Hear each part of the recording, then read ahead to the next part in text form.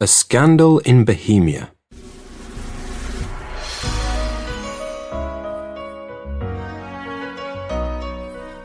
To Sherlock Holmes, she is always the woman. I have seldom heard him mention her under any other name.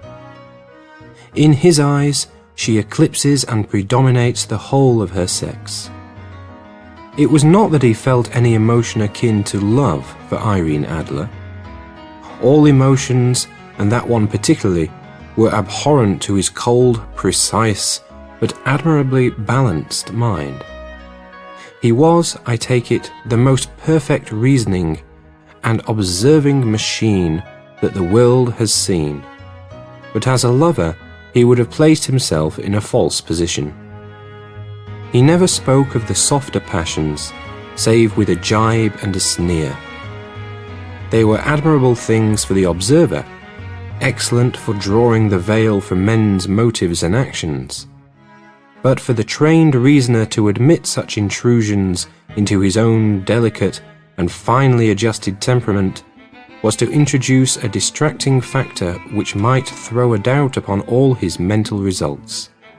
Grit in a sensitive instrument, or a crack in one of his own high-power lenses, would not be more disturbing than a strong emotion in a nature such as his.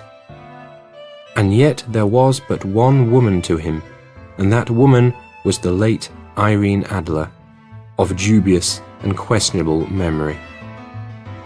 I had seen little of Holmes lately. My marriage had drifted us away from each other.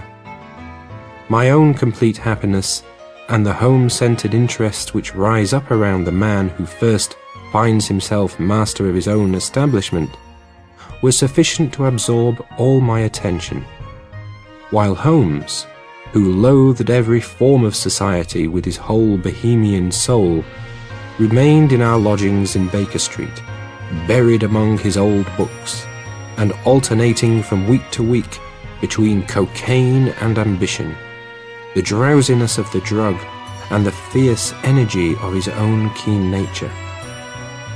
He was still, as ever, deeply attracted by the study of crime, and occupied his immense faculties and extraordinary powers of observation in following out those clues, and clearing up those mysteries which had been abandoned as hopeless by the official police.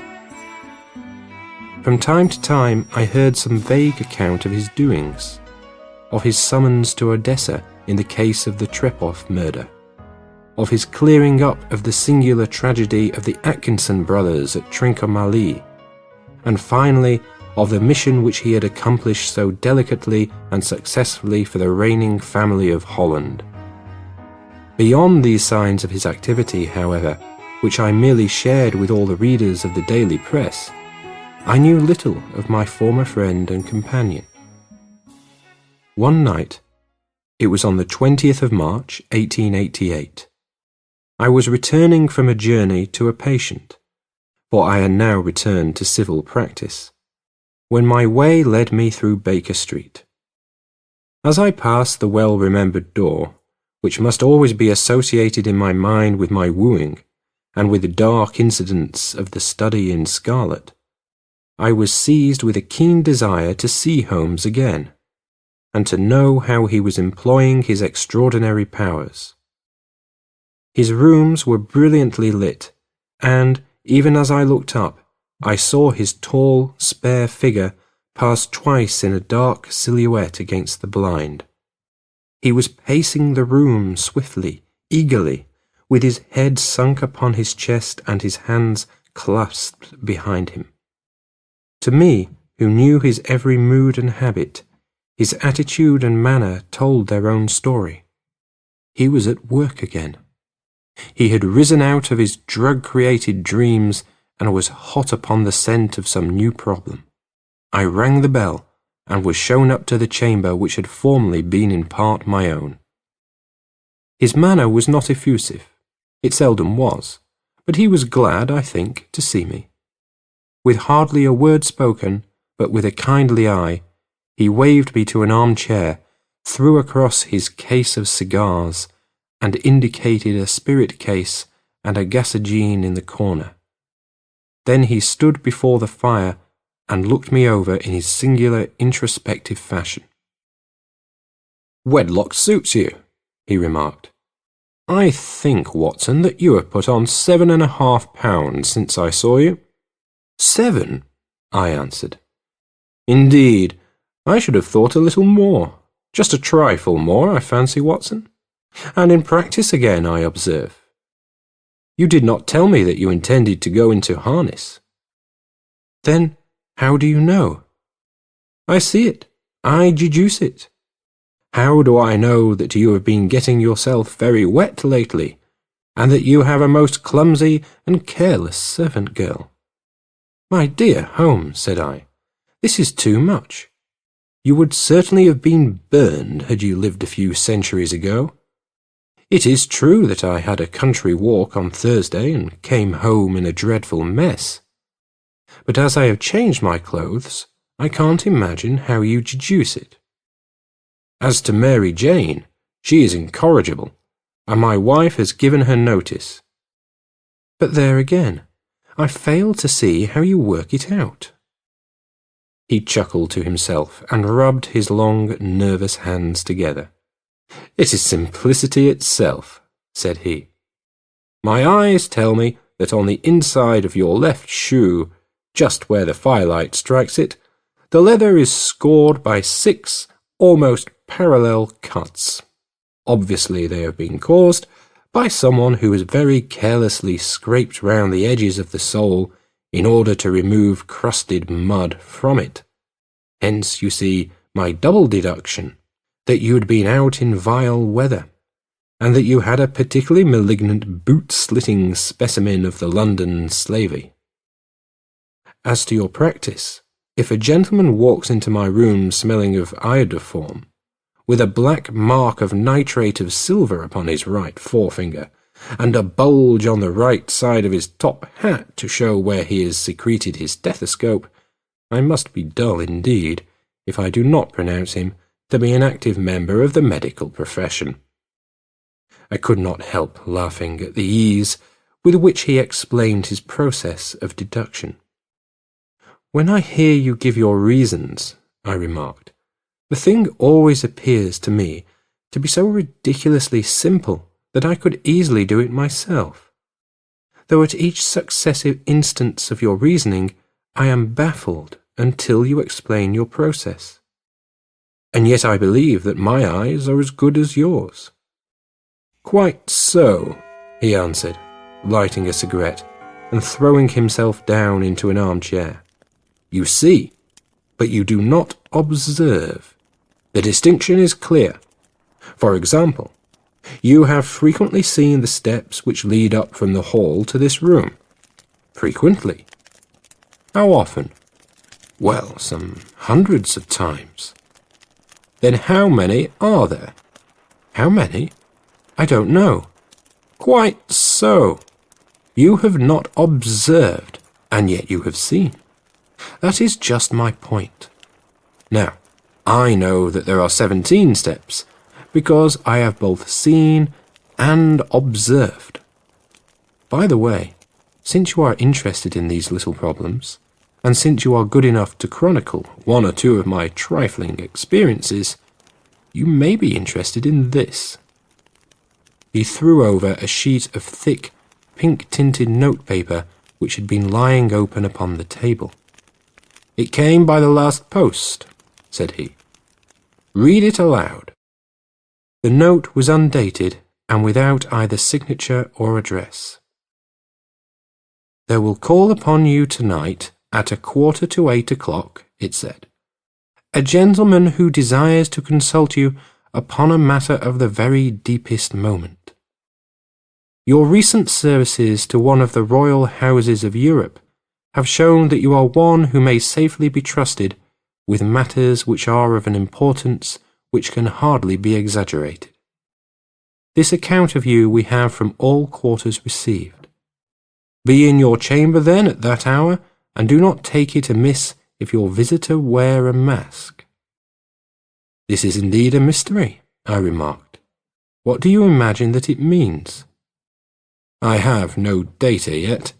It is a capital mistake to theorize before one has data.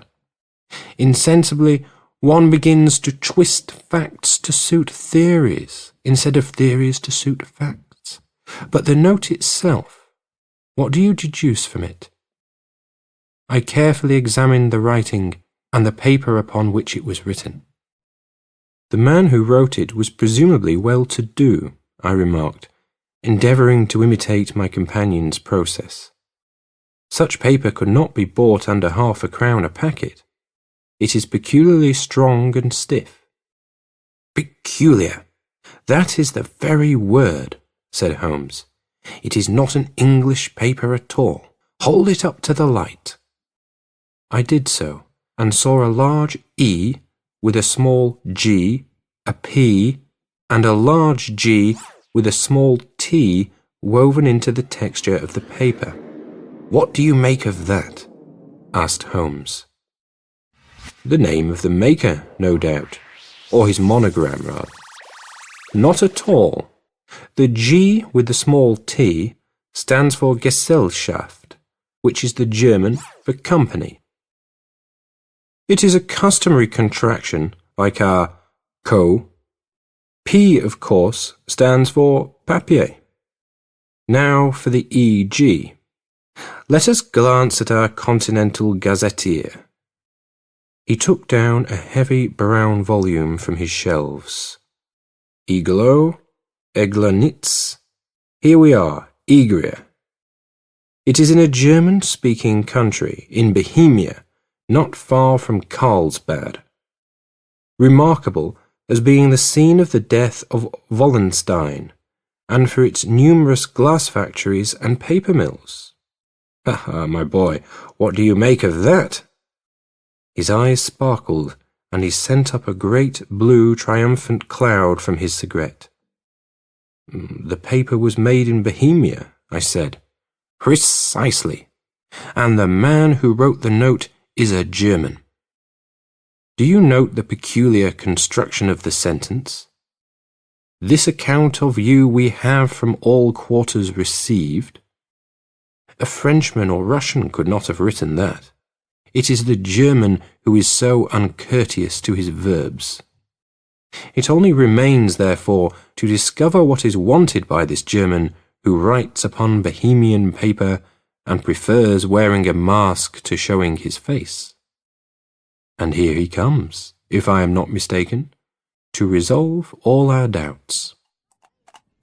As he spoke, there was the sharp sound of horses' hoofs and grating wheels against the curb, followed by a sharp pull at the bell. Holmes whistled. A pair by the sound, said he. Yes, he continued, glancing out of the window. A nice little brougham and a pair of beauties. 150 guineas apiece. There's money in this case, Watson, if there is nothing else. I think that I had better go, Holmes. Not a bit, Doctor. Stay where you are. I am lost without my Boswell, and this promises to be interesting. It would be a pity to miss it. But your client, never mind him. I may want your help, and so may he.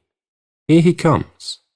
Sit down in that armchair, Doctor, and give us your best attention. A slow and heavy step, which had been heard upon the stairs and in the passage, paused immediately outside the door. Then there was a loud and authoritative tap. Come in, said Holmes. A man entered who could hardly have been less than 6 feet 6 inches in height, with the chest and limbs of a Hercules. His dress was rich with a richness which would, in England, be looked upon as akin to bad taste.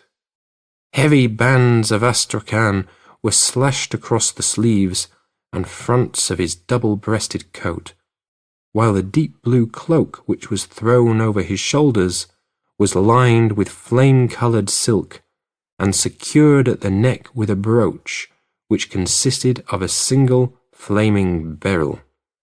Boots which extended half-way up his calves and which were trimmed at the tops with rich brown fur, completed the impression of barbaric opulence, which was suggested by his whole appearance. He carried a broad-brimmed hat in his hand, while he wore across the upper part of his face, extending down past the cheekbones, a black vizard mask, which he had apparently adjusted that very moment, for his hand was still raised to it as he entered. From the lower part of the face he appeared to be a man of strong character, with a thick, hanging lip and a long, straight chin, suggestive of resolution pushed to the length of obstinacy. "You had my note?" he asked, with a deep, harsh voice and a strongly marked German accent. "I told you that I would call." He looked from one to the other of us, as if uncertain which to address. "Pray, take a seat," said Holmes. "This is my friend and colleague, Dr. Watson, who is occasionally good enough to help me in my cases. Whom have I the honour to address?" "You may address me as the Count von Kram, a Bohemian nobleman. I understand that this gentleman, your friend, is a man of honour and discretion, whom I may trust with a matter of the most extreme importance. If not, I should much prefer to communicate with you alone." I rose to go, but Holmes caught me by the wrist and pushed me back into my chair. "It is both or none," said he. "You may say before this gentleman anything which you may say to me." The Count shrugged his broad shoulders. "Then I must begin," said he, "by binding you both to absolute secrecy for 2 years. At the end of that time, the matter will be of no importance. At present, it is not too much to say that it is of such weight it may have an influence upon European history." "I promise," said Holmes. "And I?" "You will excuse this mask," continued our strange visitor. "The august person who employs me wishes his agent to be unknown to you, and I may confess at once that the title by which I have just called myself is not exactly my own." "I was aware of it," said Holmes dryly. "The circumstances are of great delicacy, and every precaution has to be taken to quench what might grow to be an immense scandal and seriously compromise one of the reigning families of Europe. To speak plainly, the matter implicates the great House of Ormstein, hereditary kings of Bohemia." "I was also aware of that," murmured Holmes, settling himself down in his armchair and closing his eyes. Our visitor glanced with some apparent surprise at the languid, lounging figure of the man who had been, no doubt, depicted to him as the most incisive reasoner and most energetic agent in Europe. Holmes slowly reopened his eyes and looked impatiently at his gigantic client. "If your Majesty would condescend to state your case," he remarked, "I should be better able to advise you." The man sprang from his chair and paced up and down the room in uncontrollable agitation. Then, with a gesture of desperation, he tore the mask from his face and hurled it upon the ground. "You are right," he cried. "I am the king. Why should I attempt to conceal it?" "Why indeed?" murmured Holmes. "Your Majesty had not spoken before I was aware that I was addressing Wilhelm Gottschalk Sigismund von Ormstein, Grand Duke of Kassel-Felstein and hereditary King of Bohemia. But you can understand, said our strange visitor, sitting down once more and passing his hand over his high white forehead. You can understand that I am not accustomed to doing such business in my own person. Yet the matter was so delicate that I could not confide it to an agent without putting myself in his power. I have come incognito from Prague for the purpose of consulting you. Then pray consult, said Holmes, shutting his eyes once more. The facts are briefly these. Some 5 years ago, during a lengthy visit to Warsaw, I made the acquaintance of the well-known adventuress Irene Adler. The name is no doubt familiar to you. Kindly look her up in my index, Doctor, murmured Holmes without opening his eyes. For many years he had adopted a system of docketing all paragraphs concerning men and things, so that it was difficult to name a subject or a person on which he could not at once furnish information. In this case, I found her biography sandwiched in between that of a Hebrew rabbi and that of a staff commander who had written a monograph upon the deep-sea fishes. Let me see, said Holmes. Born in New Jersey in the year 1858. Contralto, La Scala, Prima Donna Imperial Opera of Warsaw, yes. Retired from operatic stage, Living in London, quite so. Your Majesty, as I understand, became entangled with this young person, wrote her some compromising letters, and is now desirous of getting those letters back. Precisely so. But how? Was there a secret marriage? None. No legal papers or certificates? None. Then I fail to follow your Majesty.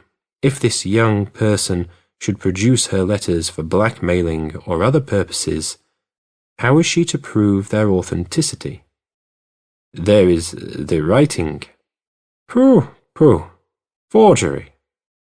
My private note paper, stolen. My own seal, imitated. My photograph, bought. We were both in the photograph. Oh dear, that is very bad.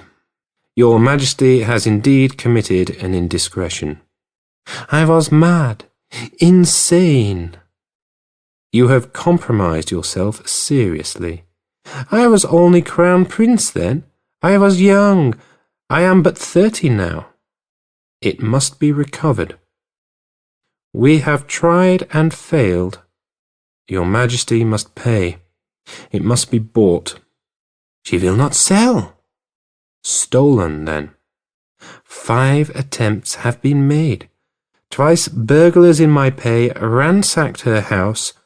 Once we diverted her luggage when she travelled. Twice she has been waylaid. There has been no result. No sign of it? Absolutely none. Holmes laughed. It is quite a pretty little problem, said he.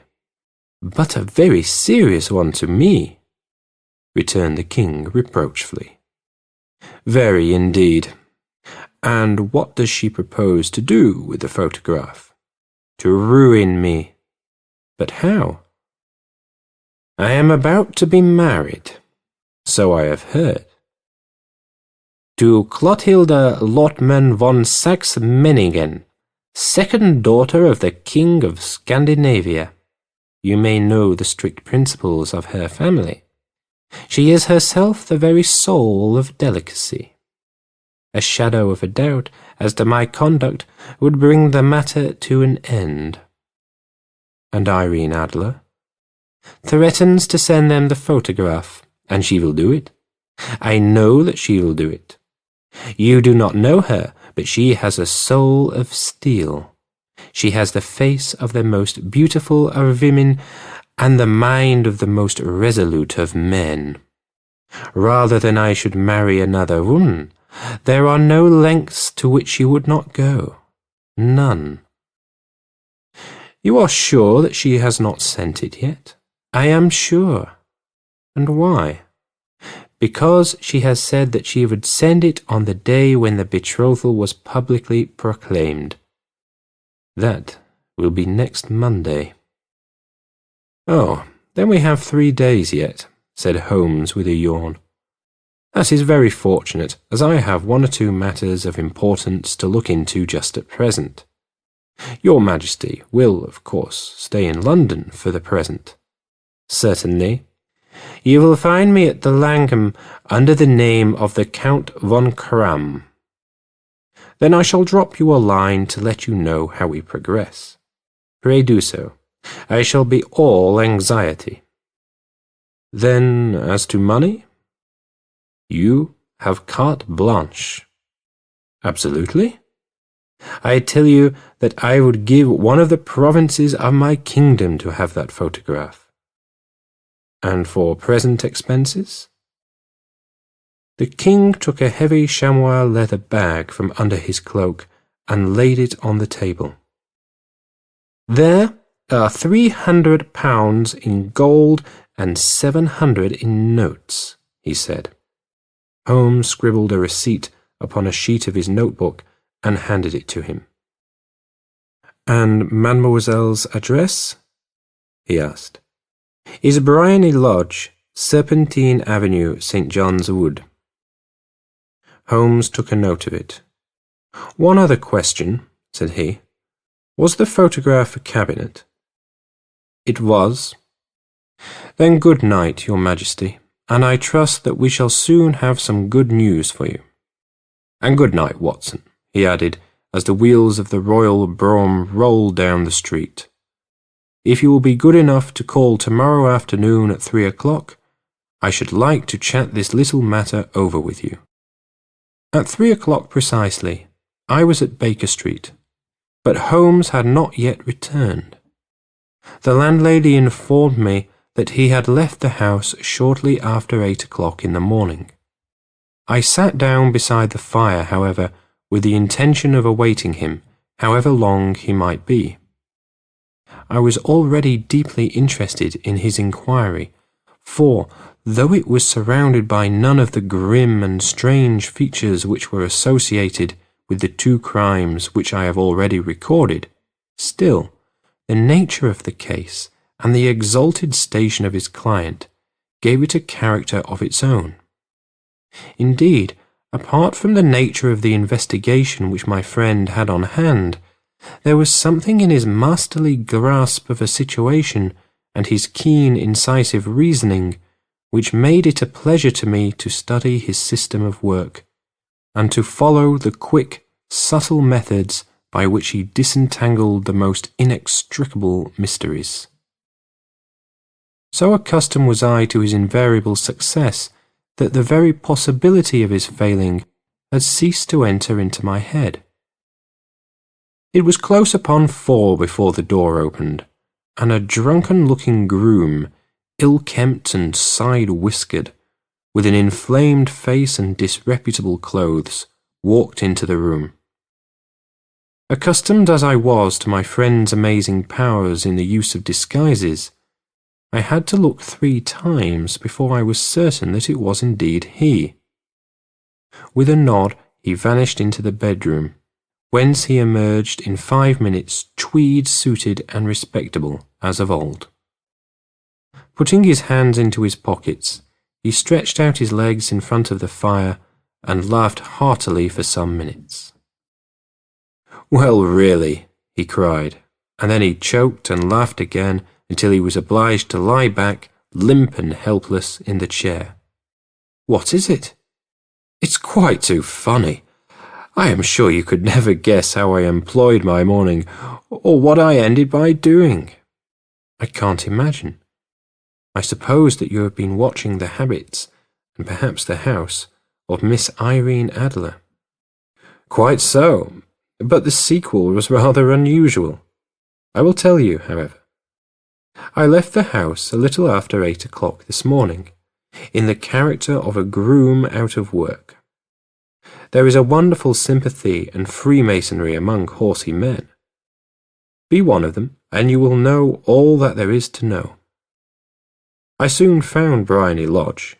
It is a bijou villa, with a garden at the back, but built out in front right up to the road, 2 stories, Chublock to the door. Large sitting room on the right side, well furnished, with long windows almost to the floor, and those preposterous English window fasteners which a child could open. Behind there was nothing remarkable, save that the passage window could be reached from the top of the coach-house. I walked round it and examined it closely from every point of view, but without noting anything else of interest. I then lounged down the street and found, as I expected, that there was a mews in a lane which runs down by one wall of the garden. I lent the ostlers a hand in rubbing down their horses, and received in exchange 2pence, a glass of half and half, 2 fills of shag tobacco, and as much information as I could desire about Miss Adler, to say nothing of 6 other people in the neighbourhood in whom I was not in the least interested, but whose biographies I was compelled to listen to. "And what of Irene Adler?" I asked. "Oh, she has turned all the men's heads down in that part. She is the daintiest thing under a bonnet on this planet. So say the Serpentine Mews to a man. She lives quietly, sings at concerts, drives out at 5 every day, and returns at 7 sharp for dinner. Seldom goes out at other times, except when she sings. Has only 1 male visitor, but a good deal of him. He is dark, handsome, and dashing, never calls less than once a day, and often twice. He is a Mr. Godfrey Norton of the Inner Temple. See the advantages of a cabman as a confidant. They had driven him home 12 times from Serpentine Mews, and knew all about him. When I had listened to all they had to tell, I began to walk up and down near Briony Lodge once more, and to think over my plan of campaign. This Godfrey Norton was evidently an important factor in the matter. He was a lawyer. That sounded ominous. What was the relation between them, and what the object of his repeated visits? Was she his client, his friend, or his mistress? If the former, she had probably transferred the photograph to his keeping. If the latter, it was less likely. On the issue of this question depended whether I should continue my work at Briony Lodge, or turn my attention to the gentlemen's chambers in the Temple. It was a delicate point, and it widened the field of my inquiry. I fear that I bore you with these details, but I have to let you see my little difficulties, if you are to understand the situation. "I am following you closely," I answered. I was still balancing the matter in my mind, when a hansom cab drove up to Briony Lodge, and a gentleman sprang out. He was a remarkably handsome man, dark, aquiline, and moustached, evidently the man of whom I had heard. He appeared to be in a great hurry, shouted to the cabman to wait, and brushed past the maid who opened the door with the air of a man who was thoroughly at home. He was in the house about half an hour, and I could catch glimpses of him in the windows of the sitting-room, pacing up and down, talking excitedly and waving his arms. Of her I could see nothing. Presently he emerged, looking even more flurried than before. As he stepped up to the cab, he pulled a gold watch from his pocket and looked at it earnestly. "Drive like the devil," he shouted. "First to Gross and Hankey's in Regent Street, and then to the Church of St. Monica in the Edgware Road. 1/2 guinea if you do it in 20 minutes. away they went, and I was just wondering whether I should not do well to follow them, when up the lane came a neat little landau, the coachman with his coat only half buttoned and his tie under his ear, while all the tags of his harness were sticking out of the buckles. It hadn't pulled up before she shot out of the hall door and into it. I only caught a glimpse of her at the moment, but she was a lovely woman with a face that a man might die for. "The Church of St. Monica, John," she cried, "and half a sovereign if you reach it in 20 minutes. This was quite too good to lose, Watson. I was just balancing whether I should run for it, or whether I should perch behind her landau, when a cab came through the street. The driver looked twice at such a shabby fare, but I jumped in before he could object. "The Church of St. Monica," said I, "and half a sovereign if you reach it in 20 minutes. It was 25 minutes to 12, and of course it was clear enough what was in the wind. My cabby drove fast. I don't think I ever drove faster, but the others were there before us. The cab and the landau with their steaming horses were in front of the door when I arrived. I paid the man and hurried into the church. There was not a soul there save the two whom I had followed and a surpliced clergyman who seemed to be expostulating with them. They were all three standing in a knot in front of the altar. I lounged up the side aisle like any other idler who has dropped into church. Suddenly, to my surprise, the three at the altar faced round to me, and Godfrey Norton came running as hard as he could towards me. "Thank God," he cried. "You'll do. Come, come." "What then?" I asked. "Come, man, come. Only 3 minutes, or it won't be legal." I was half dragged up to the altar, and before I knew where I was, I found myself mumbling responses which were whispered in my ear, and vouching for things of which I knew nothing, and generally assisting in the secure tying up of Irene Adler, spinster, to Godfrey Norton, bachelor. It was all done in an instant, and there was the gentleman thanking me on the one side, and the lady on the other, while the clergyman beamed on me in front. It was the most preposterous position in which I ever found myself in my life, and it was the thought of it that started me laughing just now.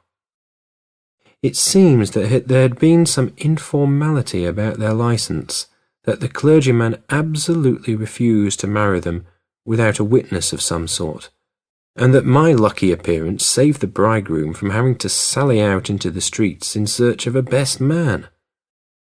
The bride gave me a sovereign, and I mean to wear it on my watch chain in memory of the occasion. "This is a very unexpected turn of affairs," said I. "And what then?" "Well, I found my plans very seriously menaced. It looked as if the pair might take an immediate departure, and so necessitate very prompt and energetic measures on my part. At the church door, however, they separated, he driving back to the temple, and she to her own house. "I shall drive out in the park at 5 as usual," she said as she left him. I heard no more. They drove away in different directions, and I went off to make my own arrangements. "Which are?" "Some cold beef and a glass of beer," he answered, ringing the bell. "I have been too busy to think of food, and I am likely to be busier still this evening. By the way, Doctor, I shall want your cooperation." "I shall be delighted." "You don't mind breaking the law?" "Not in the least." "Nor running a chance of arrest?" "Not in a good cause." "Oh, the cause is excellent." "Then I am your man. I was sure that I might rely on you." "But what is it you wish?" "When Mrs. Turner has brought in the tray, I will make it clear to you. Now," he said, as he turned hungrily on the simple fare that our landlady had provided, I must discuss it while I eat, for I have not much time. It is nearly 5 now. In 2 hours we must be on the scene of action. Miss Irene, or Madam rather, returns from her drive at 7. We must be at Briony Lodge to meet her. And what then? You must leave that to me. I have already arranged what is to occur. There is only one point on which I must insist. You must not interfere, come what may. You understand? I am to be neutral? To do nothing whatever. There will probably be some small unpleasantness. Do not join in it.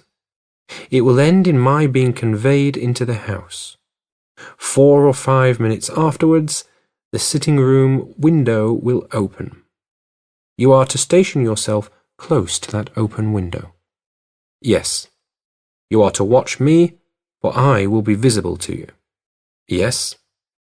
And when I raise my hand, so, you will throw into the room what I give you to throw, and will, at the same time, raise the cry of fire. You quite follow me? Entirely. It is nothing very formidable, he said, taking a long cigar-shaped roll from his pocket. It is an ordinary plumber's smoke rocket, fitted with a cap at either end to make it self-lighting. Your task is confined to that. When you raise your cry of fire, it will be taken up by quite a number of people. You may then walk to the end of the street, and I will rejoin you in 10 minutes. I hope that I have made myself clear. I am to remain neutral, to get near the window, to watch you, and at the signal to throw in this object, then to raise the cry of fire, and to wait for you at the corner of the street. Precisely. Then you may entirely rely on me. That is excellent. I think, perhaps, it is almost time that I prepare for the new role I have to play. He disappeared into his bedroom, and returned in a few minutes in the character of an amiable and simple-minded, nonconformist clergyman. His broad black hat, his baggy trousers, his white tie, his sympathetic smile, and general look of peering and benevolent curiosity was such as Mr. John Hare alone could have equalled. It was not merely that Holmes changed his costume. His expression, his manner, his very soul seemed to vary with every fresh part that he assumed. The stage lost a fine actor, even as science lost an acute reasoner when he became a specialist in crime. It was 6:15 when we left Baker Street, and it still wanted 10 minutes to the hour when we found ourselves in Serpentine Avenue. It was already dusk, and the lamps were just being lighted as we paced up and down in front of Briony Lodge, waiting for the coming of its occupant. The house was just such as I had pictured it from Sherlock Holmes's succinct description, but the locality appeared to be less private than I expected. On the contrary, for a small street in a quiet neighbourhood, it was remarkably animated. There was a group of shabbily dressed men smoking and laughing in a corner, a scissors grinder with his wheel, 2 guardsmen who were flirting with a nurse girl, and several well-dressed young men who were lounging up and down with cigars in their mouths. "You see," remarked Holmes as we paced to and fro in front of the house, "this marriage rather simplifies matters. The photograph becomes a double-edged weapon now. The chances are that she would be as averse to its being seen by Mr. Godfrey Norton as our client is to its coming to the eyes of his princess. Now the question is, where are we to find the photograph? Where indeed? It is most unlikely that she carries it about with her. It is cabinet size, too large for easy concealment about a woman's dress. She knows that the king is capable of having her waylaid and searched. 2 attempts of the sort have already been made. We may take it, then, that she does not carry it about with her. Where then? Her banker or her lawyer. There is that double possibility. But I am inclined to think neither. Women are naturally secretive, and they like to do their own secreting. Why should she hand it over to anyone else? She could trust her own guardianship, but she could not tell what indirect or political influence might be brought to bear upon a businessman. Besides, remember that she had resolved to use it within a few days. It must be where she can lay her hands upon it. It must be in her own house. But it has twice been burgled. Pshaw! They did not know how to look. But how will you look? I will not look. What then? I will get her to show me. But she will refuse. She will not be able to. But I hear the rumble of wheels. It is her carriage. Now, carry out my orders to the letter. As he spoke, the gleam of the side lights of a carriage came round the curve of the avenue. It was a smart little landau which rattled up to the door of Briony Lodge. As it pulled up, one of the loafing men at the corner dashed forward to open the door in the hope of earning a copper, but was elbowed away by another loafer who had rushed up with the same intention. A fierce quarrel broke out, which was increased by the two guardsmen who took sides with one of the loungers, and by the scissors grinder, who was equally hot upon the other side. A blow was struck, and in an instant the lady, who had stepped from her carriage, was the centre of a little knot of flushed and struggling men who struck savagely at each other with their fists and sticks. Holmes dashed into the crowd to protect the lady, but just as he reached her he gave a cry and dropped to the ground, with the blood running freely down his face. At his fall, the guardsmen took to their heels in one direction and the loungers in the other, while a number of better-dressed people, who had watched the scuffle without taking part in it, crowded in to help the lady and to attend to the injured man. Irene Adler, as I will still call her, had hurried up the steps, but she stood at the top with her superb figure outlined against the lights of the hall, looking back into the street. "Is the poor gentleman much hurt?" she asked. "He is dead," cried several voices. "No, there's life in him," shouted another. "But he'll be gone before you can get him to hospital." "He's a brave fellow," said a woman. "They would have had the lady's purse and watch if it hadn't been for him. They were a gang, and a rough one too. Ah, he's breathing now. He can't lie in the street. May we bring him in, ma'am?" "Surely. Bring him into the sitting room. There is a comfortable sofa. This way, please." Slowly and solemnly he was borne into Briony Lodge and laid out in the principal room, while I still observed the proceedings from my post by the window.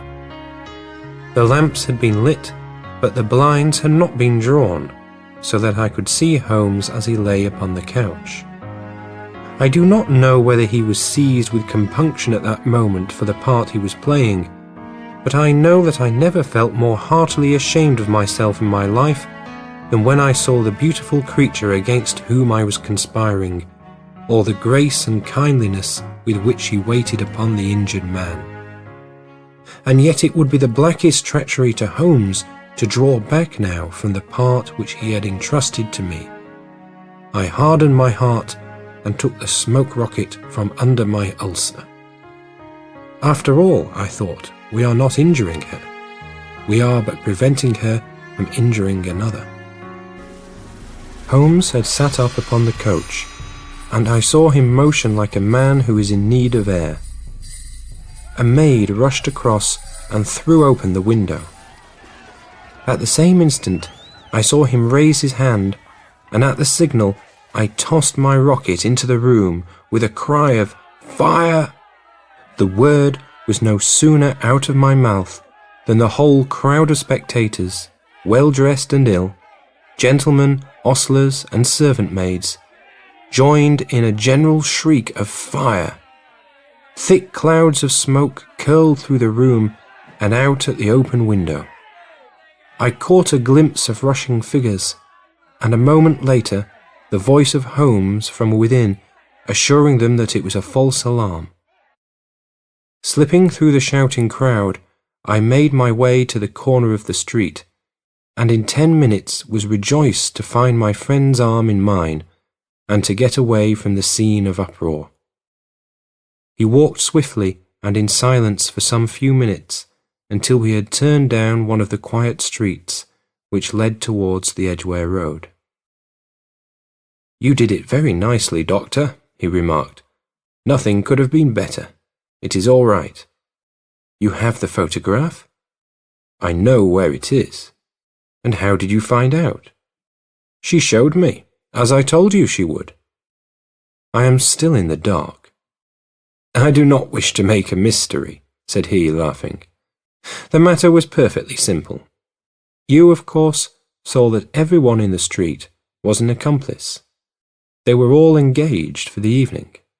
I guessed as much. Then, when the row broke out, I had a little moist red paint in the palm of my hand. I rushed forward, fell down, clapped my hand to my face, and became a piteous spectacle. It is an old trick. That also I could fathom. Then they carried me in. She was bound to have me in. What else could she do? And into her sitting room, which was the very room which I suspected. It lay between that and her bedroom, and I was determined to see which. They laid me on a couch. I motioned for air. They were compelled to open the window, and you had your chance. How did that help you? It was all important. When a woman thinks that her house is on fire, her instinct is at once to rush to the thing which she values most. It is a perfectly overpowering impulse, and I have more than once taken advantage of it. In the case of the Darlington substitution scandal, it was of use to me, and also in the Arnsworth Castle business. A married woman grabs at her baby, an unmarried one reaches for her jewel box. Now it was clear to me that Our Lady of today had nothing in the house more precious to her than what we are in quest of. She would rush to secure it. The alarm of fire was admirably done. The smoke and shouting were enough to shake nerves of steel. She responded beautifully. The photograph is in a recess behind a sliding panel just above the right bell pull. She was there in an instant, and I caught a glimpse of it as she half drew it out. When I cried out that it was a false alarm, she replaced it, glanced at the rocket, rushed from the room, and I have not seen her since. I rose and, making my excuses, escaped from the house. I hesitated whether to attempt to secure the photograph at once, but the coachman had come in, and as he was watching me narrowly, it seemed safer to wait. A little over-precipitance may ruin all. "And now?" I asked.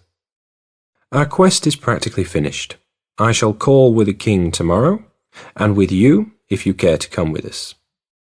We will be shown into the sitting room to wait for the lady, but it is probable that when she comes she may find neither us nor the photograph. It might be a satisfaction to His Majesty to regain it with his own hands." "And when will you call?" "At 8 in the morning. She will not be up, so that we shall have a clear field. Besides, we must be prompt, for this marriage may mean a complete change in her life and habits. I must wire to the king without delay." We had reached Baker Street and had stopped at the door. He was searching his pockets for the key when someone passing said, "Good night, Mr. Sherlock Holmes." There were several people on the pavement at the time, but the greeting appeared to come from a slim youth in an ulster who had hurried by.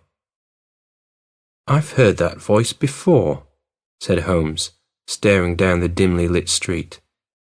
"Now, I wonder who the deuce that could have been. I slept at Baker Street that night, and we were engaged upon our toast and coffee in the morning when the King of Bohemia rushed into the room. "You have really got it?" he cried, grasping Sherlock Holmes by either shoulder and looking eagerly into his face. "Not yet.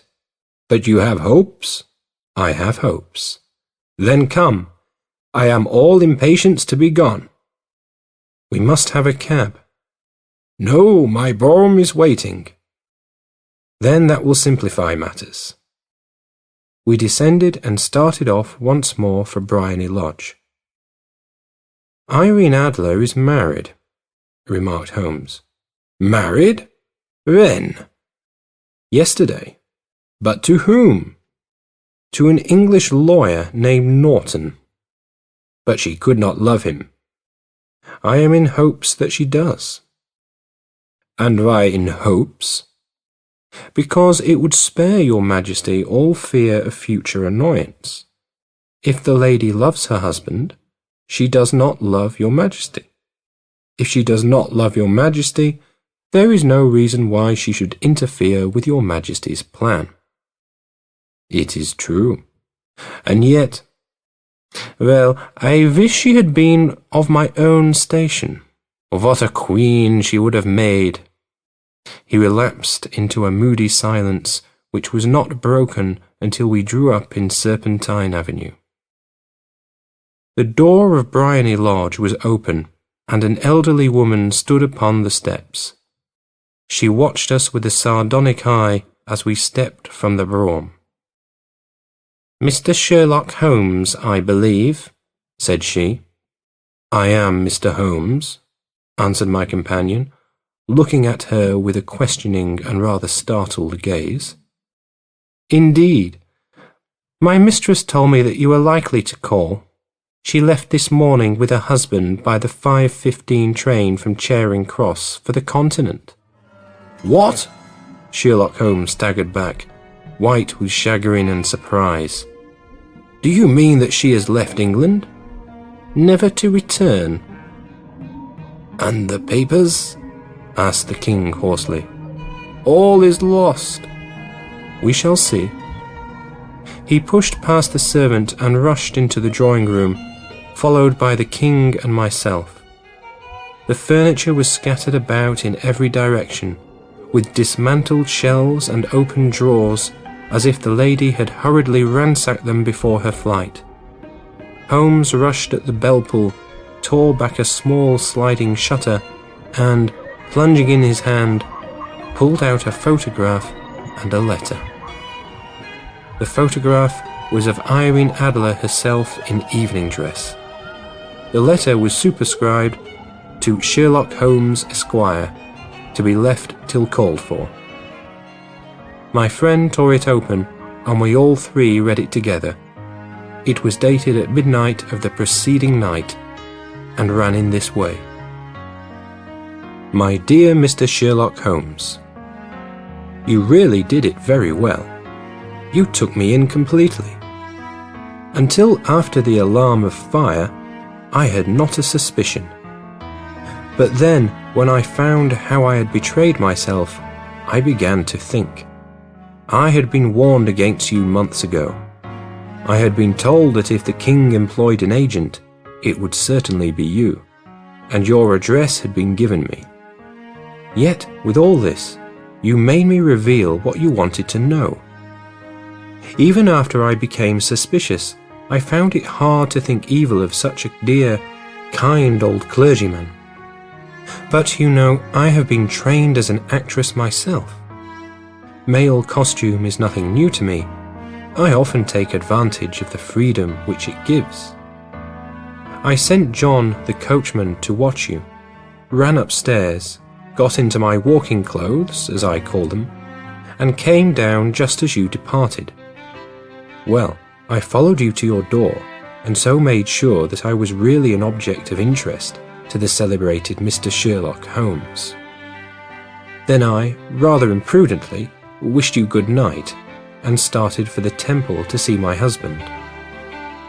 We both thought the best resource was flight, when pursued by so formidable an antagonist, so you will find the nest empty when you call tomorrow.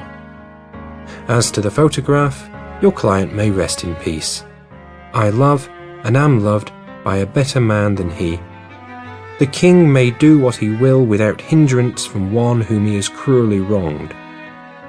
I keep it only to safeguard myself, and to preserve a weapon which will always secure me from any steps which he might take in the future. I leave a photograph which he might care to possess, and I remain, dear Mr. Sherlock Holmes, very truly yours, Irene Norton, née Adler. What a woman! Oh, what a woman! Cried the King of Bohemia, when he had all three read this epistle. Did I not tell you how quick and resolute she was? Would she not have made an admirable queen? Is it not a pity that she was not on my level? From what I have seen of the lady, she seems indeed to be on a very different level to your Majesty, said Holmes coldly. I am sorry that I have not been able to bring your Majesty's business to a more successful conclusion. On the contrary, my dear sir, cried the king, nothing could be more successful. I know that her word is inviolate. The photograph is now as safe as if it were in the fire. I am glad to hear your Majesty say so. I am immensely indebted to you. Pray tell me in what way I can reward you. This ring. He slipped an emerald snake ring from his finger and held it out upon the palm of his hand. Your Majesty has something which I should value even more highly, said Holmes. You have but to name it. This photograph. The king stared at him in amazement. Irene's photograph? He cried. Certainly, if you wish it. I thank your Majesty. Then there is no more to be done in the matter. I have the honour to wish you a very good morning. He bowed, and turning away without observing the hand which the king had stretched out to him, he set off in my company for his chambers.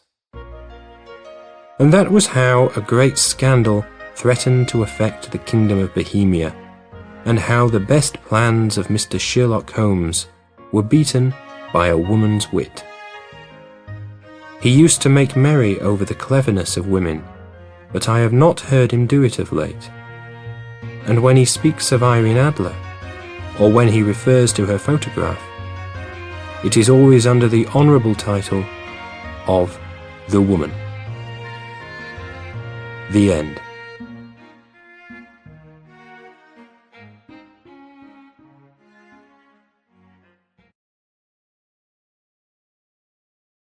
The Hammer of God. The little village of Bowen Beacon was perched on a hill so steep that the tall spire of its church seemed only like the peak of a small mountain. At the foot of the church stood a smithy, generally red with fires, and always littered with hammers and scraps of iron. Opposite to this, over a rude cross of cobbled paths, was the Blue Boar, the only inn of the place. It was upon this crossway, in the lifting of a leaden and silver daybreak, that two brothers met in the street and spoke, though one was beginning the day and the other finishing it. The Reverend and Honourable Wilfred Bowen was very devout and was making his way to some austere exercises of prayer or contemplation at dawn. Colonel the Honourable Norman Bowen, his elder brother, was by no means devout, and was sitting in evening dress on the bench outside the Blue Boar, drinking what the philosophic observer was free to regard either as his last glass on Tuesday or his first on Wednesday. The Colonel was not particular. The Bowens were one of the very few aristocratic families really dating from the Middle Ages, and their pennon had actually seen Palestine, But it is a great mistake to suppose that such houses stand high in chivalric traditions. Few, except the poor, preserve traditions. Aristocrats live not in traditions but in fashions. The Bowens had been Mohawks under Queen Anne and Mashers under Queen Victoria. But like more than one of the really ancient houses, they had rotted in the last 2 centuries into mere drunkards and dandy degenerates, till there had even come a whisper of insanity. Certainly there was something hardly human about the Colonel's wolfish pursuit of pleasure, and his chronic resolution not to go home till morning had a touch of the hideous charity of insomnia. He was a tall, fine animal, elderly, but with hair startlingly yellow. He would have looked merely blonde and leonine, but his blue eyes were sunk so deep in his face that they looked black. They were a little too close together. He had very long yellow moustaches. On each side of them, a fold or furrow from nostril to jaw, so that a sneer seemed to cut into his face.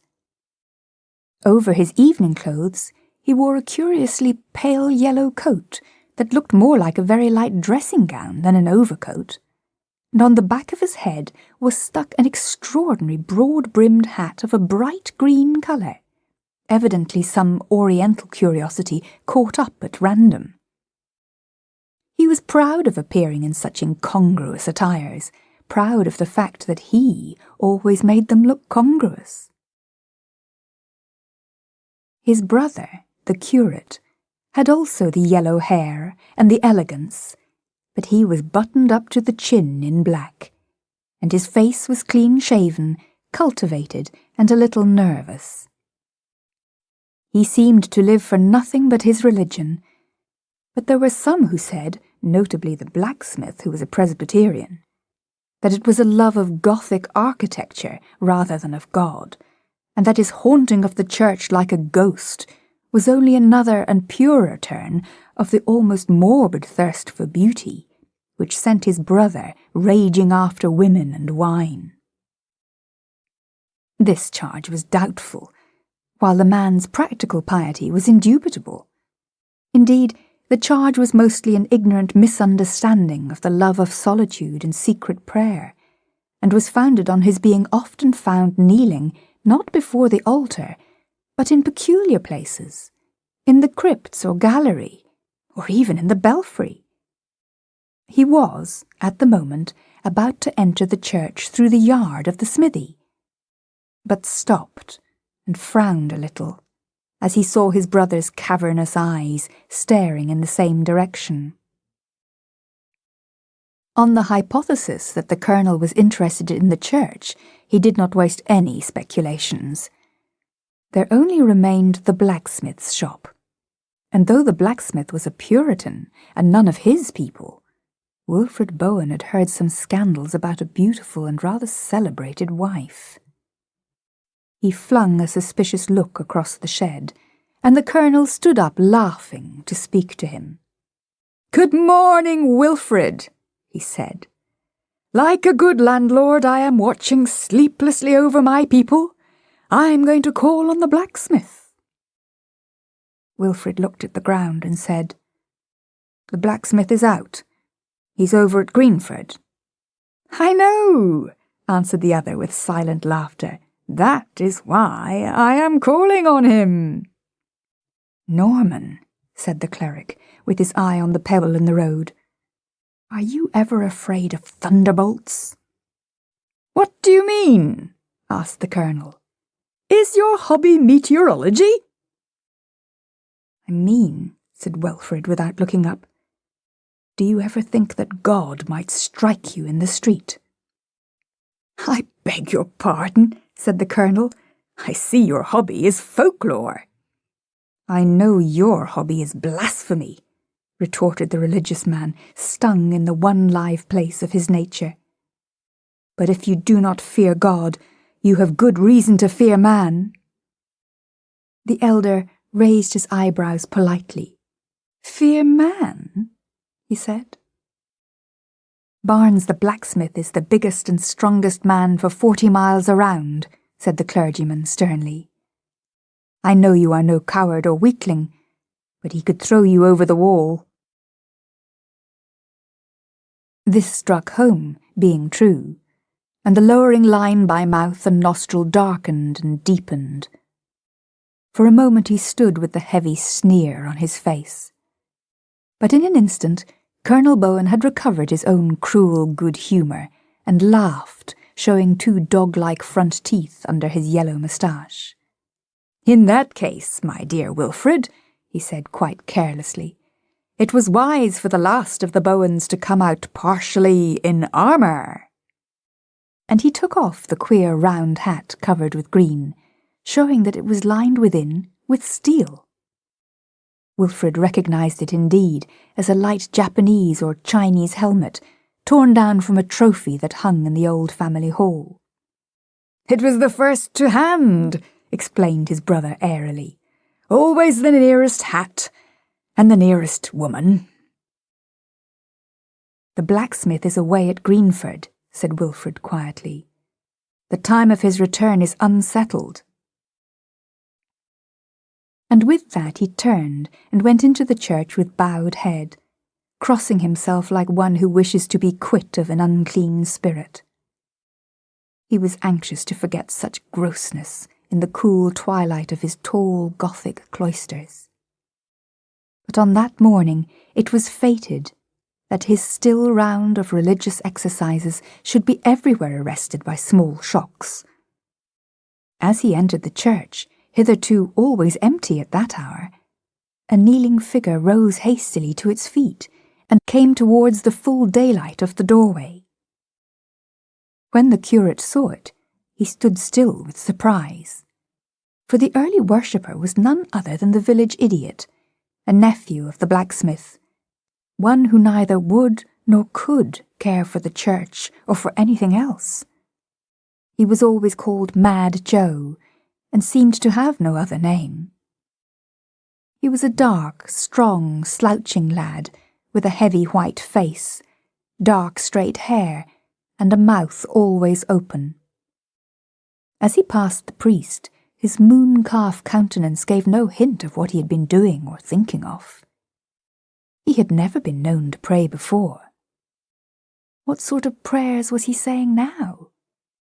Extraordinary prayers, surely. Wilfred Bowen stood rooted to the spot long enough to see the idiot go out into the sunshine, and even to see his dissolute brother hail him with a sort of avuncular jocularity. The last thing he saw was the colonel throwing pennies at the open mouth of Joe, with the serious appearance of trying to hit it. This ugly, sunlight picture of the stupidity and cruelty of the earth sent the ascetic finally to his prayers for purification and new thoughts. He went up to a pew in the gallery, which brought him under a coloured window which he loved, and which always quieted his spirit. A blue window with an angel carrying lilies.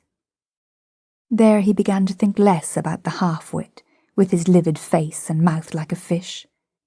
He began to think less of his evil brother, pacing like a lean lion in his horrible hunger. He sank deeper and deeper into those cold and sweet colours of silver blossoms and sapphire sky. In this place, half an hour afterwards, he was found by Gibbs, the village cobbler, who had been sent for him in some haste. He got to his feet with promptitude, for he knew that no small matter would have brought Gibbs into such a place at all.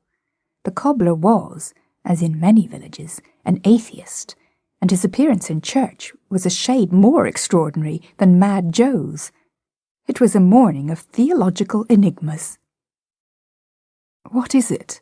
asked Wilfred Bowen rather stiffly, but putting out a trembling hand for his hat. The atheist spoke in a tone that, coming from him, was quite startlingly respectful, and even, as it were, huskily sympathetic. "You must excuse me, sir," he said in a hoarse whisper, "but we didn't think it right not to let you know at once. I'm afraid A rather dreadful thing has happened, sir. I'm afraid your brother—" Wilfrid clenched his frail hands. "What devilry has he done now?" he cried in involuntary passion. "Why, sir," said the cobbler, coughing, "I'm afraid he's done nothing, and won't do anything. I'm afraid he's done for. You had really better come down, sir." The curate followed the cobbler down a short winding stair which brought them out at an entrance rather higher than the street. Bowen saw the tragedy in one glance, flat underneath him like a plan. In the yard of the smithy were standing 5 or 6 men, mostly in black, one in an inspector's uniform. They included the doctor, the Presbyterian minister, and the priest from the Roman Catholic chapel to which the blacksmith's wife belonged. The latter was speaking to her, indeed, very rapidly, in an undertone, as she, a magnificent woman with red gold hair, was sobbing blindly on a bench. Between these two groups, and just clear of the main heap of hammers, lay a man in evening dress, spread-eagled and flat on his face. From the height above, Wilfrid could have sworn to every item of his costume and appearance, down to the Bowen rings upon his fingers. But the skull was only a hideous splash, like a star of blackness and blood. Wilfrid Bowen gave but one glance, and ran down the steps into the yard. The doctor, who was the family physician, saluted him, but he scarcely took any notice. He could only stammer out, "My brother is dead.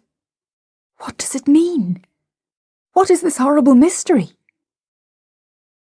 There was an unhappy silence, and then the cobbler, the most outspoken man present, answered, "Plenty of horror, sir," he said, "but not much mystery." "What do you mean?" asked Wilfrid with a white face.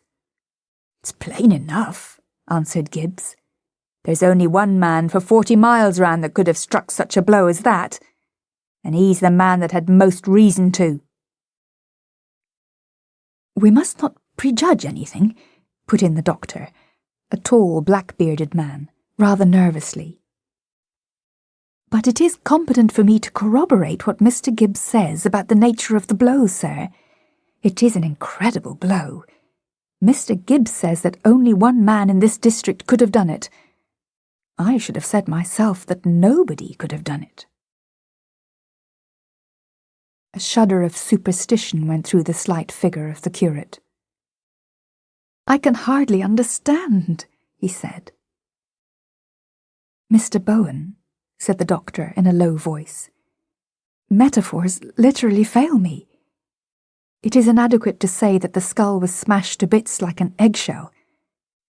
Fragments of bone were driven into the body and the ground, like bullets into a mud wall.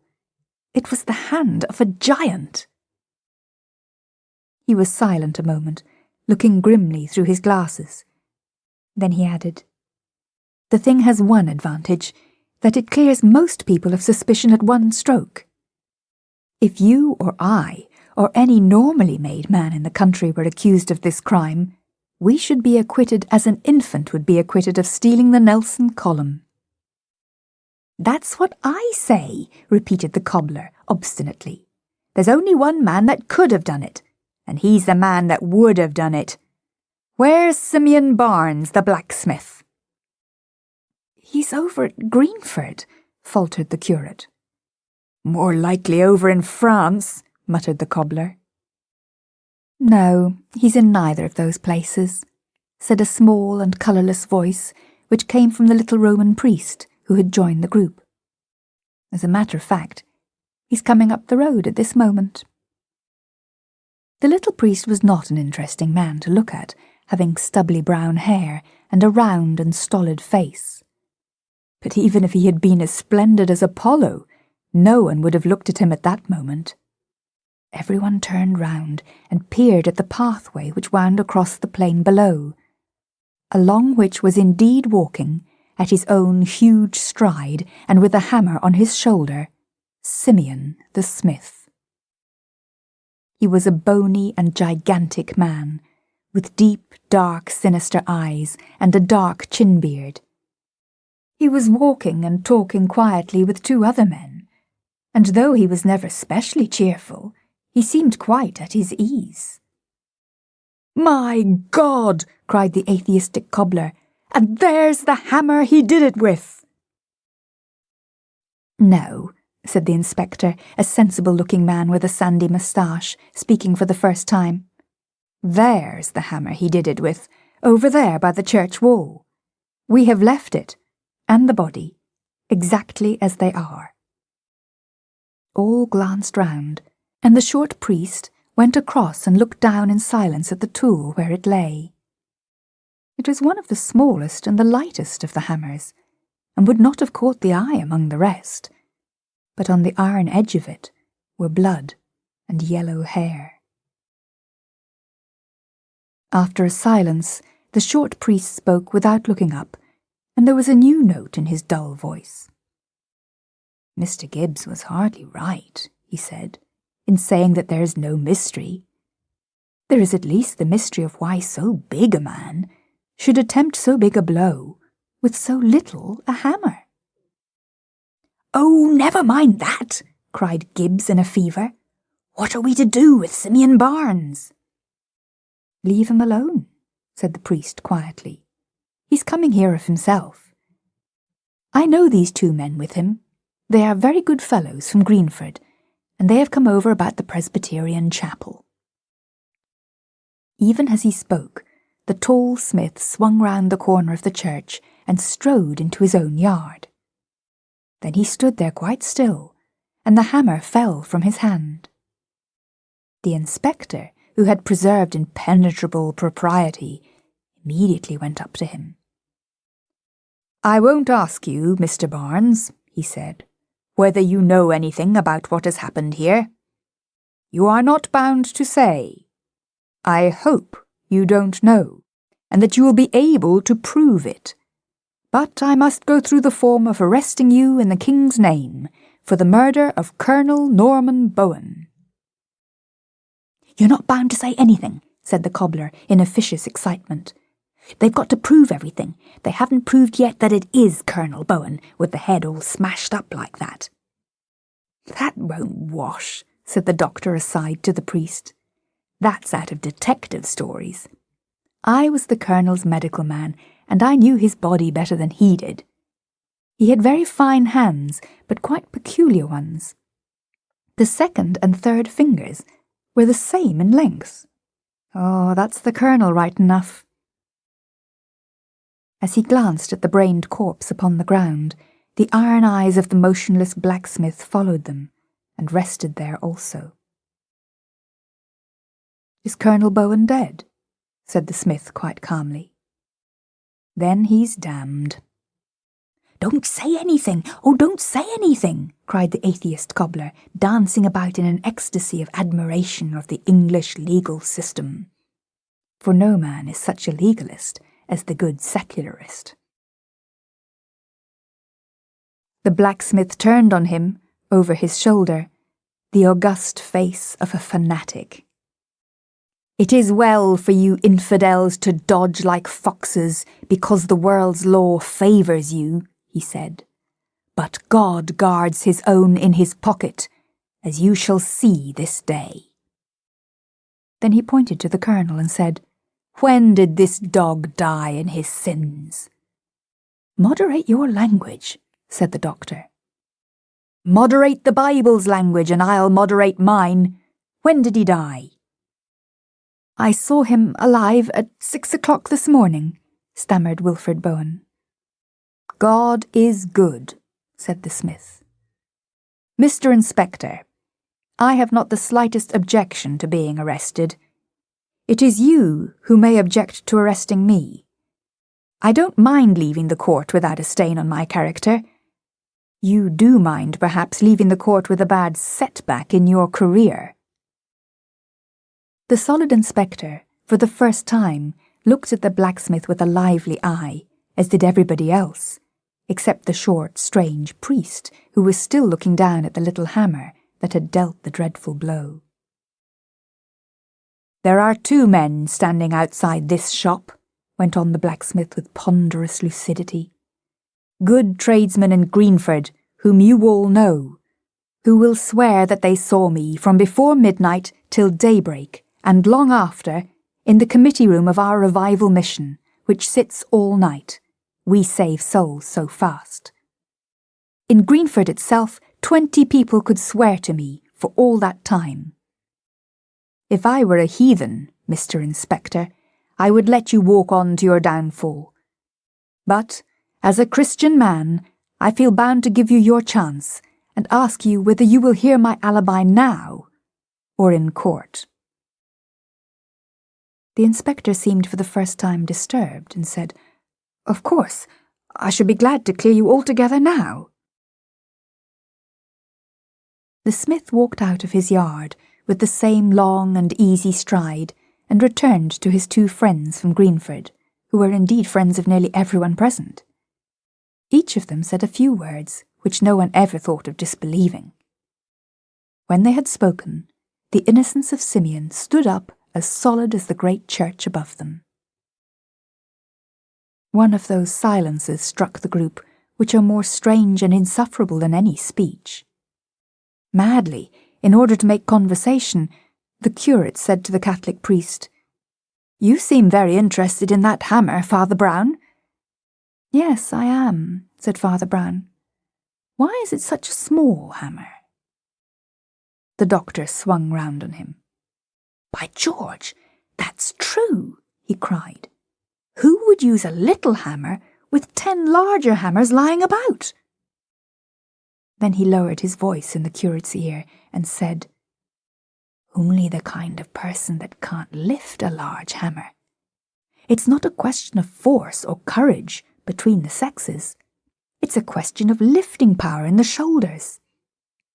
A bold woman could commit 10 murders with a light hammer, and never turn a hair. She could not kill a beetle with a heavy one." Wilfred Bowen was staring at him with a sort of hypnotized horror, while Father Brown listened with his head a little on one side, really interested and attentive.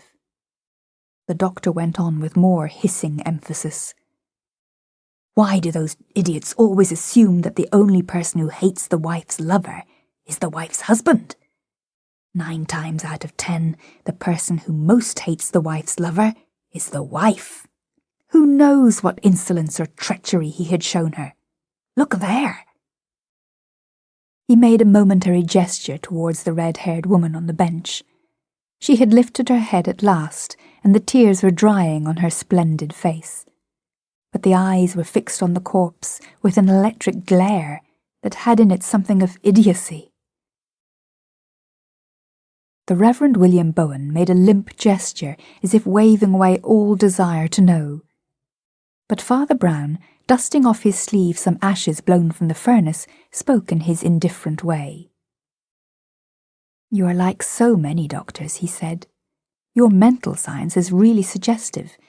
It is your physical science that is utterly impossible. I agree that the woman wants to kill the correspondent much more than the petitioner does. And I agree that a woman will always pick up a small hammer instead of a big one. But the difficulty is one of physical impossibility. No woman ever born could have smashed a man's skull out flat like that." Then he added reflectively after a pause, "These people haven't grasped the whole of it. The man was actually wearing an iron helmet, and the blow scattered it like broken glass. Look at that woman. Look at her arms." Silence held them all up again, and then the doctor said rather sulkily, "Well, I may be wrong. There are objections to everything. But I stick to the main point. No man but an idiot would pick up that little hammer if he could use a big hammer." With that, the lean and quivering hands of Wilfred Bowen went up to his head and seemed to clutch his scanty yellow hair. After an instant, they dropped, and he cried, "That was the word I wanted! You have said the word!" Then he continued, mastering his discomposure. "The words you said were, 'No man but an idiot would pick up the small hammer.'" "Yes," said the doctor. "Well?" "Well," said the curate, "no man but an idiot did."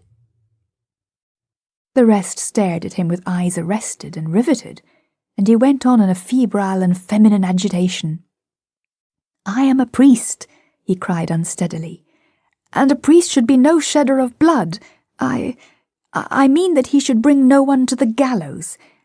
And I thank God that I see the criminal clearly now, because he is a criminal who cannot be brought to the gallows."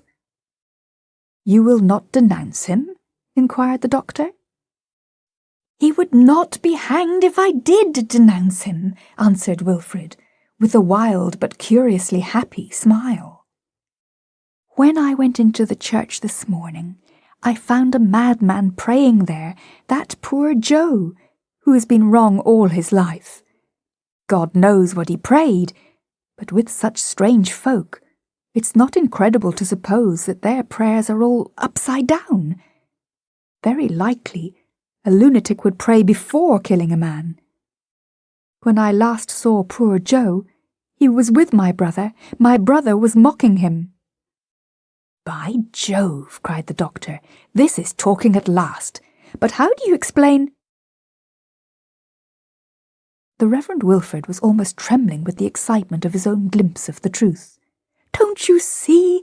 Don't you see?" he cried feverishly. "That's the only theory that covers both the queer things, that answers both the riddles. The two riddles are the little hammer and the big blow. The smith might have struck the big blow, but he would not have chosen the little hammer. His wife would have chosen the little hammer, but she could not have struck the big blow. But the madman might have done both. As for the little hammer, why, he was mad and might have picked up anything. And for the big blow, have you never heard, doctor, that a maniac in his paroxysm may have the strength of 10 men? The doctor drew a deep breath and then said, "By golly, I believe you've got it." Father Brown had fixed his eyes on the speaker so long and steadily as to prove that his large, grey, ox-like eyes were not quite so insignificant as the rest of his face. When silence had fallen, he said with marked respect, "Mr. Bowen, yours is the only theory yet propounded which holds water every way and is essentially unassailable. I think, therefore, that you deserve to be told, on my positive knowledge, that it is not the true one." And with that the odd little man walked away and stared again at the hammer. "That fellow seems to know more than he ought to," whispered the doctor peevishly to Wilfrid. "Those popish priests are deucedly sly." "No, no," said Bowen with a sort of wild fatigue. "It was the lunatic. It was the lunatic." The group of the two clerics and the doctor had fallen away from the more official group containing the inspector and the man he had arrested. Now, however, that their own party had broken up, they heard voices from the others. The priest looked up quietly and then looked down again, as he heard the blacksmith say in a loud voice, "I hope I've convinced you, Mr. Inspector. I'm a strong man, as you say, but I couldn't have flung my hammer bang here from Greenford. My hammer hasn't any wings that it should come flying 1/2 mile over hedges and fields." The inspector laughed amicably and said, "No, I think you can be considered out of it, though it's one of the rummiest coincidences I ever saw. I can only ask you to give us all the assistance you can in finding a man as big and strong as yourself. By George, you might be useful if only to hold him. I suppose you yourself have no guess at the man." "I may have a guess," said the pale smith, "but it is not at a man." Then, seeing the sacred eyes turn towards his wife on the bench, He put his huge hand on her shoulder and said, "Nor a woman either." "What do you mean?" asked the inspector jocularly. "You don't think cows use hammers, do you?" "I think no thing of flesh held that hammer," said the blacksmith in a stifled voice.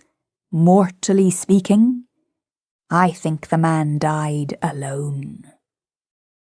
Wilfrid made a sudden forward movement and peered at him with burning eyes. "Do you mean to say, Barnes," came the sharp voice of the cobbler, "that the hammer jumped up of itself and knocked the man down?" "Oh, you gentlemen may stare and snigger," cried Simeon. "You clergymen who tell us on Sunday in what a stillness the Lord smokes Sennacherib. I believe that one who walks invisible in every house defended the honour of mine and laid the defiler dead before the door of it. I believe the force in that blow was just the force there is in earthquakes, and no force less." Wilfrid said with a voice utterly undescribable, "I told Norman myself to beware of the thunderbolt." "That agent is outside my jurisdiction," said the inspector with a slight smile. "You are not outside his," answered the smith. "See you to it." And turning his broad back, he went into the house. The shaken Wilfrid was led away by Father Brown, who had an easy and friendly way with him. "Let us get out of this horrid place, Mr. Bowen," he said. "May I look inside your church? I hear it's one of the oldest in England. We take some interest, you know," he added with a comical grimace, "in old English churches." Wilfrid Bowen did not smile, for humour was never his strong point.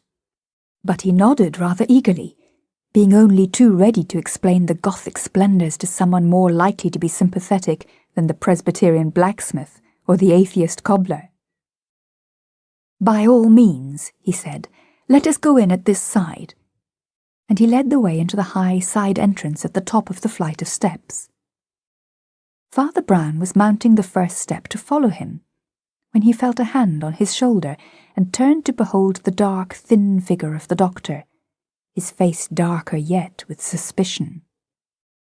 "Sir," said the physician harshly, "you appear to know some secrets in this black business. May I ask if you are going to keep them to yourself?" "Why, doctor," answered the priest, smiling quite pleasantly, "there is one very good reason why a man of my trade should keep things to himself when he is not sure of them. And that is, that it is so constantly his duty to keep them to himself when he is sure of them. But if you think I have been discourteously reticent with you or anyone, I will go to the extreme limit of my custom. I will give you 2 very large hints." "Well, sir," said the doctor gloomily.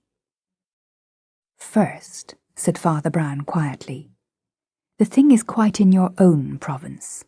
It is a matter of physical science. The blacksmith is mistaken, not perhaps in saying that the blow was divine, but certainly in saying that it came by a miracle. It was no miracle, doctor, except in so far as man is himself a miracle, with his strange and wicked and yet half-heroic heart. The force that smashed that skull was a force well known to scientists, one of the most frequently debated of the laws of nature." The doctor, who was looking at him with frowning intentness, only said, "And the other hint?" "The other hint is this," said the priest. "Do you remember the blacksmith, though he believes in miracles, talking scornfully of the impossible fairy tale that his hammer had wings and flew half a mile across country?" "Yes," said the doctor, "I remember that." "Well," added Father Brown with a broad smile, "that fairy tale was the nearest thing to the real truth that has been said today." And with that he turned his back and stumped up the steps after the curate. The Reverend Wilfrid, who had been waiting for him, pale and impatient, as if this little delay were the last straw for his nerves, led him immediately to his favourite corner of the church, that part of the gallery closest to the carved roof and lit by the wonderful window with the angel. The little Latin priest explored and admired everything exhaustively, talking cheerfully, but in a low voice all the time.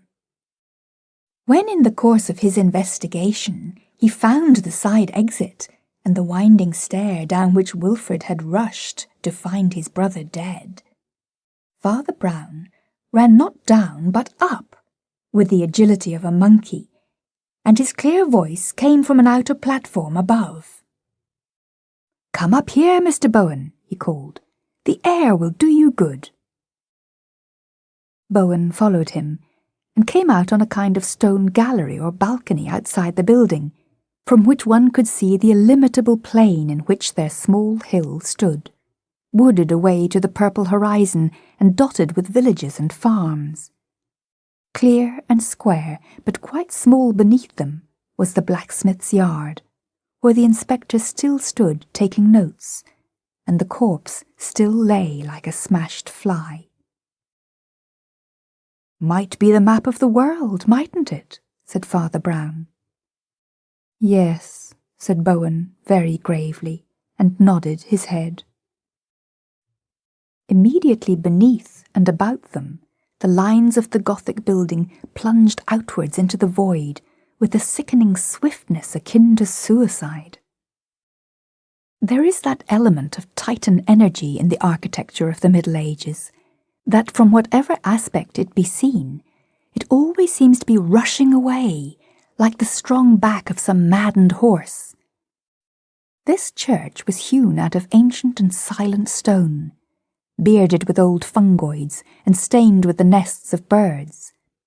And yet, when they saw it from below, it sprang like a fountain at the stars. And when they saw it, as now, from above, it poured like a cataract into a voiceless pit. For these two men on the tower were left alone with the most terrible aspect of the Gothic. The monstrous foreshortening and disproportion, the dizzy perspectives, the glimpses of great things small and small things great, a topsy-turvydom of stone in the mid-air. Details of stone, enormous by their proximity, were relieved against a pattern of fields and farms pygmy in their distance. A carved bird or beast at a corner seemed like some vast walking or flying dragon wasting the pastures and villages below. The whole atmosphere was dizzy and dangerous, as if men were upheld in air amid the gyrating wings of colossal genii. And the whole of that old church, as tall and rich as a cathedral, seemed to sit upon the sunlit country like a cloudburst. "I think there's something rather dangerous about standing on these high places, even to pray," said Father Brown. "Heights were made to be looked at, not to be looked from." "Do you mean that one may fall over?" asked Wilfred. "I mean that one's soul may fall, if one's body doesn't," said the other priest. "I scarcely understand you," remarked Bowen indistinctly. "Look at that blacksmith, for instance," went on Father Brown calmly. "A good man, but not a Christian. Hard, imperious, unforgiving. Well, his Scotch religion was made up by men who prayed on hills and high crags, and learnt to look down on the world more than to look up at heaven. Humility is the mother of giants. One sees great things from the valley, only small things from the peak." "But he didn't do it," said Bowen tremulously. "No," said the other in an odd voice. "We know he didn't do it." After a moment he resumed, looking tranquilly out over the plain with his pale grey eyes. "I knew a man," he said, who began by worshipping with others before the altar, but who grew fond of high and lonely places to pray from, corners or niches in the belfry or the spire. And once, in one of those dizzy places, where the whole world seemed to turn under him like a wheel, his brain turned also, and he fancied he was God, so that though he was a good man, he committed a great crime. Wilfrid's face was turned away, but his bony hands turned blue and white as they tightened on the parapet of stone. He thought it was given to him to judge the world and strike down the sinner. He would never have had such a thought if he had been kneeling with other men upon a floor. But he saw all men walking about like insects. He saw one especially, strutting just below him, insolent, and evident by a bright green hat, a poisonous insect. Rooks cawed round the corners of the belfry, but there was no other sound till Father Brown went on. This also tempted him, that he had in his hand one of the most awful engines of nature. I mean gravitation, that mad and quickening rush by which all earth's creatures fly back to her heart when released. See, the inspector is strutting just below us in the smithy. If I were to toss a pebble over this parapet, it would be something like a bullet by the time it struck him. If I were to drop a hammer, even a small hammer. Wilfrid Bowen threw one leg over the parapet, and Father Brown had him in a minute by the collar. "Not by that door," he said quite gently. "That door leads to hell." Bowen staggered back against the wall and stared at him with frightful eyes. "How do you know all this?" he cried. "Are you a devil?" "I am a man," answered Father Brown gravely, "and therefore have all devils in my heart. Listen to me," he said after a short pause. "I know what you did. At least, I can guess the great part of it.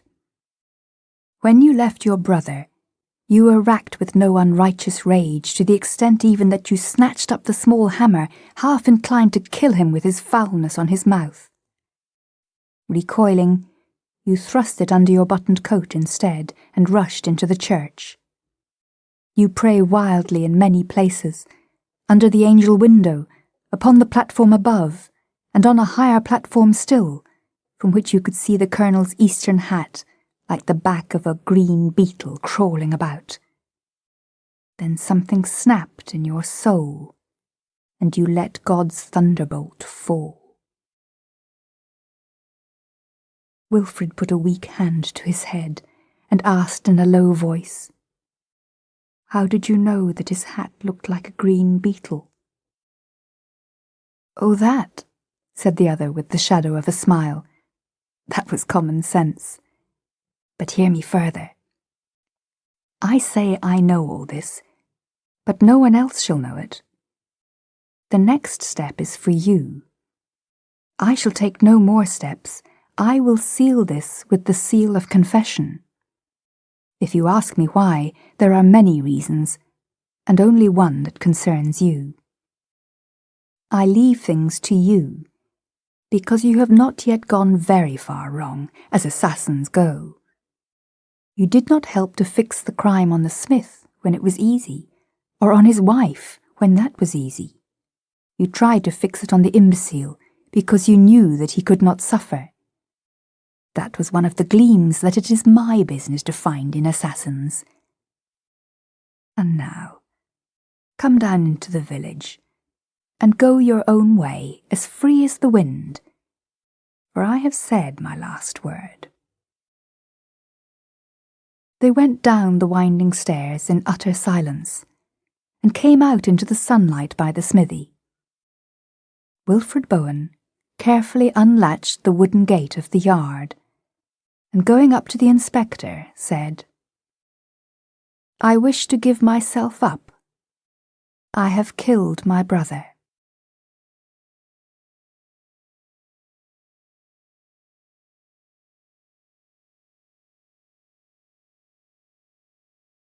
The Blue Geranium.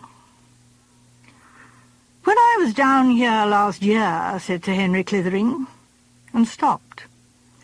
His hostess, Mrs. Bantry, looked at him curiously.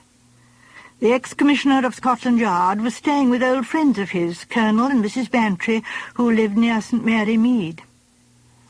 Mrs. Bantry, pen in hand, had just asked his advice as to who should be invited to make a sixth guest at a dinner that evening. "Yes," said Mrs. Bantry encouragingly, "when you were here last year—" "Tell me," said Sir Henry, "do you know a Miss Marple?" Mrs. Bantry was surprised, the last thing she had expected. "No, Miss Marple? Who doesn't? The typical old maid of fiction. Quite a dear, but hopelessly behind the times. Do you mean you'd like me to ask her to dinner?" "You're surprised?" "A little, I must confess. I should hardly have thought you, but, well, perhaps there's an explanation." "The explanation's simple enough. When I was down here last year, we got into the habit of discussing unsolved mysteries. There were 5 or 6 of us. Raymond West, the novelist, started it. We each supplied a story to which we knew the answer, but nobody else did. Supposed to be an exercise in the deductive faculties to see who could get nearest the truth. Well, like in the old story, we hardly realized that Miss Marple was playing, but we were very polite about it. Didn't want to hurt the old dear's feelings. And now comes the cream of the jest. The old lady outdid us every time." "What?" "I'll show you. Straight to the truth like a homing pigeon." "But how extraordinary! Why, dear old Miss Marple has hardly ever been out to St. Mary Mead." "Ah, but according to her, that has given her unlimited opportunities of observing human nature. Under the microscope, as it were." "I suppose there's something in that," conceded Mrs. Bantry. "One would at least know the petty side of people. But I don't think we have any really exciting criminals in our midst. I think we must try her with Arthur's ghost story after dinner. I'd be thankful if she found a solution to that." "I didn't know that Arthur believed in ghosts."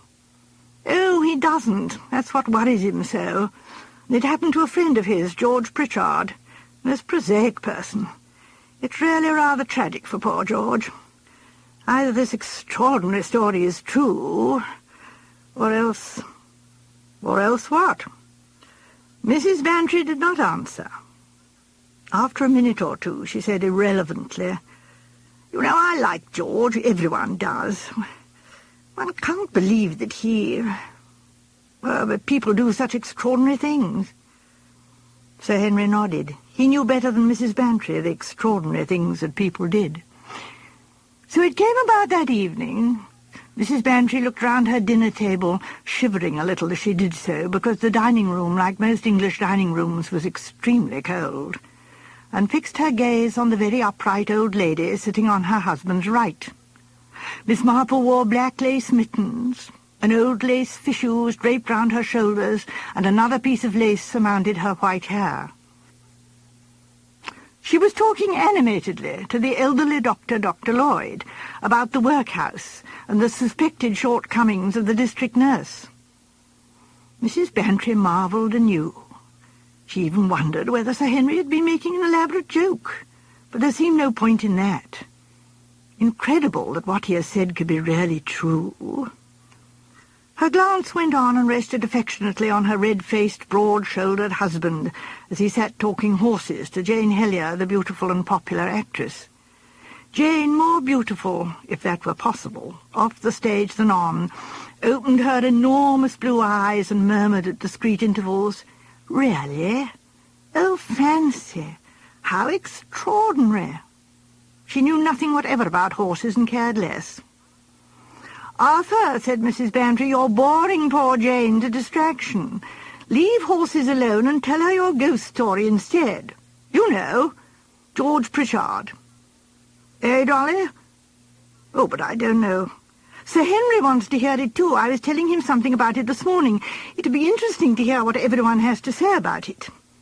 "Oh, do," said Jane. "I love ghost stories."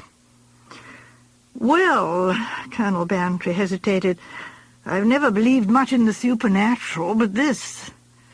I don't think any of you know George Pritchard. He's one of the best. His wife... well, she's dead now, poor woman. I'll just say this much. She didn't give George any too easy a time when she was alive. She was one of those semi-invalids. I believe she really had something wrong with her, but whatever it was, she played it for all it was worth. She was capricious, exacting, unreasonable. She complained from morning to night. George was expected to wait on her hand and foot, and everything he did was always wrong, and he got cursed for it. Most men, I'm fully convinced, would have hit her over the head with a hatchet long ago. Eh, Dolly, isn't that so?" "She was a dreadful woman," said Mrs. Bantry with conviction. "If George Pritchard had brained her with a hatchet, and there had been any woman on the jury, he would have been triumphantly acquitted. I don't quite know how this business started. George was rather vague about it. I gather Mrs. Pritchard had always had a weakness for fortune-tellers, palmists, clairvoyants, anything of that sort. George didn't mind. She found amusement in it, well and good.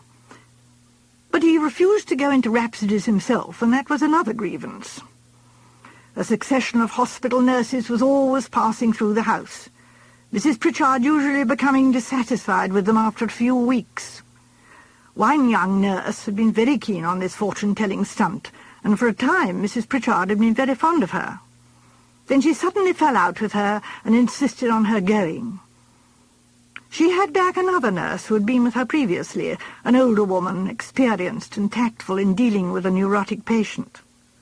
Nurse Coupling, according to George, was a very good sort, a sensible woman to talk to. She put up with Mrs. Pritchard's tantrums and nerve storms with complete indifference. Mrs. Pritchard always lunched upstairs, and it was usual at lunchtime for George and the nurse to come to some arrangement for the afternoon. Strictly speaking, the nurse went off from 2 to 4, but to oblige, as the phrase goes, she would sometimes take her time off after tea if George wanted to be free for the afternoon. On this occasion she mentioned that she was going to see her sister at Golders Green and might be a little late returning. George's face fell, for he had arranged to play a round of golf. Nurse Coupling, however, reassured him. "We'll neither of us be missed, Mr. Pritchard." A twinkle came into her eye. "Mrs. Pritchard's going to have more exciting company than ours." "Who's that?" "Wait a minute." Nurse Coupling's eyes twinkled more than ever. "Now let me get it right. Zarida, psychic reader of the future." "Oh, Lord," groaned George. "It's a new one, isn't it?" "Quite new. I believe my predecessor, Nurse Carstairs, sent her along. Mrs. Pritchard hasn't seen her yet. She made me write, fixing an appointment for this afternoon." "Well, at any rate, I shall get my golf," said George, and he went off with the kindliest feelings towards Zarida, the reader of the future. On his return to the house, he found Mrs. Pritchard in a state of great agitation. She was, as usual, lying on her invalid couch, and she had a bottle of smelling salts in her hand, which she sniffed at frequent intervals. "George," she exclaimed, "what did I tell you about this house? The moment I came into it, I felt there was something wrong. Didn't I tell you so at the time?" Repressing his desire to reply, "You always do," George said, "No, can't say I remember it." "You never do remember anything that has to do with me. Men are all extraordinarily callous. But I really believe that you are more insensitive than most." "Oh, come now, Mary, dear, that's not fair." "Well, as I was telling you, this woman knew at once. She actually blanched, if you know what I mean. She came in at that door, and she said, 'There is evil here, evil and danger, I feel it.'" Very unwisely, George laughed. "Well, you've had your money's worth this afternoon." His wife closed her eyes and took a long sniff from her smelling bottle. "How you hate me! You would jeer and laugh if I were dying." George protested, and after a minute or two she went on, You may laugh, but I tell you the whole thing. This house is definitely dangerous to me. The woman said so." George's formerly kind feelings towards Zarida underwent a change. He knew his wife was perfectly capable of insisting on moving to a new house if the caprice got hold of her. "What else did she say?" he asked. "Well, she couldn't tell me very much. She was so upset. One thing she did say, I had some violets in a glass. She pointed at them and cried out, 'Take those away, no blue flowers, never have blue flowers. Blue flowers are fatal to you, remember that.' And you know," added Mrs. Pritchard, "I always have told you that blue as a colour is repellent to me. I feel a natural instinctive sort of warning against it." George was much too wise to remark that he had never heard her say so before. Instead, he asked what the mysterious Zarida was like. Mrs. Pritchard entered with gusto upon a description. Black-haired in coiled knobs over her ears. Her eyes were half-closed. Great black rims round them. She had a black veil over her mouth and chin. She spoke in a kind of singing voice with a marked foreign accent. Spanish, I think. "In fact, all the usual stock in trade," said George cheerfully. His wife immediately closed her eyes. "I feel extremely ill," she said. "Ring for nurse. Unkindness upsets me, and you know it only too well." It was 2 days later that Nurse Coupling came to George with a grave face. "Will you come to Mrs. Pritchard, please? She's had a letter which upsets her greatly."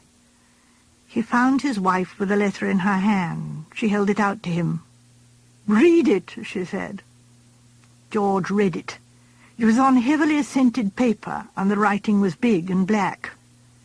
"I have seen the future. Be warned before it is too late. Beware of the full moon. The blue primrose means warning. The blue hollyhock means danger. The blue geranium means death."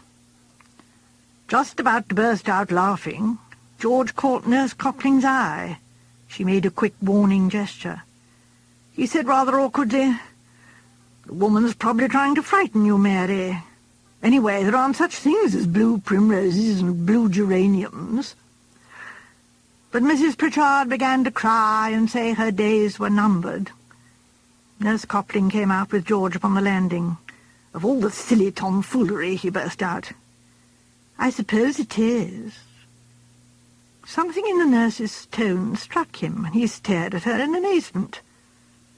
"Surely, nurse, you don't believe—" No, Mr. Pritchard, I don't believe in reading the future. That's nonsense. What puzzles me is the meaning of this. Fortune-tellers are usually out for what they can get, but this woman seems to be frightening Mrs. Pritchard with no advantage to herself. I can't see the point. There's another thing." "Yes?" "Mrs. Pritchard says that something about Zarida was faintly familiar to her." "Well?" "Well, I don't like it, Mr. Pritchard, that's all." "I didn't know you were so superstitious, nurse." "I'm not superstitious, but I know when a thing is fishy." "It was about 4 days after this that the first incident happened. To explain it to you, I shall have to describe Mrs. Pritchard's room." "You better let me do that," interrupted Mrs. Bantry. It was prepared with one of these new wallpapers where you apply clumps of flowers to make a kind of herbaceous border. The effect is almost like being in a garden, though, of course, the flowers are all wrong. I mean, they simply couldn't be in bloom all at the same time. "Don't let a passion for horticultural accuracy run away with you, Dolly," said her husband. "We all know you're an enthusiastic gardener." "Well, it is absurd," protested Mrs. Bantry, "to have bluebells and daffodils and lupins and hollyhocks and Michaelmas daisies all grouped together." "Most unscientific," said Sir Henry. "But to proceed with the story." "Well, amongst these massed flowers were primroses, clumps of yellow and pink primroses, and— Oh, go on, Arthur, this is your story." Colonel Bantry took up the tale. "Mrs. Pritchard rang her bell violently one morning. The household came running. Thought she was an extremist. Not at all. She was violently excited and pointing at the wallpaper, and sure enough was one blue primrose in the midst of the others." "Oh, "Phew," said Miss Helier, "how creepy." The question was, hadn't the blue primrose always been there? That was George's suggestion and the nurse's, but Mrs. Pritchard wouldn't have it at any price. She had never noticed it till that very morning, and the night before it had been full moon. She was very upset about it. "I met George Pritchard that same day, and he told me about it," said Mrs. Bantry. "I went to see Mrs. Pritchard and did my best to ridicule the whole thing, but without success. I came away really concerned, and I remember I met Jean Instow and told her about it. Jean's a queer girl. She said, so she's really upset about it. I told her that I thought the woman was perfectly capable of dying of fright. She was really abnormally superstitious.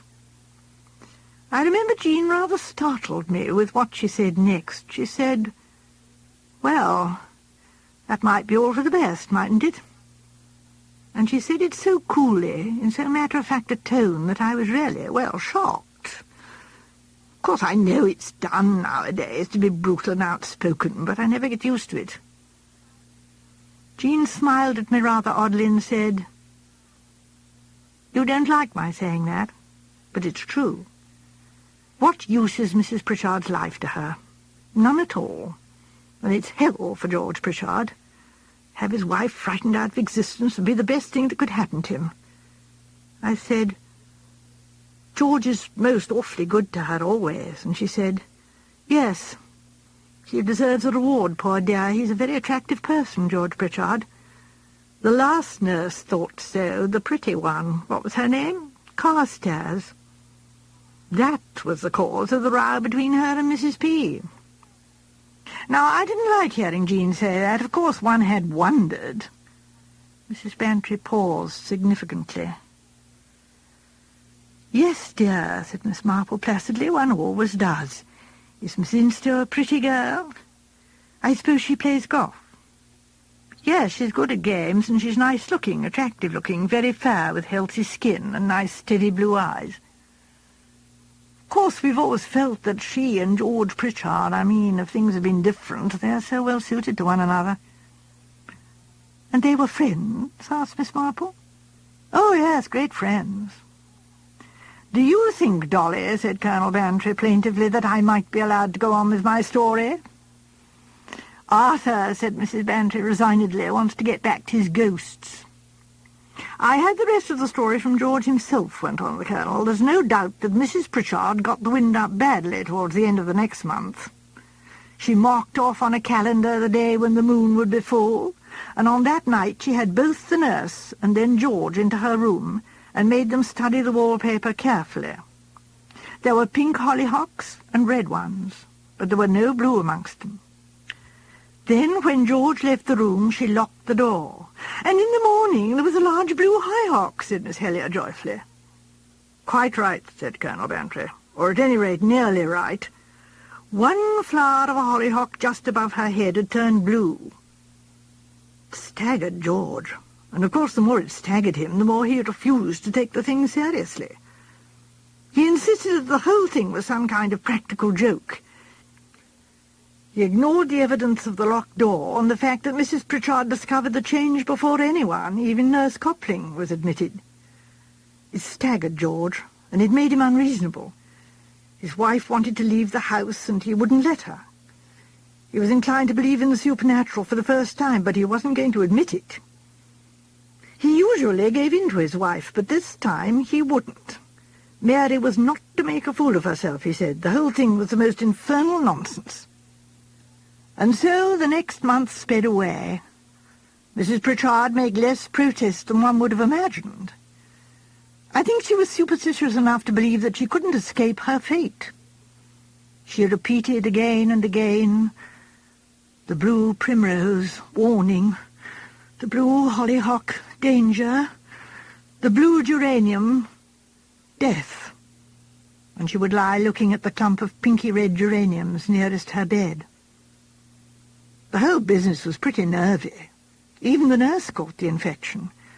She came to George 2 days before full moon and begged him to take Mrs. Pritchard away. George was angry. If all the flowers on that damned wall turned into blue devils, it couldn't kill anyone, he shouted. It might. Shock has killed people before now. Nonsense, said George. George has always been a shade pig-headed. You can't drive him. I believe he had a secret idea that his wife worked the changes herself, and that it was all some morbid, hysterical plan of hers. Well, the fatal night came. Mrs. Pritchard locked her door as usual. She was very calm, in almost an exalted state of mind. The nurse was worried by her state and wanted to give her a stimulant, an injection of strychnine, but Mrs. Pritchard refused. In a way, I believe, she was enjoying herself. George said she was. I think that's quite possible, said Mrs. Bantry. There must have been a strange sort of glamour about the whole thing. There was no violent ringing of a bell the next morning. Mrs. Pritchard usually woke about 8. When at 8:30 there was no sign from her, Nurse rapped loudly on the door. Getting no reply, she fetched George and insisted on the door being broken open. They did so with the help of a chisel. One look at the still figure on the bed was enough for Nurse Copling. She sent George to telephone for the doctor, but it was too late. Mrs. Pritchard, he said, must have been dead at least 8 hours. Her smelling salts lay by her hand on the bed, and on the wall beside her, one of the pinky-red geraniums was a bright, deep blue. "Horrible," said Miss Helier with a shiver. Sir Henry was frowning. "No additional details?" Colonel Bantry shook his head, but Mrs. Bantry spoke quickly. "The gas." "What about the gas?" asked Sir Henry.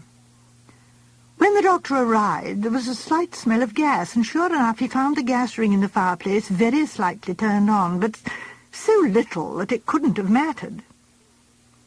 "Did Mr. Pritchard and the nurse not notice it when they first went in?" "The nurse said she did notice a slight smell.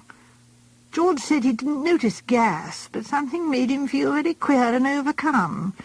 But he put that down to shock, and probably it was. At any rate, there was no question of gas poisoning. The smell was scarcely noticeable."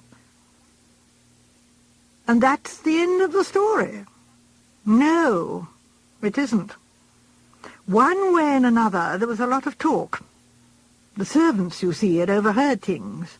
They'd heard, for instance, Mrs. Pritchard telling her husband that he hated her and would jeer if she were dying, and also more recent remarks. She said one day, apropos of his refusing to leave the house, "Very well, when I am dead, I hope everyone will realize that you have killed me." And as ill luck would have it, he'd been mixing some weed-killer for the garden paths the very day before. One of the younger servants had seen him, and had afterwards seen him taking up a glass of hot milk to his wife. The talk spread and grew. The doctor had given a certificate, I don't know exactly in what terms, shock, syncope, heart failure, probably some medical term meaning nothing much. However, the poor lady had not been a month in her grave before an exhumation order was applied for, and granted. "And the result of the autopsy was nil, I remember," said Sir Henry gravely. "A case, for once, of smoke without fire." "The whole thing is really very curious," said Mrs. Bantry. "That fortune-teller, for instance, Zarida, and the address where she was supposed to be. No one had ever heard of any such person." "She appeared once, out of the blue," said our husband, "and then utterly vanished." "Out of the blue? Yes, that's rather good." "And what is more," continued Mrs. Bantry, "little Nurse Carstairs, who was supposed to have recommended her, had never even heard of her." They looked at each other. "It's a mysterious story," said Dr. Lloyd. "One can make guesses, but to guess—" Oh, he shook his head. "Has Mr. Pritchard married Miss Instow?" asked Miss Marple in her gentle voice. "Now, why do you ask that?" inquired Sir Henry. Miss Marple opened gentle blue eyes. "It seems to me so important," she said. "Have they married?" Colonel Bantry shook his head. We expected something of the kind, but it's 18 months now. I don't believe they even see much of each other." "That is important," said Miss Marple. "Very important." "Don't you think the same as I do?" said Mrs. Bantry. "You think—" "Now, Dolly," said her husband, "it is unjustifiable what you're going to say. You can't go about accusing people without a shadow of proof." "Oh, don't be so manly, Arthur. Men are always afraid to say anything. Anyway, this is all between ourselves. It's just a wild, fantastic idea of mine that possibly, only possibly, Jean Instow disguised herself as a fortune-teller. Mind you, she might have done it for a joke.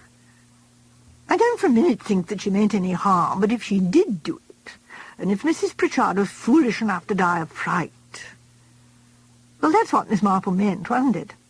"No, dear, not quite," said Miss Marple. "You see, if I were going to kill anyone, which of course I wouldn't dream of doing for a minute, because it would be very wicked, and besides I don't like killing, not even wasps, although I know it has to be, and I'm sure the gardener does it as humanely as possible. Now let me see, what was I saying?" "If you wished to kill anyone," prompted Sir Henry. "Oh, yes, well, if I did, I shouldn't be at all satisfied to trust to fright.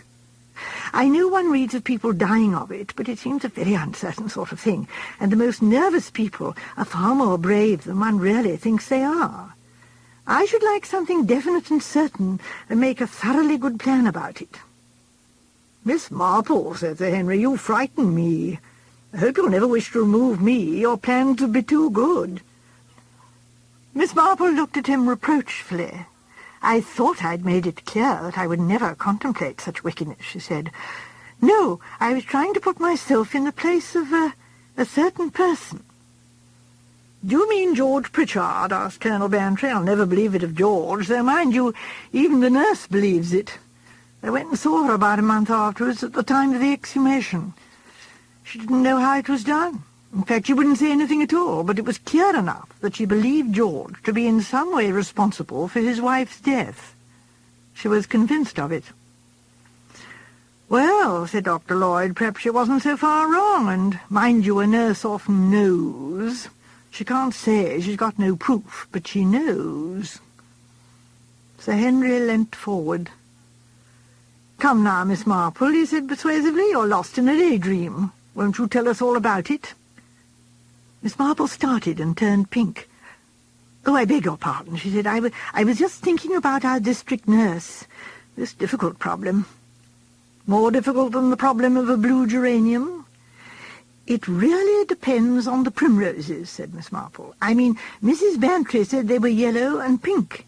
If it was a pink primrose that turned blue, of course that fits in perfectly. But if it happened to be a yellow one—" "It was a pink one," said Mrs. Bantry. She stared. They all stared at Miss Marple. "Then that seems to settle it," said Miss Marple. She shook her head regretfully. "And the wasp season and everything. And, of course, the gas." "It reminds you, I suppose, of countless village tragedies," said Sir Henry.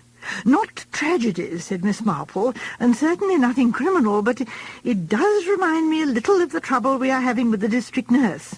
After all, nurses are human beings, and what with having to be so correct in their behaviour, and wearing those uncomfortable collars, and being so thrown with the family, well, can you wonder that things sometimes happen?" A glimmer of light broke upon Sir Henry. "You mean Nurse Carstairs?"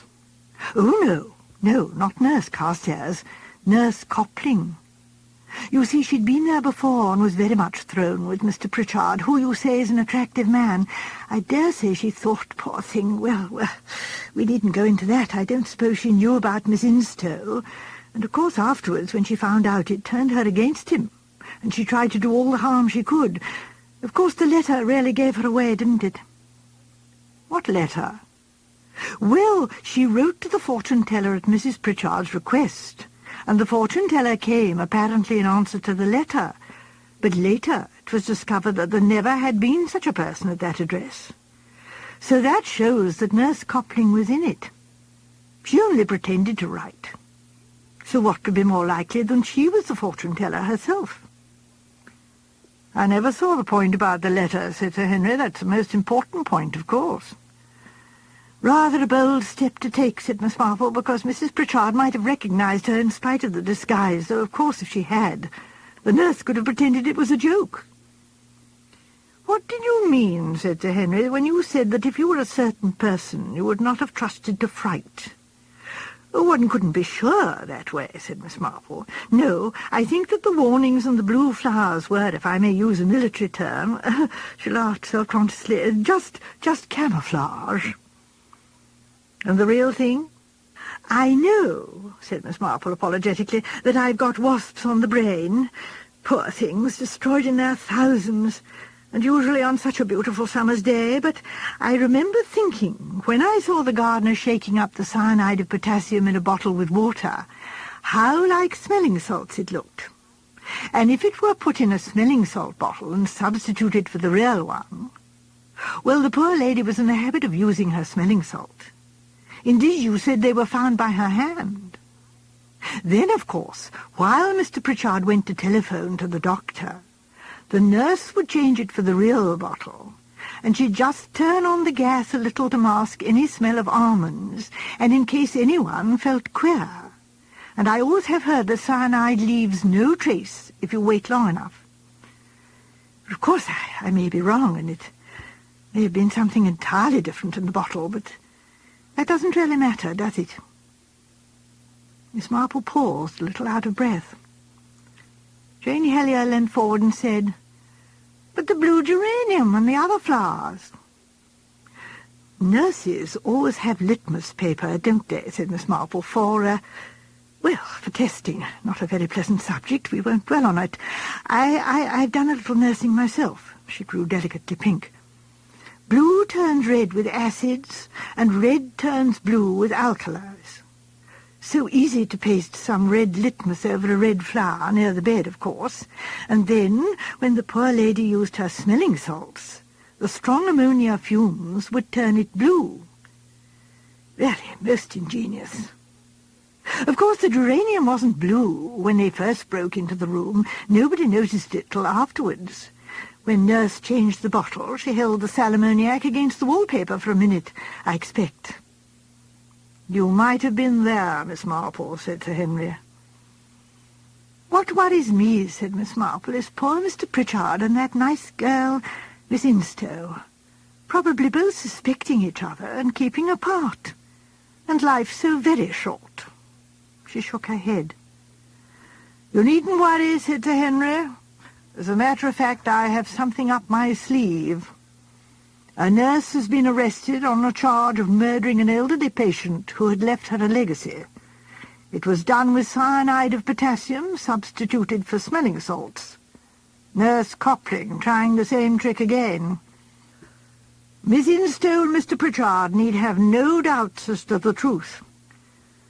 "Now, isn't that nice?" cried Miss Marple. "I don't mean about the new murder, of course. That's very sad and shows how much wickedness there is in the world, and that if once you give way... Oh, which reminds me, I must finish my little conversation with you, Dr. Lloyd, about the village nurse."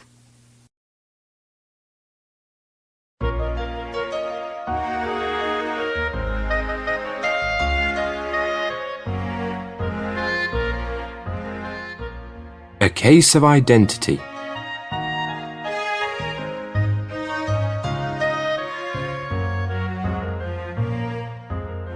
"My dear fellow," said Sherlock Holmes as we sat on either side of the fire in his lodgings at Baker Street, "life is infinitely stranger than anything which the mind of man could invent.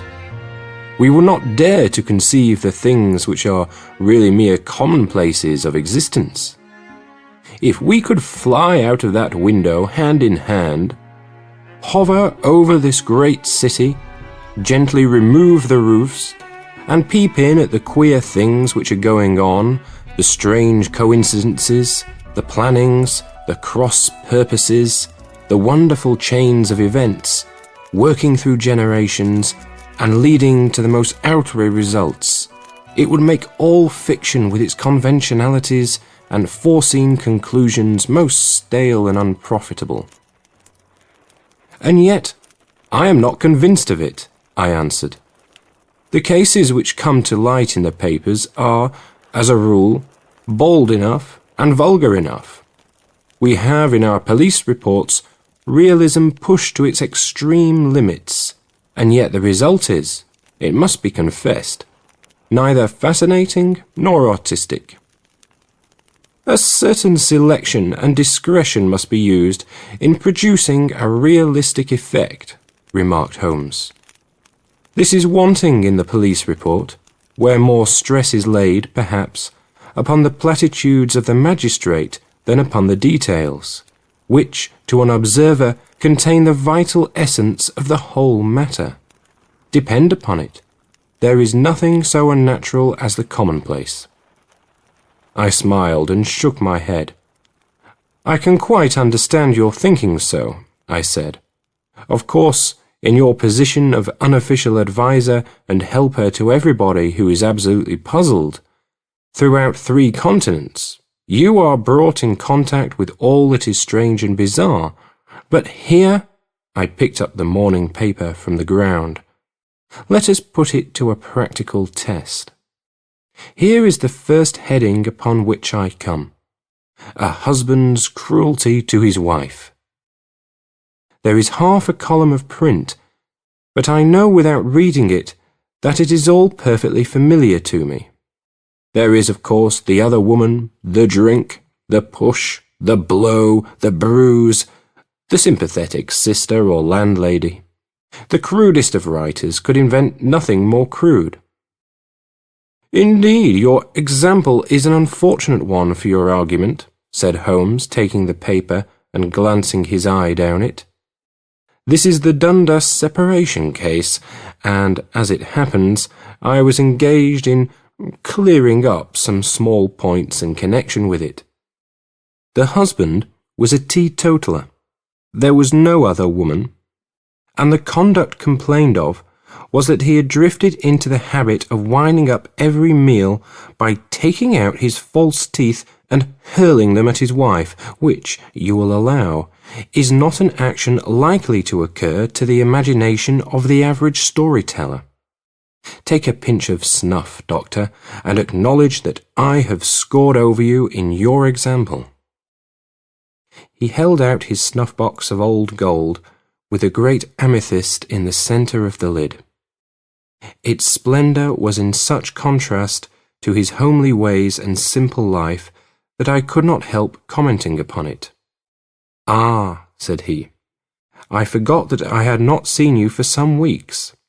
It is a little souvenir from the King of Bohemia in return for my assistance in the case of the Irene Adler papers." "And the ring?" I asked, glancing at a remarkable brilliant which sparkled upon his finger. "It was from the reigning family of Holland, though the matter in which I served them was of such delicacy that I cannot confide it even to you, who have been good enough to chronicle 1 or 2 of my little problems." "And have you any on hand just now?" I asked with interest. "Some 10 or 12, but none which present any feature of interest. They are important, you understand, without being interesting." "Indeed, I have found that it is usually in unimportant matters that there is a field for the observation, and for the quick analysis of cause and effect which gives the charm to an investigation. The larger crimes are apt to be the simpler, for the bigger the crime, the more obvious, as a rule, is the motive. In these cases, save for one rather intricate matter which has been referred to me from Marseille, there is nothing which presents any features of interest. It is possible, however, that I may have something better before very many minutes are over, for this is one of my clients, or I am much mistaken." He had arisen from his chair and was standing between the parted blinds, gazing down into the dull, neutral-tinted London street. Looking over his shoulder, I saw that on the pavement opposite there stood a large woman with a heavy fur boa round her neck, and a large curling red feather in a broad-brimmed hat, which was tilted in a coquettish Duchess of Devonshire fashion over her ear. From under this great panoply she peeped up in a nervous, hesitating fashion at our windows, while her body oscillated backward and forward, and her fingers fidgeted with her glove buttons. Suddenly, with a plunge, as of the swimmer who leaves the bank, she hurried across the road, and we heard the sharp clang of the bell. "I have seen those symptoms before," said Holmes, throwing his cigarette into the fire. "Oscillation upon the pavement always means an affaire de cœur. She would like advice, but is not sure that the matter is not too delicate for communication.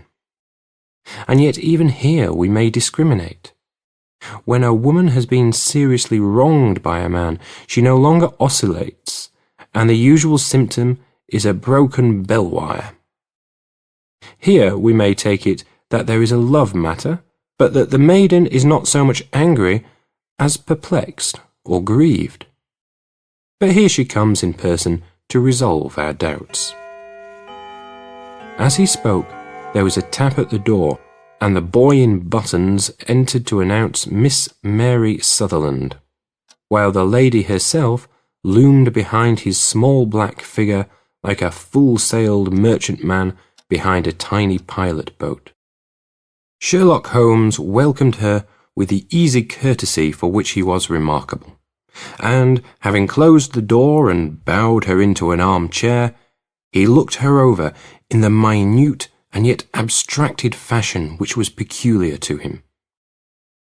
"Do you not find," he said, "that with your short sight it is a little trying to do so much typewriting?" "I did at first," she answered, "but now I know where the letters are without looking." Then, suddenly, realizing the full purport of his words, she gave a violent start and looked up, with fear and astonishment upon her broad, good-humoured face. "You've heard about me, Mr. Holmes," she cried. "How else could you know all that?"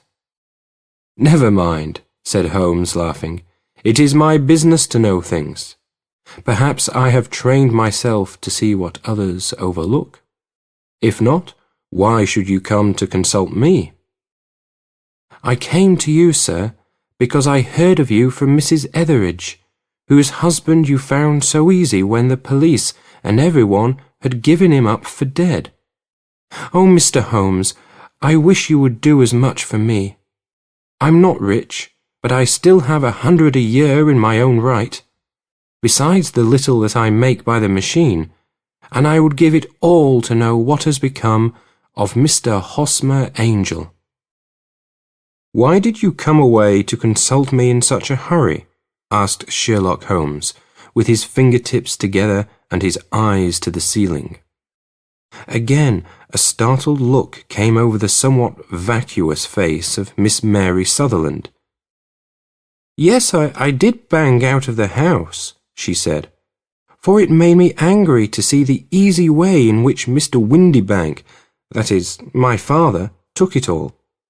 He would not go to the police, and he would not go to you.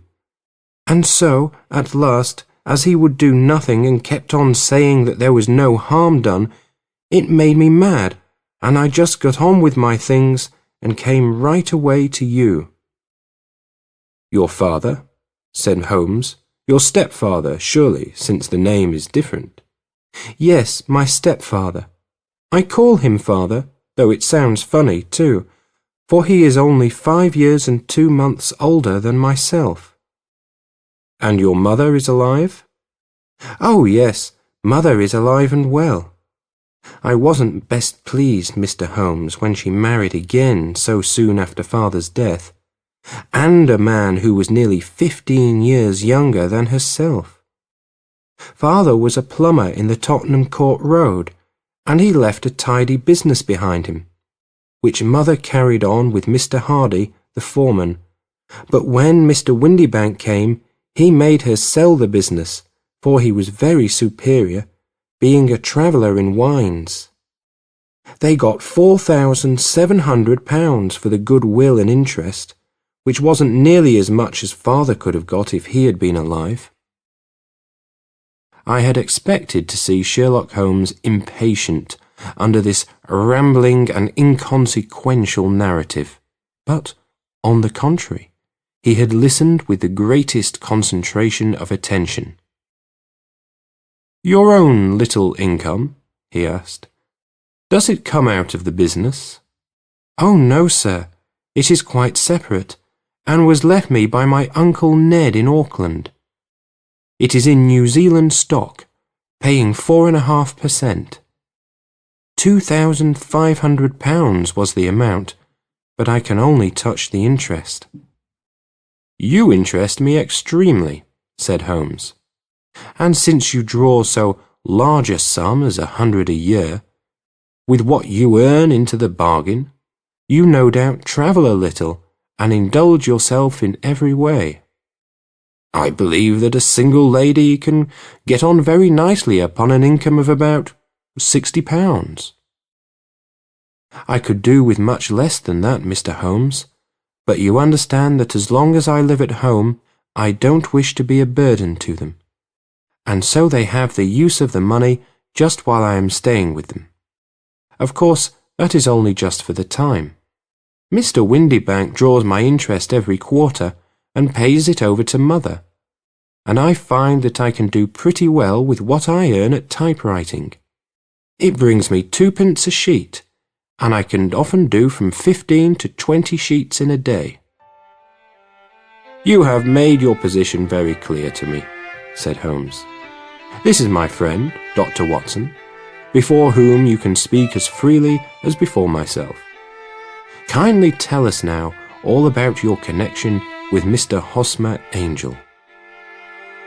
A flush stole over Miss Sutherland's face, and she picked nervously at the fringe of her jacket. "I met him first at the gasfitter's ball," she said.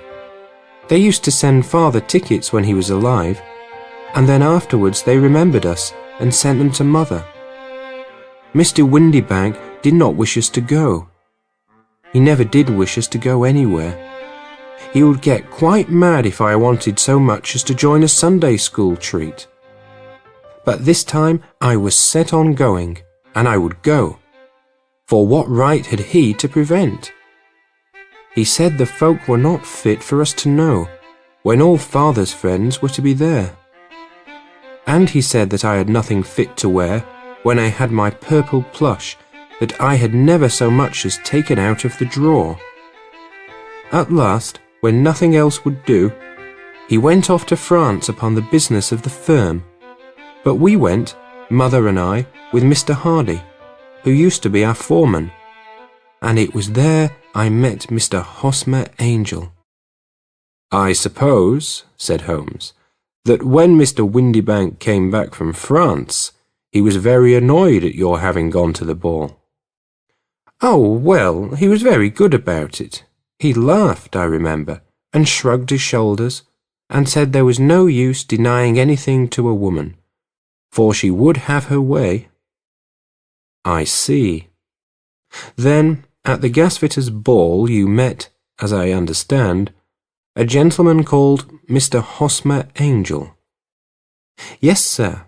I met him that night, and he called next day to ask if we had got home all safe, and after that we met him, that is to say, Mr. Holmes, I met him twice for walks, but after that Father came back again, and Mr. Hosmer Angel could not come to the house any more."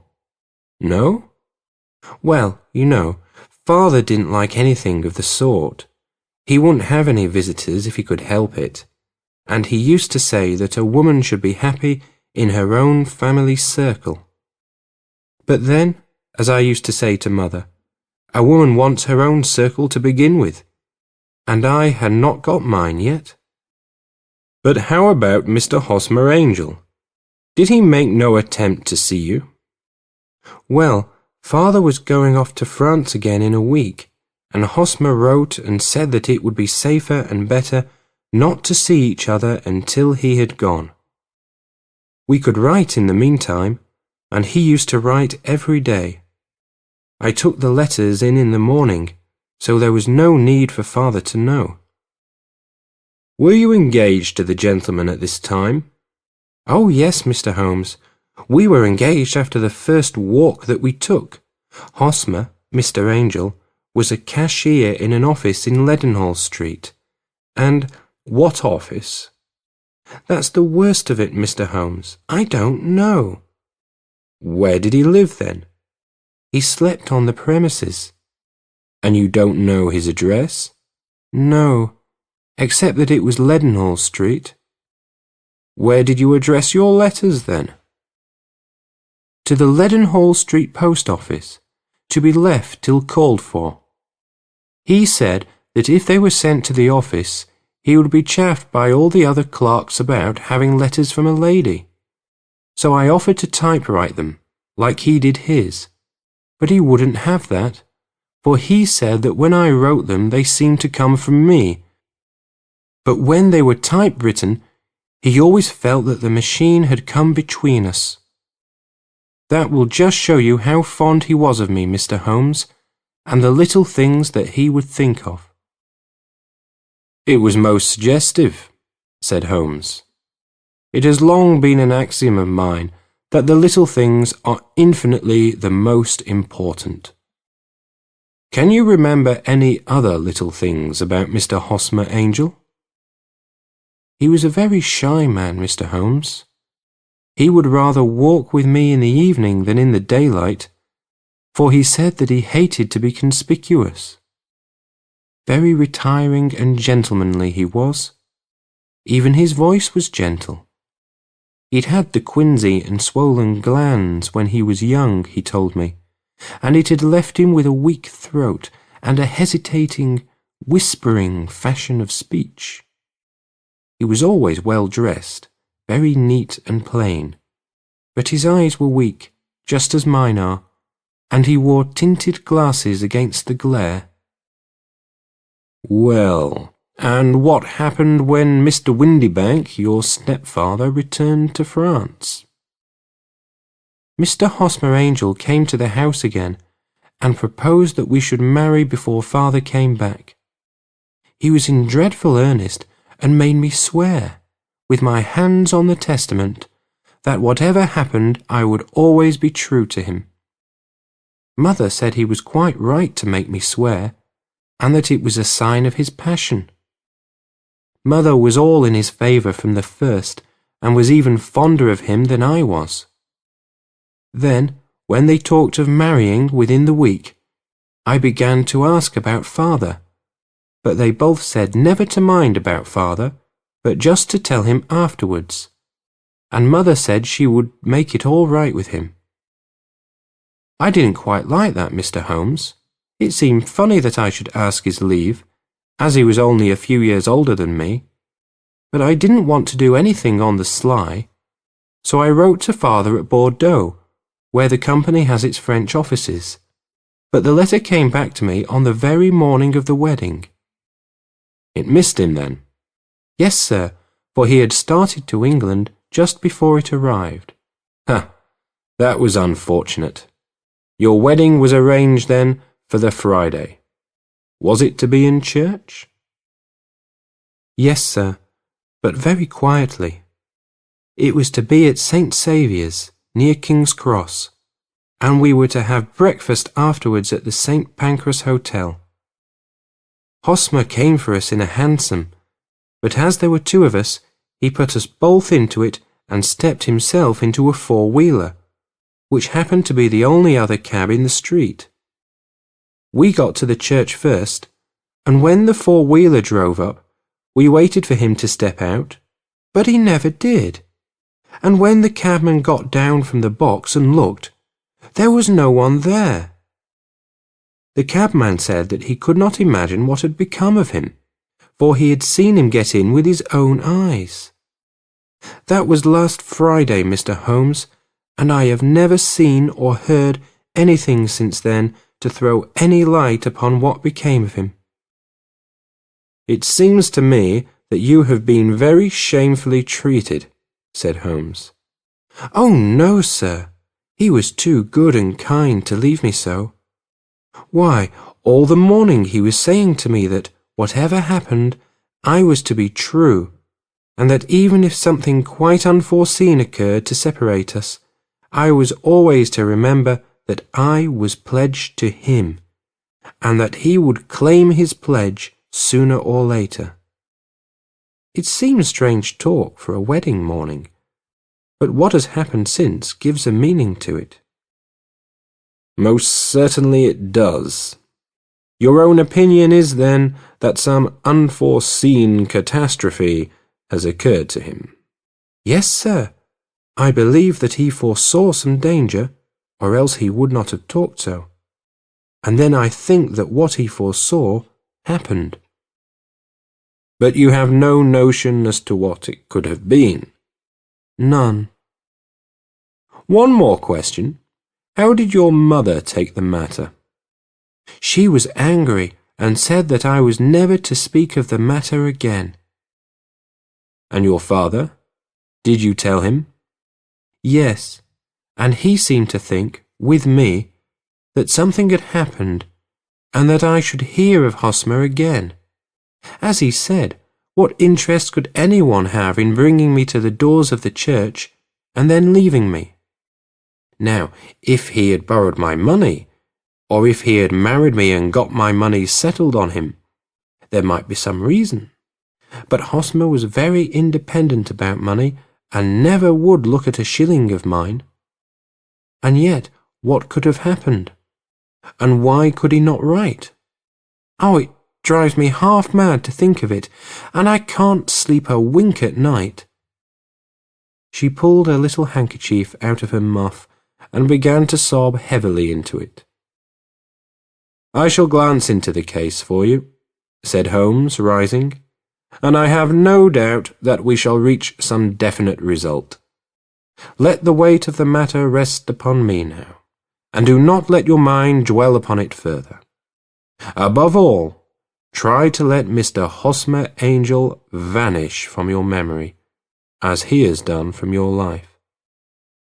Then you don't think I'll see him again? I fear not. Then what has happened to him? You will leave that question in my hands. I should like an accurate description of him, and any letters of his which you can spare.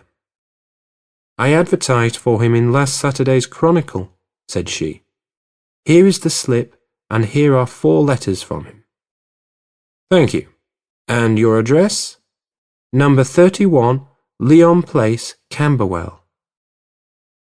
Mr. Angel's address you never had, I understand.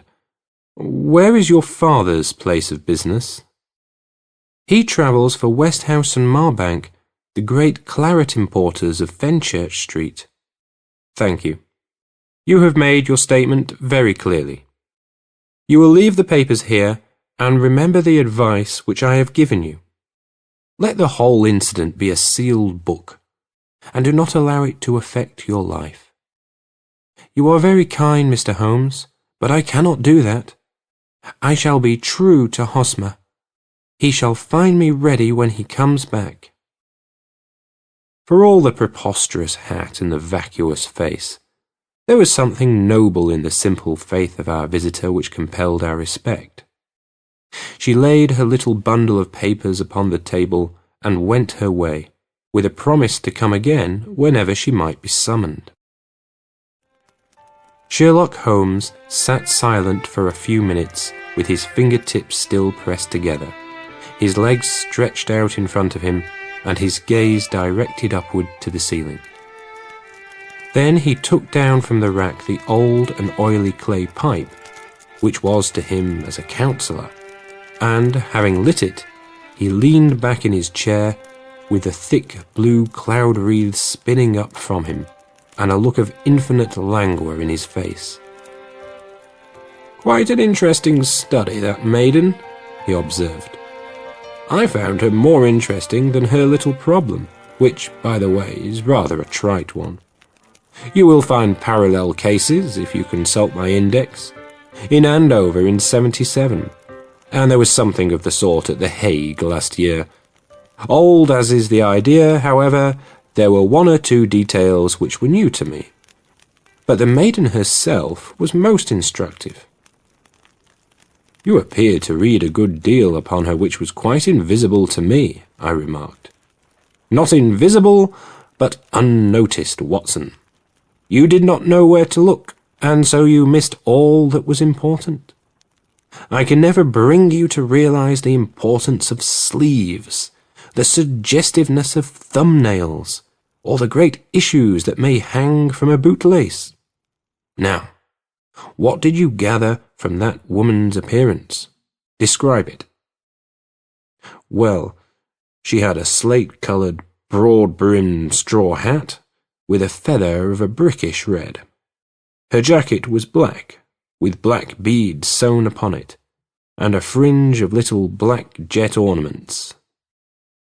Her dress was brown, rather darker than coffee colour, with a little purple plush at the neck and sleeves. Her gloves were greyish, and were worn through at the right forefinger. Her boots I didn't observe. She had small, round, hanging gold earrings, and a general air of being fairly well-to-do in a vulgar, comfortable, easy-going way. Sherlock Holmes clapped his hands softly together and chuckled. "'Pon my word, Watson, you are coming along wonderfully. You have really done very well indeed. It is true that you have missed everything of importance, but you have hit upon the method, and you have a quick eye for colour. Never trust to general impressions, my boy, but concentrate yourself upon details. My first glance is always at a woman's sleeve. In a man it is perhaps better first to take the knee of the trouser. As you observe, this woman had plush upon her sleeves, which is a most useful material for showing traces. The double line a little above the wrist, where the typewritist presses against the table, was beautifully defined. The sewing machine of the hand type leaves a similar mark, but only on the left arm, and on the side of it farthest from the thumb, instead of being right across the broadest part as this was.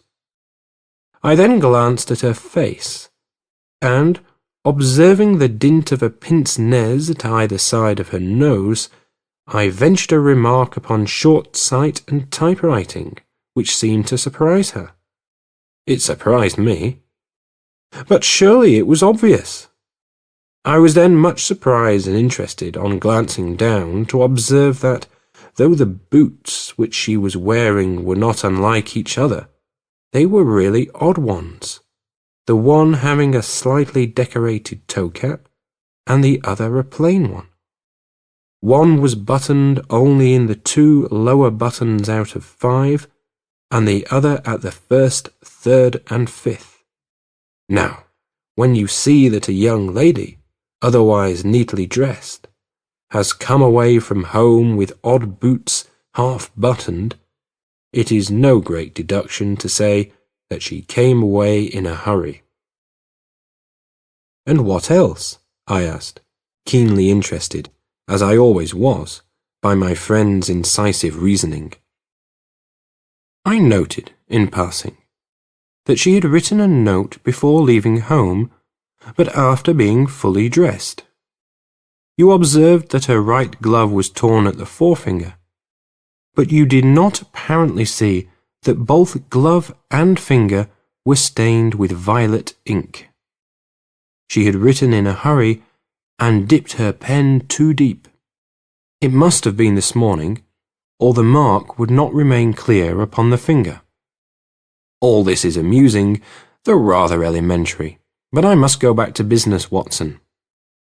Would you mind reading me the advertised description of Mr. Hosmer Angel? I held the little printed slip to the light. "Missing," it said, "on the morning of the 14th, a gentleman named Hosmer Angel. About 5 feet 7 inches in height, strongly built, sallow complexion, black hair, a little bald in the centre, bushy black side whiskers and moustache, tinted glasses, slight infirmity of speech. Was dressed, when last seen, in black frock coat faced with silk, black waistcoat, gold Albert chain, and grey Harris tweed trousers, with brown gaiters over elastic-sided boots, known to have been employed in an office in Leadenhall Street. Anybody bringing that will do, said Holmes.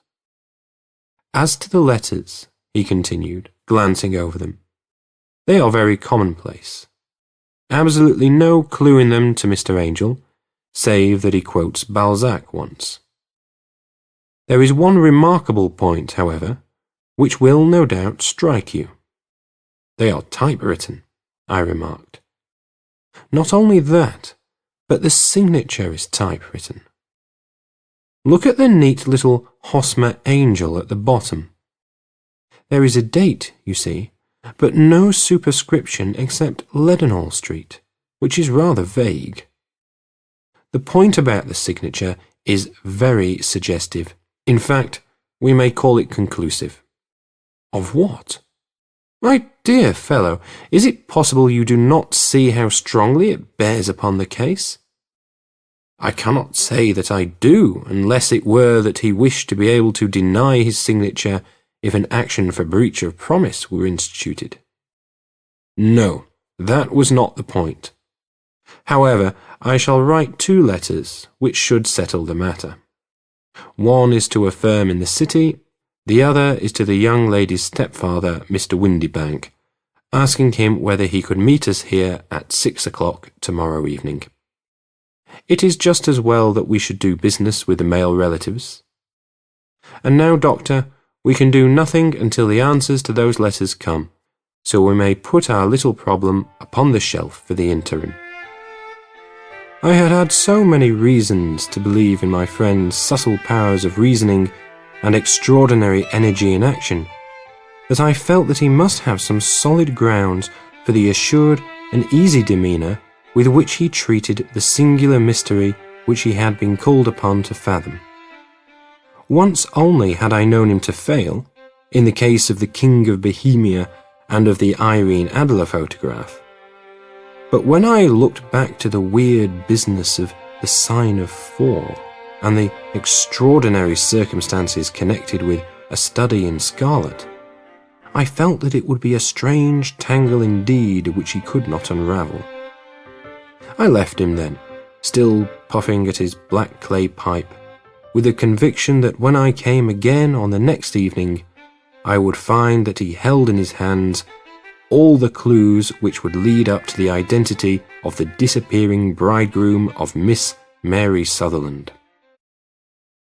A professional case of great gravity was engaging my own attention at the time, and the whole of next day I was busy at the bedside of the sufferer. It was not until close upon 6 o'clock that I found myself free and was able to spring into a hansom and drive to Baker Street, half afraid that I might be too late to assist at the denouement of the little mystery. I found Sherlock Holmes alone, however, half asleep, with his long, thin form curled up in the recesses of his armchair. A formidable array of bottles and test tubes, with the pungent, clean smell of hydrochloric acid, told me that he had spent his day in the chemical work which was so dear to him. "Well, have you solved it?" I asked as I entered. "Yes, it was the bisulfate of baryta." No, the mystery," I cried. "Oh, that." I thought of the salt that I had been working upon. There was never any mystery in the matter, though, as I said yesterday, some of the details are of interest. The only drawback is that there is no law, I fear, that can touch the scoundrel. Who was he, then? And what was his object in deserting Miss Sutherland? The question was hardly out of my mouth, and Holmes had not yet opened his lips to reply, when we heard a heavy footfall in the passage and a tap at the door. "This is the girl's stepfather, Mr. James Windybank," said Holmes. "He has written to me to say that he would be here at 6. Come in." The man who entered was a sturdy, middle-sized fellow, some 30 years of age, clean-shaven and sallow-skinned, with a bland, insinuating manner, and a pair of wonderfully sharp and penetrating grey eyes. He shot a questioning glance at each of us, placed his shiny top hat upon the sideboard, and with a slight bow sidled down into the nearest chair. "Good evening, Mr. James Windybank," said Holmes. "I think that this typewritten letter is from you, in which you made an appointment with me for 6 o'clock. "Yes, sir. I am afraid that I am a little late, but I am not quite my own master, you know. I am sorry that Miss Sutherland has troubled you about this little matter, for I think it is far better not to wash linen of this sort in public. It was quite against my wishes that she came, but she is a very excitable, impulsive girl, as you may have noticed, and she is not easily controlled when she has made up her mind on a point. Of course, I did not mind you so much, as you are not connected with the official police, but it is not pleasant to have a family misfortune like this noised abroad. Besides, it is a useless expense, for how could you possibly find this Hosmer angel?" "On the contrary," said Holmes quietly, "I have every reason to believe that I will succeed in discovering Mr. Hosmer Angel." Mr. Windybank gave a violent start and dropped his gloves. "I am delighted to hear it," he said. "It is a curious thing," remarked Holmes, "that a typewriter has really quite as much individuality as a man's handwriting. Unless they are quite new, no two of them write exactly alike. Some letters get more worn than others, and some wear only on one side. Now, you remark in this note of yours, Mr. Windybank, that in every case there is some little slurring over of the E and a slight defect in the tail of the R. There are 14 other characteristics, but those are the more obvious." "We do all our correspondence with this machine at the office. No doubt it is a little worn," our visitor answered, glancing keenly at Holmes with his bright little eyes.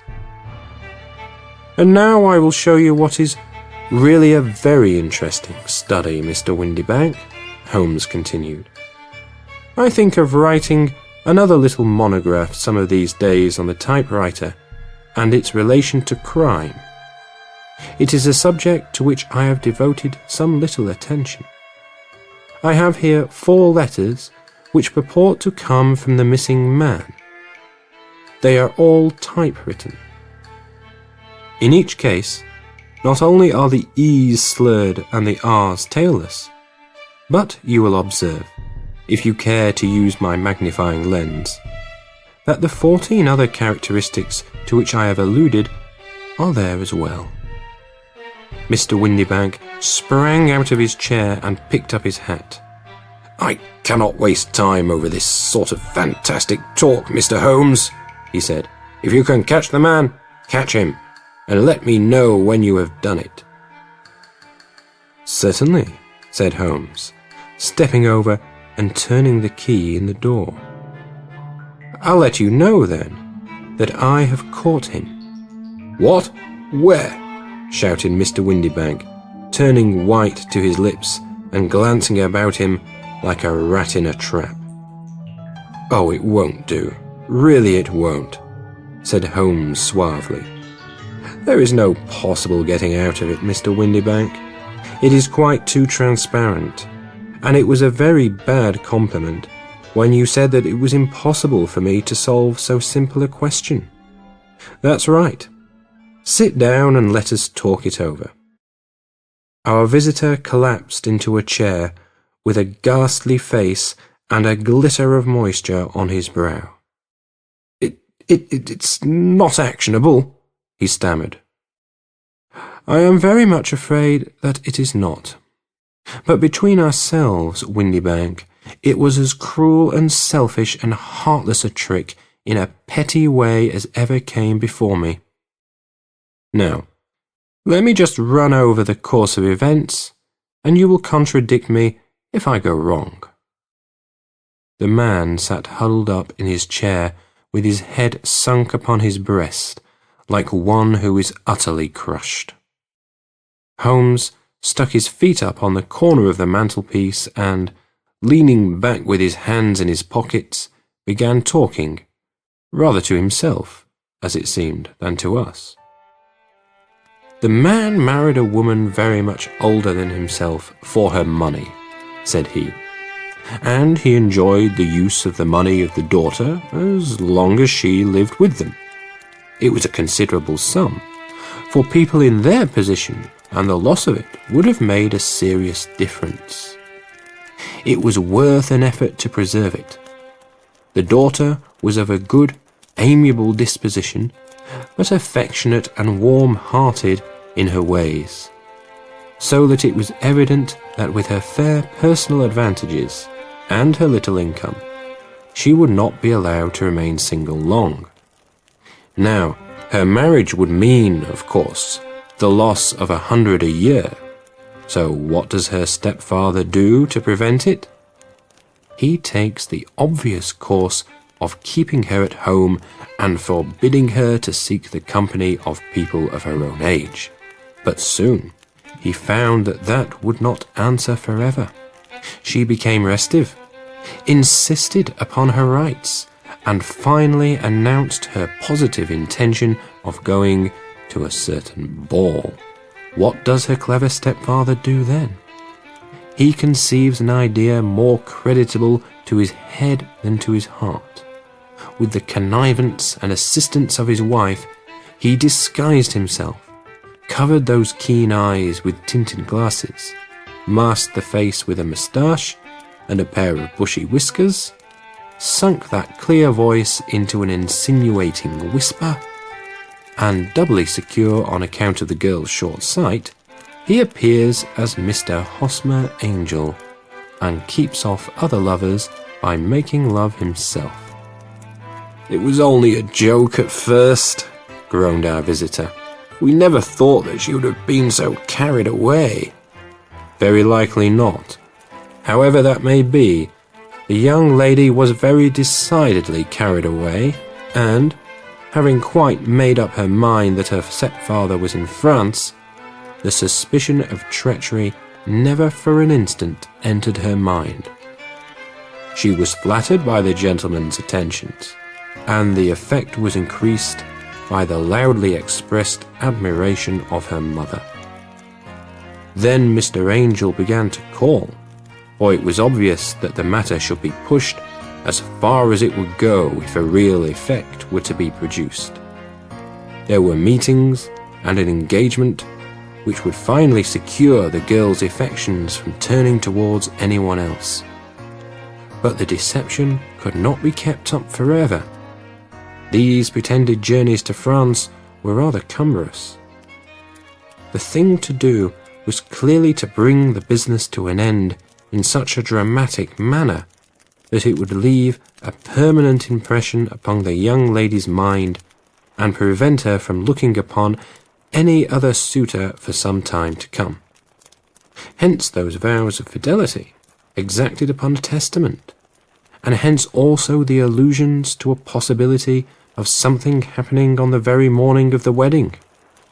James Windibank wished Miss Sutherland to be so bound to Hosmer Angel, and so uncertain as to his fate, that for 10 years to come, at any rate, she would not listen to another man.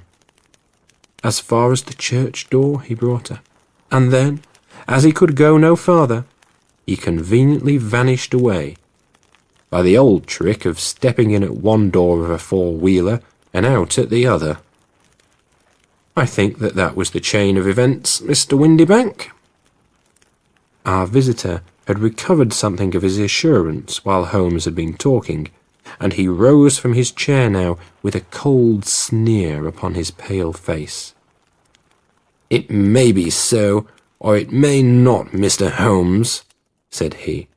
"But if you are so very sharp, and ought to be sharp enough to know that it is you who are breaking the law now, and not me, I have done nothing actionable from the first, but as long as you keep that door locked, you lay yourself open to an action for assault and illegal constraint. The law cannot, as you say, touch you, said Holmes, unlocking and throwing open the door. Yet there never was a man who deserved punishment more. If the young lady has a brother or a friend, he ought to lay a whip across your shoulders.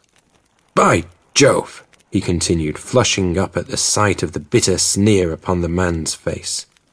It is not part of my duties to my client, but here's a hunting crop handy, and I think I shall just treat myself to. He took 2 swift steps to the whip, but before he could grasp it, there was a wild clatter of steps upon the stairs, the heavy hall door banged, and from the window we could see Mr. James Windybank running at the top of his speed down the road. There's a cold-blooded scoundrel, said Holmes, laughing, as he threw himself down into his chair once more. That fellow will rise from crime to crime until he does something very bad, and ends on a gallows. The case has, in some respects, been not entirely devoid of interest. I cannot now entirely see all the steps of your reasoning, I remarked. Well, of course it was obvious from the first that this Mr. Hosmer Angel must have some strong object for his curious conduct, and it was equally clear that the only man who really profited by the incident, as far as we could see, was the stepfather. Then the fact that the 2 men were never together, but that the one always appeared when the other was away, was suggestive. So were the tinted spectacles and the curious voice, which both hinted at a disguise, as did the bushy whiskers. My suspicions were all confirmed by his peculiar action in typewriting his signature, which, of course, inferred that his handwriting was so familiar to her that she would recognize even the smallest sample of it. You see, all these isolated facts, together with many minor ones, all pointed in the same direction. And how did you verify them? Having once spotted my man, it was easy to get corroboration. I knew the firm for which this man worked. Having taken the printed description, I eliminated everything from it which could be the result of a disguise, the whiskers, the glasses, the voice, and I sent it to the firm, with a request that they would inform me whether it answered to the description of any of their travellers. I had already noticed the peculiarities of the typewriter, and I wrote to the man himself at his business address, asking him if he would come here. As I expected, his reply was typewritten and revealed the same trivial but characteristic defects.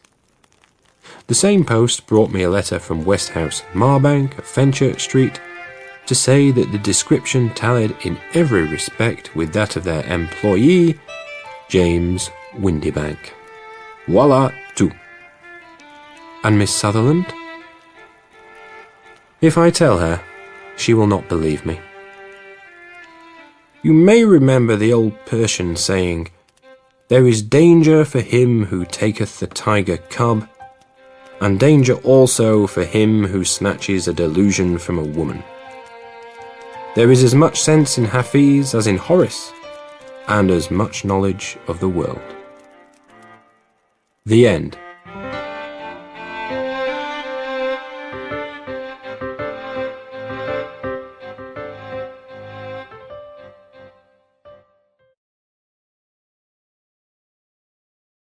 The Invisible Man.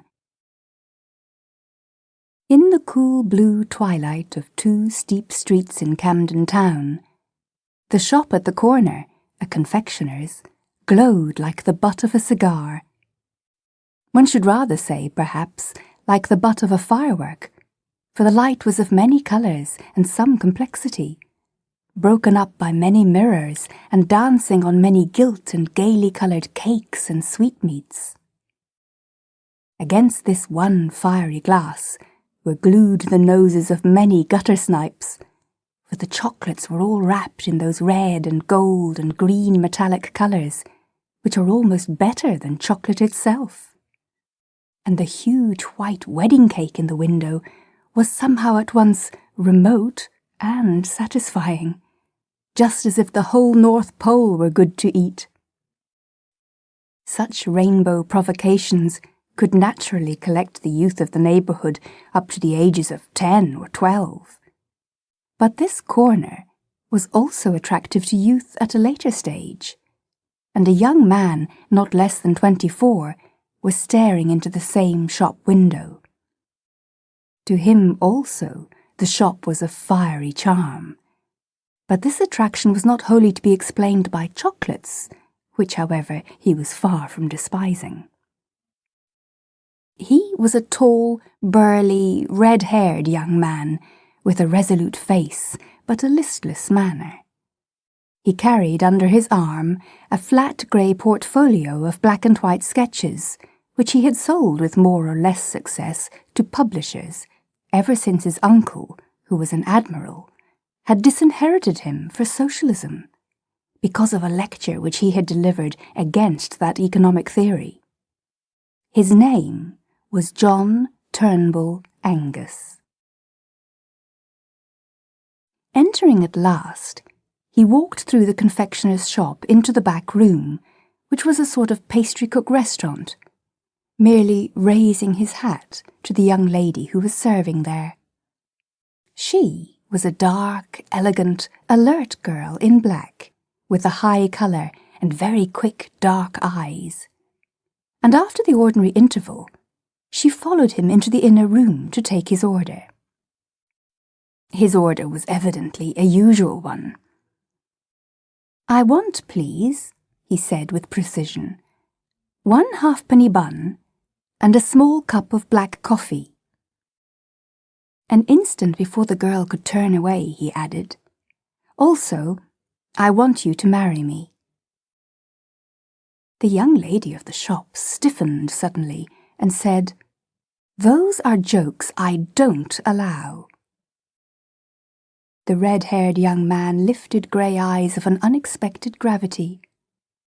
"Really and truly," he said, "it's as serious as the halfpenny bun. It is expensive, like the bun. One pays for it. It is indigestible, like the bun. It hurts." The dark young lady had never taken her dark eyes off him, but seemed to be studying him with almost tragic exactitude. At the end of her scrutiny, she had something like the shadow of a smile, and she sat down in a chair. "Don't you think," observed Angus absently, "that it's rather cruel to eat these halfpenny buns? They might grow up into penny buns. I shall give up these brutal sports when we are married." The dark young lady rose from her chair and walked to the window, evidently in a state of strong but not unsympathetic cogitation. When at last she swung round again with an air of resolution, she was bewildered to observe that the young man was carefully laying out on the table various objects from the shop window. They included a pyramid of highly coloured sweets, several plates of sandwiches, and the 2 decanters containing that mysterious port and sherry which are peculiar to pastry cooks. In the middle of this neat arrangement, he had carefully let down the enormous load of white sugared cake, which had been the huge ornament of the window. "What on earth are you doing?" she asked. "Duty, my dear Laura," he began. "Oh, for the Lord's sake, stop a minute," she cried, "and don't talk to me in that way. I mean, what is all that?" "A ceremonial meal, Miss Hope." "And what is that?" she asked impatiently, pointing to the mountain of sugar. "The wedding cake, Mrs. Angus," he said. The girl marched to that article, removed it with some clatter, and put it back in the shop window. She then returned, and putting her elegant elbows on the table, regarded the young man not unfavourably, but with considerable exasperation. "You don't give me any time to think," she said. "I'm not such a fool," he answered. "That's my Christian humility." She was still looking at him, but she had grown considerably graver behind the smile. "Mr. Angus," she said steadily, "before there is a minute more of this nonsense, I must tell you something about myself as shortly as I can." "Delighted," replied Angus gravely. "You might tell me something about myself, too, while you are about it." "Oh, do hold your tongue and listen," she said. "It's nothing that I'm ashamed of, and it isn't even anything that I'm specially sorry about. But what would you say if there were something that is no business of mine, and yet is my nightmare?"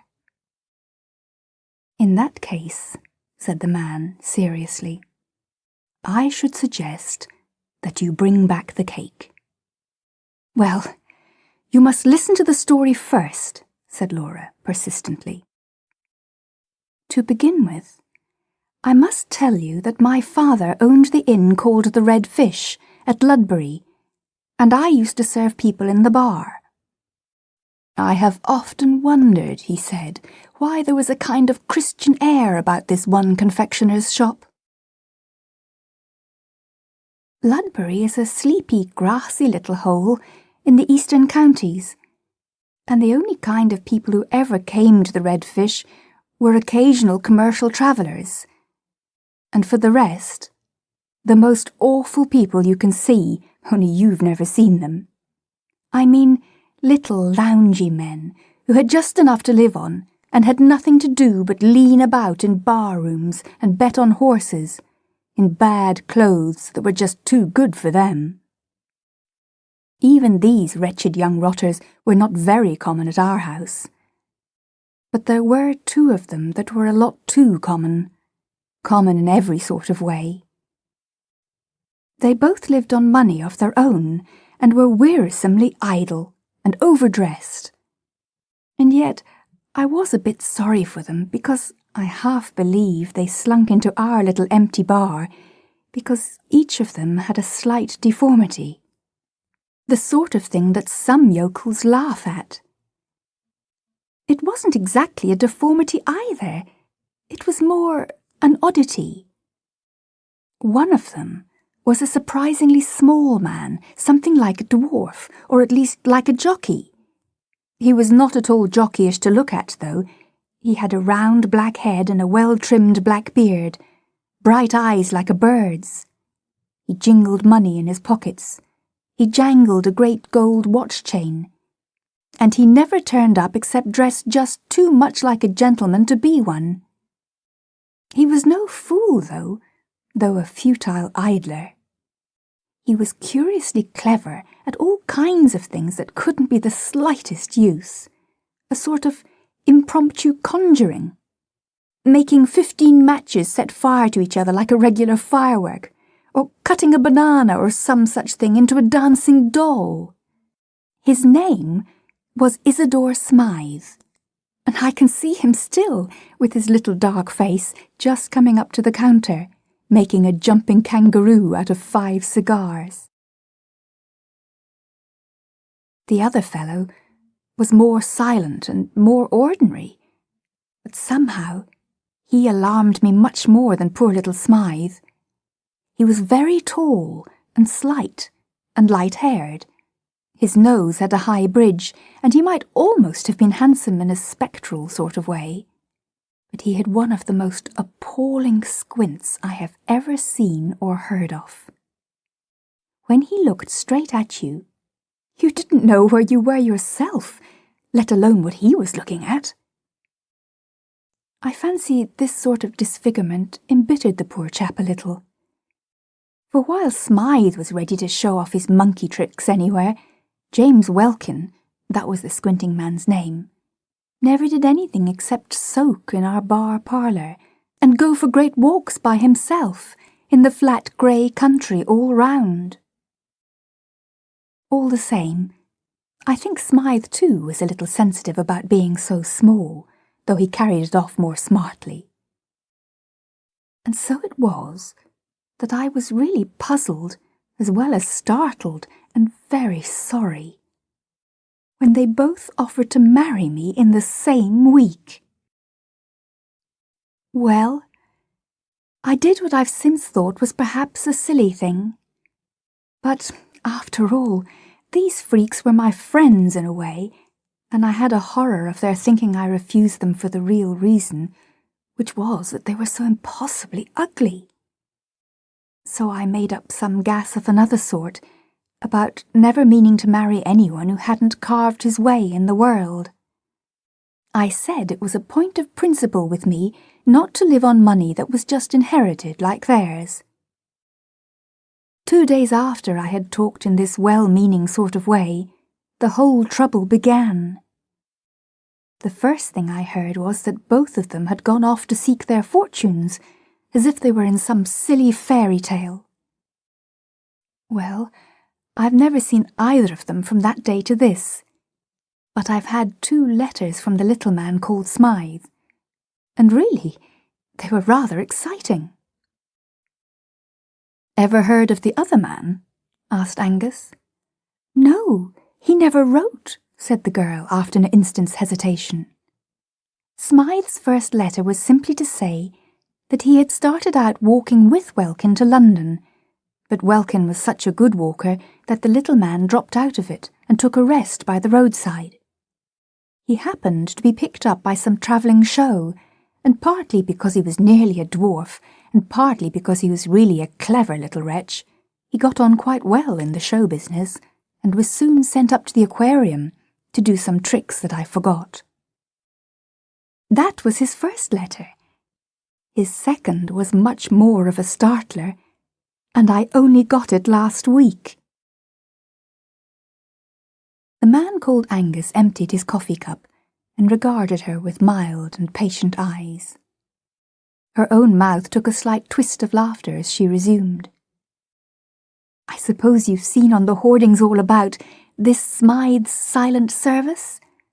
Or you must be the only person that hasn't.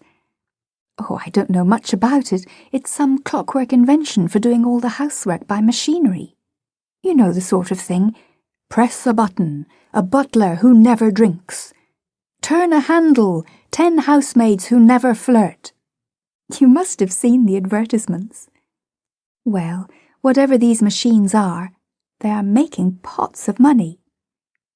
And they are making it all for that little imp whom I knew down in Ludbury. I can't help feeling pleased the poor little chap has fallen on his feet. But the plain fact is, I'm in terror of his turning up any minute and telling me he's carved his way in the world, as he certainly has." "And the other man?" repeated Angus with a sort of obstinate quietude. Laura Hope got to her feet suddenly. "My friend," she said, "I think you are a witch. Yes, you are quite right.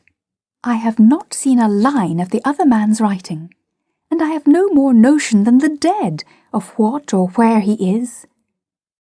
But it is of him that I am frightened. It is he who is all about my path. It is he who has half driven me mad. Indeed, I think he has driven me mad, for I have felt him where he could not have been, and I have heard his voice when he could not have spoken."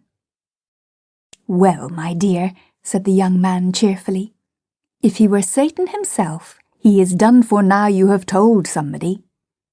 One goes mad all alone, old girl. But when was it you fancied you felt and heard our squinting friend?"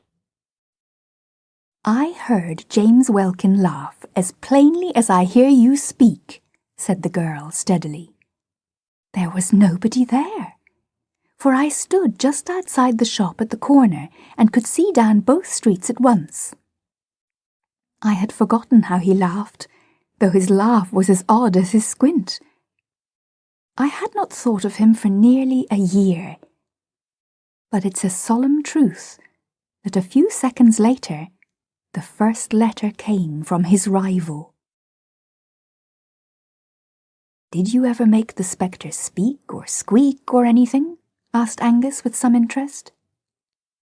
Laura suddenly shuddered, and then said with an unshaken voice, "Yes, just when I had finished reading the second letter from Isidore Smythe announcing his success, just then I heard Welkin say, 'He shan't have you, though.' It was quite plain, as if he were in the room. It is awful. I think I must be mad." "If you really were mad," said the young man, "you would think you must be sane. But certainly there seems to me to be something a little rum about this unseen gentleman. 2 heads are better than 1. I spare you allusions to any other organs, and really, if you would allow me, as a sturdy, practical man, to bring back the wedding cake out of the window." Even as he spoke, there was a sort of steely shriek in the street outside, and a small motor, driven at devilish speed, shot up to the door of the shop and stuck there. In the same flash of time, a small man in a shiny top hat stood stamping in the outer room. Angus, who had hitherto maintained hilarious ease from motives of mental hygiene, revealed the strain of his soul by striding abruptly out of the inner room and confronting the newcomer. A glance at him was quite sufficient to confirm the savage guesswork of a man in love. This very dapper but dwarfish figure, with the spike of black beard carried insolently forward, the clever, unrestful eyes, the neat but very nervous fingers, could be none other than the man just described to him, Isidore Smythe, who made dolls out of banana skins and matchboxes. Isidore Smythe, who made millions out of undrinking butlers and unflirting housemaids of metal. For a moment, the 2 men, instinctively understanding each other's air of possession, looked at each other with that curious cold generosity which is the soul of rivalry. Mr. Smythe, however, made no allusion to the ultimate ground of their antagonism, but said simply and explosively, "Has Miss Hope seen that thing on the window?" "On the window?" repeated the staring Angus. "There's no time to explain other things," said the small millionaire shortly. "There's some tomfoolery going on here that has to be investigated." He pointed his polished walking stick at the window, recently depleted by the bridal preparations of Mr. Angus, and that gentleman was astonished to see along the front of the glass a long strip of paper pasted, which had certainly not been on the window when he had looked through it some time before. Following the energetic Smythe outside into the street, he found that some 1.5 yards of stamp paper had been carefully gummed along the glass outside, and on this was written in straggly characters, "If you marry Smythe, he will die." "Laura," said Angus, putting his big red head into the shop, "you're not mad." "It's the writing of that fellow Welkin," said Smythe gruffly. "I haven't seen him for years, but he's always bothering me. 5 times in the last fortnight he's had threatening letters left at my flat, and I can't even find out who leaves them, let alone if it is Welkin himself. The porter of the flat swears that no suspicious characters have been seen, and here he has pasted up a sort of dado on a public shop window, while the people in the shop—" "Quite so," said Angus modestly. "While the people in the shop were having tea. Well, sir, I can assure you I appreciate your common sense in dealing so directly with the matter. We can talk about other things afterwards. The fellow cannot be very far off yet, for I swear there was no paper there when I went last to the window 10 or 15 minutes ago. On the other hand, he's too far off to be chased, as we don't even know the direction." If you'll take my advice, Mr. Smythe, you'll put this at once in the hands of some energetic inquiry man, private rather than public. I know an extremely clever fellow who has set up in business 5 minutes from here in your car. His name's Flambeau, and though his youth was a bit stormy, he's a strictly honest man now, and his brains are worth money. He lives in Lucknow Mansions, Hampstead." "That is odd," said the little man, arching his black eyebrows. "I live myself in Himalaya Mansions round the corner. Perhaps you might care to come with me. I can go to my rooms and sort out these queer Welkin documents while you run round and get your friend the detective." "You are very good," said Angus politely. "Well, the sooner we act, the better." Both men, with a queer kind of impromptu fairness, took the same sort of formal farewell of the lady, and both jumped into the brisk little car. As Smythe took the wheel, and they turned the great corner of the street, Angus was amused to see a gigantesque poster of Smythe's Silent Service, with a picture of a huge headless iron doll carrying a saucepan, with the legend, "A cook who is never cross." "I use them in my own flat," said the little black-bearded man, laughing, "partly for advertisement and partly for real convenience. Honestly, and all above board, those big clockwork dolls of mine do bring you coals or claret or a timetable quicker than any live servants I've ever known, if you know which knob to press. But I'll never deny, between ourselves, that such servants have their disadvantages too." "Indeed," said Angus. "Is there something they can't do?" "Yes," replied Smythe coolly. "They can't tell me who left those threatening letters at my flat." The man's motor was small and swift like himself. In fact, like his domestic service, it was of his own invention. If he was an advertising quack, he was one who believed in his own wares.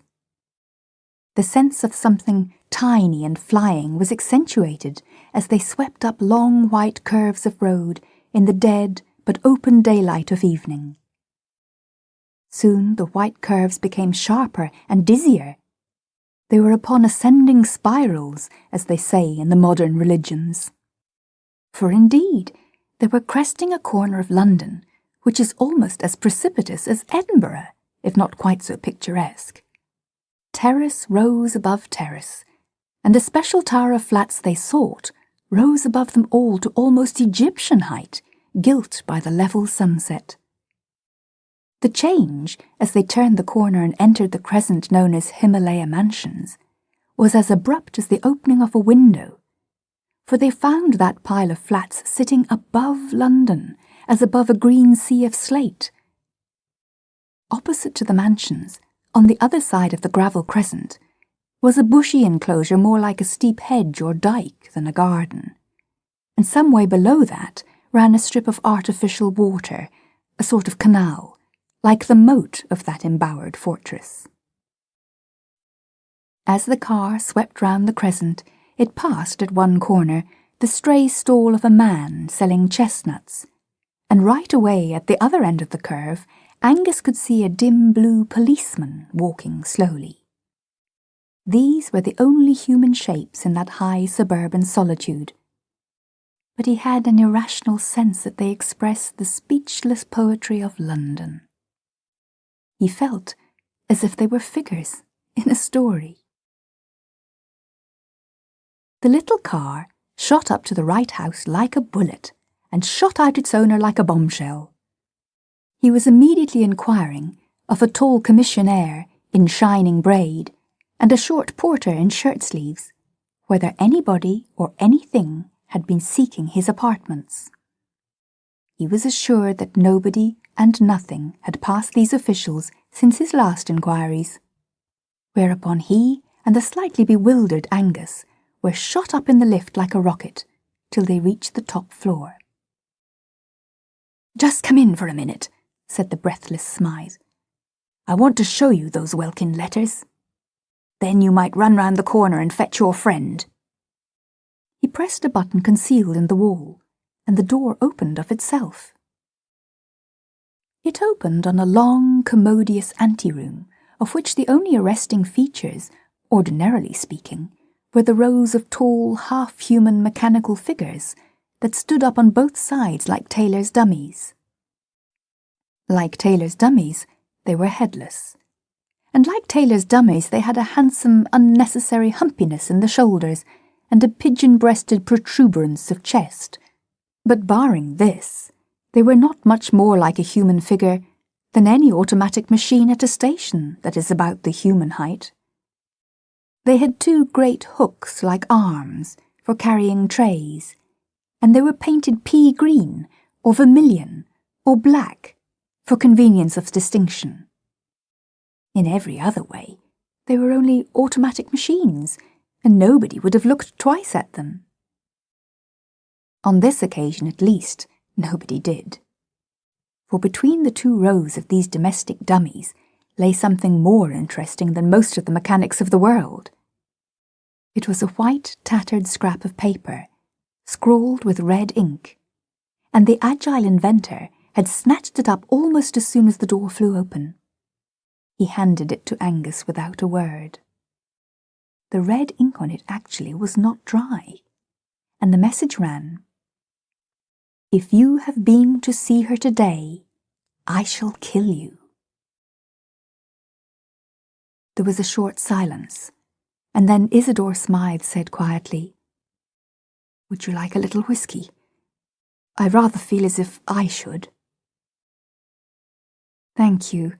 I should like a little flambeau," said Angus gloomily. "This business seems to me to be getting rather grave. I'm going round at once to fetch him." "Right you are," said the other with admirable cheerfulness. "Bring him round here as quick as you can." But as Angus closed the front door behind him, he saw Smythe push back a button, and one of the clockwork images glided from its place and slid along a groove in the floor, carrying a tray with siphon and decanter. There did seem something a trifle weird about leaving the little man alone among those dead servants who were coming to life as the door closed. 6 steps down from Smythe's landing, the man in shirt-sleeves was doing something with a pail. Angus stopped to extract a promise, fortified with a prospective bribe, that he would remain in that place until the return with the detective, and would keep count of any kind of stranger coming up those stairs. Dashing down to the front hall, he then laid similar charges of vigilance on the commissionaire at the front door, from whom he learned the simplifying circumstance that there was no back door. Not content with this, he captured the floating policeman and induced him to stand opposite the entrance and watch it, and finally paused an instant for a pennyworth of chestnuts and an inquiry as to the probable length of the merchant's stay in the neighbourhood. The chestnut seller, turning up the collar of his coat, told him he should probably be moving shortly, as he thought it was going to snow. Indeed, the evening was growing grey and bitter, but Angus, with all his eloquence, proceeded to nail the chestnut man to his post. "Keep yourself warm on your own chestnuts," he said earnestly. "Eat up your whole stock. I'll make it worth your while. I'll give you a sovereign if you'll wait here till I come back, and then tell me whether any man, woman, or child has gone into that house where the commissionaire is standing." He then walked away smartly, with a last look at the besieged tower. "I've made a ring round that room anyhow," he said. "They can't all 4 of them be Mr. Welkin's accomplices." Lucknow Mansions were, so to speak, on a lower platform of that hill of houses, of which Himalaya Mansions might be called the peak. Mr. Flambeau's semi-official flat was on the ground floor, and presented in every way a marked contrast to the American machinery and cold hotel-like luxury of the flat of the silent service. Flambeau, who was a friend of Angus, received him in a rococo artistic den behind his office, of which the ornaments were sabres, harquebuses, Eastern curiosities, flasks of Italian wine, savage cooking pots, a plumy Persian cat, and a small, dusty-looking Roman Catholic priest who looked particularly out of place. "This is my friend, Father Brown," said Flambeau. "I've often wanted you to meet him. Splendid weather, this. A little cold for southerners like me."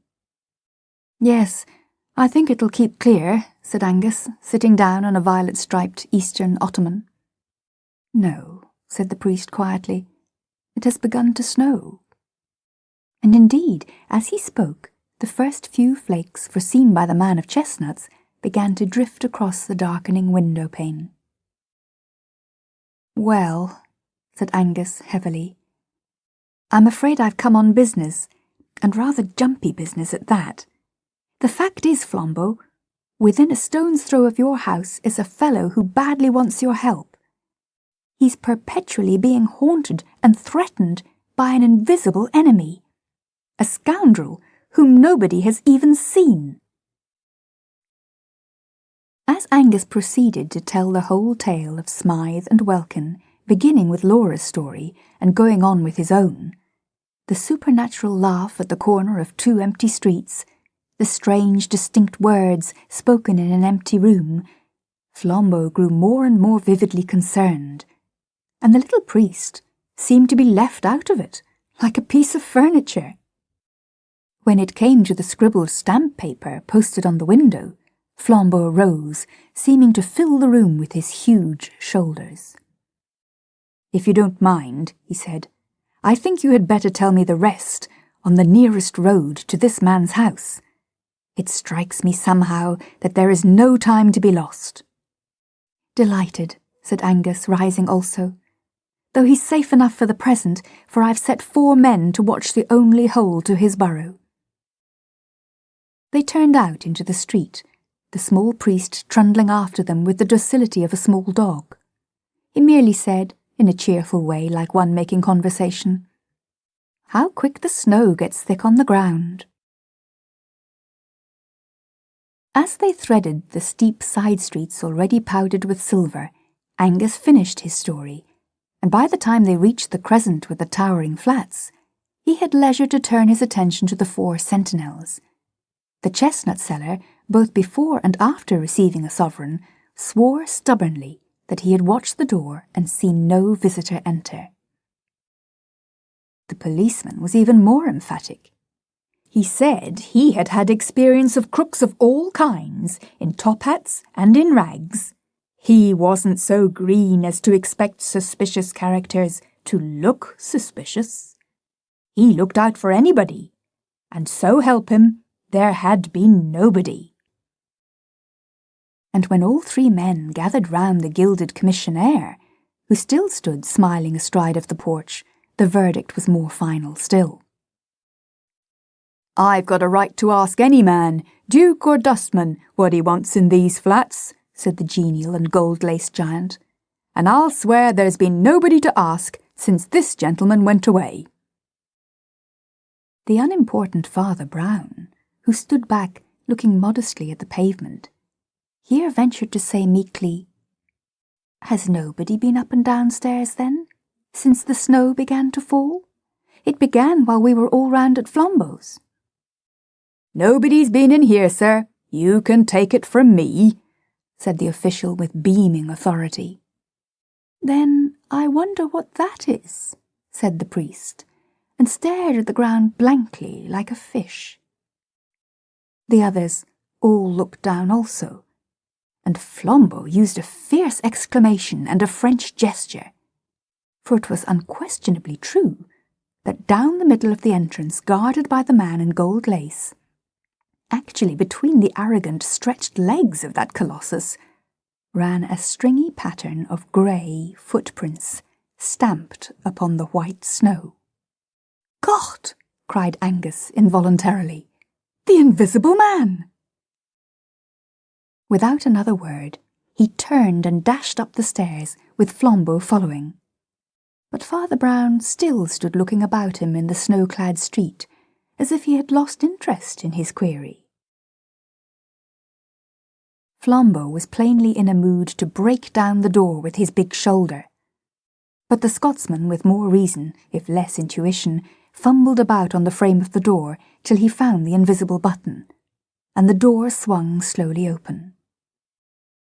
It showed substantially the same serried interior. The hall had grown darker, though it was still struck here and there with the last crimson shafts of sunset, and one or two of the headless machines had been moved from their places for this or that purpose, and stood here and there about the twilit place.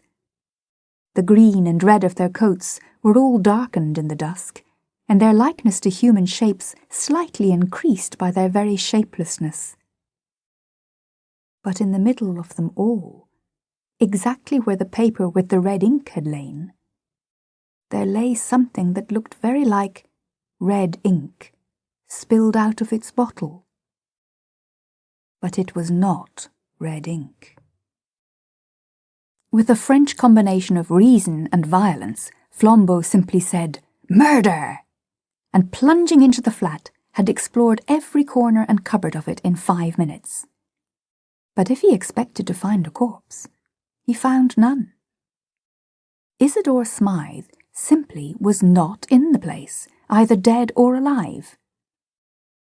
After the most tearing search, the two men met each other in the outer hall with streaming faces and staring eyes. "My friend," said Flambeau, talking French in his excitement, "not only is your murderer invisible, but he makes invisible also the murdered man." Angus looked round at the dim room full of dummies, and in some Celtic corner of his Scotch soul a shudder started. One of the life-size dolls stood immediately overshadowing the bloodstain, summoned perhaps by the slain man an instant before he fell. One of the high-shouldered hooks that served the thing for arms was a little lifted, and Angus had suddenly the horrid fancy that poor Smythe's own iron child had struck him down. Matter had rebelled, and these machines had killed their master. But even so, what had they done with him? "Eaten him?" said the nightmare at his ear, and he sickened for an instant at the idea of rent human remains absorbed and crushed into all the acephalous clockwork. He recovered his mental health by an emphatic effort, and said to Flambeau, "Well, there it is. The poor fellow has evaporated like a cloud, and left a red streak on the floor. The tale does not belong to this world."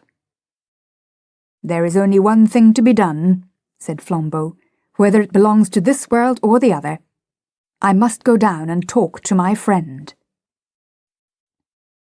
They descended, passing the man with the pail, who again asseverated that he had let no intruder pass, down to the commissionaire and the hovering chestnut man, who rightly reasserted their own watchfulness.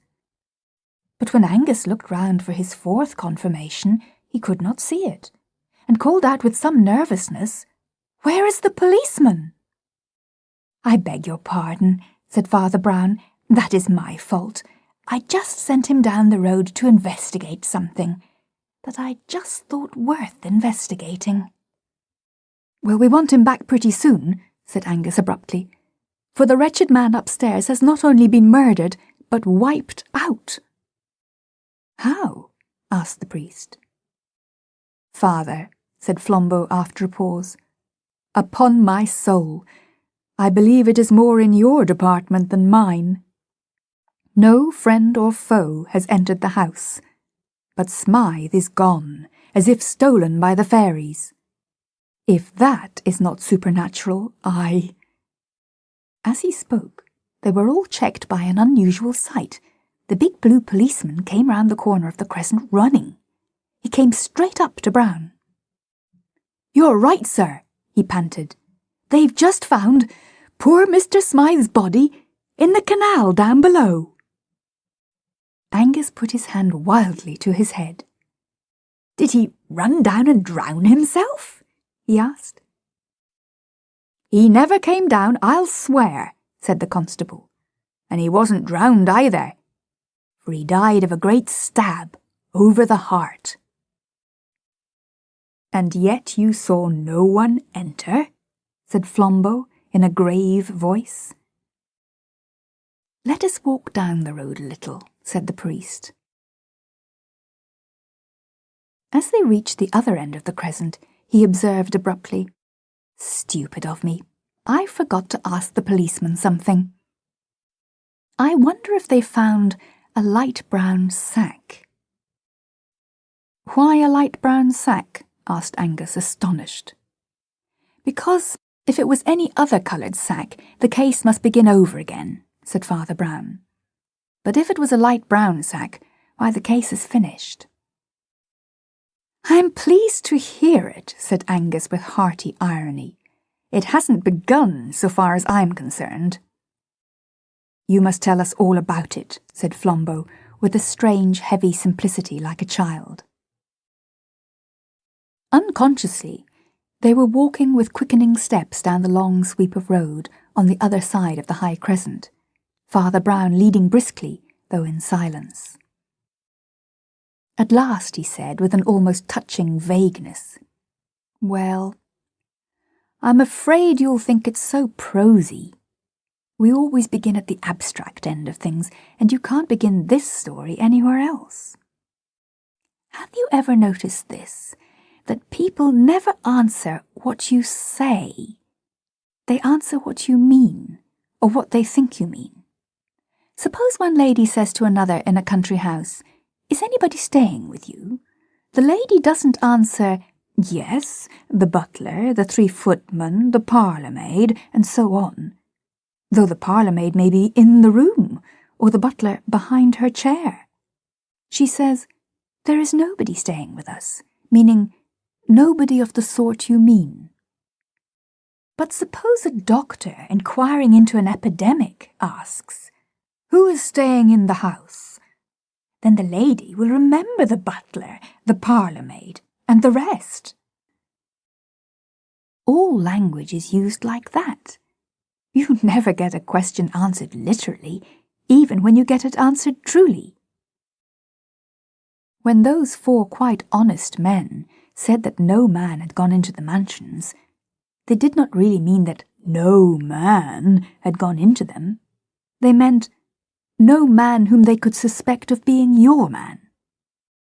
A man did go into the house, and did come out of it, but they never noticed him." "An invisible man?" inquired Angus, raising his red eyebrows. "A mentally invisible man," said Father Brown. A minute or two after, he resumed in the same unassuming voice, like a man thinking his way. "Of course you can't think of such a man until you do think of him. That's where his cleverness comes in.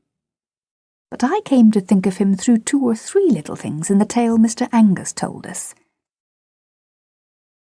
First, there was the fact that this Welkin went for long walks, and then there was the vast lot of stamp paper on the window. And then, most of all, there were the 2 things the young lady said, things that couldn't be true.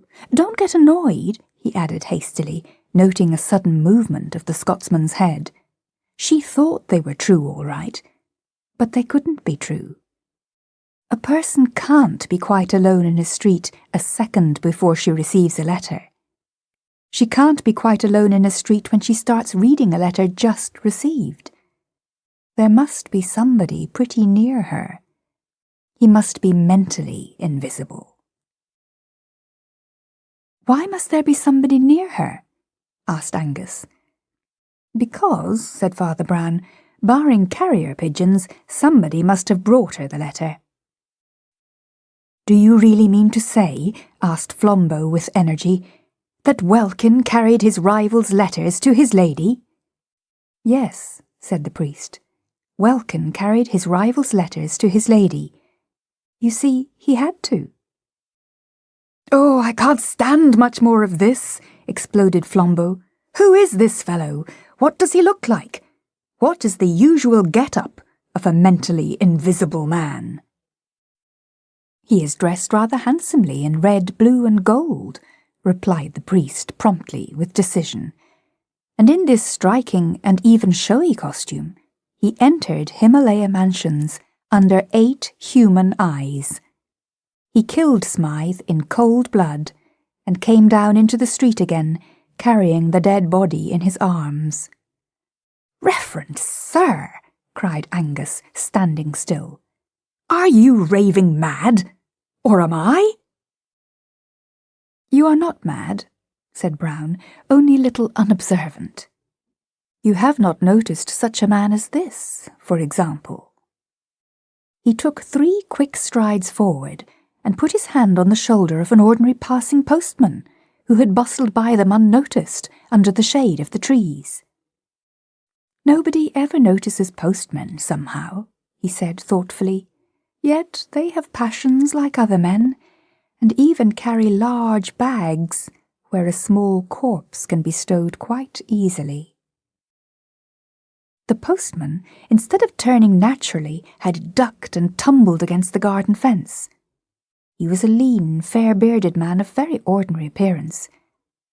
But as he turned an alarmed face over his shoulder, all 3 men were fixed with an almost fiendish squint.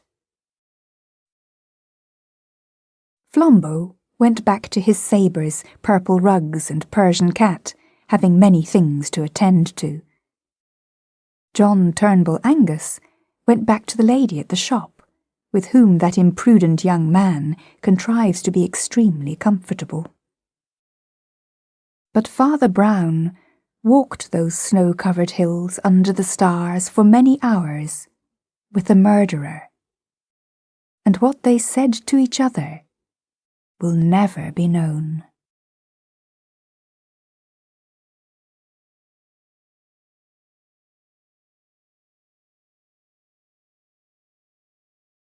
The 4 suspects. The conversation hovered round undiscovered and unpunished crimes. Everyone in turn vouchsafed their opinion. Colonel Bantry, his plump, amiable wife, Jane Hillier, Dr. Lloyd, and even old Miss Marple. The one person who did not speak was the one best fitted, in most people's opinion, to do so. Sir Henry Clithering, ex-Commissioner of Scotland Yard, sat silent, twisting his moustache, or rather stroking it, and half smiling, as though at some inward thought that amused him. "Sir Henry," said Mrs. Bantry at last, "if you don't say something I shall scream. Are there a lot of crimes that go unpunished, or are there not?" "You're thinking of newspaper headlines, Mrs. Bantry. Scotland Yard at fault again, and a list of unsolved mysteries to follow." "Which really, I suppose, form a very small percentage of the whole," said Dr. Lloyd. "Yes, that is so. The hundreds of crimes that are solved and the perpetrators punished are seldom held in song. But that isn't quite the point at issue, is it? When you talk of undiscovered crimes and unsolved crimes, you are talking of 2 different things. In the first category come all the crimes that Scotland Yard never hears about, the crimes that no one even knows have been committed." "But I suppose there aren't very many of those," said Mrs. Bantry. "Aren't there?" "Sir Henry, you don't mean there are?" "I should think," said Miss Marple thoughtfully, "that there must be a very large number." The charming old lady with her old-world unruffled air made her statement in a tone of the utmost placidity. "My dear Miss Marple," said Colonel Bantry. "Of course," said Miss Marple, "a lot of people are stupid, and stupid people get found out, whatever they do. But there are quite a number of people who aren't stupid, and one shudders to think of what they might accomplish unless they had very strongly rooted principles." "Yes," said Sir Henry, "there are a lot of people who aren't stupid. How often does some crime come to light simply by reason of a bit of unmitigated bungling, and each time one asks oneself the question, if this hadn't been bungled, would anybody ever have known?" "But that's very serious, Clithering," said Colonel Bantry, "very serious indeed." "Is it?" What do you mean, is it? Of course it's serious. You say crime goes unpunished, but does it? Unpunished by the law, perhaps, but cause and effect work outside the law. To say that every crime brings its own punishment is by way of being a platitude, and yet, in my opinion, nothing can be truer. Perhaps, said Colonel Bantry, but that doesn't alter the seriousness, the seriousness. He paused, rather at a loss. Sir Henry Tithering smiled. 99 people out of 100 are doubtless of your way of thinking, he said, but you know, it isn't really guilt that's important. It's innocence. That's the thing that nobody will realise. I don't understand, said Jane Hillier. I do, said Miss Marple. When Mrs. Trent found half a crown missing from her bag, the person it affected most was the Daily woman, Mrs. Arthur. Of course the Trents thought it was her, but being kindly people, and knowing that she had a large family and a husband who drinks, well, they naturally didn't want to go to extremes, but they felt differently towards her, and they didn't leave her in charge of the house when they went away, which made a great difference to her, and other people began to get a feeling about her too. And then it suddenly came out that it was the governess. Mrs. Trent saw her through a door reflected in a mirror.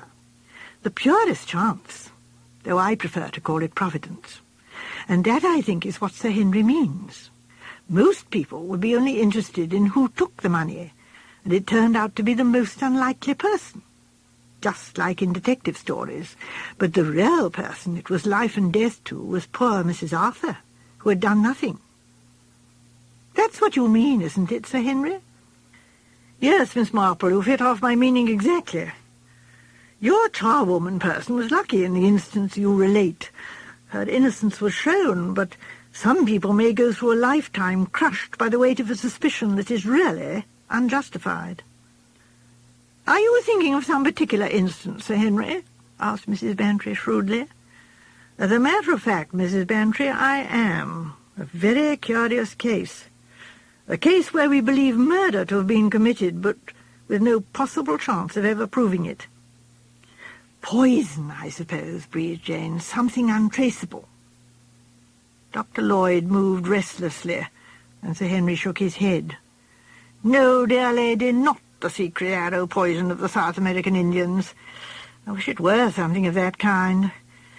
We have to deal with something much more prosaic, so prosaic, in fact, that there is no hope of bringing the deed home to its perpetrator. An old gentleman who fell downstairs and broke his neck. One of those regrettable accidents which happen every day. But what happened, really? Who can say? Sir Henry shrugged his shoulders. A push from behind? A piece of cotton or string tied across the top of the stairs and carefully removed afterwards? That we shall never know.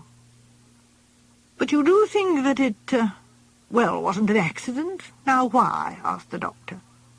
That's rather a long story, but, yes, we're pretty sure. As I said, there's no chance of being able to bring the deed home to anyone. The evidence would be too flimsy. But there's the other aspect of the case, the one I was speaking about. You see, there were 4 people who might have done the trick. One's guilty, but the other 3 are innocent. And unless the truth is found out, those 3 are going to remain under the terrible shadow of doubt. I think, said Mrs. Bantry, that you'd better tell us your long story. Well, I needn't make it so very long, after all, said Sir Henry. I can at any rate condense the beginning. That deals with a German secret society, the Schwarzhands, something after the lines of the Camorra, or what is most people's idea of the Camorra. A scheme of blackmail and terrorization.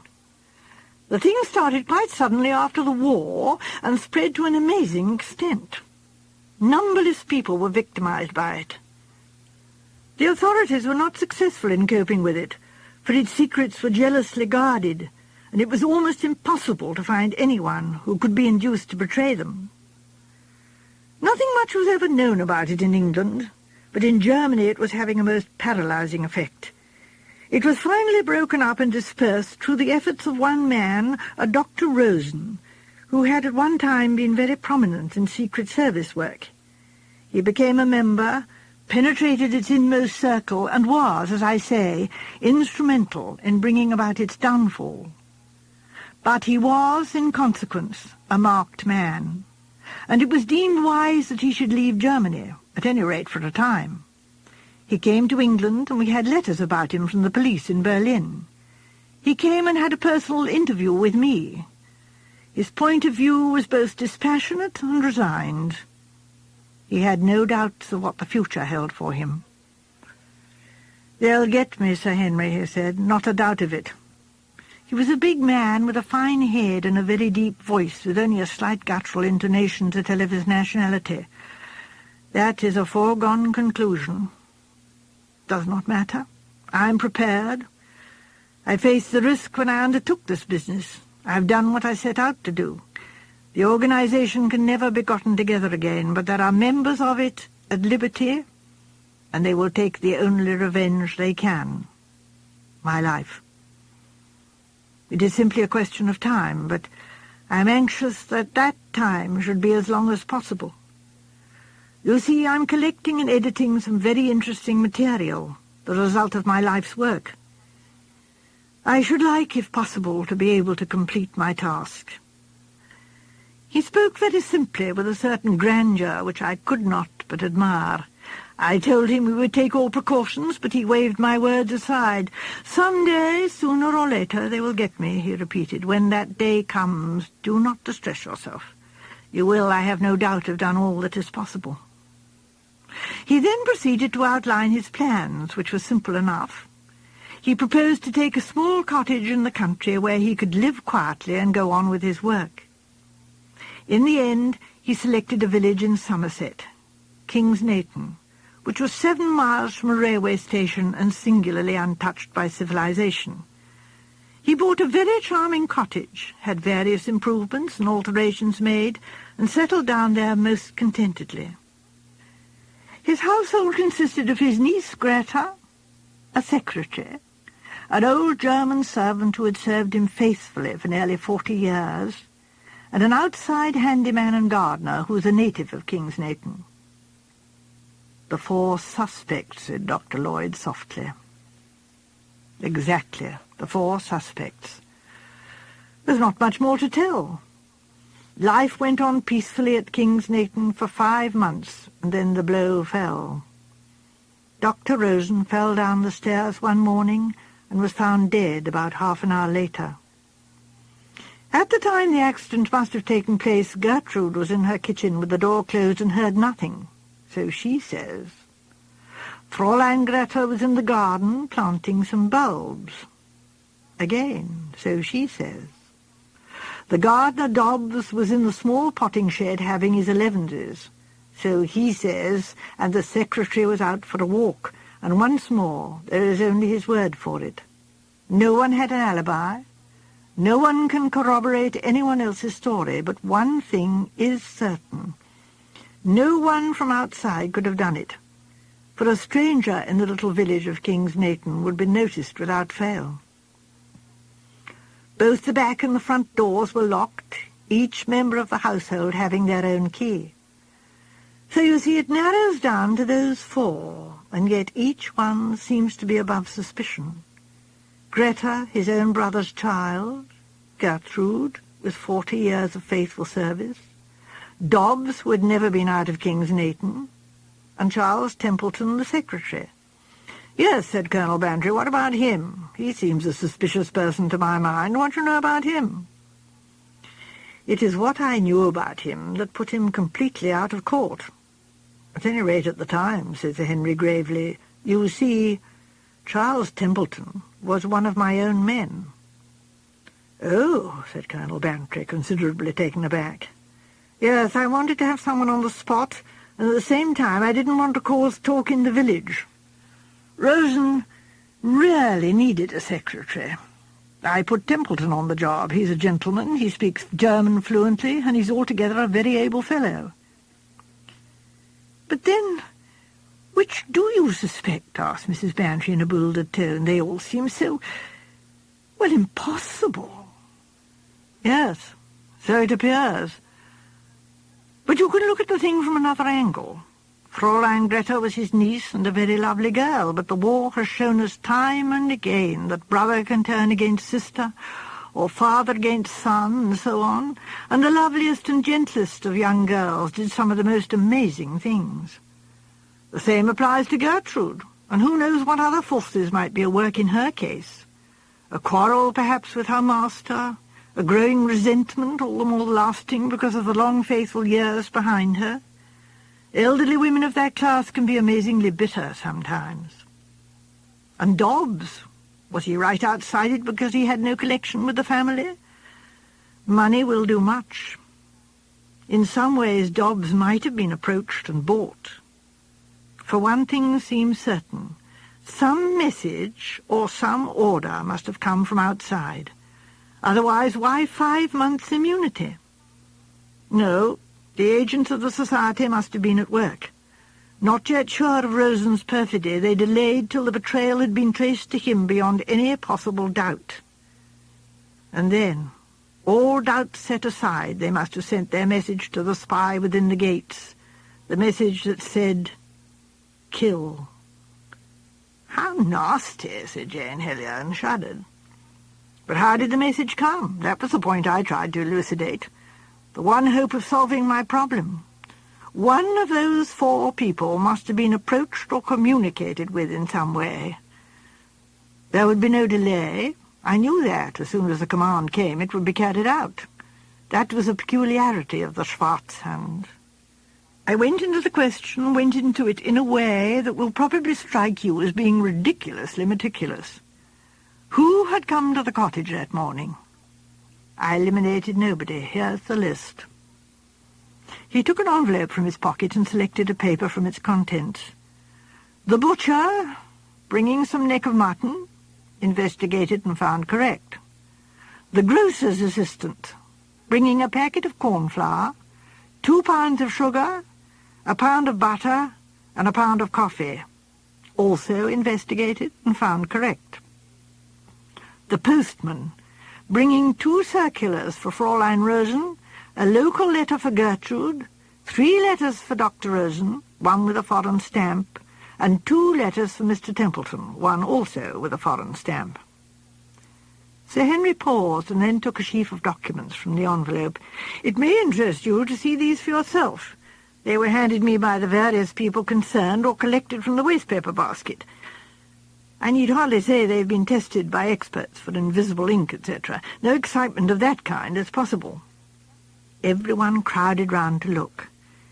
The catalogues were respectively from a nurseryman and from a prominent London fur establishment. The 2 bills addressed to Dr. Rosen were a local one for seeds for the garden and one from a London stationery firm. The latter, addressed to him, ran as follows. "My dear Rosen, just back from Dr. Helmut Spath's. I saw Edgar Jackson the other day. He and Amos Perry have just come back from Tsingtao. In all honesty, I can't say I envy them the trip. Let me have news of you soon. As I said before, beware of a certain person. You know who I mean, though you don't agree. Yours, Georgina." Mr. Templeton's mail consisted of this bill, which, as you see, is an account rendered from his tailor, and a letter from a friend in Germany, went on Sir Henry. The latter, unfortunately, he tore up whilst out on his walk. Finally, we have the letter received by Gertrude. "Dear Mrs. Schwartz, we are hoping as how you'll be able to come to the social on Friday evening. The vicar says as he hopes you will, one and all being welcome. The recipe for the ham was very good, and I thanks you for it. Hoping as this finds you well, and that we shall see you Friday, I remain, yours faithfully, Emma Green." Dr. Lloyd smiled a little over this and said to Mrs. Bantry, "I think the last letter can be put out of court," said Dr. Lloyd. "I thought the same," said Sir Henry, "but I took the precaution of verifying that there was a Mrs. Green at the church social. One can't be too careful, you know." "That's what our friend Miss Marple always says," said Dr. Lloyd, smiling. "You're lost in a daydream, Miss Marple. What are you thinking out?" Miss Marple gave a start. "Oh, "So stupid of me," she said. "I was just wondering why the word honesty in Dr. Rosen's letter was spelt with a capital H." Mrs. Bantry picked it up. "So it is," she said. "Oh." "Yes, dear," said Miss Marple. "I thought you'd notice." "There's a definite warning in that letter," said Colonel Bantry. "That's the first thing that caught my attention. I noticed more than you think. Yes, a definite warning. Against whom?" "There is rather a curious point about that letter," said Sir Henry. "According to Templeton, Dr. Rosen opened the letter at breakfast and tossed it across to him, saying he didn't know who the fellow was from Adam." "But it wasn't a fellow," said Jane Hellier. "It was signed Georgina." "It's difficult to say which it is," said Dr. Lloyd. "It might be Georgie, but it certainly looks more like Georgina. Only it strikes me that the writing is a man's." "You know, that's interesting," said Colonel Bantry, his tossing it across the table like that and pretending he knew nothing about it. "Wanted to watch somebody's face. Whose face? The girl's or the man's?"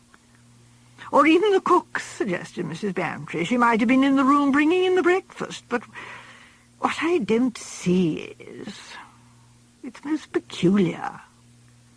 She frowned over the letter. Miss Marple drew closer to her.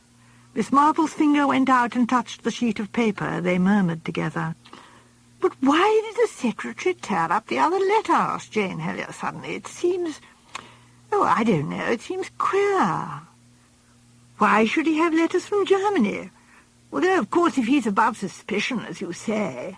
"But Sir Henry didn't say that," said Miss Marple, quickly looking up from her murmured conference with Mrs. Bantry. "He said 4 suspects. So that shows that he includes Mr. Templeton. I'm right, am I not, Sir Henry?" "Yes, Miss Marple, I've learned one thing through bitter experience.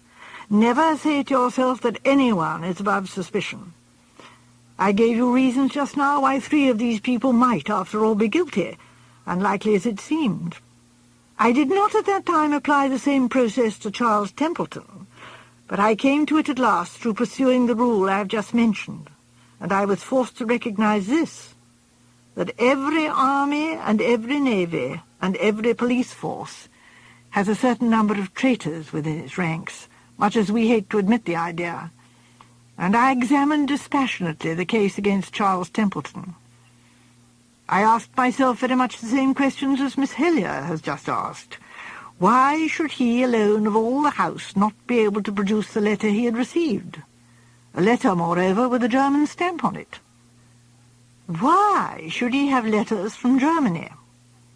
The last question was an innocent one, and I actually put it to him. His reply came simply enough. His mother's sister was married to a German. The letter had been from a German girl cousin. So I learned something I did not know before, that Charles Templeton had relations with people in Germany, and that put him definitely on the list of suspects. Very much so. He is my own man, a lad I've always liked and trusted, but in common justice and fairness I must admit that he heads that list. But there it is. I do not know. I do not know. And in all probability I never shall know. It's not a question of punishing a murderer. It's a question that seems to me 100 times more important. It is the blighting, perhaps, of an honourable man's whole career, because of suspicion, a suspicion that I dare not disregard. Miss Marple coughed and said gently, Then, Sir Henry, if I understand you rightly, it is this young Mr. Templeton only who is so much on your mind." "Yes, in a sense. It should, in theory, be the same for all 4, but that is not actually the case. Dobbs, for instance, suspicion may attach to him in my mind, but it will not actually affect his career. Nobody in the village has ever had any idea that old Dr. Rosen's death was anything but an accident. Gertrude is slightly more affected, must make, for instance, a difference in Fräulein Rosen's attitude towards her, but that possibly is not of great importance to her. As for Greta Rosen, well, here we come to the crux of the matter. Greta is a very pretty girl, and Charles Templeton is a good-looking young man, and for 5 months they were thrown together with no outer distractions. The inevitable happened. They fell in love with each other, even if they did not come to the point of admitting the fact in words. And then the catastrophe happens. It is 3 months ago now, and a day or two after I returned, that Greta Rosen came to see me. She had sold the cottage and was returning to Germany, having finally settled up her uncle's affairs. She came to me personally, although she knew I had retired, because it was really about a personal matter she wanted to see me. She beat about the bush a little, but at last it all came out. What did I think? That letter with the German stamp. She had worried about it and worried about it, the one Charles had torn up. Was it all right? Surely it must be all right. Of course she believed his story, but, oh, if she only knew. If she knew for certain. You see? The same feeling, the wish to trust, but the horrible lurking suspicion thrust resolutely to the back of her mind, but persisting nevertheless. I spoke to her with absolute frankness and asked her to do the same. I asked her whether she had been on the point of caring for Charles and he for her. "I think so," she said. "Oh, yes, I know it was so. We were so happy. Every day passed so contentedly. We knew, we both knew. There was no hurry. There was all the time in the world. Some day he would tell me that he loved me, and I should tell him that I, too. But you can guess. And now it is all changed. A black cloud has come between us. We are constrained when we meet. We do not know what to say. It's perhaps the same with him as with me. We are each saying to ourselves, 'If I were sure.' That is why, Sir Henry, I beg of you to say to me, 'You may be sure whoever killed your uncle, it was not Charles Templeton.' Say it to me. Oh, say it to me, I beg, I beg." "And damn it all," cried Sir Henry, bringing down his fist with a bang on the table, "I couldn't say it to her. They'll drift farther and farther apart, those two, with suspicion like a ghost between them. A ghost that can't be laid."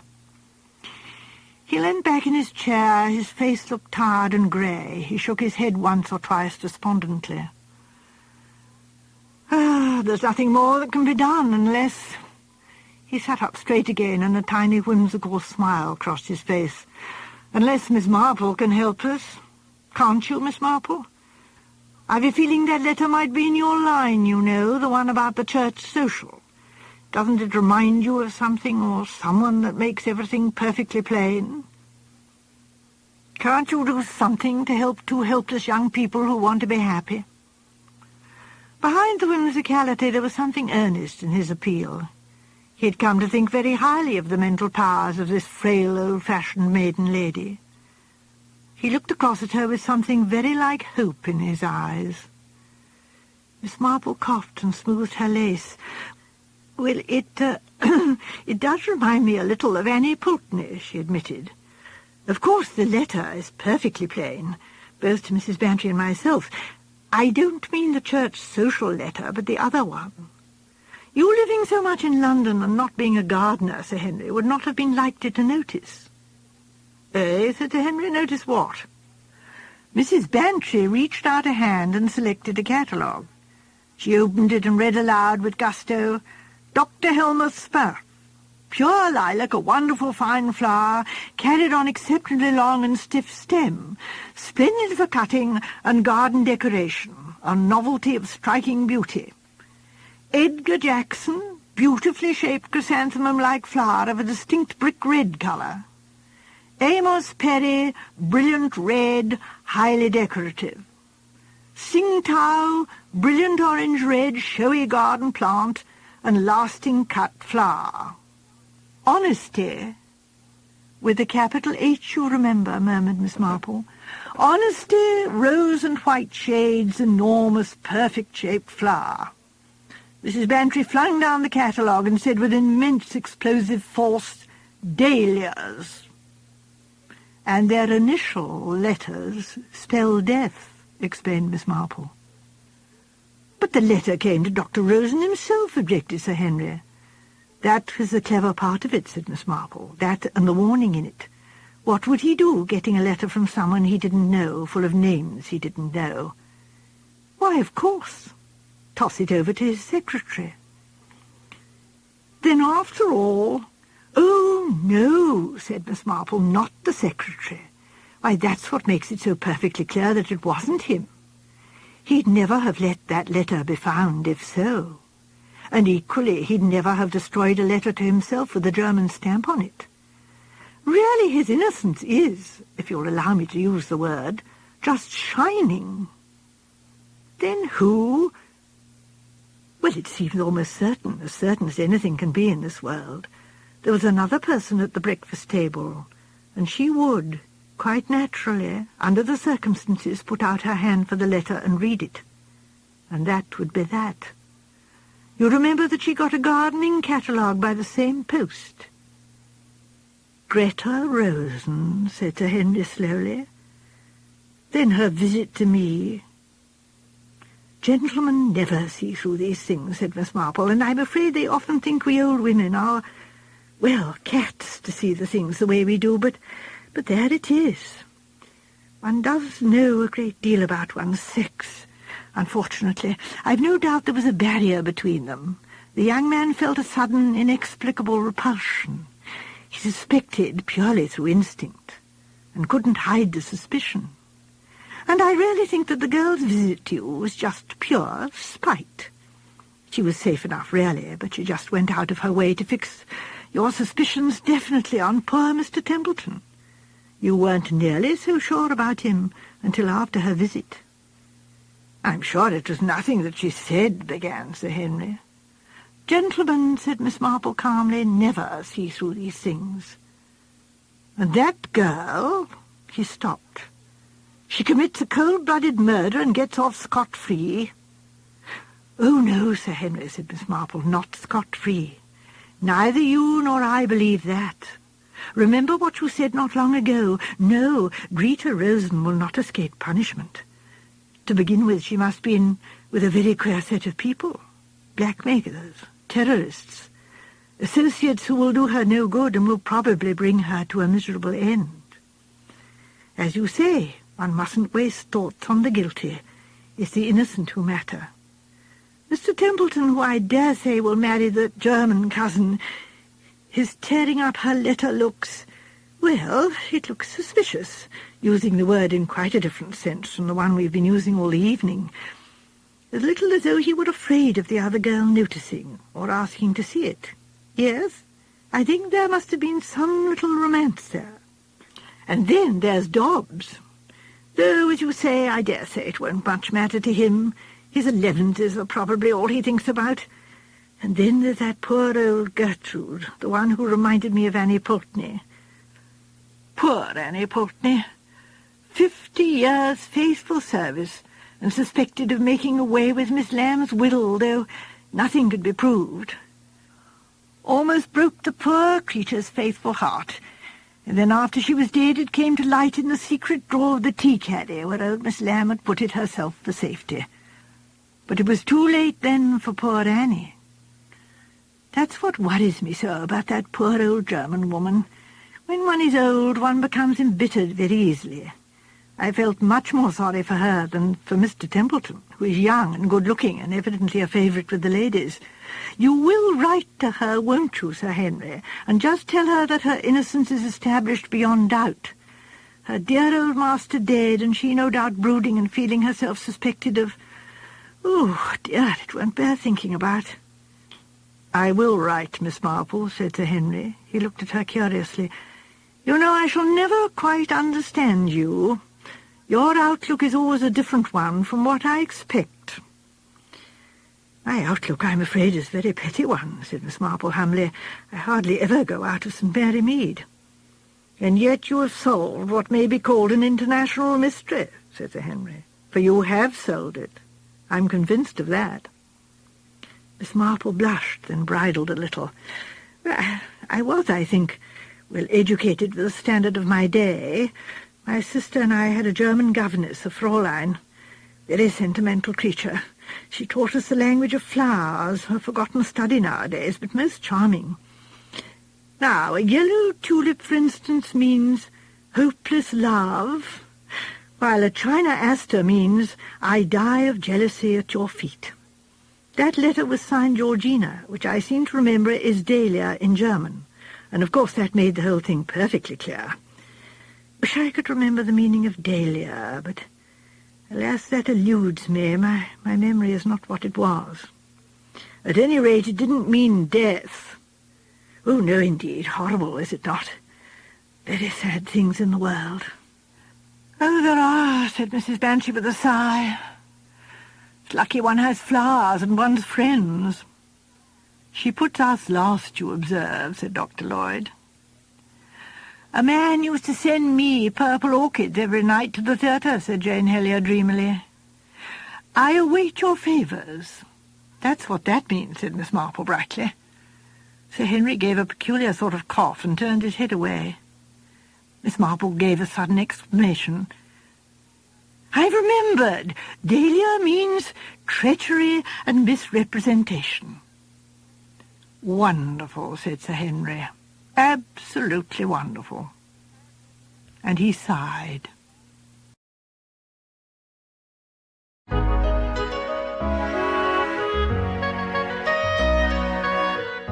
The Engineer's Thumb.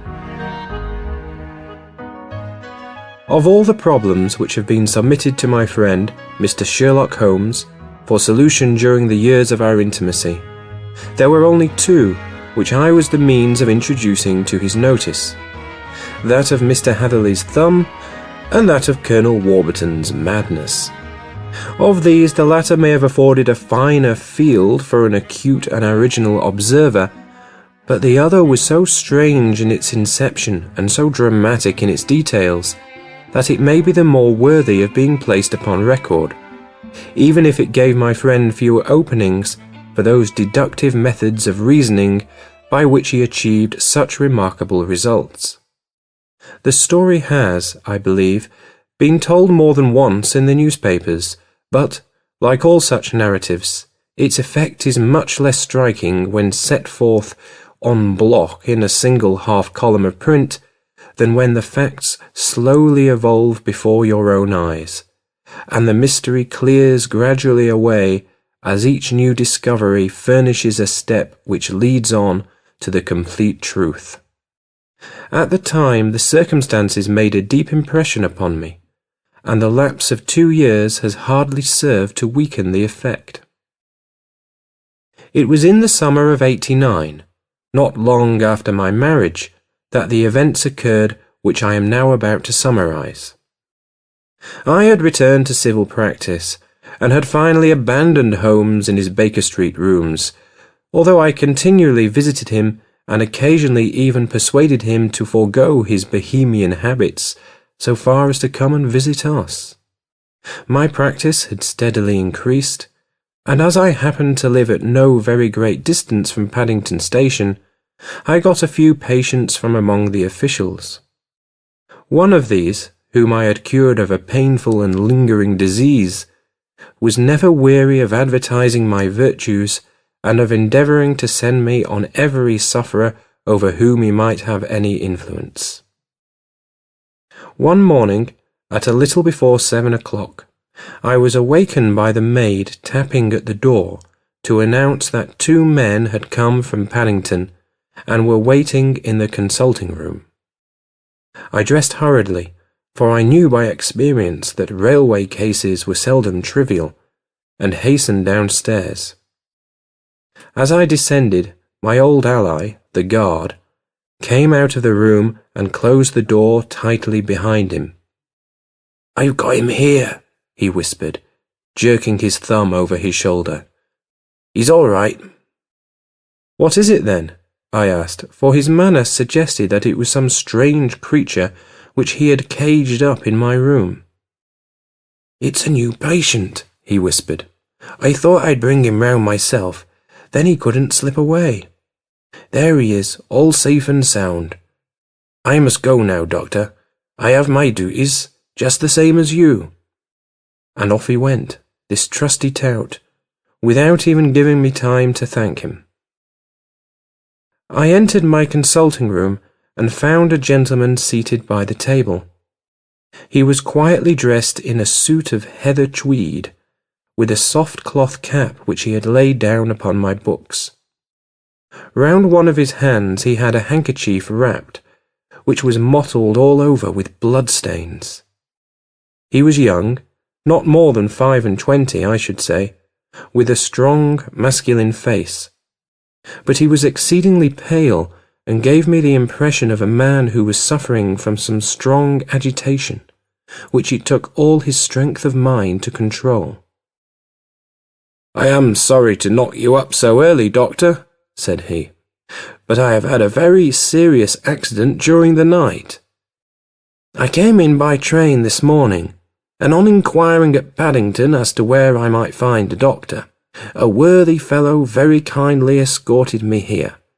I gave the maid a card, but I see that she has left it upon the side table." I took it up and glanced at it. "Mr. Victor Hatherley, Hydraulic Engineer, 16A, Victoria Street, 3rd floor." That was the name, style, and abode of my morning visitor. "I regret that I have kept you waiting," said I, sitting down in my library chair. "You are fresh from a night journey, I understand, which is in itself a monotonous occupation." "Oh, my night could not be called monotonous," said he, and laughed. He laughed very heartily, with a high, ringing note, leaning back in his chair and shaking his sides. All my medical instincts rose up against that laugh. "Stop it," I cried. "Pull yourself together." And I poured out some water from a carafe.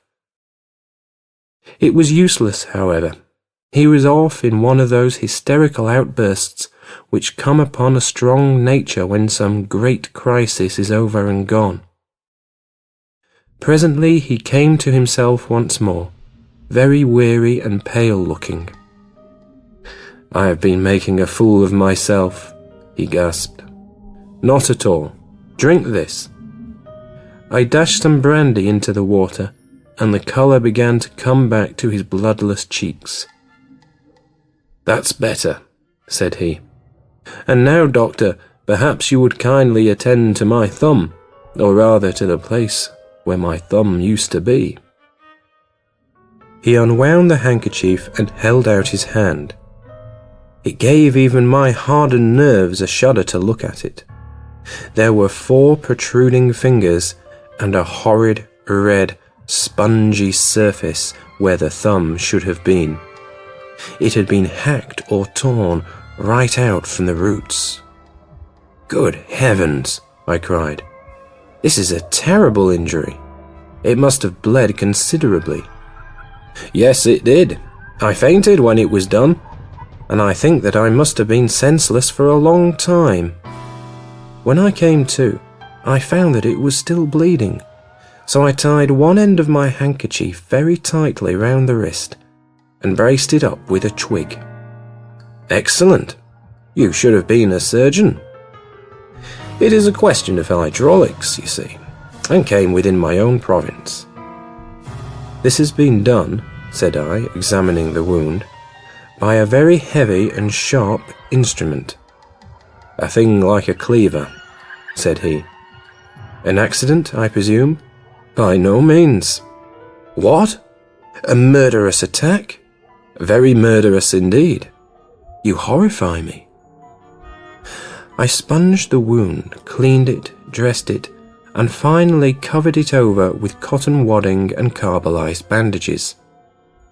He lay back without wincing, though he bit his lip from time to time. "How is that?" I asked when I had finished. "Capital. Between your brandy and your bandage, I feel a new man. I was very weak, but I have had a good deal to go through." "Perhaps you had better not speak of the matter. It is evidently trying to your nerves." "Oh no, not now. I shall have to tell my tale to the police. But between ourselves, if it were not for the convincing evidence of this wound of mine, I should be surprised if they believed my statement, for it is a very extraordinary one, and I have not much in the way of proof with which to back it up.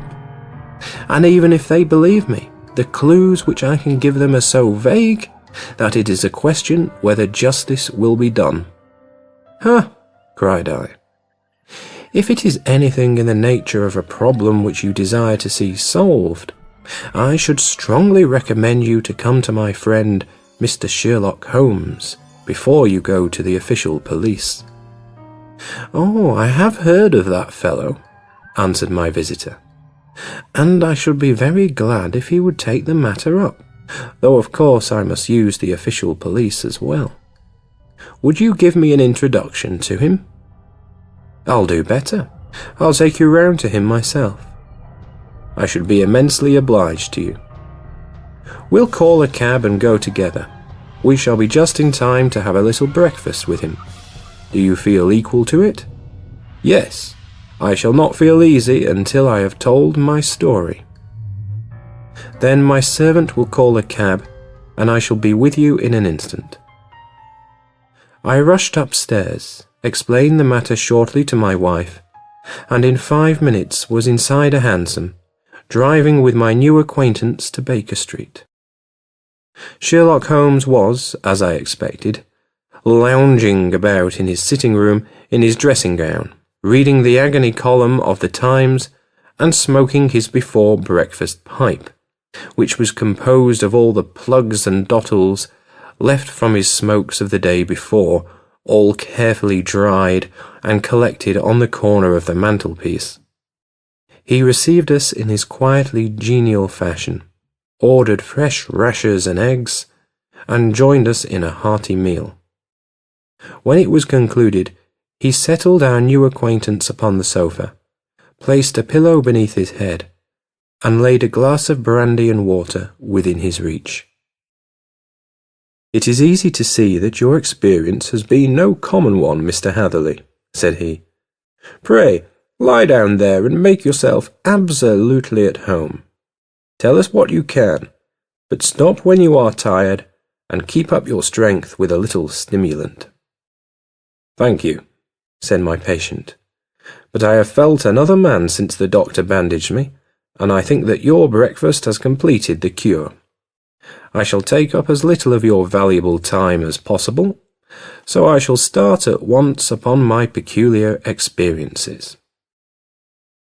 Holmes sat in his big armchair with the weary, heavy-lidded expression which veiled his keen and eager nature, while I sat opposite to him, and we listened in silence to the strange story which our visitor detailed to us. "You must know," said he, "that I am an orphan and a bachelor, residing alone in lodgings in London. By profession I am a hydraulic engineer, and I have had considerable experience of my work during the 7 years that I was apprenticed to Venner and Matheson, the well-known firm of Greenwich. 2 years ago, having served my time, and having also come into a fair sum of money through my poor father's death, I determined to start in business for myself and took professional chambers in Victoria Street. I suppose that everyone finds his first independent start in business a dreary experience. To me it has been exceptionally so. During 2 years I have had 3 consultations and 1 small job, and that is absolutely all that my profession has brought me. My gross takings amount to £27 10 shillings. Every day, from 9 in the morning until 4 in the afternoon, I waited in my little den, until at last my heart began to sink, and I came to believe that I should never have any practice at all. Yesterday, however, just as I was thinking of leaving the office, my clerk entered to say there was a gentleman waiting who wished to see me upon business. He brought up a card, too, with the name of Colonel Lysander Stark engraved upon it. Close at his heels came the Colonel himself, a man rather over the middle size, but of an exceeding thinness. I do not think that I have ever seen so thin a man. his whole face sharpened away into nose and chin, and the skin of his cheeks was drawn quite tense over his outstanding bones. Yet this emaciation seemed to be his natural habit, and due to no disease, for his eye was bright, his step brisk, and his bearing assured. He was plainly but neatly dressed, and his age, I should judge, would be nearer 40 than 30. "Mr. Hatherley," said he, with something of a German accent, "you have been recommended to me, Mr. Hatherley, as being a man who is not only proficient in his profession, but is also discreet and capable of preserving a secret." I bowed, feeling as flattered as any young man would at such an address. "May I ask who it was who gave me so good a character?" "Well, perhaps it is better that I should not tell you that just at this moment. I have it from the same source that you are both an orphan and a bachelor, and are residing alone in London." "That is quite correct," I answered. "But you will excuse me if I say that I cannot see how all this bears upon my professional qualifications. I understand that it was on a professional matter that you wished to speak to me." "Undoubtedly so. But you will find that all I say is really to the point. I have a professional commission for you, but absolute secrecy is quite essential. Absolute secrecy, you understand, and of course we may expect that more from a man who is alone than from one who lives in the bosom of his family." "If I promise to keep a secret," said I, "you may absolutely depend upon my doing so." He looked very hard at me as I spoke, and it seemed to me that I had never seen so suspicious and questioning an eye. "Do you promise, then?" said he at last. "Yes, I promise." "Absolute and complete silence before, during, and after? No reference to the matter at all, either in word or writing?" "I have already given you my word." "Very good." He suddenly sprang up, and darting like lightning across the room, he flung open the door. The passage outside was empty. "That's all right," said he, coming back. "I know the clerks are sometimes curious as to their master's affairs. Now we can talk in safety." He drew up his chair very close to mine and began to stare at me again with the same questioning and thoughtful look. A feeling of repulsion and of something akin to fear had begun to rise within me at the strange antics of this fleshless man. Even my dread of losing a client could not restrain me from showing my impatience. "I beg that you will state your business, sir," said I. "My time is of value." Heaven forgive me for that last sentence, but the words came to my lips. "How would 50 guineas for a night's work suit you?" he asked. "Most admirably." "I say a night's work, but an hour's would be nearer the mark. I simply want your opinion about a hydraulic stamping machine which has got out of gear. If you show us what is wrong, we shall soon set it right ourselves. What do you think of such a commission as that?" "The work appears to be light and the pay munificent." "Precisely so. We shall want you to come tonight by the last train." "Where to?" "To Ayford, in Berkshire. It is a little place near the borders of Oxfordshire, and within 7 miles of Reading. There is a train from Paddington which would bring you there at about 11:15. "Very good. I shall come down in a carriage to meet you." "There is a drive, then?" "Yes, our little place is quite out in the country. It is a good 7 miles from Ayford station." "Then we can hardly get there before midnight. I suppose there would be no chance of a train back. I should be compelled to stop the night." Yes, we could easily give you a shakedown. That is very awkward. Could I not come at some more convenient hour? We have judged it best that you should come late. It is to recompense you for any inconvenience that we are paying to you, a young and unknown man, a fee which would buy an opinion from the very heads of your profession. Still, of course, if you would like to draw out of the business, there is plenty of time to do so. I thought of the 50 guineas, and of how very useful they would be to me. Not at all, said I. I shall be very happy to accommodate myself to your wishes. I should like, however, to understand a little more clearly what it is that you wish me to do. Quite so. It is very natural that the pledge of secrecy which we have exacted from you should have aroused your curiosity. I have no wish to commit you to anything without your having it all laid before you. I suppose that we are absolutely safe from eavesdroppers? Entirely. Then the matter stands thus. You are probably aware that Fuller's earth is a valuable product, and that it is only found in 1 or 2 places in England. I have heard so. Some little time ago I bought a small place, a very small place, within 10 miles of Reading. I was fortunate enough to discover that there was a deposit of Fuller's earth in one of my fields. On examining it, however, I found that this deposit was a comparatively small one, and that it formed a link between 2 very much larger ones upon the right and left, both of them, however, in the grounds of my neighbours. These good people were absolutely ignorant that their land contained that which was quite as valuable as a gold mine. Naturally, it was to my interest to buy their land before they discovered its true value. But unfortunately, I had no capital by which I could do this.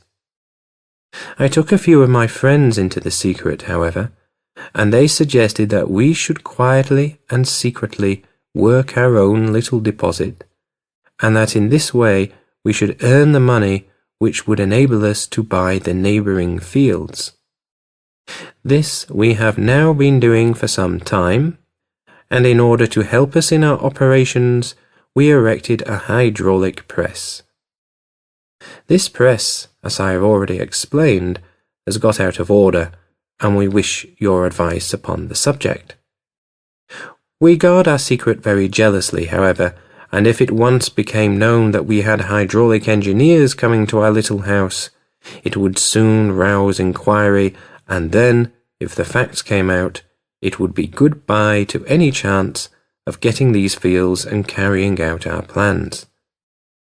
That is why I have made you promise me that you will not tell a human being that you are going to Ayford tonight. I hope that I make it all plain? I quite follow you, said I.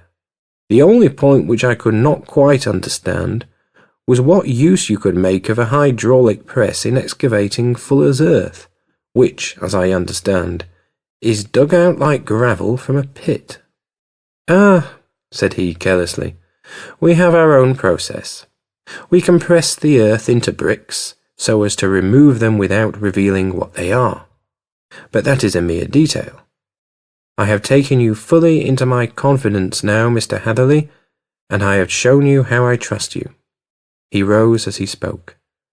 I shall expect you then at Ayford at 11:15. I shall certainly be there. And not a word to a soul. He looked at me with a last long questioning gaze, and then pressing my hand in a cold, dank grasp, he hurried from the room. Well, when I came to think it all over in cold blood, I was very much astonished, as you may both think, at this sudden commission which had been entrusted to me.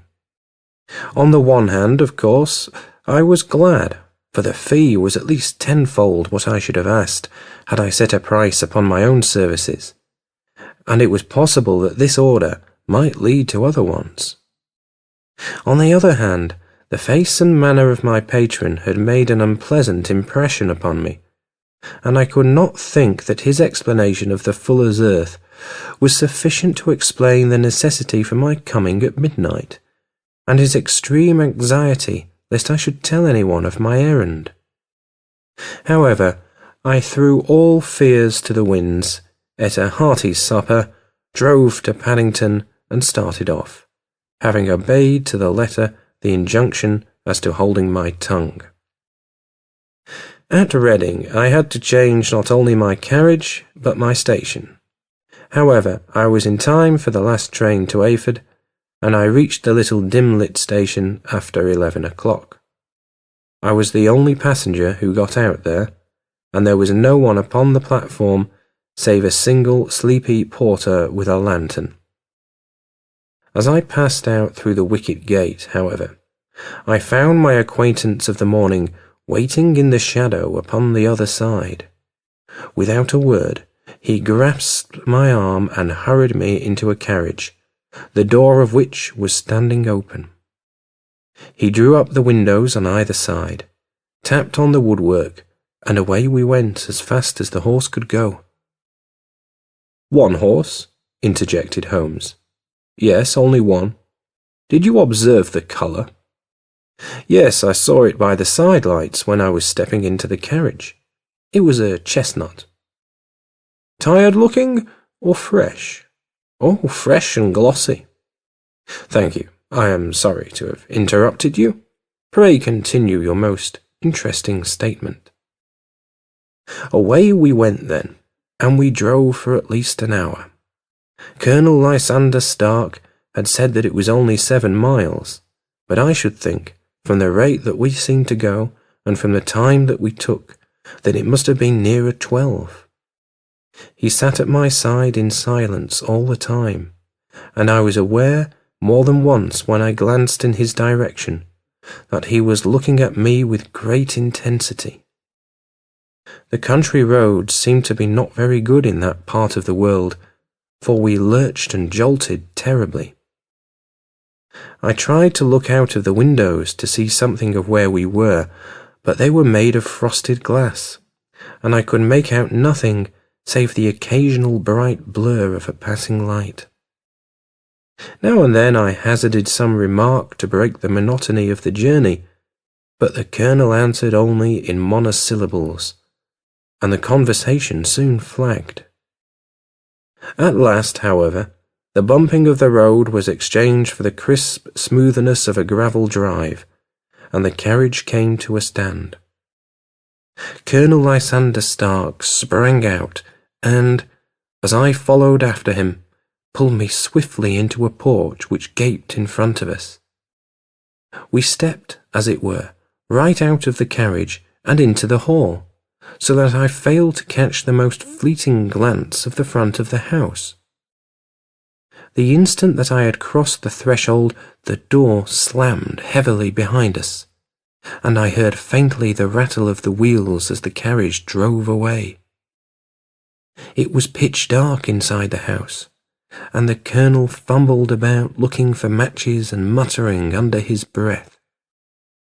Suddenly, a door opened at the other end of the passage, and a long golden bar of light shot out in our direction.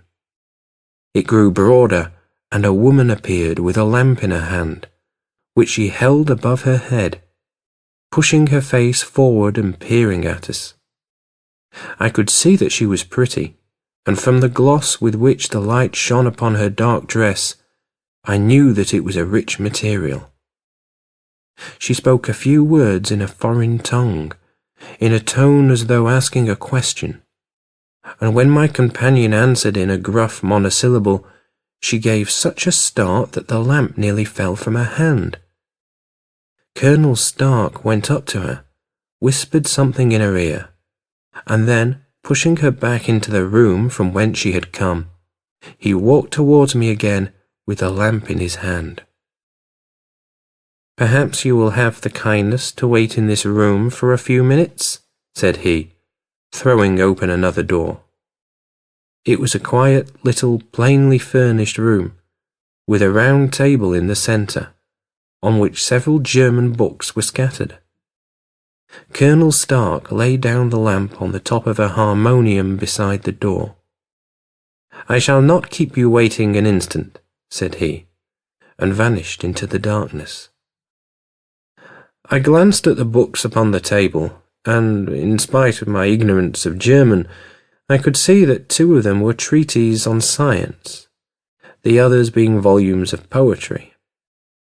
Then I walked across to the window, hoping that I might catch some glimpse of the countryside, but an oak shutter, heavily barred, was folded across it. It was a wonderfully silent house. There was an old clock ticking loudly somewhere in the passage, but otherwise everything was deadly still. A vague feeling of uneasiness began to steal over me. Who were these German people, and what were they doing living in this strange, out-of-the-way place? And where was the place? I was 10 miles or so from Ayford. That was all I knew. But whether north, south, east or west, I had no idea. For that matter, Reading, and possibly other large towns, were within that radius, so the place might not be so secluded after all. Yet it was quite certain, from the absolute stillness, that we were in the country. I paced up and down the room, humming a tune under my breath to keep up my spirits, and feeling that I was thoroughly earning my 50-guinea fee. Suddenly, without any preliminary sound in the midst of the utter stillness, the door of my room swung slowly open. The woman was standing in the aperture, the darkness of the hall behind her, the yellow light from my lamp beating upon her eager and beautiful face. I could see at a glance that she was sick with fear, and the sight sent a chill to my own heart. She held up one shaking finger to warn me to be silent, and she shot a few whispered words of broken English at me, her eyes glancing back like those of a frightened horse into the gloom behind her. "I would go," said she, trying hard, as it seemed to me, to speak calmly. "I would go. I should not stay here. There is no good for you to do." "But, madam," said I have not yet done what I came for. I cannot possibly leave until I have seen the machine." "It is not worth your while to wait," she went on. "You can pass through the door. No one hinders." And then, seeing that I smiled and shook my head, she suddenly threw aside her constraint and made a step forward with her hands wrung together. "For the love of heaven," she whispered, "get away from here before it is too late." But I am somewhat headstrong by nature, and the more ready to engage in an affair when there is some obstacle in the way. I thought of my 50-guinea fee, of my wearisome journey, and of the unpleasant night which seemed to be before me. Was it all to go for nothing? Why should I slink away without having carried out my commission, and without the payment which was my due? This woman might, for all I knew, be a monomaniac.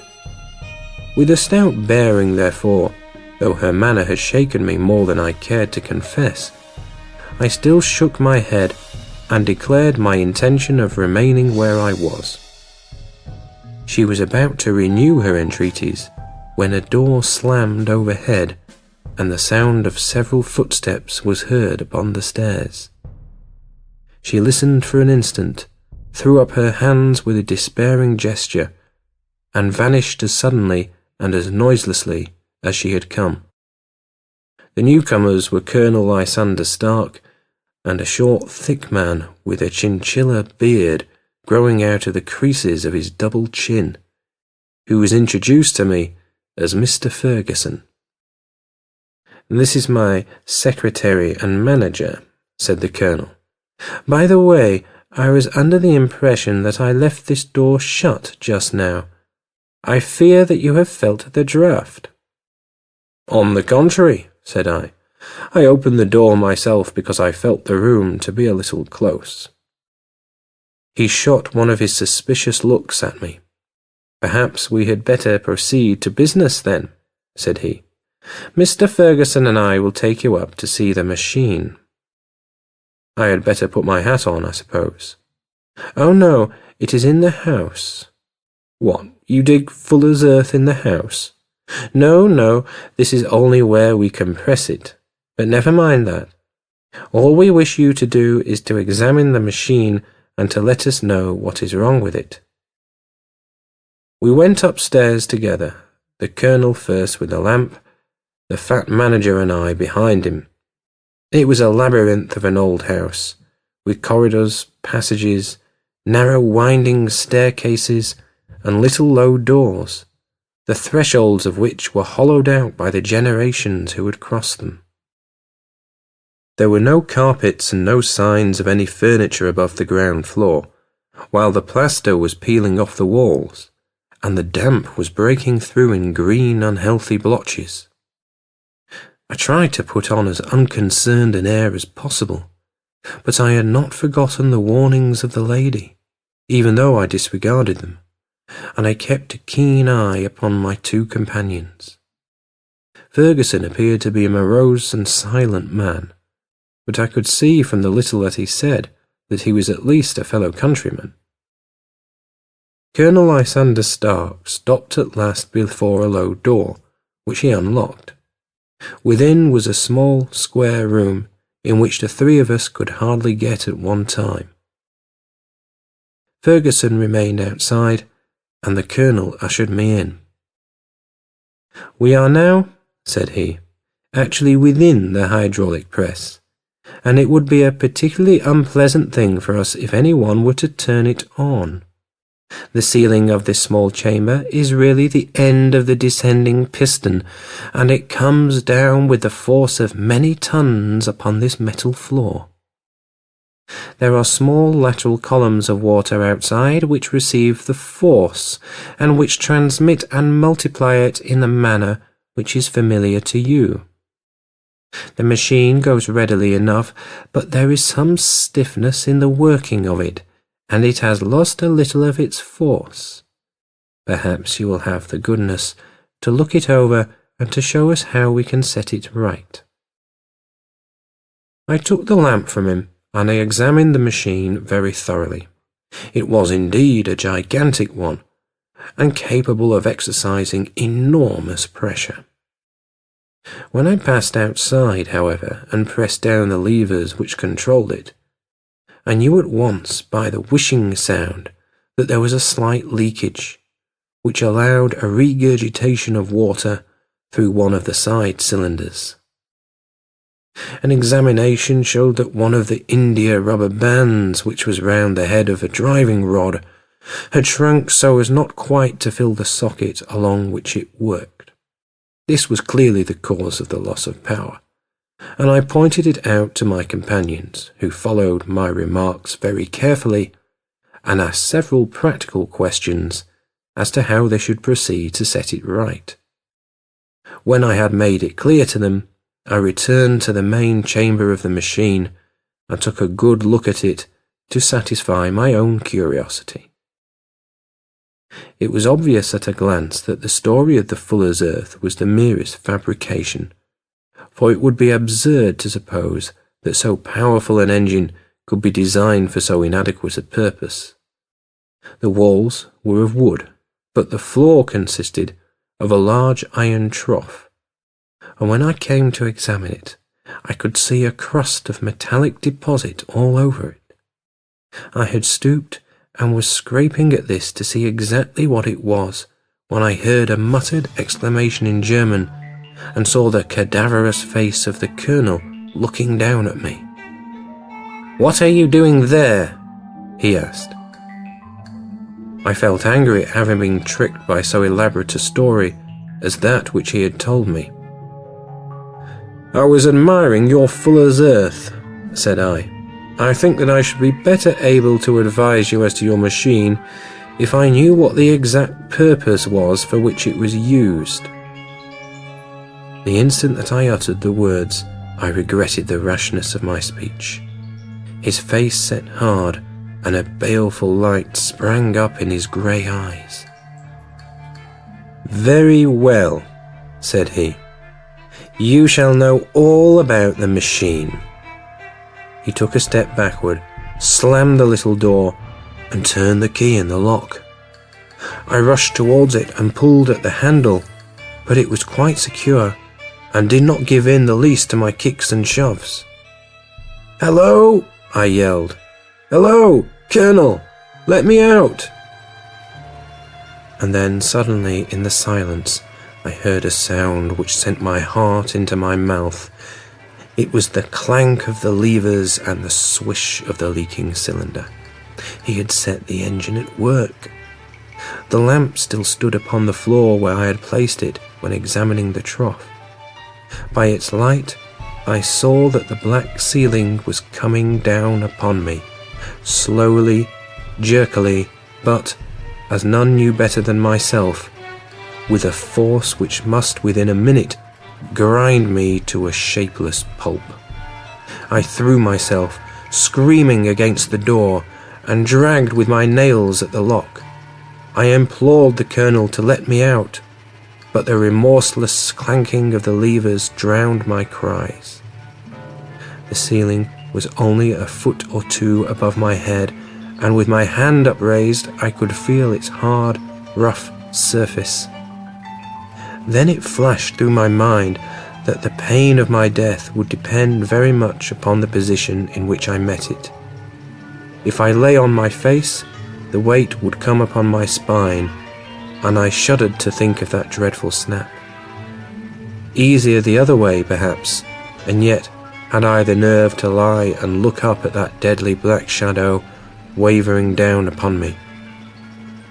Already I was unable to stand erect, when my eye caught something which brought a gush of hope back to my heart. I have said that though the floor and ceiling were of iron, the walls were of wood.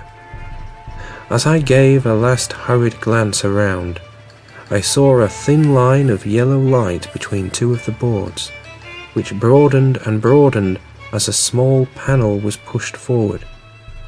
For an instant I could hardly believe that here was indeed a door which led away from death.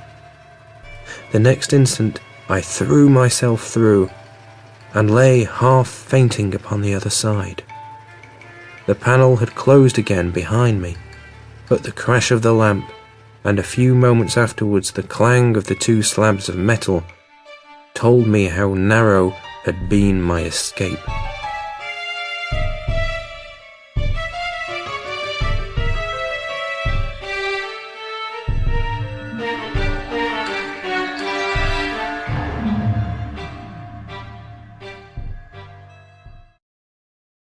I was recalled to myself by a frantic plucking at my wrist, and I found myself lying upon the stone floor of a narrow corridor, while a woman bent over me and tugged at me with her left hand, while she held a candle in her right. It was the same good friend whose warning I had so foolishly rejected. "Come, come," she cried breathlessly. "They will be here in a moment. They will see that you are not there. Oh, do not waste the so precious time, but come."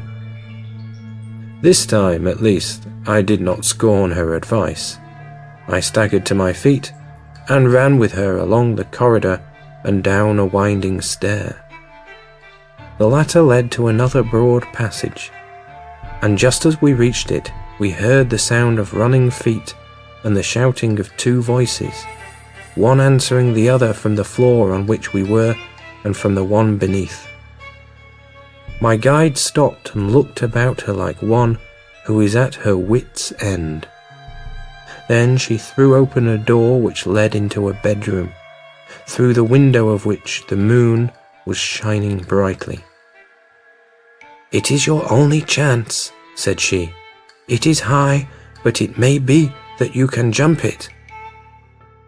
As she spoke, a light sprang into view at the further end of the passage, and I saw the lean figure of Colonel Lysander Stark, rushing forward with a lantern in one hand and a weapon like a butcher's cleaver in the other. I rushed across the bedroom, flung open the window, and looked out.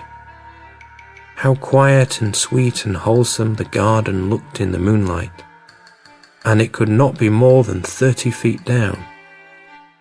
I clambered out upon the sill, but I hesitated to jump until I should have heard what passed between my saviour and the ruffian who pursued me. If she were ill-used, then at any risks I was determined to go back to her assistance.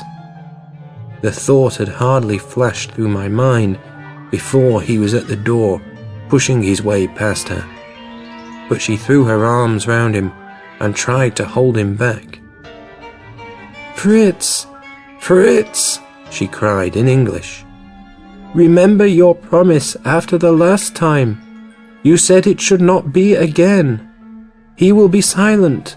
Oh, he will be silent." "You are mad, Elise," he shouted, struggling to break away from her. "You will be the ruin of us. He has seen too much. Let me pass, I say."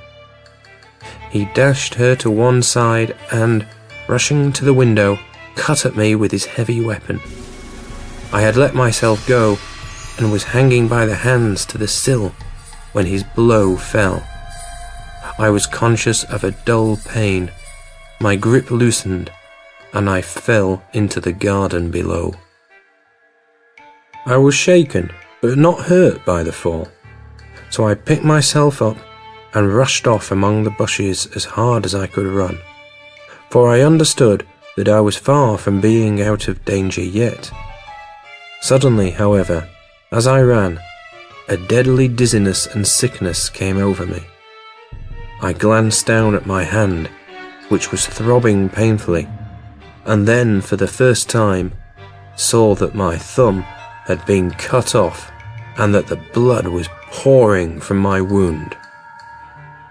I endeavoured to tie my handkerchief around it, but there came a sudden buzzing in my ears, and next moment I fell in a dead faint among the rose bushes. How long I remained unconscious I cannot tell. It must have been a very long time, for the moon had sunk and a bright morning was breaking when I came to myself. My clothes were all sodden with dew, and my coat sleeve was drenched with blood from my wounded thumb. The smarting of it recalled in an instant all the particulars of my night's adventure, and I sprang to my feet with the feeling that I might hardly yet be safe from my pursuers. But to my astonishment, when I came to look round me, neither house nor garden were to be seen. I had been lying in an angle of the hedge close by the high road, and just a little lower down was a long building, which proved, upon my approaching it, to be the very station at which I had arrived upon the previous night. Were it not for the ugly wound upon my hand, all that had passed during those dreadful hours might have been an evil dream. Half dazed, I went into the station and asked about the morning train. There would be one to Reading in less than an hour. The same porter was on duty, I found, as had been there when I arrived. I inquired of him whether he had ever heard of Colonel Lysander Stark. The name was strange to him. Had he observed a carriage the night before waiting for me? No, he had not. Was there a police station anywhere near? There was one about 3 miles off. It was too far for me to go, weak and ill as I was. I determined to wait until I got back to town before telling my story to the police. It was a little past 6 when I arrived, so I went first to have my wound dressed, and then the doctor was kind enough to bring me along here. I put the case into your hands, and shall do exactly what you advise. We both sat in silence for some little time after listening to this extraordinary narrative. Then Sherlock Holmes pulled down from the shelf one of the ponderous commonplace books in which he placed his cuttings. "Here is an advertisement which will interest you," said he. "It appeared in all the papers about a year ago. Listen to this. Lost. On the 9th instance, Mr. Jeremiah Hayling, aged 26, a hydraulic engineer. Left his lodgings at 10 o'clock at night and has not been heard of since. Was dressed in etc., etc. That represents the last time that the Colonel needed to have his machine overhauled, I fancy." "Good heavens," cried my patient. "Then that explains what the girl said." "Undoubtedly.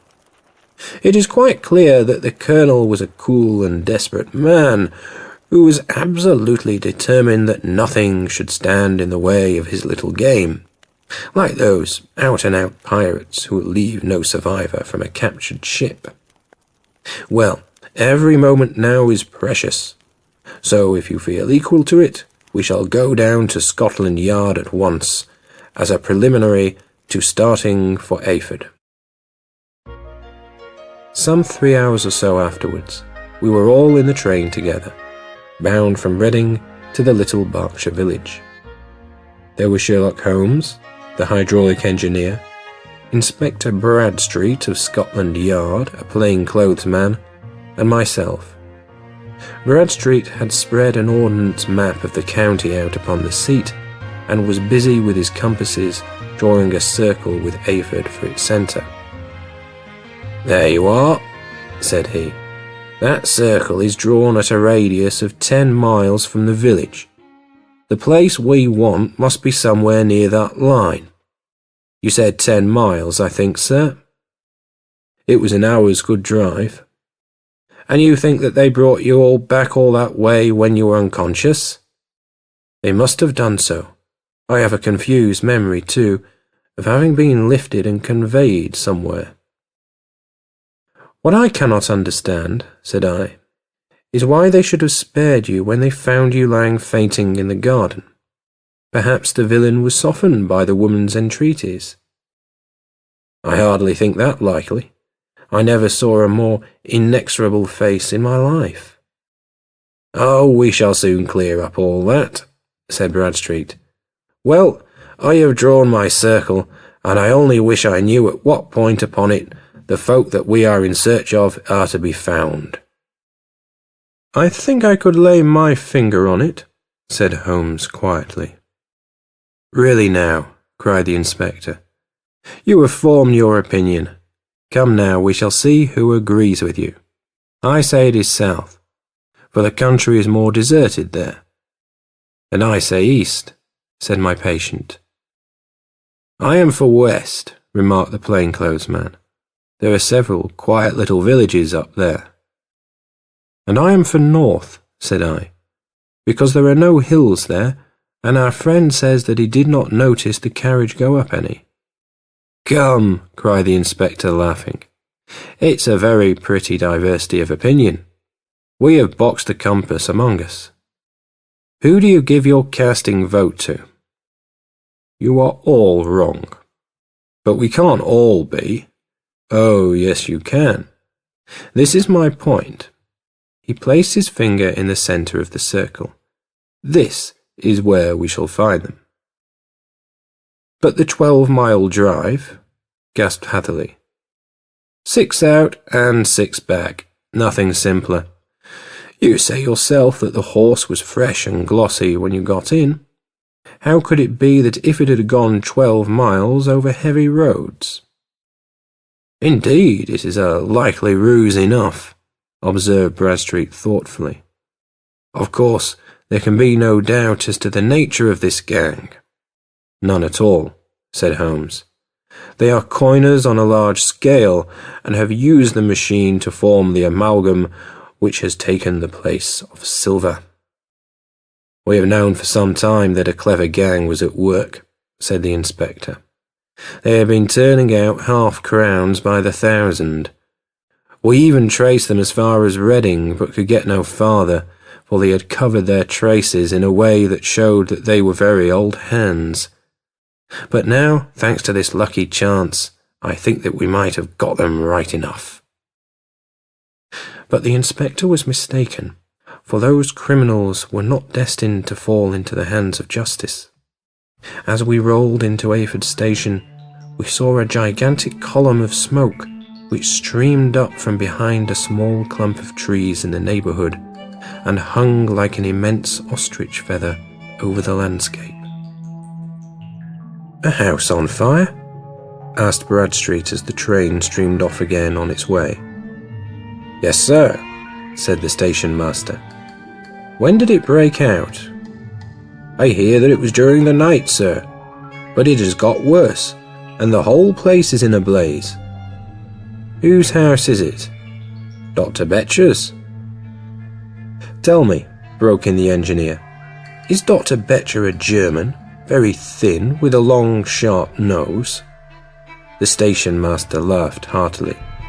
"No, sir, Dr. Betcher is an Englishman, and there isn't a man in the parish who has a better lying waistcoat. But he has a gentleman staying with him, a patient, as I understand, who is a foreigner, and he looks as if a little good Berkshire beef would do him no harm." The station master had not finished his speech before we were all hastening in the direction of the fire. The road topped a low hill, and there was a great, widespread, whitewashed building in front of us, spouting fire at every chink and window, while in the garden in front, 3 fire engines were vainly striving to keep the flames under. "That's it!" cried Hatherley, in intense excitement.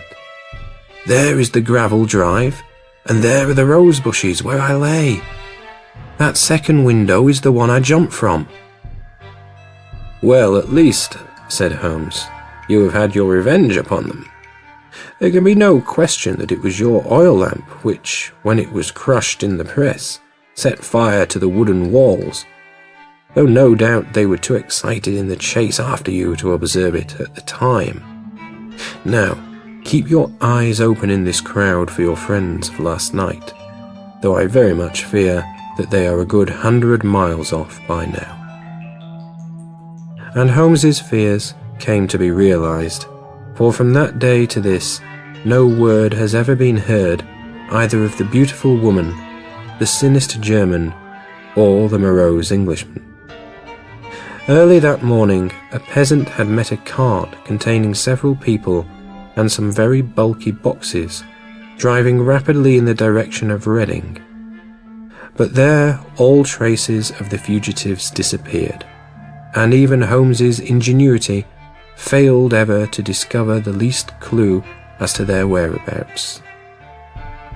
The firemen had been much perturbed at the strange arrangements which they had found within, and still more so by discovering a newly severed human thumb upon a window-sill of the second floor. About sunset, however, their efforts were at last successful, and they subdued the flames, but not before the roof had fallen in, and the whole place been reduced to such absolute ruin that, save some twisted cylinders and iron piping, not a trace remained of the machinery which had cost our unfortunate acquaintance so dearly. Large masses of nickel and of tin were discovered stored in an outhouse, but no coins were to be found, which may have explained the presence of those bulky boxes which have been already referred to. How our hydraulic engineer had been conveyed from the garden to the spot where he recovered his senses might have remained forever a mystery were it not for the soft mould which told us a very plain tale. He had evidently been carried down by 2 persons, one of whom had remarkably small feet and the other unusually large ones. On the whole, it was most probable that the silent Englishman, being less bold or less murderous than his companion, had assisted the woman to bear the unconscious man out of the way of danger. "Well," said our engineer ruefully as we took our seats to return once more to London, It has been a pretty business for me. I have lost my thumb, and I have lost a 50-guinea fee. And what have I gained?" "Experience," said Holmes, laughing. "Indirectly, it may be of value, you know. You have only to put it into words to gain the reputation of being excellent company for the remainder of your existence." The end.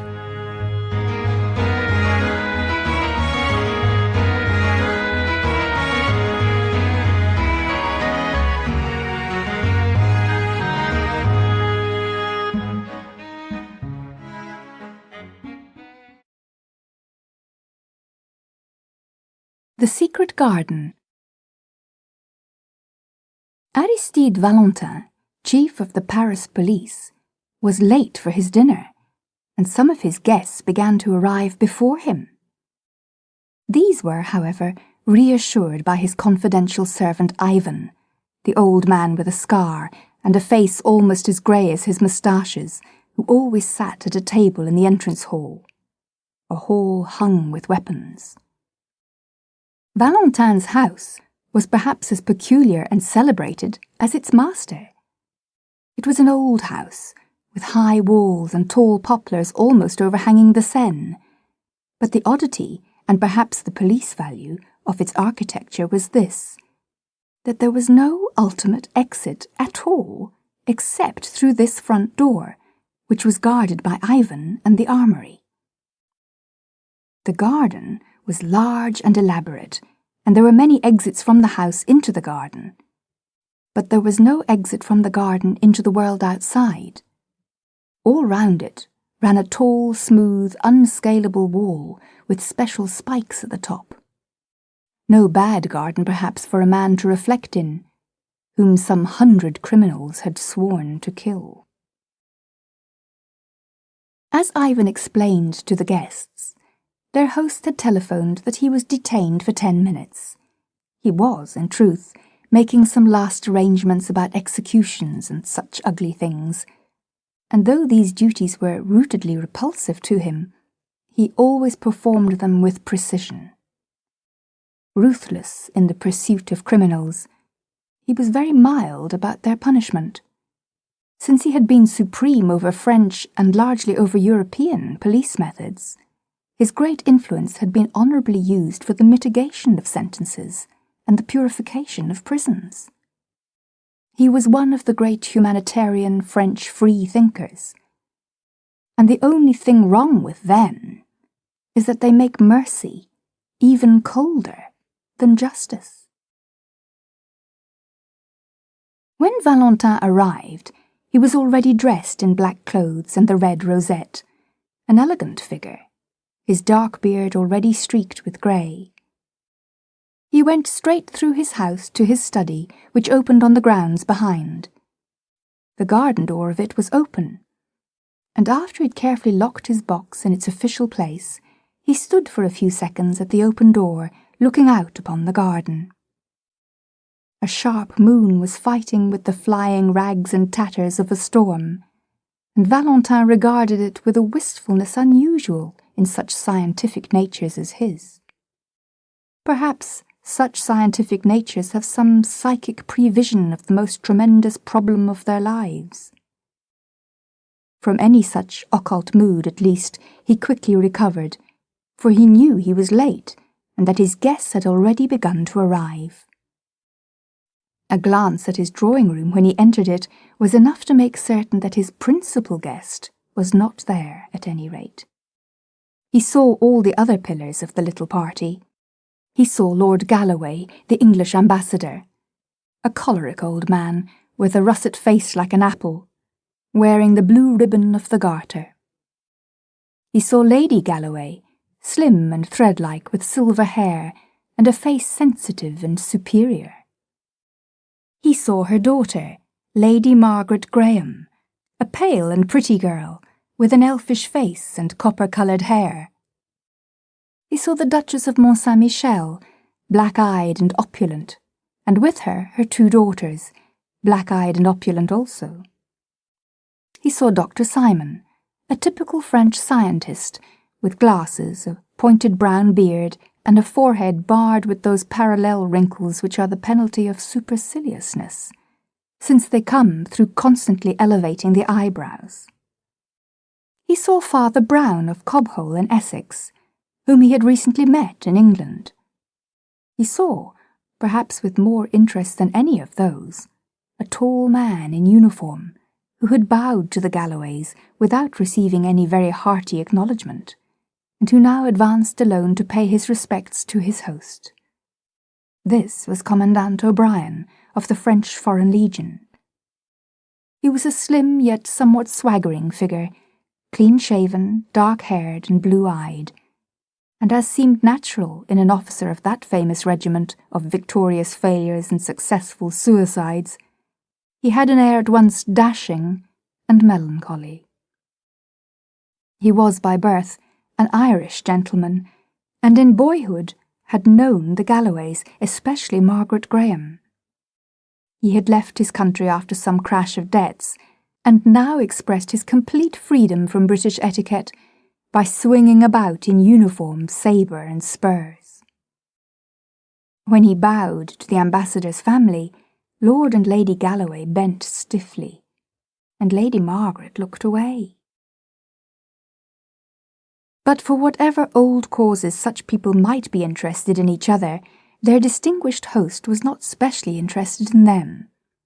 No one of them, at least, was in his eyes the guest of the evening. Valentin was expecting, for special reasons, a man of worldwide fame, whose friendship he had secured during some of his great detective tours and triumphs in the United States. He was expecting Julius K. Brain, that multimillionaire whose colossal and even crushing endowments of small religions have occasioned so much easy sport and easier solemnity for the American and English papers.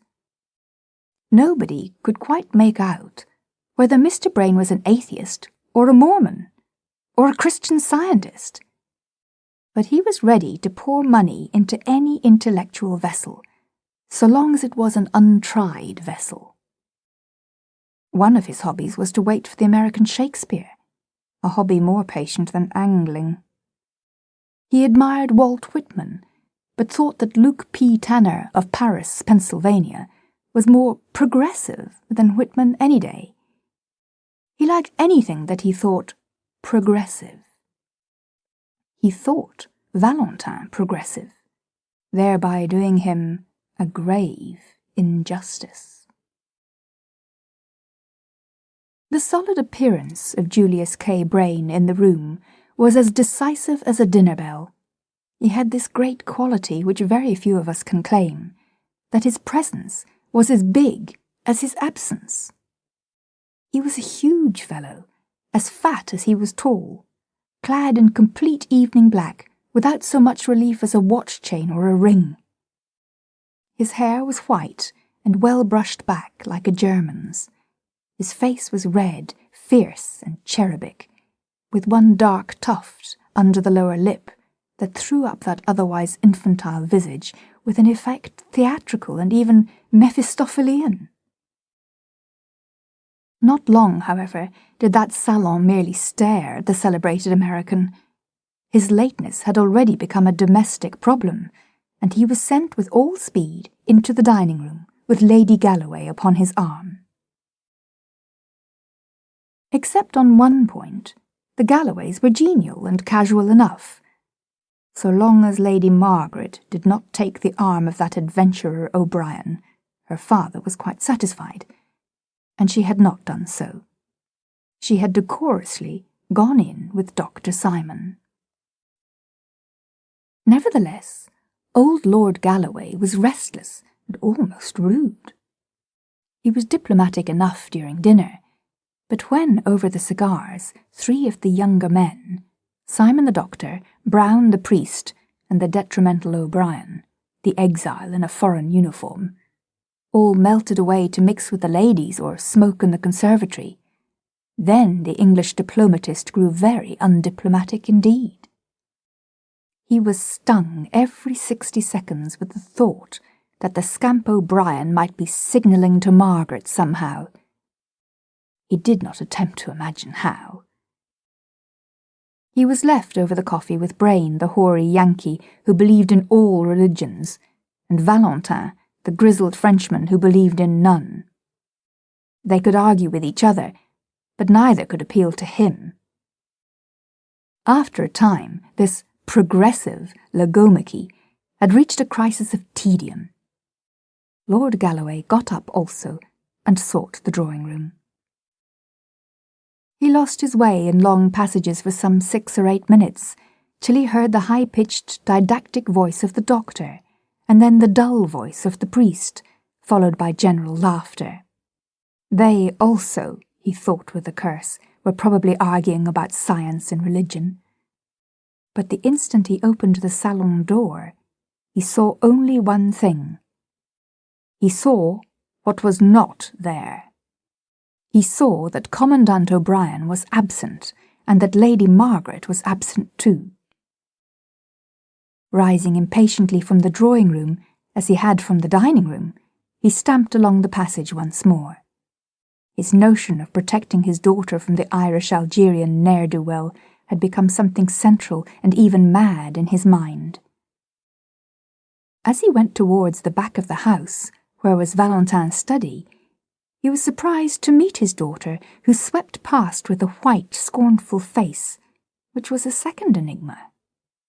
If she had been with O'Brien, where was O'Brien? If she had not been with O'Brien, where had she been? With a sort of senile and passionate suspicion, he groped his way to the dark back parts of the mansion, and eventually found a servant's entrance that opened onto the garden. The moon with her scimitar had now ripped up and rolled away all the storm-rack. The argent light lit up all 4 corners of the garden. A tall figure in blue was striding across the lawn towards the study door. A glint of moonlit silver on his facings picked him out as Commandant O'Brien. He vanished through the French windows into the house, leaving Lord Galloway in an indescribable temper, at once virulent and vague. The blue and silver garden, like a scene in a theatre, seemed to taunt him with all that tyrannic tenderness, against which his worldly authority was at war. The length and grace of the Irishman's stride enraged him as if he were a rival instead of a father. The moonlight maddened him. He was trapped as if by magic into a garden of troubadours, a Watteau fairyland.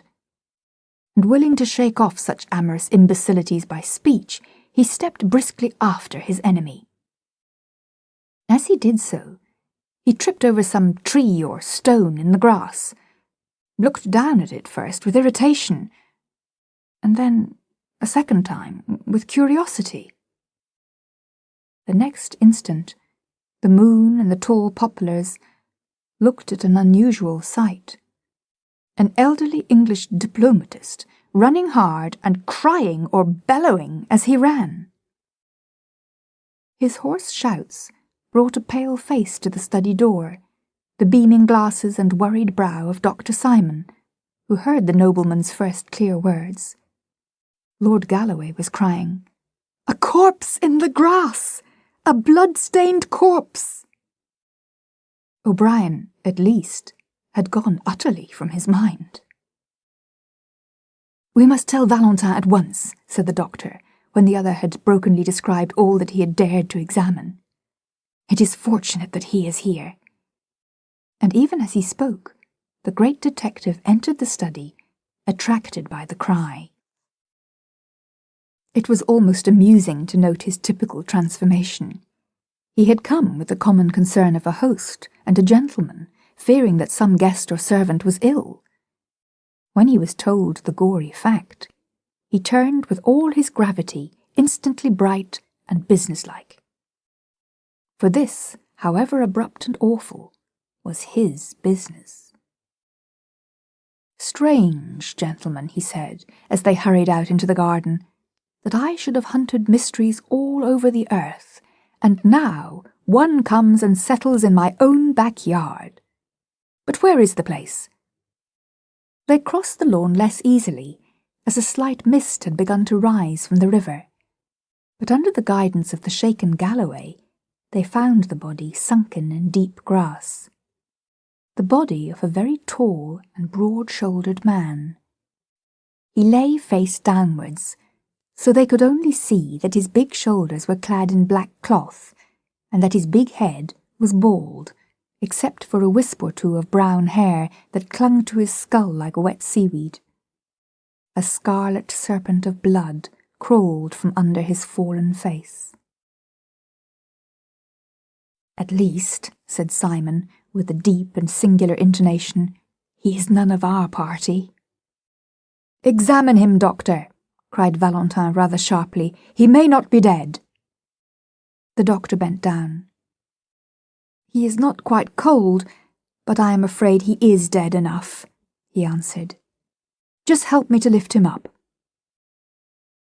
They lifted him carefully an inch from the ground, and all doubts as to his being really dead were settled at once and frightfully. The head fell away. It had been entirely sundered from the body. Whoever had cut his throat had managed to sever the neck as well. Even Valentin was slightly shocked. "Must have been as strong as a gorilla," he muttered. Not without a shiver, though he was used to anatomical abortions, Dr. Simon lifted the head. It was slightly slashed about the neck and jaw, but the face was substantially unhurt. It was a ponderous yellow face, at once sunken and swollen, with a hawk-like nose and heavy lids. The face of a wicked Roman emperor, with perhaps a distant touch of a Chinese emperor. All present seemed to look at it with the coldest eye of ignorance. Nothing else could be noted about the man except that, as they had lifted his body, they had seen underneath it the white gleam of a shirt front defaced with the red gleam of blood. As Dr. Simon said, the man had never been of their party, but he might very well have been trying to join it, for he had come dressed for such an occasion. Valentin went down on his hands and knees and examined with his closest professional attention the grass and ground for some 20 yards round the body, in which he was assisted less skilfully by the doctor, and quite vaguely by the English lord. Nothing rewarded their grovellings except a few twigs snapped or chopped into very small lengths, which Valentin lifted for an instant's examination and then tossed away. "Twigs," he said gravely. "Twigs, and a total stranger with his head cut off. That is all there is on this lawn." There was an almost creepy stillness, and then the unnerved Galloway called out sharply, "Who's that? Who's that over there by the garden wall?"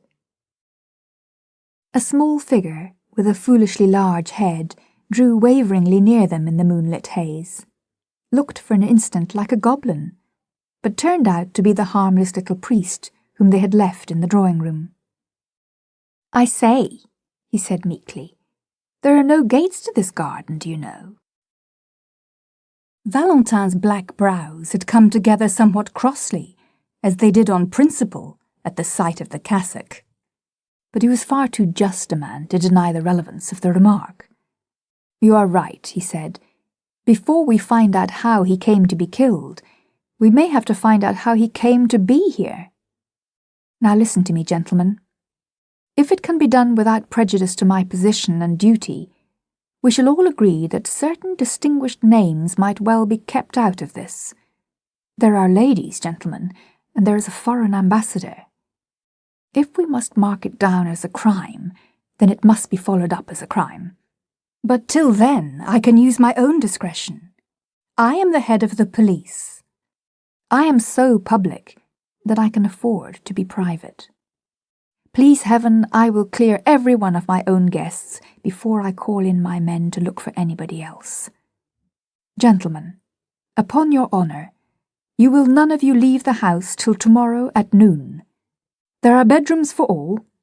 Simon, I think you know where to find my man Ivan in the front hall. He is a confidential man. Tell him to leave another servant on guard and come to me at once. Lord Galloway, you are certainly the best person to tell the ladies what has happened and prevent a panic. They also must stay. Father Brown and I will remain with the body."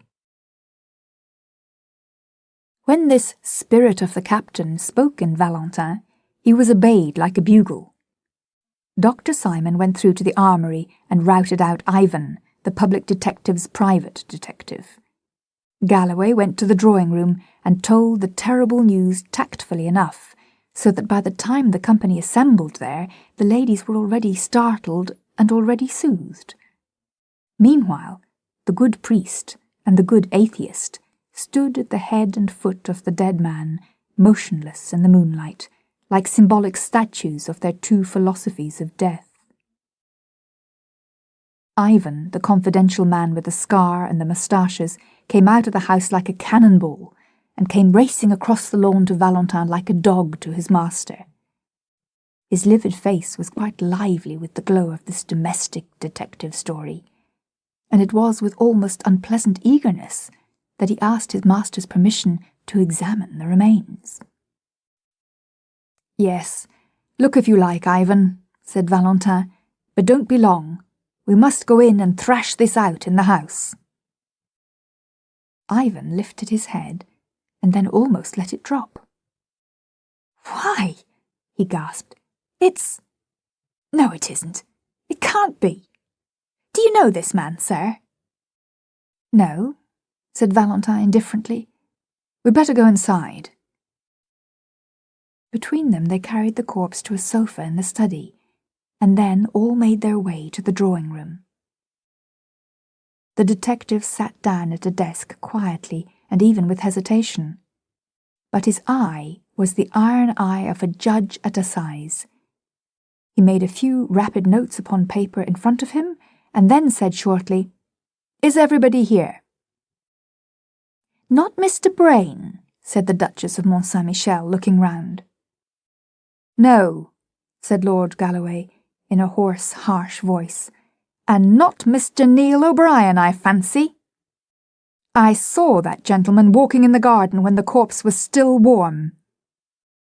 "Ivan," said the detective, "go and fetch Commandant O'Brien and Mr. Brain. Mr. Brain, I know, is finishing a cigar in the dining-room. Commandant O'Brien, I think, is walking up and down the conservatory. I'm not sure." The faithful attendant flashed from the room, and before anyone could stir or speak, Valentin went on with the same soldierly swiftness of exposition. "Everyone here knows that a dead man has been found in the garden, his head cut clean from his body. Dr. Simon, you have examined it. Do you think that to cut a man's throat like that would need great force, or perhaps only a very sharp knife?" "I should say that it could not be done with a knife at all," said the pale doctor. "Have you any thought," resumed Valentin, "of a tool with which it could be done?" "Speaking within modern probabilities, I really haven't," said the doctor, arching his painful brows. "It's not easy to hack a neck through, even clumsily, and this was a very clean cut. It could be done with a battle-axe or an old headsman's axe, or an old two-handed sword." "But good heavens!" cried the Duchess, almost in hysterics. "There aren't any two-handed swords and battle-axes around here." Valentin was still busy with the paper in front of him. "Tell me," he said, still writing rapidly, "could it have been done with a long French cavalry sabre?" A low knocking came at the door, which for some unreasonable reason curdled everyone's blood like the knocking in Macbeth. Amid that frozen silence, Dr. Simon managed to say, "A sabre? Yes, I suppose it could." "Thank you," said Valentin. "Come in, Ivan."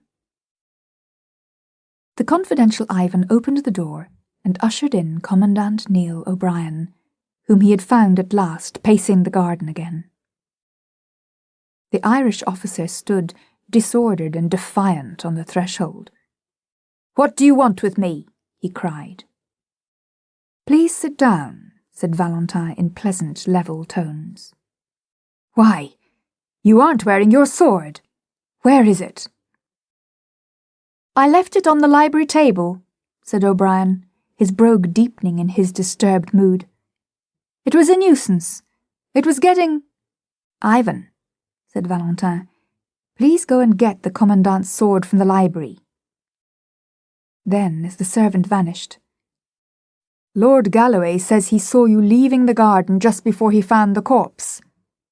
What were you doing in the garden? The commandant flung himself recklessly into a chair. Oh, he cried in pure Irish, admiring the moon. Communing with nature, my boy. A heavy silence sank and endured, and at the end of it came again that trivial and terrible knocking. Ivan reappeared, carrying an empty steel scabbard. This is all I can find, he said. Put it on the table, said Valentin without looking up.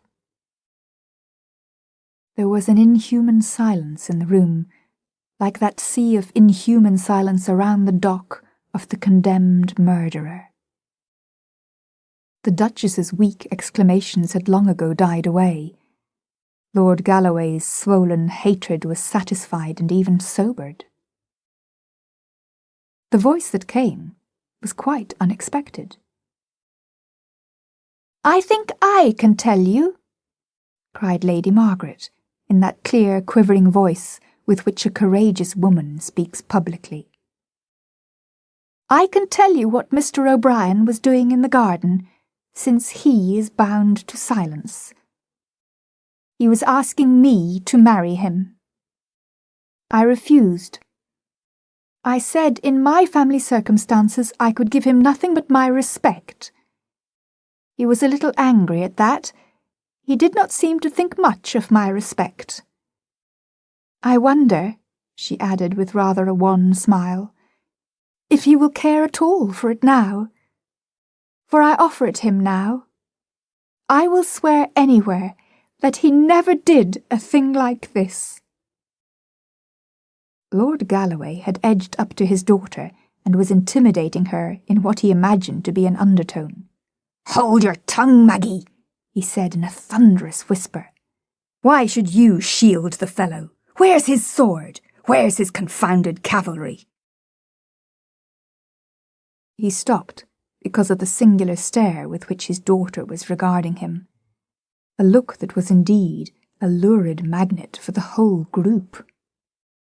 You old fool, she said in a low voice without pretence of piety. What do you suppose you are trying to prove? I tell you this man was innocent while with me. But if he wasn't innocent, he was still with me.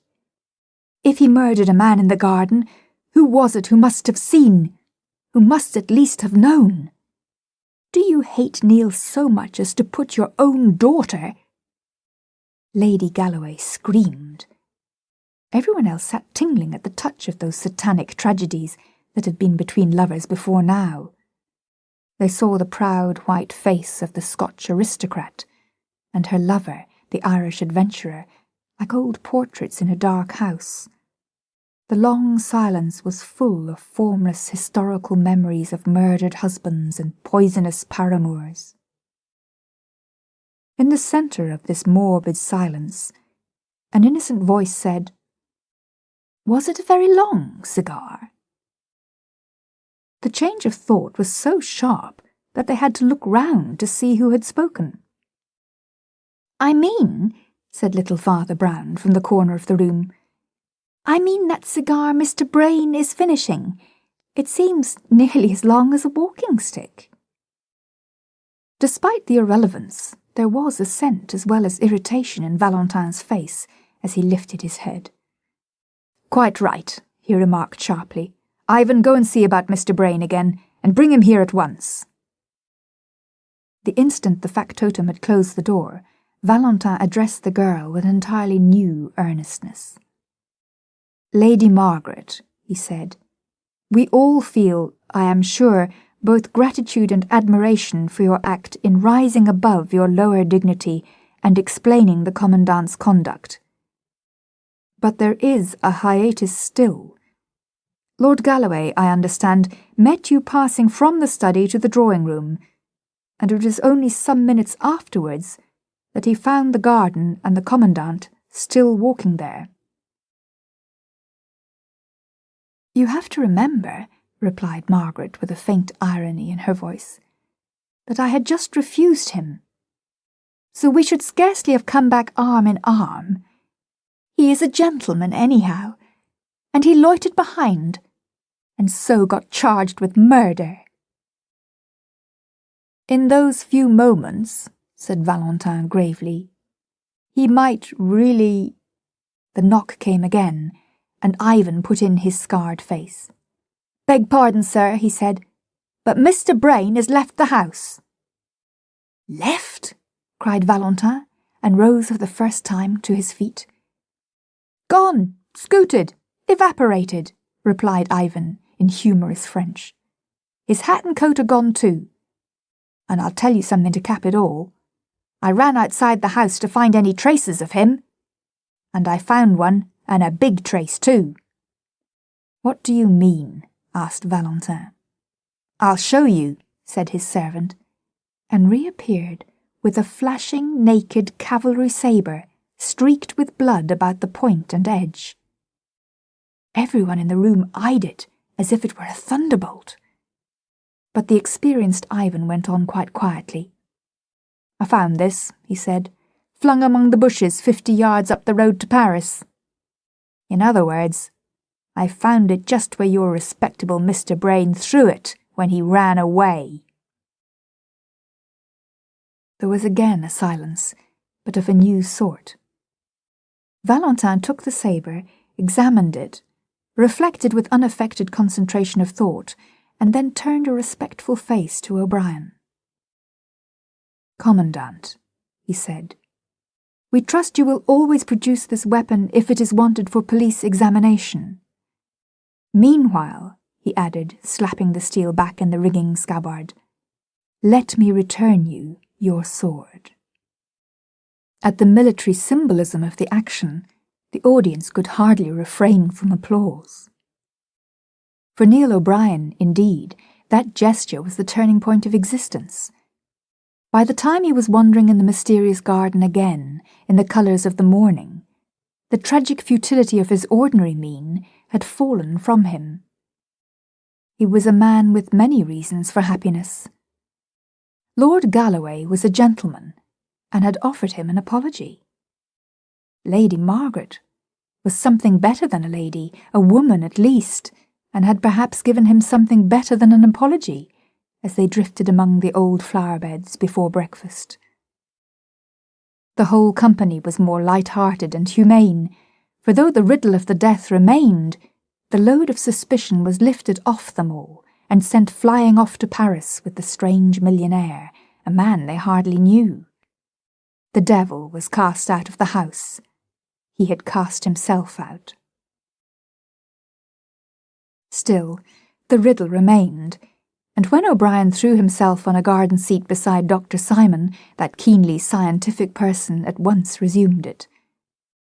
He did not get much talk out of O'Brien, whose thoughts were on pleasanter things. I can't say it interests me much, said the Irishman frankly, especially as it seems pretty plain now. Apparently Brain hated this stranger for some reason, lured him into the garden and killed him with my sword. Then he fled to the city, tossing the sword away as he went.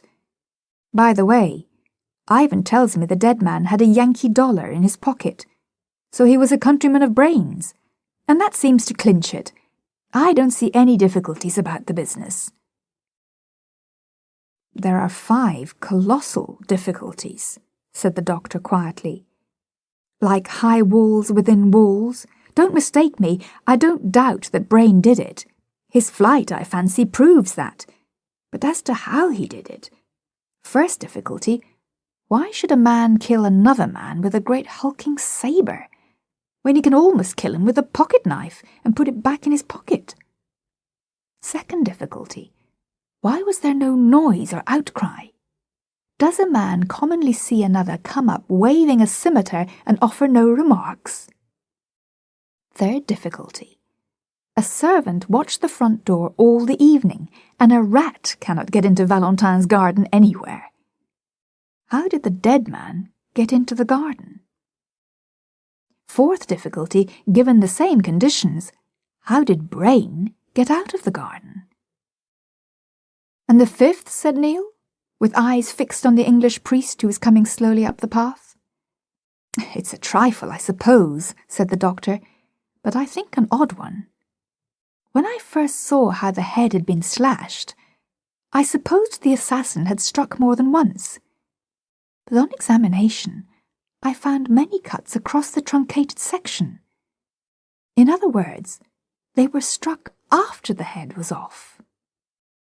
Did Brain hate his foe so fiendishly that he stood sabring his body in the moonlight? Horrible, said O'Brien, and shuddered. The little priest, Brown, had arrived while they were talking, and had waited with characteristic shyness till they had finished. Then he said awkwardly, I say, I'm sorry to interrupt, but I was sent to tell you the news. News? Repeated Simon, and stared at him rather painfully through his glasses. Yes, I'm sorry, said Father Brown mildly. There's been another murder, you know. Both men on the seat sprang up, leaving it rocking. And what's stranger still, continued the priest with his dull eyes on the rhododendrons, it's the same disgusting sort. It's another beheading. They found the second head actually bleeding in the river a few yards along Brain's road to Paris. So they suppose that he... Great heaven, cried O'Brien. Is Brain a monomaniac? There are American vendettas, said the priest impassively. Then he added, They want you to come to the library and see it. Commandant O'Brien followed the others towards the inquest, feeling decidedly sick. As a soldier, he loathed all this secretive carnage. Where were these extravagant amputations going to stop? First one head was hacked off and then another. In this case, he told himself bitterly, it was not true that 2 heads were better than 1. As he crossed the study, he almost staggered at a shocking coincidence. Upon Valentine's table lay the coloured picture of yet a third bleeding head. And it was the head of Valentine himself. A second glance showed him that it was only a nationalist paper called The Guillotine, which every week showed one of its political opponents with rolling eyes and writhing features just after execution. For Valentine was an anti-clerical of some note. But O'Brien was an Irishman, with a kind of chastity even in his sins, and his gorge rose against that great brutality of the intellect which belongs only to France. He felt Paris as a whole, from the grotesques on the Gothic churches to the gross caricatures in the newspapers. He remembered the gigantic jests of the Revolution. He saw the whole city as one ugly energy, from the sanguinary sketch lying on Valentine's table up to where, above a mountain and forest of gargoyles, the great devil grins on Notre Dame. The library was long, low, and dark. What light entered it shot from under low blinds, and had still some of the ruddy tinge of morning. Valentine and his servant Ivan were waiting for them at the upper end of a long, slightly sloping desk, on which lay the mortal remains, looking enormous in the twilight. The big black figure and yellow face of the man found in the garden confronted them, essentially unchanged. The second head, which had been fished from among the river reeds that morning, lay streaming and dripping beside it. Valentine's men were still seeking to recover the rest of this second corpse, which was supposed to be afloat. Father Brown, who did not seem to share O'Brien's sensibilities in the least, went up to the second head and examined it with his blinking care. It was little more than a mop of wet, white hair, fringed with silver fire in the red and level morning light. The face, which seemed of an ugly, empurpled and perhaps criminal type, had been much battered against trees or stones as it tossed in the water. "Good morning, Commandant O'Brien," said Valentin with quiet cordiality. "You have heard of Brain's last experiment in butchery, I suppose?" Father Brown was still bending over the head with white hair, and he said without looking up, "I suppose it is quite certain that Brain cut off this head too."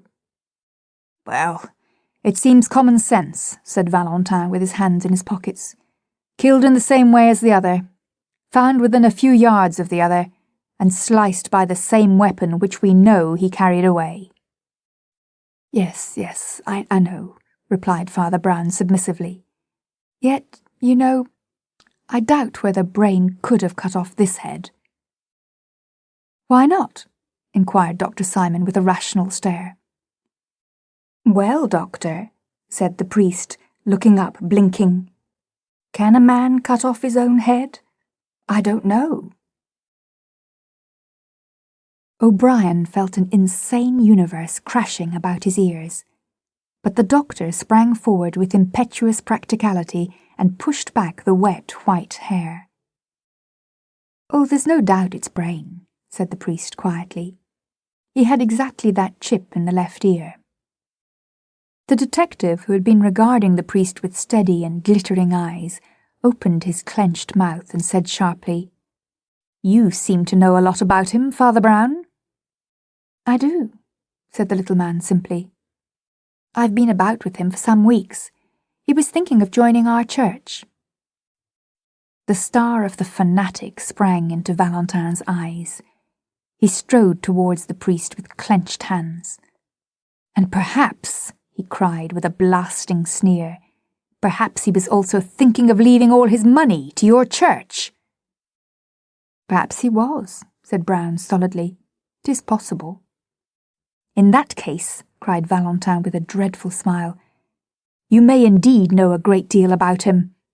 About his life, and about his—" Commandant O'Brien laid a hand on Valentin's arm. "Drop that slanderous rubbish, Valentin," he said, "or there may be more swords yet."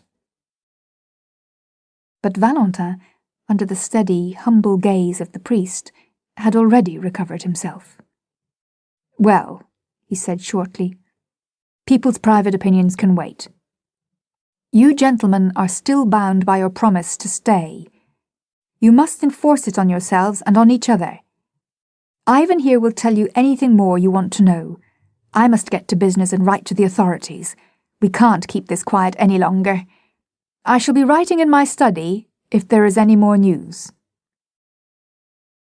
"Is there any more news, Ivan?"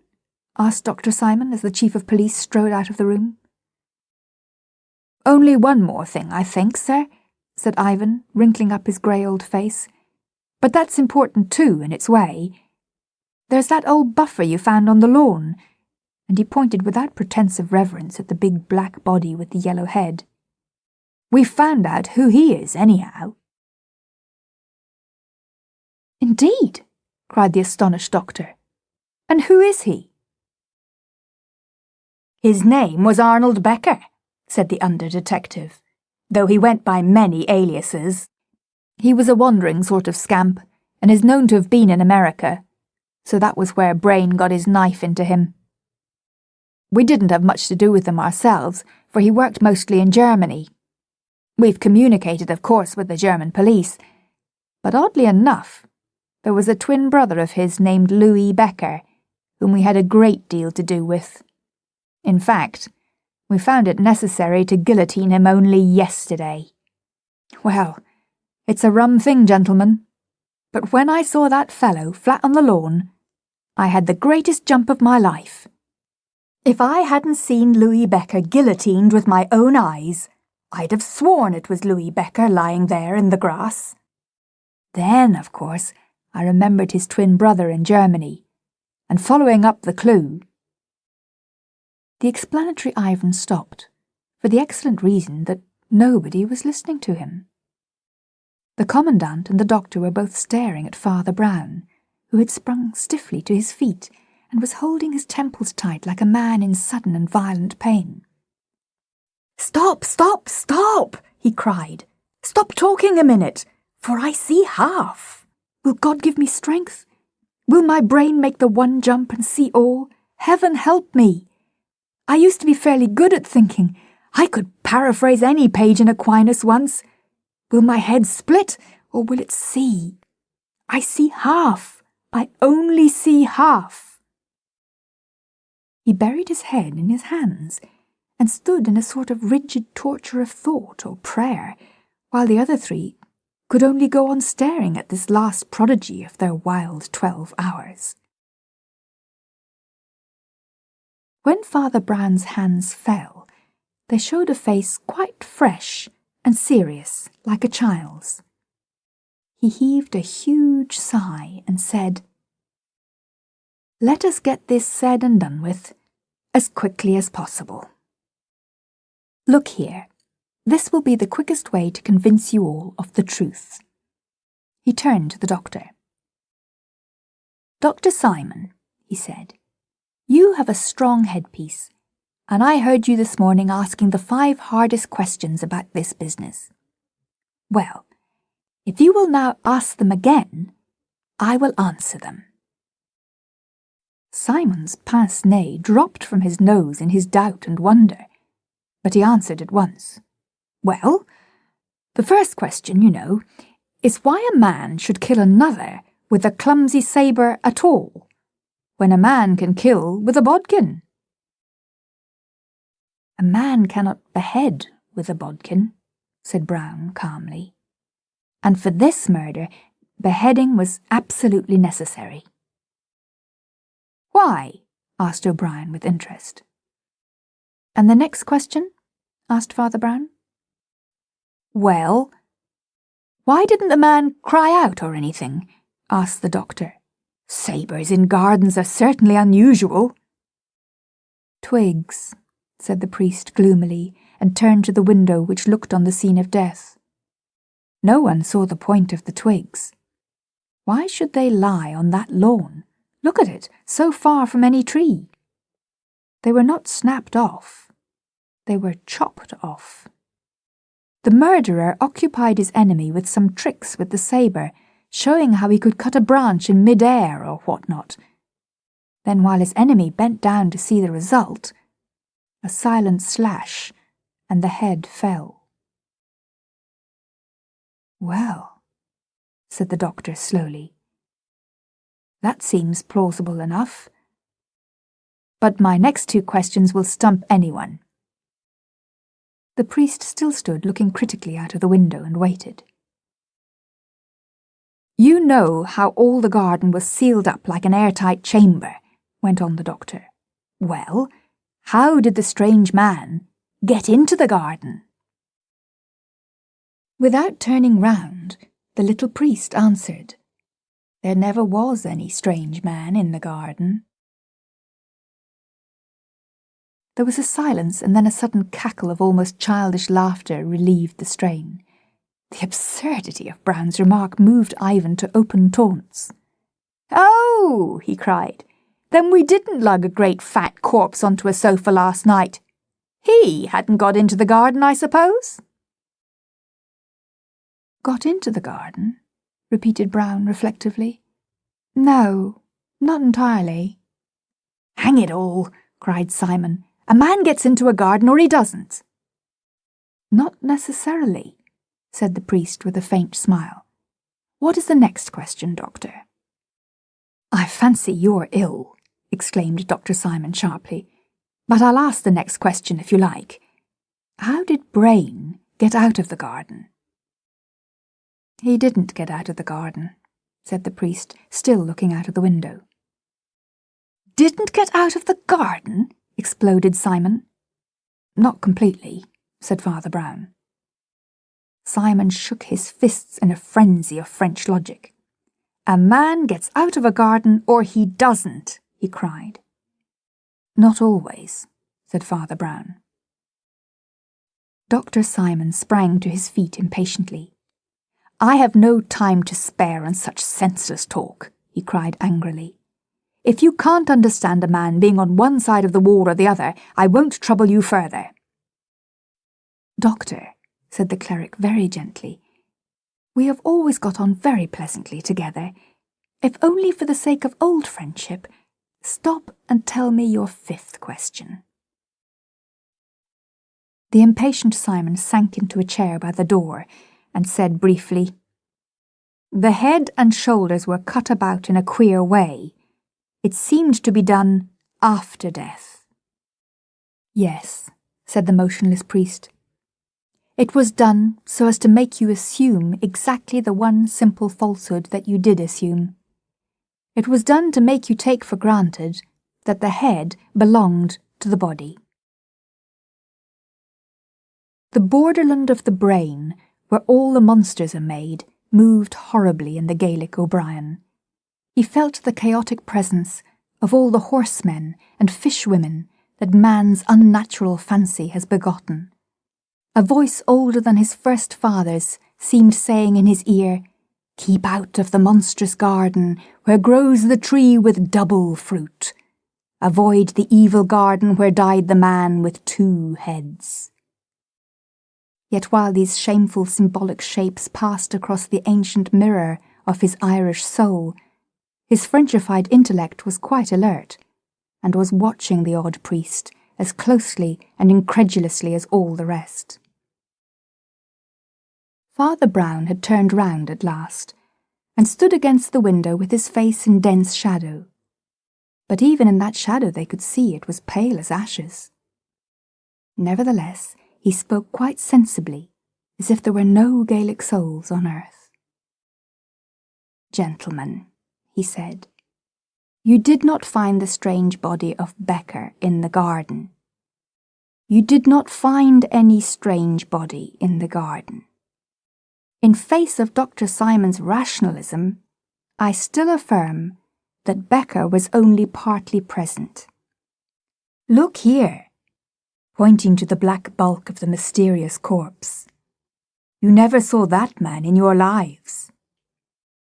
Did you ever see this man?" He rapidly rolled away the bald yellow head of the unknown and put in its place the white-maned head beside it. And there, complete, unified, unmistakable, lay Julius K. Brain. "The murderer," went on Brown quietly, "hacked off his enemy's head and flung the sword far over the wall. But he was too clever to fling the sword only. He flung the head over the wall also. Then he had only to clap on another head to the corpse. And as he insisted on a private inquest, you all imagined a totally new man." "Clap on another head?" said O'Brien, staring. "What other head? Heads don't grow on garden bushes, do they?" "No," said Father Brown huskily, and looking at his boots. "There is only one place where they grow. They grow in the basket of the guillotine, beside which the chief of police, Aristide Valentin, was standing not an hour before the murder. Oh, my friends, hear me a minute more before you tear me in pieces. Valentin is an honest man, if being mad for an arguable cause is honesty. But did you ever see in that cold grey eye of his that he is mad? He would do anything, to break what he calls the superstition of the cross. He has fought for it and starved for it, and now he has murdered for it.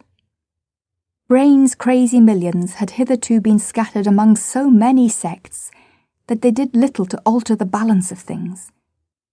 But Valentin heard a whisper that Brain, like so many scatterbrained skeptics, was drifting to us, and that was quite a different thing.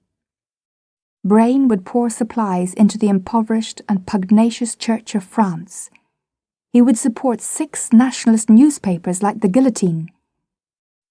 The battle was already balanced on a point, and the fanatic took flame at the risk.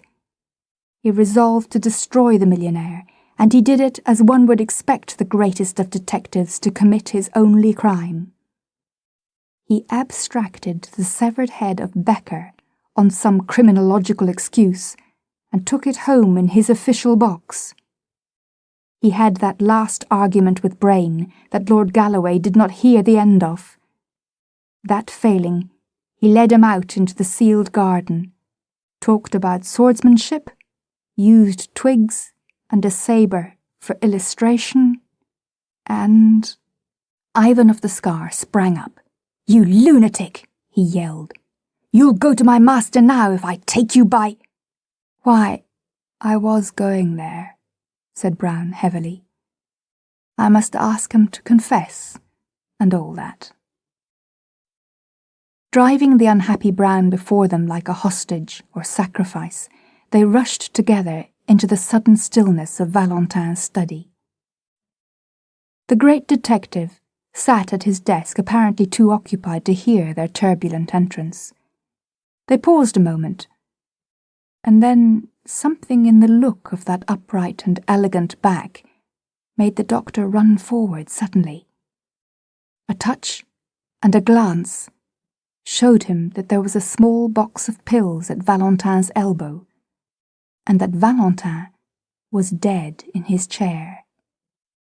And on the blind face of the suicide was more than the pride of Cato.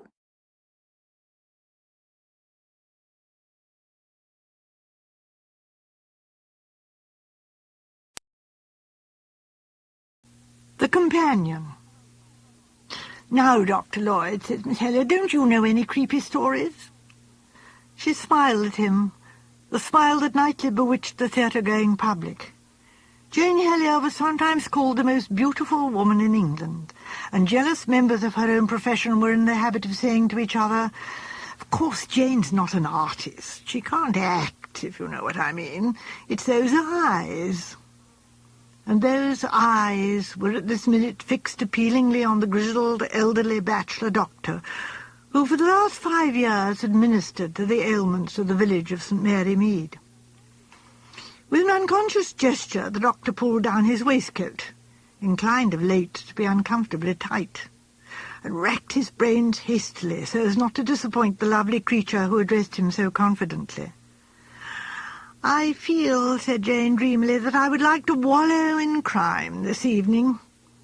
"Splendid," said Colonel Bantry, her host. "Splendid, splendid." And he laughed a loud, hearty military laugh. "Eh, Dolly?" His wife hastily recalled to the exigencies of social life. She had been planning her spring boarder, agreed enthusiastically. "Of course it's splendid," she said heartily but vaguely. "I always thought so." "Did you, my dear?" said old Miss Marple, and her eyes twinkled a little. "We don't get much in the creepy line, and still less in the criminal line, in St. Mary Mead, you know, Miss Helier," said Dr. Lloyd. "You surprise me," said Sir Henry Clithering. The ex-commissioner of Scotland Yard turned to Miss Marple. "I always understood from our friend here that St. Mary Mead is a positive hotbed of crime and vice." "Oh, Sir Henry," protested Miss Marple, a spot of colour coming into her cheeks, "I'm sure I never said anything of the kind. The only thing I ever said was that human nature is much the same in a village as anywhere else, only one has opportunities and leisure for seeing it at closer quarters."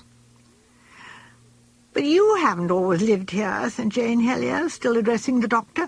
"You've been in all sorts of queer places all over the world, places where things happen." "That is so, of course," said Dr. Lloyd, still thinking desperately. "Yes, of course. Yes, now I have it." He sank back with a sigh of relief. "It's some years ago now, I'd almost forgotten, but the facts were really very strange indeed. And the final coincidence which put the clue into my hand was strange also." Miss Helier drew her chair a little nearer to him, applied some lipstick, and waited expectantly. The others also turned interested faces towards him. "I don't know whether any of you know the Canary Islands," began the doctor. "Oh, they must be wonderful," said Jane Hellier. "They're in the South Seas, aren't they? Or is it in the Mediterranean?" "I've called in there on my way to South Africa," said the Colonel. "The Peak of Tenerife is a fine sight with the setting sun on it."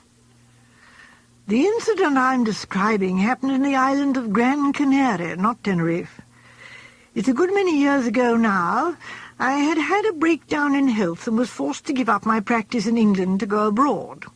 I practiced in Las Palmas, which is the principal town of Gran Canaria. In many ways I enjoyed the life out there very much. The climate was mild and sunny, there was excellent surf bathing, and I'm an enthusiastic bather, and the sea life of the port attracted me. Ships from all over the world put in at Las Palmas. I used to walk along the mole every morning, far more interested than any member of the fair sex could be in a street of hat shops. As I say, ships from all over the world put in at Las Palmas. Sometimes they stayed a few hours, sometimes a day or two. In the principal hotel there, the Metropole, you'll see people of all races and nationalities, birds of passage. Even the people going to Tenerife usually come here and stay a few days before crossing to the other island.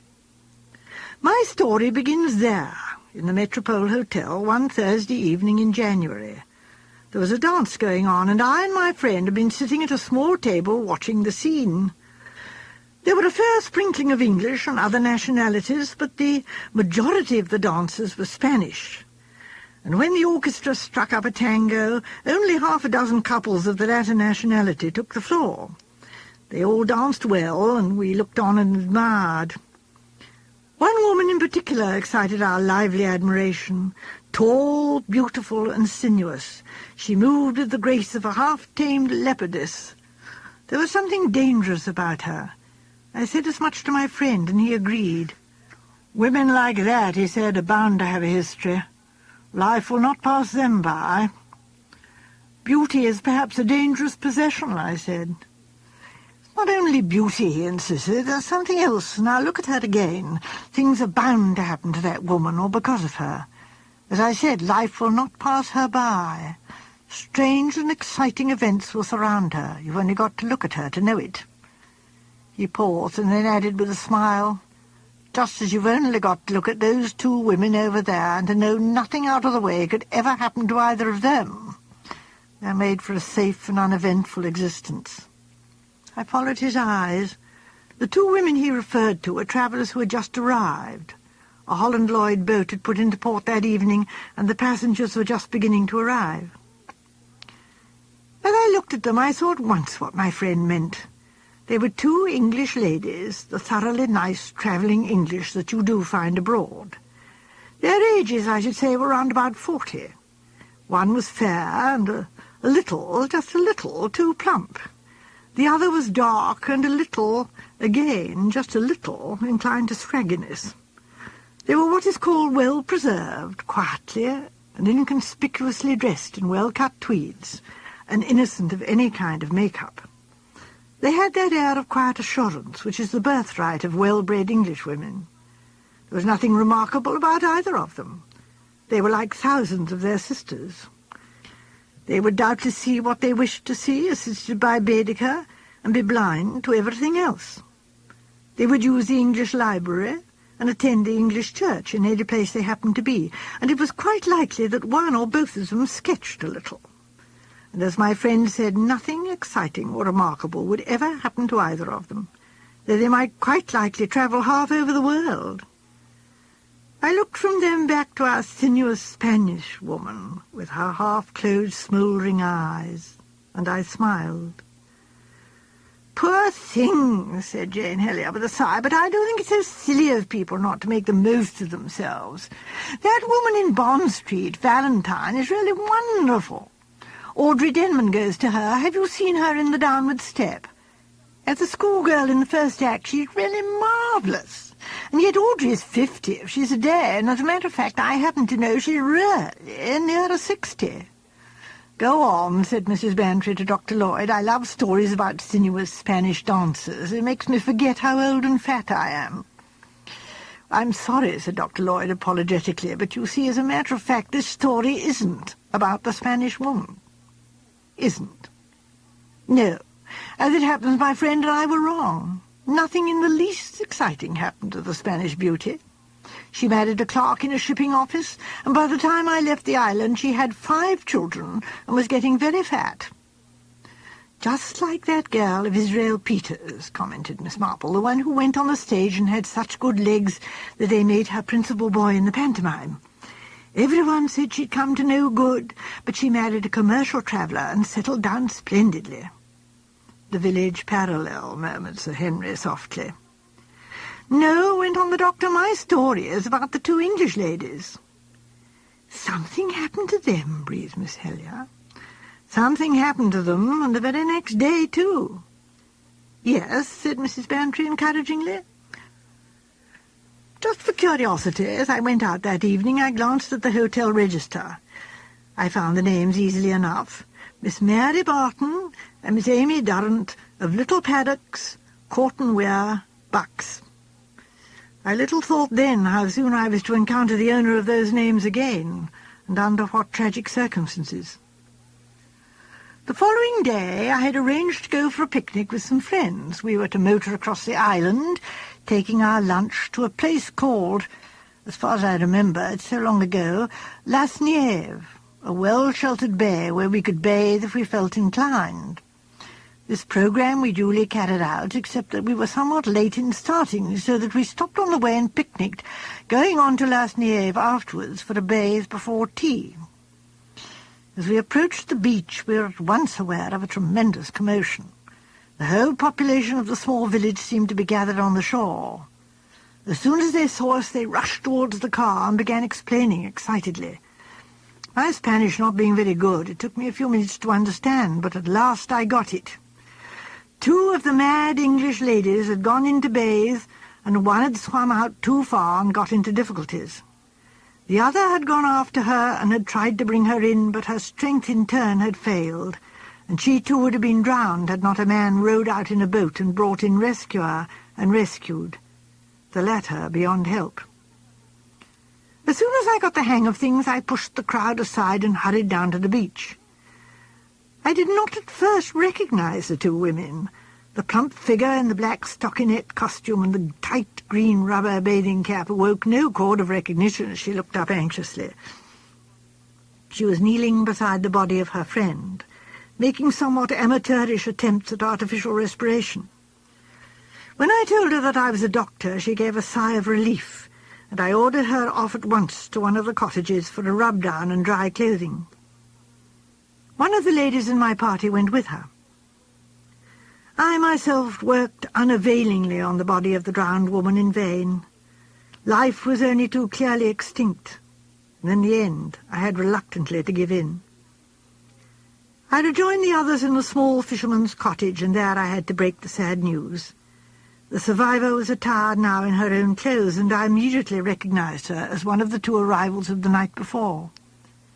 She received the sad news fairly calmly, and it was evidently the horror of the whole thing that struck her more than any great personal feeling. "Poor Amy," she said. "Poor, poor Amy. She'd been looking forward to the bathing here so much, and she was a good swimmer, too.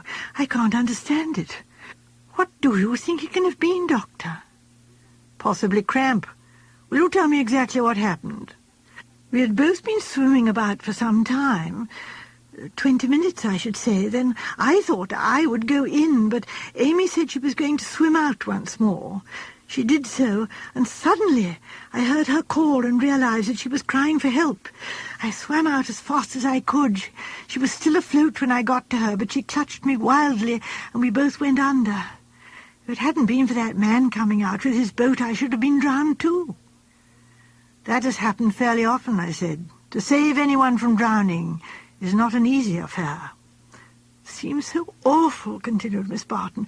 "We only arrived yesterday, and we were so delighting in the sunshine and our little holiday, and now this terrible tragedy occurs." I asked her then for particulars about the dead woman, explaining that I would do everything I could for her, but that the Spanish authorities would require full information. This she gave me readily enough. The dead woman, Miss Amy Durrant, was her companion, and had come to her about 5 months previously. They had got on very well together, but Miss Durrant had spoken very little about her people.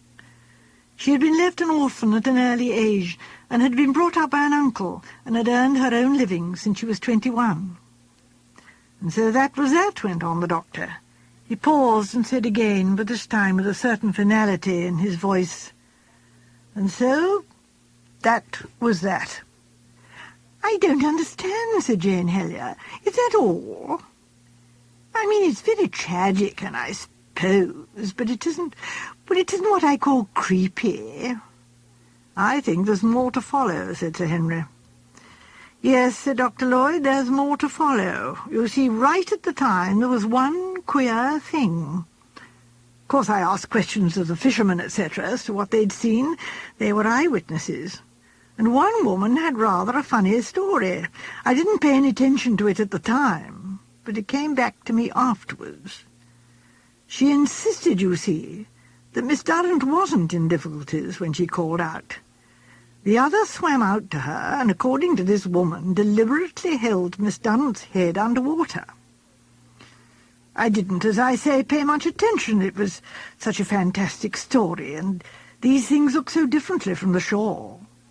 Miss Barton might have tried to make her friend lose consciousness, realizing that the latter's panic-stricken clutching would drown them both. You see, according to the Spanish woman's story, it looked as though Miss Barton was deliberately trying to drown her companion. As I say, I paid very little attention to this story at the time. It came back to me later. Our great difficulty was to find out anything about this woman, Amy Durrant.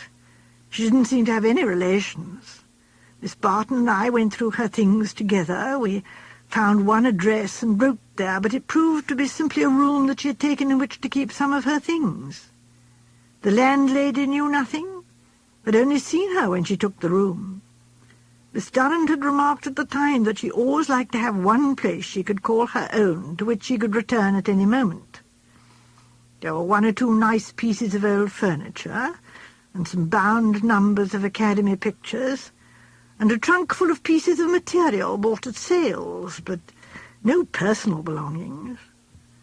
She had mentioned to the landlady that her father and mother had died in India when she was a child, and that she had been brought up by an uncle who was a clergyman. But she did not say if he was her father's or her mother's brother, so the name was no guide. It wasn't exactly mysterious. It was just unsatisfactory. There must be many lonely women, proud and reticent, in just that position. There were a couple of old photographs amongst her belongings in Las Palmas, rather old and faded, and they had been cut to fit the frames they were in, so that there was no photographer's name on them. And there was an old daguerreotype which might have been her mother, or more probably her grandmother. Miss Barton had had two references with her. One she had forgotten, the other name she recollected after an effort. It proved to be that of a lady who was now abroad, having gone to Australia. She was written to. Her answer, of course, was a long time in coming, and I may say that when it did arrive there was no particular help to be gained from it. She said Miss Durrant had been with her as companion, and had been most efficient, and that she was a very charming woman, but that she knew nothing of her private affairs or relations. So there it was. As I say, nothing unusual, really. It was just the two things together that aroused my uneasiness. This Amy Durrant of whom no one knew anything, and the Spanish woman's queer story. Yes, and I'll add a third thing. When I was first bending over the body and Miss Barton was walking away towards the huts, she looked back with an expression on her face that I can only describe as one of poignant anxiety, the kind of anguished uncertainty that imprinted itself on my brain. Didn't strike me as anything unusual at the time. I put it down to her terrible distress over her friend. But you see, later, I realized that they weren't on those terms. There was no devoted attachment between them, no terrible grief. Miss Barton was fond of Amy Durrant and was shocked by her death. But that was all. But then, why that terrible, poignant anxiety? That was the question that kept coming back to me. I had not been mistaken in that look, and almost against my will an answer began to shape itself in my mind. Supposing the Spanish woman's story were true, supposing that Mary Barton wilfully and in cold blood tried to drown Amy Durrant. She succeeds in holding her under water while pretending to be saving her. She is rescued by a boat. They are on a lonely beach far from anywhere, and then I appear, the last thing she expects, a doctor, and an English doctor. She knows well enough that people who have been underwater far longer than Amy Durrant have been revived by artificial respiration. But she has to play her part, to go off leaving me alone with her victim.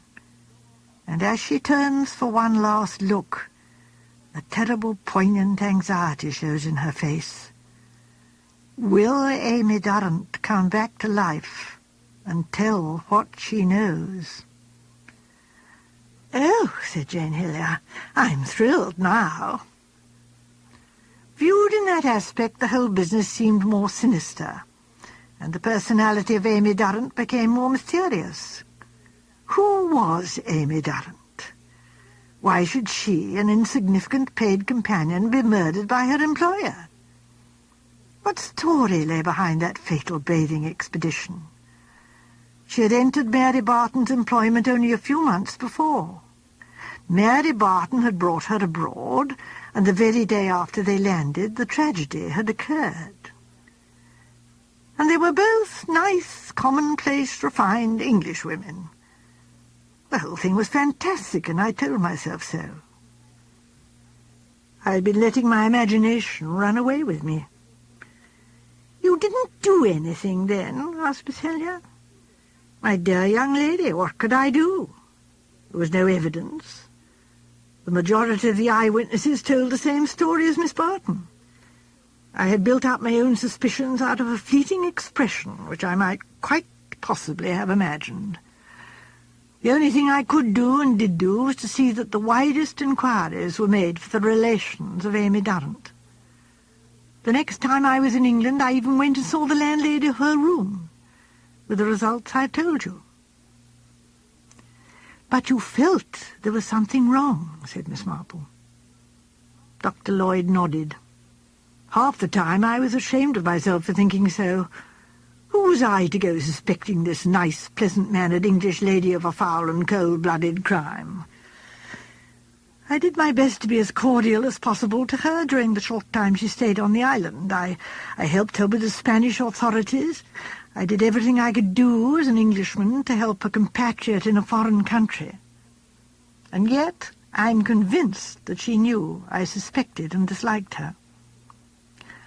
"How long did she stay out there?" asked Miss Marple. "I think it was about a fortnight. Miss Durrant was buried there, and it must have been about 10 days later when she took a boat back to England. The shock had upset her so much that she felt she couldn't spend the winter there as she had planned. That's what she said." "Did it seem to have upset her?" asked Miss Marple. The doctor hesitated. "Well, I don't know that it affected her appearance at all," he said cautiously. "She didn't, for instance, grow fatter?" asked Miss Marple. "Do you know, it's a curious thing your saying that. Now I come to think back, I believe you're right. Yes, she did seem, if anything, to be putting on weight." "How horrible," said Jane Hillier with a shudder. It's like fattening on your victim's blood. "And yet, in another way, I may be doing her an injustice," went on Dr. Lloyd. "She certainly said something before she left which pointed in an entirely different direction." "There may be, I think there are, consciences which work very slowly, which take some time to awake the enormity of the deed committed. It was the evening before her departure from the Canaries. She had asked me to go and see her, and had thanked me very warmly for all that I had done to help her. I, of course, made light of the matter, said I had only done what was natural under the circumstances, and so on. There was a pause after that. And then she suddenly asked me a question. "Do you think," she asked, "that one is ever justified in taking the law into one's own hands?" I replied that that was rather a difficult question, but on the whole I thought not. The law was the law, and we had to abide by it, even when it is powerless. I don't quite understand. It's difficult to explain, but one might do something that is considered definitely wrong, that is considered a crime even, for a very good and sufficient reason. I replied dryly that possibly several criminals had thought that in their time, and she shrank back. "Oh, but that's horrible," she murmured. "Horrible." And then, with a change of tone, she asked me to give her something to make her sleep. She had not been able to sleep properly since, she hesitated, since that terrible shock. "You're sure it is that? There's nothing worrying you, nothing on your mind?" "On my mind? What should be on my mind?" She spoke fiercely and suspiciously. "Worry is a cause of sleeplessness sometimes," I said lightly. She seemed to brood for a moment. "Do you mean worrying over the future, or worrying over the past, which can't be altered?" "Either. Only it wouldn't be any good worrying over the past. You couldn't bring back... Oh, what's the use? One mustn't think. One must not think." I prescribed her a mild sleeping draught and made my adieu. As I went away, I wondered not a little over the words she had spoken. You couldn't bring back... what? Or who? I think that last interview prepared me in a way for what was to come. I didn't expect it, of course, but when it happened I wasn't surprised.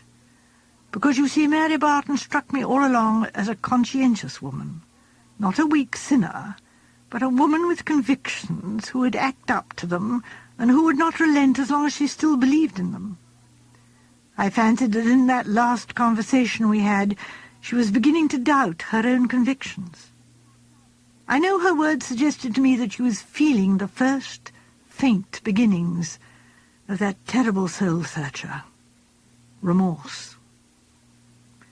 The thing happened in Cornwall, in a small watering place, rather deserted at that season of the year. Must have been, let me see, late March. I read about it in the papers. A lady had been staying at a small hotel there, a Miss Barton. She'd been very odd and peculiar in her manner. That had been noticed by all. At night she would walk up and down her room, muttering to herself and not allowing the people on either side of her to sleep. She called on the vicar one day and told him that she had a communication of the gravest importance to make to him. She had, she said, committed a crime. Then, instead of proceeding, she had stood up abruptly and said she would call another day. The vicar put her down as being slightly unbalanced and did not take her self-accusation seriously. The very next morning she was found to be missing from her room. A note was left addressed to the coroner. It ran as follows: "I tried to speak to the vicar yesterday to confess all, but was not allowed. She would not let me. I can make amends only one way, a life for a life, and my life must go the same way as hers did. I, too, must drown in the deep sea. I believed I was justified. I see now that that was not so. If I desire Amy's forgiveness, I must go to her. Let no one be blamed for my death. Mary Barton." Her clothes were found lying on the beach in a secluded cove nearby, and it seemed clear that she had undressed there and swum resolutely out to sea, where the current was known to be dangerous, sweeping one down the coast. The body was not discovered, but after a time leave was given to presume death. She was a rich woman, her estate being proved at £100,000. Since she died intestate, it all went to her next of kin, a family of cousins in Australia. The papers made discreet references to the tragedy in the Canary Islands, putting forward the theory that the death of Miss Durrant had unhinged her friend's brain. At the inquest, the usual verdict of suicide whilst temporarily insane was returned. And so the curtain falls on the tragedy of Amy Durrant and Mary Barton. There was a long pause, and then Jane Hellyer gave a great gasp. "Oh, but you mustn't stop there. Just in the most interesting part. Go on." "But you see, Miss Hellyer, this isn't a serial story. This is real life, and real life stops just where it chooses." "But I don't want it to," said Jane. "I want to know." "This is where we use our brains, Miss Hellyer," explained Sir Henry. "Why did Mary Barton kill her companion? That's the problem Dr. Lloyd has set us." "Oh, well," said Miss Hellyer, "she might have killed her for lots of reasons. I mean, I don't know, she might have got on her nerves, or else she got jealous, although Dr. Lloyd doesn't mention any men. But still, on the boat out, well, you know what everyone says about boats and sea voyages." Miss Hellyer paused, slightly out of breath, and it was borne in upon her audience that the outside of Jane's charming head was distinctly superior to the inside. "I would like to have a lot of guesses," said Mrs. Bantry, "and I suppose I must confine myself to one. Well, I think that Miss Barton's father made all his money out of ruining Amy Durrant's father, so Amy determined to have her revenge. Oh, no, it's the wrong way round. How tiresome. Why does the rich employer kill the humble companion? I've got it. Miss Barton had a young brother who shot himself for love of Amy Durrant. Miss Barton waits her time. Amy comes down in the world. Miss B engages her as a companion and takes her to the Canaries and accomplishes her revenge. Now, how's that?" "Excellent," said Sir Henry, "only we don't know that Miss Barton ever had a young brother." "We deduce that," said Mrs. Bantry. "Unless she had a young brother, there's no motive, so she must have had a young brother. Do you see, Watson?" "Well, that's all very fine, Dolly," said her husband, "but it's only a guess." "Of course it is," said Mrs. Bantry. "That's all we can do, guess. We haven't got any clues. Go on, dear, have a guess yourself." "Upon my word, I don't know what to say, but I think there's something in Miss Hellyer's suggestion that they fell out about a man. Now, look here, Dolly, it was probably some high church parson. They both embroidered him a cope or something, and he wore the Durrant woman's first. Depend upon it, it was something like that. Look how she went off to a parson at the end. These women all lose their heads over good-looking clergymen. You hear of it over and over again." "I think I must try and make my explanation a little more subtle," said Sir Henry, "though I admit it's only a guess. I suggest that Miss Barton was always mentally unhinged. There are more cases like that than you would imagine. Her mania grew stronger, and she began to believe it her duty to rid the world of certain persons, possibly what is termed unfortunate females. Nothing much is known about Miss Durrant's past, so very possibly she had a past. An unfortunate one. Miss Barton learns of this and decides on extermination. Later, the righteousness of her act begins to trouble her, and she's overcome by remorse. Her end shows her to be completely unhinged. Now, do say you agree with me, Miss Marple." "I'm afraid I don't, Sir Henry," said Miss Marple, smiling apologetically. "I think her end shows her to have been a very clever and resourceful woman." Jane Hellyer interrupted with a little scream. Oh, I've been so stupid. May I guess again? Of course it must have been that. Blackmail. The companion woman was blackmailing her. Only I don't see why Miss Marple said it was clever of her to kill herself. I can't see that at all." "Ah," said Sir Henry, "you see, Miss Marple knew a case just like it in St. Mary Mead." "You always laugh at me, Sir Henry," said Miss Marple reproachfully. "I must confess it does remind me just a little of old Mrs. Trout. She drew the old age pension, you know, for 3 old women who were dead in different parishes." "Sounds like a most complicated and resourceful crime," said Sir Henry, "but it doesn't seem to throw much light upon our present problem."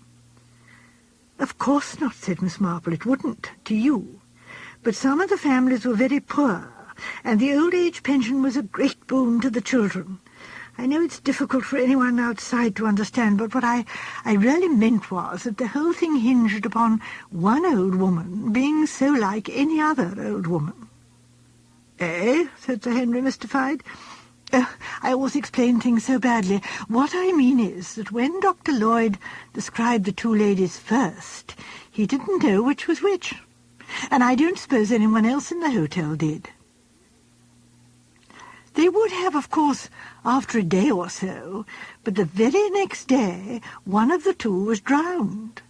And if the one who was left said she was Miss Barton, I don't suppose it would ever occur to anyone else that she might be.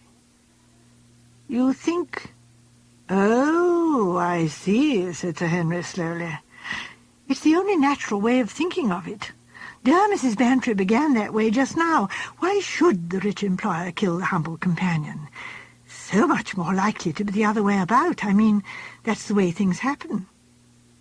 Is it, said Sir Henry? You shock me. But of course, went on Miss Marple, she would have had to wear Miss Barton's clothes, and they would probably be a little tight on her, so that her general appearance would look as though she had got a little fatter. That's why I asked that question. A gentleman would be sure to think it was the lady who had got fatter, and not the clothes that got smaller, though that isn't quite the right way of putting it. But if Amy Durrant killed Miss Barton, what did she gain by it? Asked Mrs. Bantry. She couldn't keep up the deception forever. She only kept it up for another month or so, pointed out Miss Marple, and during that time I expect she travelled, keeping away from anyone who might know her. That's what I meant by saying that one lady of a certain age looks so like another. I don't suppose the different photograph on her passport was ever noticed. You know what passports are. And then in March she went down to this Cornish place and began to act queerly and draw attention to herself, so that when people found her clothes on the beach and read her last letter, they shouldn't think of the common-sense conclusion. Which was? Asked Sir Henry. No body, said Miss Marple firmly. That's the thing that would stare you in the face if there weren't such a lot of red herrings to draw you off the trail, including the suggestion of foul play and remorse. No body. That was the real significant fact. Do you mean, said Mrs. Bantry, do you mean that there wasn't any remorse, that she didn't drown herself? Not she, said Miss Marple. It's just Mrs. Trout over again. Mrs. Trout was very good at red herrings, but she met her match in me, and I can see through your remorse-driven Miss Barton. Drown herself? Went off to Australia, if I'm any good at guessing. You are, Miss Marple, said Dr. Lloyd. Undoubtedly you are. Now it again took me quite by surprise. Why, you could have knocked me down with a feather that day in Melbourne. Was that what you spoke of as a final coincidence? Dr. Lloyd nodded. Yes, rather rough luck on Miss Barton, or Miss Amy Durrant, whatever you like to call her. I became a ship's doctor for a while, and landing in Melbourne, the first person I saw as I walked down the street was the lady I thought had been drowned in Cornwall. She saw the game was up as far as I was concerned, and she did the bold thing. Took me into her confidence. Curious woman, completely lacking, I suppose, in some moral sense. She was the eldest of a family of 9, all wretchedly poor. They had applied once for help to their rich cousin in England and been repulsed. Miss Barton having quarrelled with their father. Money was wanted desperately, for the 3 youngest children were delicate and wanted expensive medical treatment. Amy Barton, then and there, seems to have decided on her plan of cold-blooded murder. She set out for England, working her passage over as a children's nurse. She obtained the situation of companion to Miss Barton, calling herself Amy Durrant. She engaged a room and put some furniture in it so as to create more of a personality for herself. The drowning plan was a sudden inspiration. She'd been waiting for some opportunity to present itself. Then she staged the final scene of the drama and returned to Australia. And in due time she and her brothers and sisters inherited Miss Barton's money as next of kin. A very bold and perfect crime, said Sir Henry. almost the perfect crime. If it had been Miss Barton who had died in the Canaries, suspicion might have attached to Amy Dunnant, and her connection with the Barton family might have been discovered. But the change of identity and the double crime, as you may call it, effectually did away with that. Yes, almost the perfect crime. What happened to her? Asked Mrs. Bantry. What did you do in the matter, Dr. Lloyd? I was in a very curious position, Mrs. Bantry. Of evidence, as the law understands it, I still had very little. Also, there were certain signs, plain to me as a medical man, that though strong and vigorous in appearance, the lady was not long for this world. I went home with her and saw the rest of the family. A charming family, devoted to their elder sister, and without an idea in their heads that she might prove to have committed a crime. Why bring sorrow on them when I could prove nothing? The lady's admission to me was unheard by anyone else. I let nature take its course. Miss Amy Barton died 6 months after my meeting with her. I've often wondered if she was cheerful and unrepentant up to the end.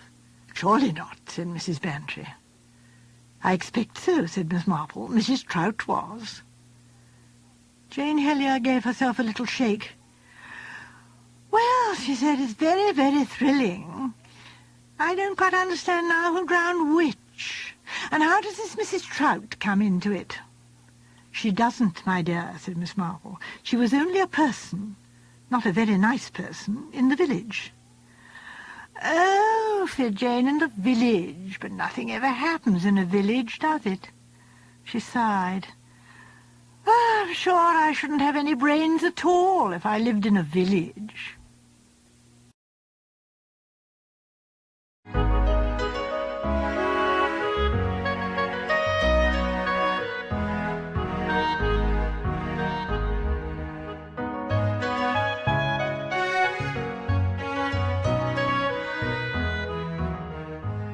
The Speckled Band.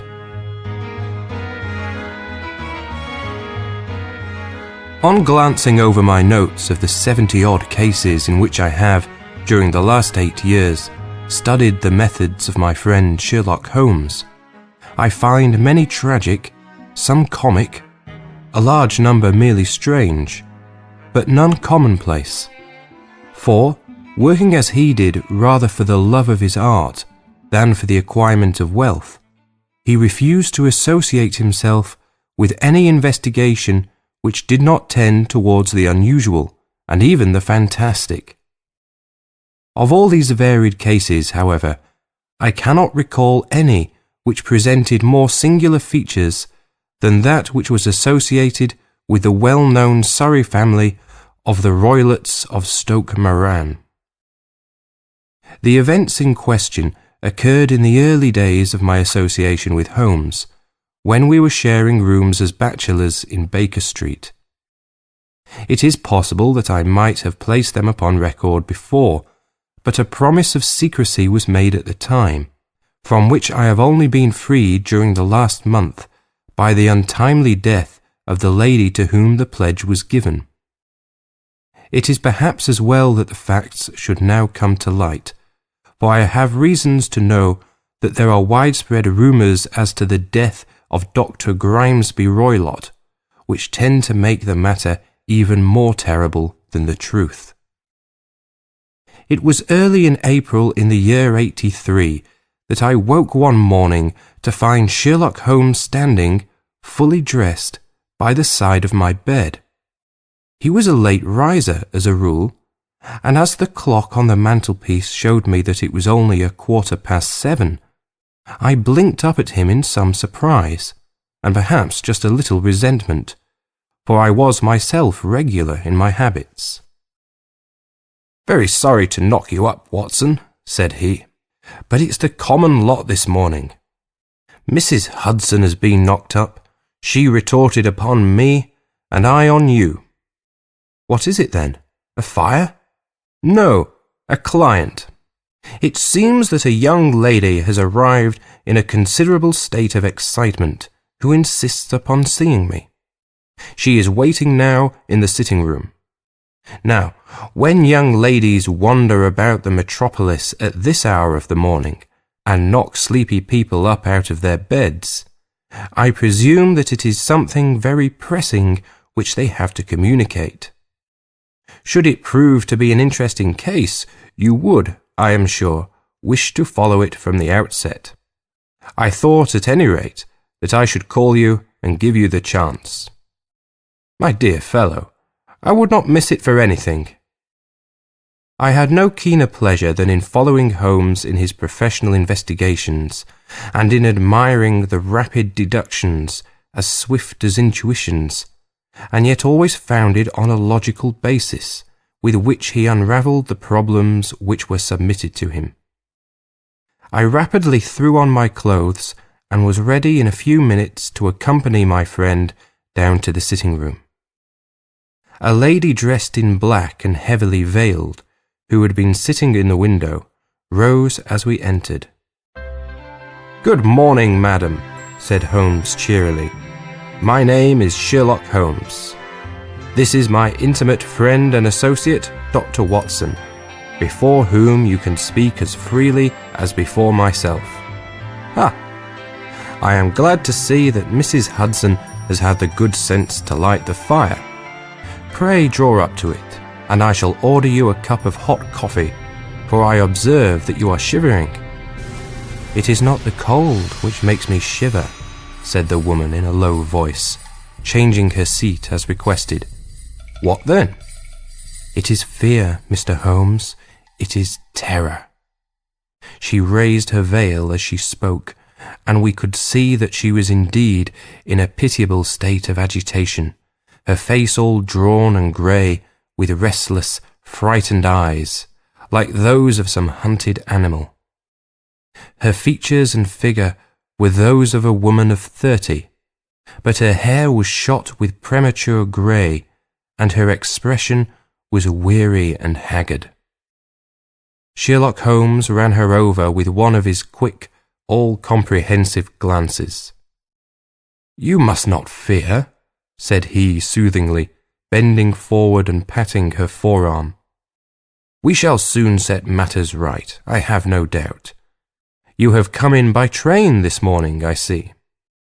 "You know me, then?" "No, but I observe the second half of a return ticket in the palm of your left glove. You must have started early, and yet you had a good drive in a dog-cart along heavy roads before you reached the station." The lady gave a violent start and stared in bewilderment at my companion.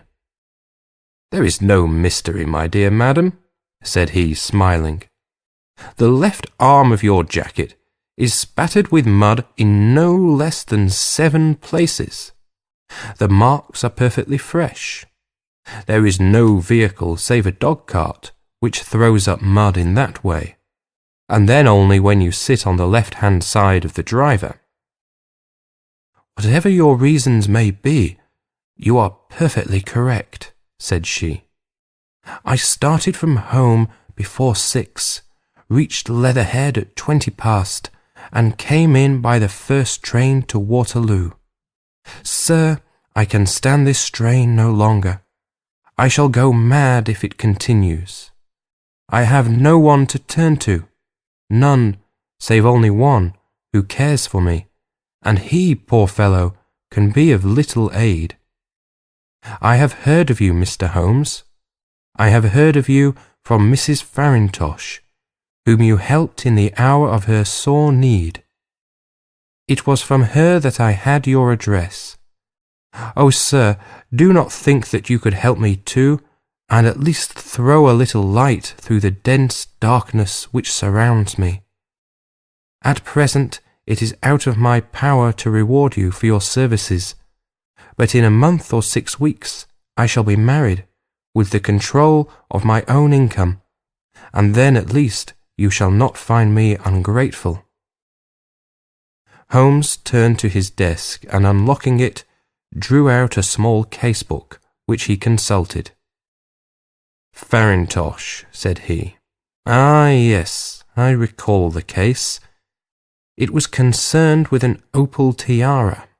I think it was before your time, Watson. I can only say, madam, that I shall be happy to devote the same care to your case as I did to that of your friend.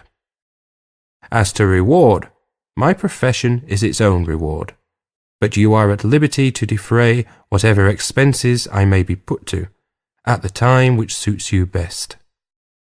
And now I beg you that you will lay before us everything that may help us in forming an opinion upon the matter."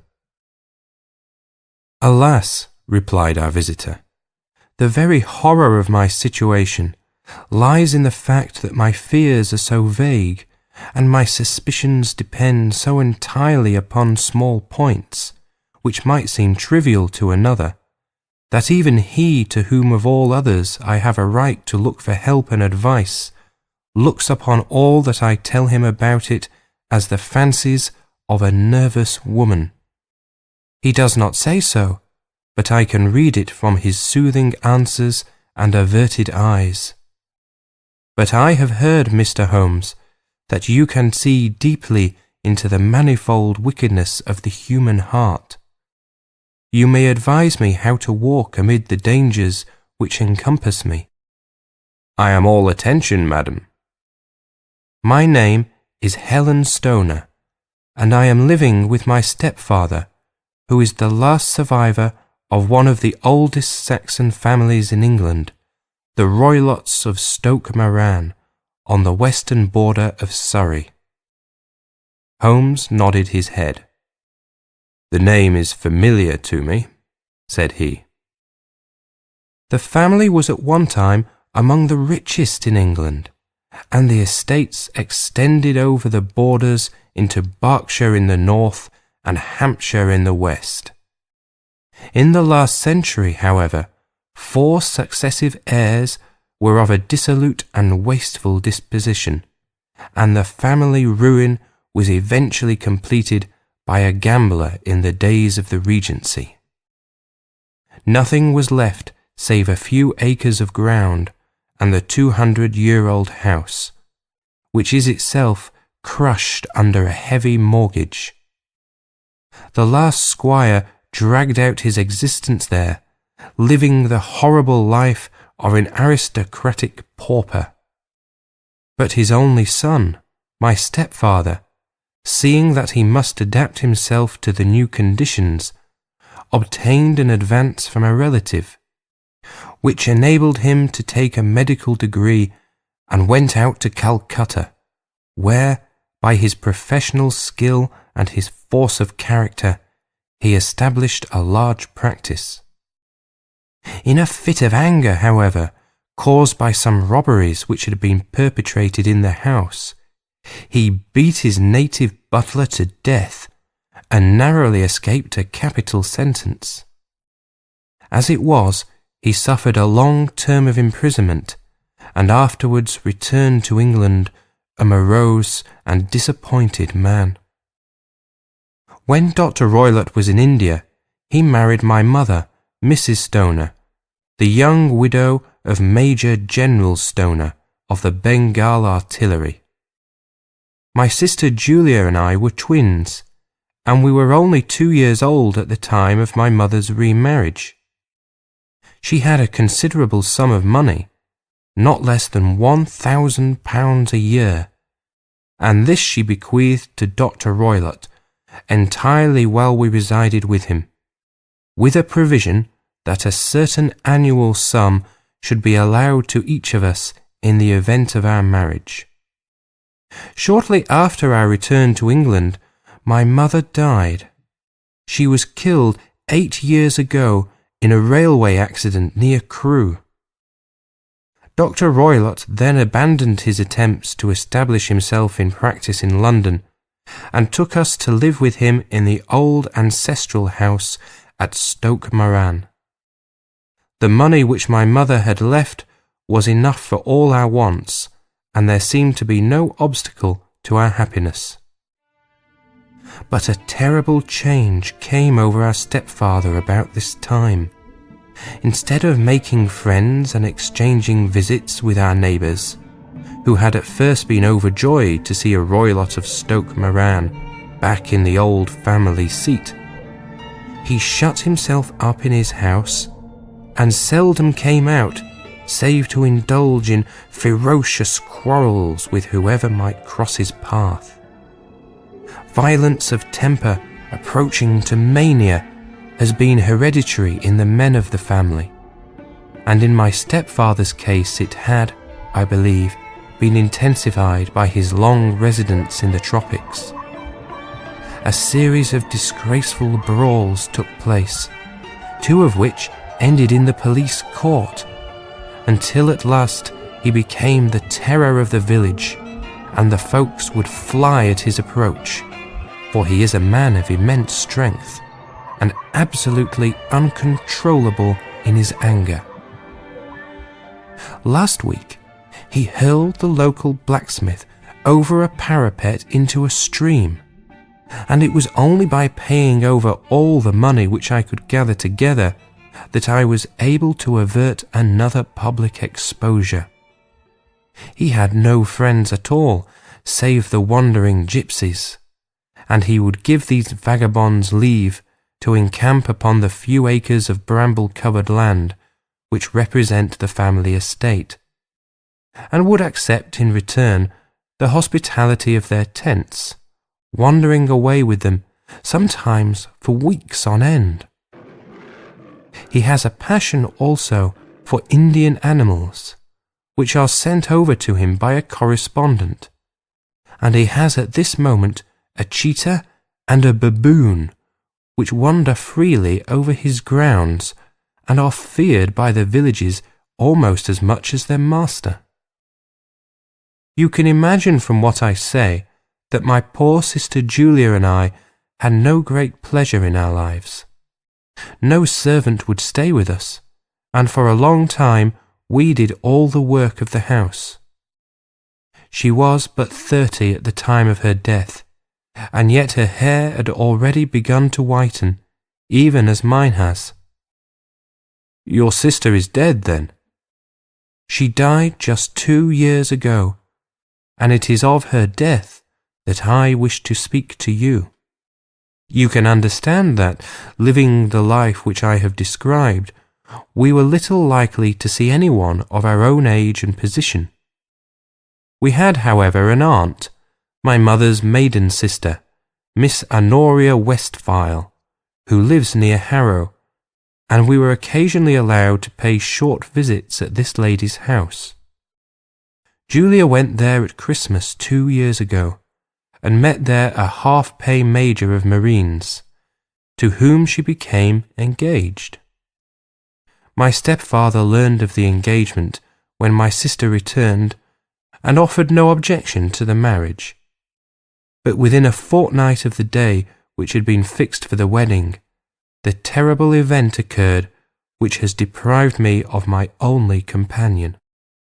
Sherlock Holmes had been leaning back in his chair, with his eyes closed and his head sunk in a cushion, but he half opened his lids now and glanced across at his visitor.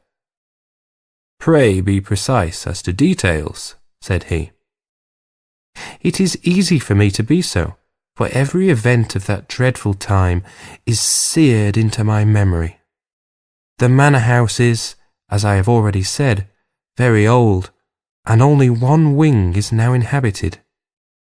The bedrooms in this wing are on the ground floor, the sitting rooms being in the central block of the buildings. Of these bedrooms, the first is Dr. Roylott's, the second my sister's, and the third my own.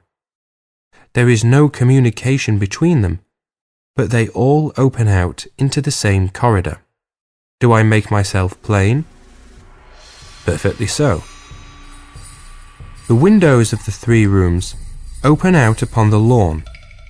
That fatal night, Dr. Roylott had gone to his room early, though we knew that he had not retired to rest, for my sister was troubled by the smell of the strong Indian cigars which it was his custom to smoke. She left her room, therefore, and came into mine, where she sat for some time, chatting about her approaching wedding. At 11 o'clock she rose to leave me, but she paused at the door and looked back. "Tell me, Helen," said she, "have you ever heard anyone whistle in the dead of the night?" "Never," said I. "I suppose that you could not possibly whistle yourself in your sleep?" "Certainly not. But why?" "Because during the last few nights I have always, about 3 in the morning, heard a low, clear whistle. I am a light sleeper, and it has awakened me.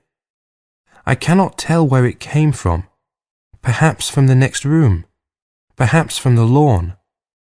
I thought that I would just ask you whether you had heard it." "No, I have not. It must be those wretched gypsies in the plantation." "Very likely." "And yet, if it were on the lawn, I wonder that you did not hear it also." "Ah, but I sleep more heavily than you." "Well, it is of no great consequence at any rate." She smiled back at me, closed my door, and a few moments later I heard her key turn in the lock. "Indeed," said Holmes. "Was it your custom always to lock yourselves in at night?" "Always." "And why?" "I think that I mentioned to you that the doctor kept a cheetah and a baboon. We had no feeling of security unless our doors were locked." "Quite so. Pray, proceed with your statement." "I could not sleep that night. A vague feeling of impending misfortune impressed me. My sister and I, you will recollect, were twins, and you know how subtle are the links which bind two souls which are so closely allied. It was a wild night. The wind was howling outside, and the rain was beating and splashing against the windows. Suddenly, amid all the hubbub of the gale, there burst forth the wild scream of a terrified woman. I knew that it was my sister's voice. I sprang from my bed, wrapped a shawl around me, and rushed into the corridor. As I opened my door, I seemed to hear a low whistle, such as my sister described, and a few moments later, a clanging sound, as if a mass of metal had fallen. As I ran down the passage, my sister's door was unlocked and revolved slowly upon its hinges. I stared at it, horror-stricken, not knowing what was about to issue from it. By the light of the corridor lamp, I saw my sister appear at the opening, her face blanched with terror, her hands groping for help, her whole figure swaying to and fro like that of a drunkard. I ran to her and threw my arms round her, but at that moment her knees seemed to give way and she fell to the ground.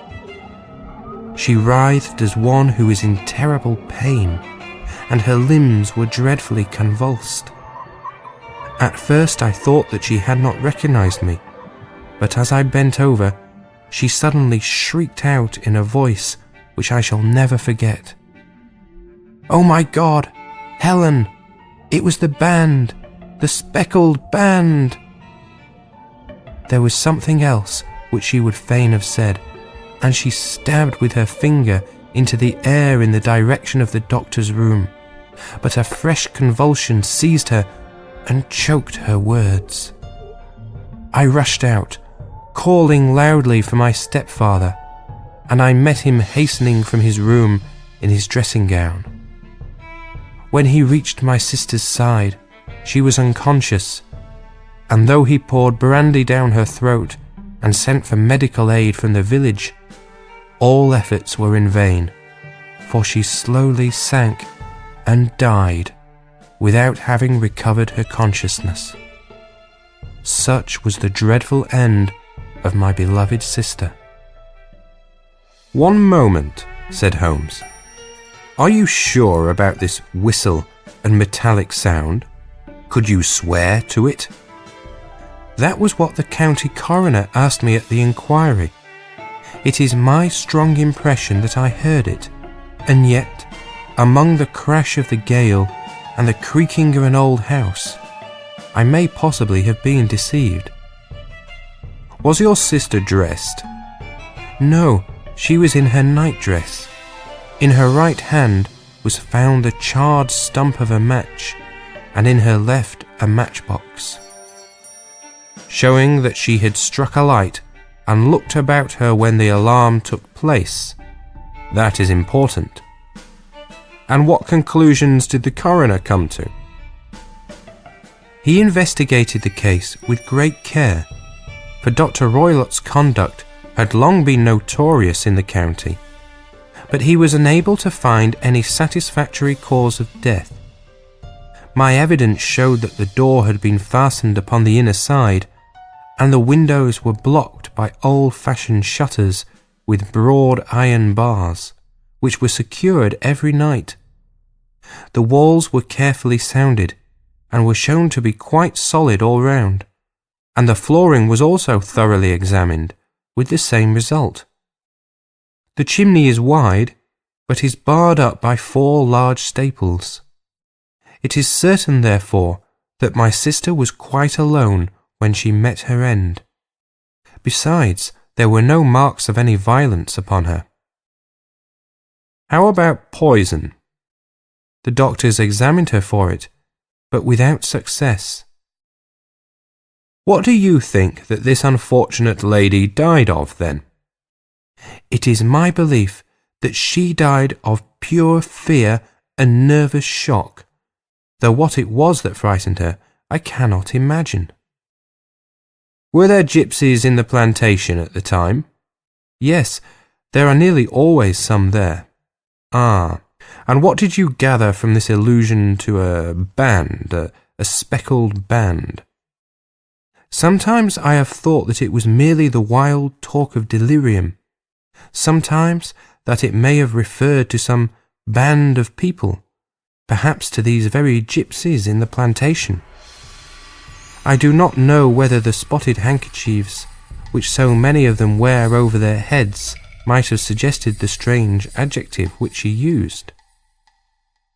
Holmes shook his head like a man who was far from being satisfied.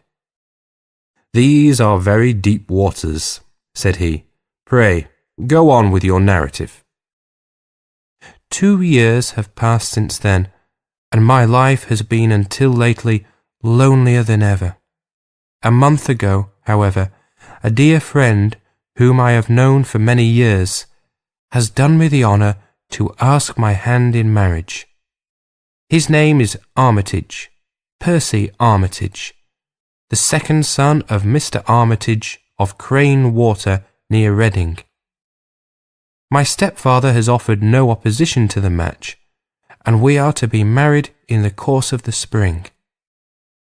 2 days ago some repairs were started in the west wing of the building, and my bedroom wall has been pierced, so that I have had to move into the chamber in which my sister died, and to sleep in the very bed in which she slept. Imagine then my thrill of terror when last night, as I lay awake, thinking over her terrible fate, I suddenly heard in the silence of the night the low whistle which had been the herald of her own death. I sprang up and lit the lamp, but nothing was to be seen in the room.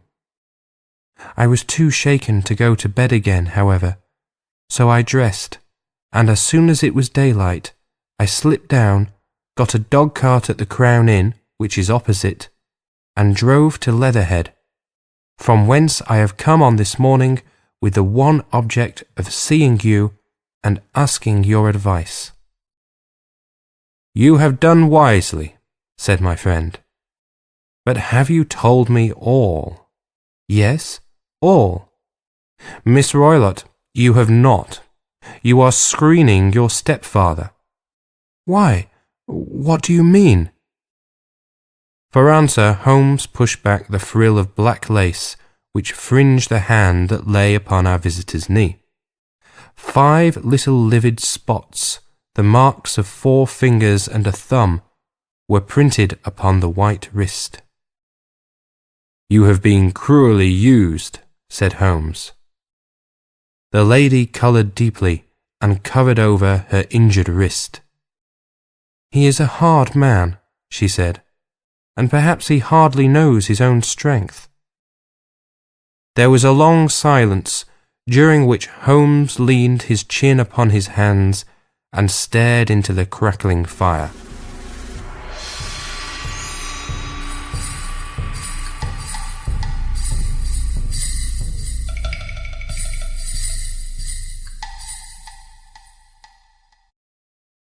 "This is a very deep business," he said at last. "There are 1,000 details which I should desire to know before I decide upon our course of action. Yet we have not a moment to lose. If we were to come to Stoke Moran today, would it be possible for us to see over these rooms without the knowledge of your stepfather?" As it happens, he spoke of coming into town today upon some most important business. It is probable that he will be away all day, and that there would be nothing to disturb you. We have a housekeeper now, but she is old and foolish, and I could easily get her out of the way." "Excellent. You are not averse to this trip, Watson?" "By no means." "Then we shall both come. What are you going to do yourself?" "I have one or two things which I would wish to do now that I am in town, but I shall return by the 12 o'clock train, so as to be there in time for your coming." "And you may expect us early in the afternoon. I have myself some small business matters to attend to. Will you not wait and breakfast?" "No, I must go. My heart is lightened already since I have confided my trouble to you. I shall look forward to seeing you again this afternoon." She dropped her thick black veil over her face and glided from the room. "And what do you think of it all, Watson?" asked Sherlock Holmes, leaning back in his chair. "It seems to me a most dark and sinister business." "Dark enough and sinister enough. Yet if the lady is correct in saying that the flooring and walls are sound, and that the door, window, and chimney are impassable, then her sister must have been undoubtedly alone when she met her mysterious end." "What becomes, then, of these nocturnal whistles, and what are the very peculiar words of the dying woman?" "I cannot think." "When you combine the ideas of whistles at night, the presence of a band of gypsies who are on intimate terms with this old doctor, the fact that we have every reason to believe that the doctor has an interest in preventing his stepdaughter's marriage, the dying allusion to a band, and, finally, the fact that Miss Helen Stoner heard a metallic clang, which might have been caused by one of those metal bars that secured the shutters falling back into its place, I think that there is good ground to think that the mystery may be cleared along those lines." "But what, then, did the gypsies do?" "I cannot imagine. I see many objections to any such theory." "And so do I. It is precisely for that reason that we are going to Stoke Moran this day. I want to see whether the objections are fatal, or if they may be explained away." "But what in the name of the devil—" The ejaculation had been drawn from my companion by the fact that our door had been suddenly dashed open, and that a huge man had framed himself in the aperture. His costume was a peculiar mixture of the professional and of the agricultural, having a black top hat, a long frock coat, and a pair of high gaiters, with a hunting crop swinging in his hand. So tall was he that his hat actually brushed the crossbar of the doorway, and his breath seemed to span it across from side to side. A large face, seared with 1,000 wrinkles, burned yellow with the sun, and marked with every evil passion, was turned from one to the other of us, while his deep-set, bile-shot eyes, and his high, thin, fleshless nose, gave him somewhat the resemblance to a fierce old bird of prey. "Which of you is Holmes?" asked this apparition. "My name, sir, but you have the advantage of me," said my companion quietly. "I am Dr. Grimesby Roylott of Stoke Moran." "Indeed, doctor," said Holmes blandly. "Pray take a seat." "I will do nothing of the kind. My stepdaughter has been here. I have traced her. What has she been saying to you?" "It is a little cold for the time of year," said Holmes. "But what has she been saying to you?" screamed the old man furiously. "But I have heard that the crocuses promise well," continued my companion imperturbably. "Ha! You put me off, do you?" said our new visitor, taking a step forward and shaking his hunting crop.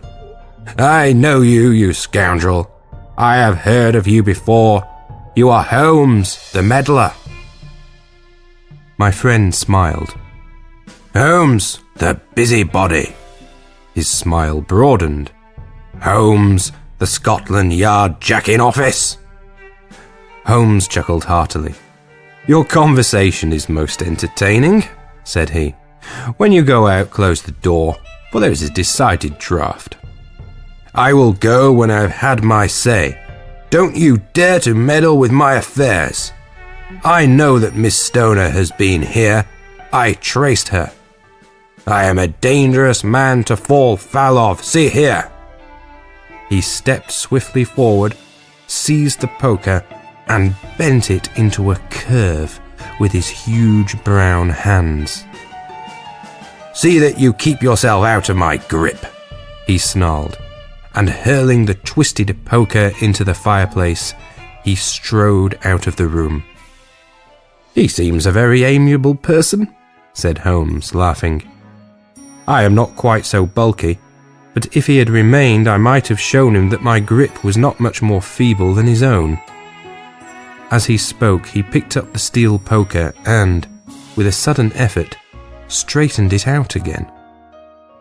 Fancy his having the insolence to confound me with the official detective force. This incident gives zest to our investigation, however, and I only trust that our little friend will not suffer from her imprudence in allowing this brute to trace her. And now, Watson, we shall order breakfast, and afterwards I shall walk down to Doctor's Commons, where I hope to get some data which may help us in this matter. It was nearly 1 o'clock when Sherlock Holmes returned from his excursion. He held in his hand a sheet of blue paper, scrawled over with notes and figures. "I have seen the will of the deceased wife," said he. "To determine its exact meaning, I have been obliged to work out the present prices of the investments with which it is concerned. The total income, which at the time of the wife's death was little short of £1,100, is now, through the fall in agricultural prices, not more than £750.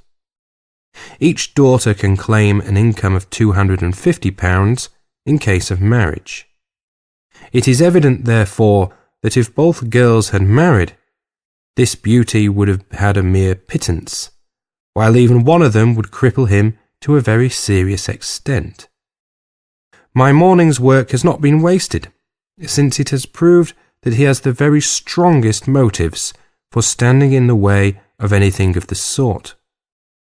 And now, Watson, this is too serious for dawdling, especially as the old man is aware that we are interesting ourselves in his affairs. So, if you are ready, we shall call a cab and drive to Waterloo. I should be very much obliged if you would slip your revolver into your pocket.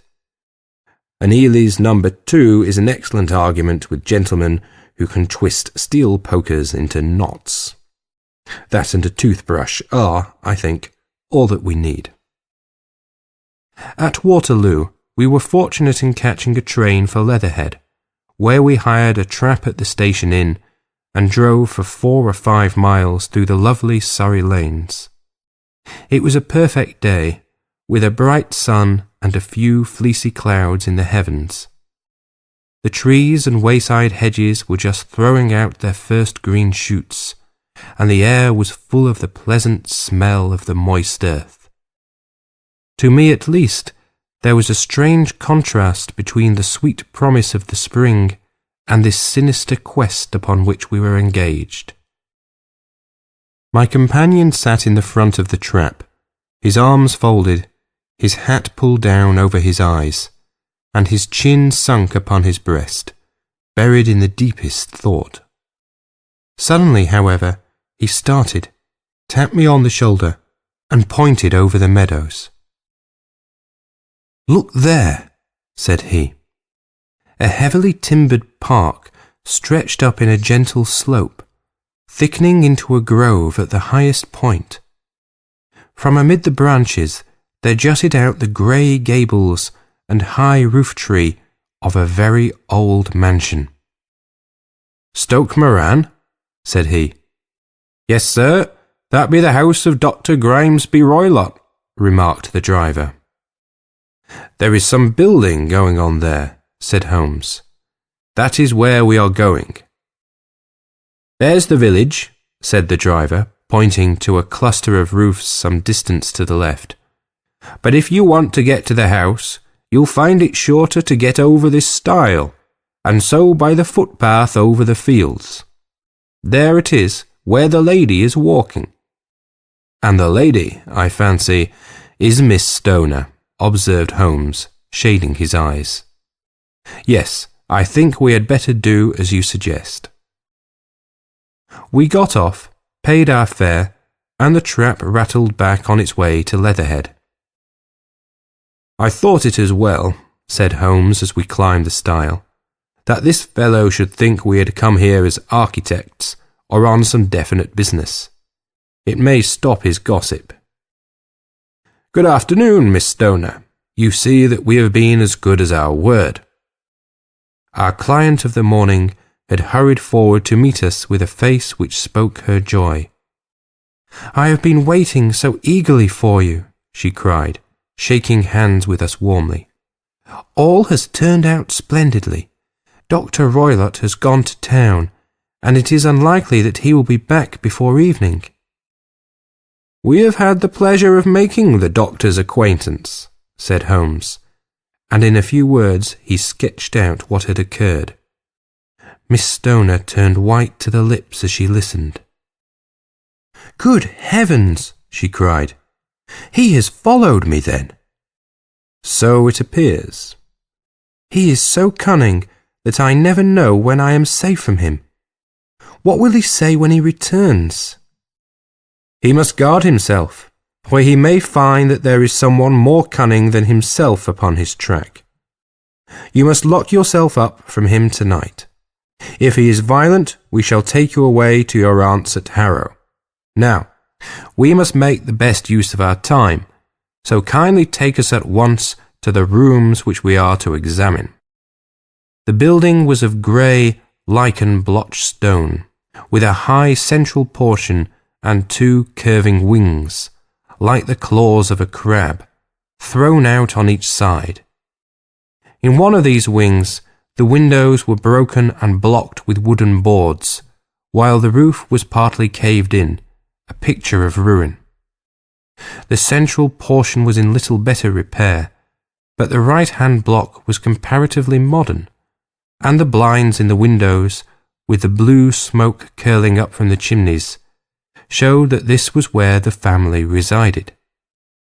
Some scaffolding had been erected against the end wall, and the stonework had been broken into, but there were no signs of any workmen at the moment of our visit. Holmes walked slowly up and down the ill-trimmed lawn, and examined with deep attention the outsides of the windows. "This, I take it, belongs to the room in which you used to sleep, the centre one to your sister's, and the one next to the main building to Dr. Roylott's chamber." "Exactly so, but I am now sleeping in the middle one." pending the alterations, as I understand. By the way, there does not seem to be any very pressing need for repairs at that end wall. There were none. I believe that it was an excuse to move me from my room. Ah, that is suggestive. Now, on the other side of this narrow wing runs the corridor from which these 3 rooms open. There are windows in it, of course? Yes, but very small ones, too narrow for anyone to pass through. As you both locked your doors at night, your rooms were unapproachable from that side.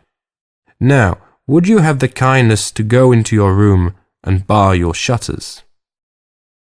Miss Stoner did so, and Holmes, after a careful examination through the open window, endeavoured in every way to force the shutter open, but without success. There was no slit through which a knife could be passed to raise the bar. Then with his lens he tested the hinges, but they were of solid iron, built firmly into the massive masonry. Said he, scratching his chin in some perplexity. My theory certainly presents some difficulties. No one could pass these shutters if they were bolted. Well, we shall see if the inside throws any light upon the matter. A small side door led into the whitewashed corridor from which the 3 bedrooms opened. Holmes refused to examine the 3rd chamber, so we passed at once to the 2nd, that in which Miss Stoner was now sleeping, and in which her sister had met with her fate. It was a homely little room, with a low ceiling and a gaping fireplace, after the fashion of old country houses. A brown chest of drawers stood in one corner, a narrow white counterpane bed in another, and a dressing table on the left-hand side of the window. These articles, with 2 small wickerwork chairs, made up all the furniture in the room, save for a square of Wilton carpet in the centre. The boards round and the panelling of the walls were of brown, worm-eaten oak, so old and discoloured that it may have dated from the original building of the house. Holmes drew one of the chairs into a corner and sat silent, while his eyes travelled round and up and down, taking in every detail of the apartment. Where does that bell communicate with? He asked at last, pointing to a thick bell rope which hung down beside the bed, the tassel actually lying upon the pillow. It goes to the housekeeper's room. It looks newer than the other things. Yes, it was only put there a couple of years ago. Your sister asked for it, I suppose. No, I never heard of her using it. We used always to get what we wanted for ourselves. Indeed, it seemed unnecessary to put so nice a bell pull there. You will excuse me for a few minutes while I satisfy myself as to this floor. He threw himself down upon his face with his lens in his hand, and crawled swiftly backward and forward, examining minutely the cracks between the boards. Then he did the same with the woodwork with which the chamber was panelled. Finally, he walked over to the bed and spent some time in staring at it and in running his eye up and down the wall. Finally, he took the bell rope in his hand and gave it a brisk tug. Why, it's a dummy, said he. Won't it ring? No, it is not even attached to a wire. This is very interesting. You can see now that it is fastened to a hook just above where the little opening for the ventilator is. How very absurd. I never noticed that before. Very strange, muttered Holmes, pulling at the rope. There are 1 or 2 very singular points about this room. For example, what a fool the builder must be to open a ventilator into another room, when, with the same trouble, he might have communicated with the outside air. That is also quite modern, said the lady. Done about the same time as the bell rope, remarked Holmes. Yes, there were several little changes carried out about that time. They seem to have been of a most interesting character. Dummy bell ropes and ventilators which do not ventilate. With your permission, Miss Stoner, we shall now carry our researches into the inner apartment. Dr. Grimesby Roylott's chamber was larger than that of his stepdaughter, but was as plainly furnished. A camp bed, a small wooden shelf full of books, mostly of a technical character, an arm-chair beside the bed, a plain wooden chair against the wall, a round table, and a large iron safe were the principal things which met the eye. Holmes walked slowly round and examined each and all of them with the keenest interest. "What's in here?" he asked, tapping the safe. "My stepfather's business papers." "Oh, you have seen inside then?" "Only once, some years ago. I remember that it was full of papers." "There isn't a cat in it, for example?" "No. What a strange idea." "Well, look at this." He took up a small saucer of milk, which stood on the top of it. "No, we don't keep a cat. But there is a cheetah and a baboon." "Ah, yes, of course. Well, a cheetah is just a big cat, and yet a saucer of milk does not go very far in satisfying its wants, I dare say. There is one point which I should wish to determine." He squatted down in front of the wooden chair and examined the seat of it with the greatest attention. "Thank you. That is quite settled," said he, rising and putting his lens in his pocket. "Hello, here is something interesting." The object which had caught his eye was a small dog lash hung on one corner of the bed. The lash, however, was curled upon itself and tied so as to make a loop of whipcord. "What do you make of that, Watson?"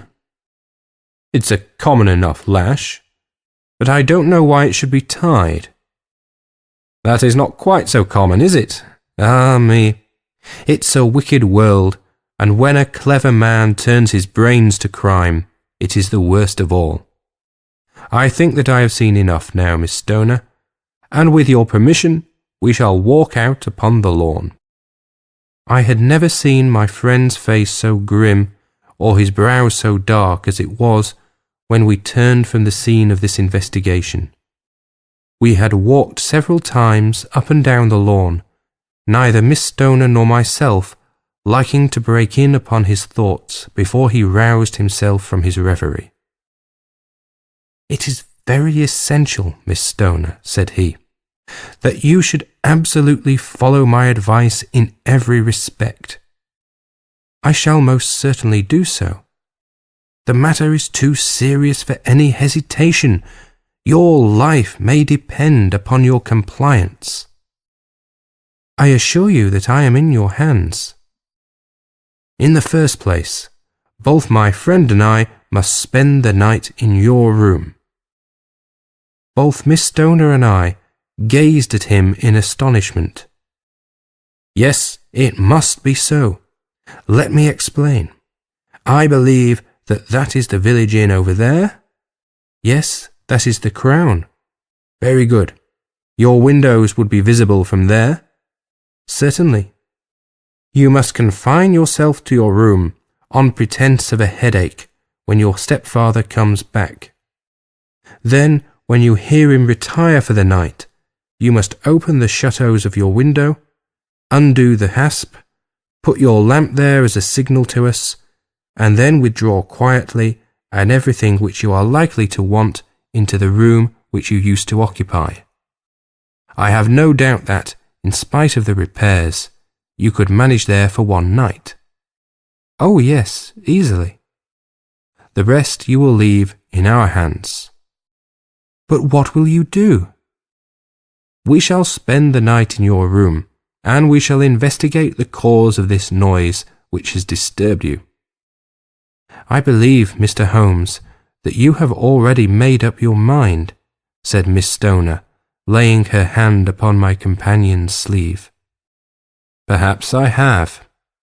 "Then for pity's sake, tell me what was the cause of my sister's death." "I should prefer to have clearer proofs before I speak."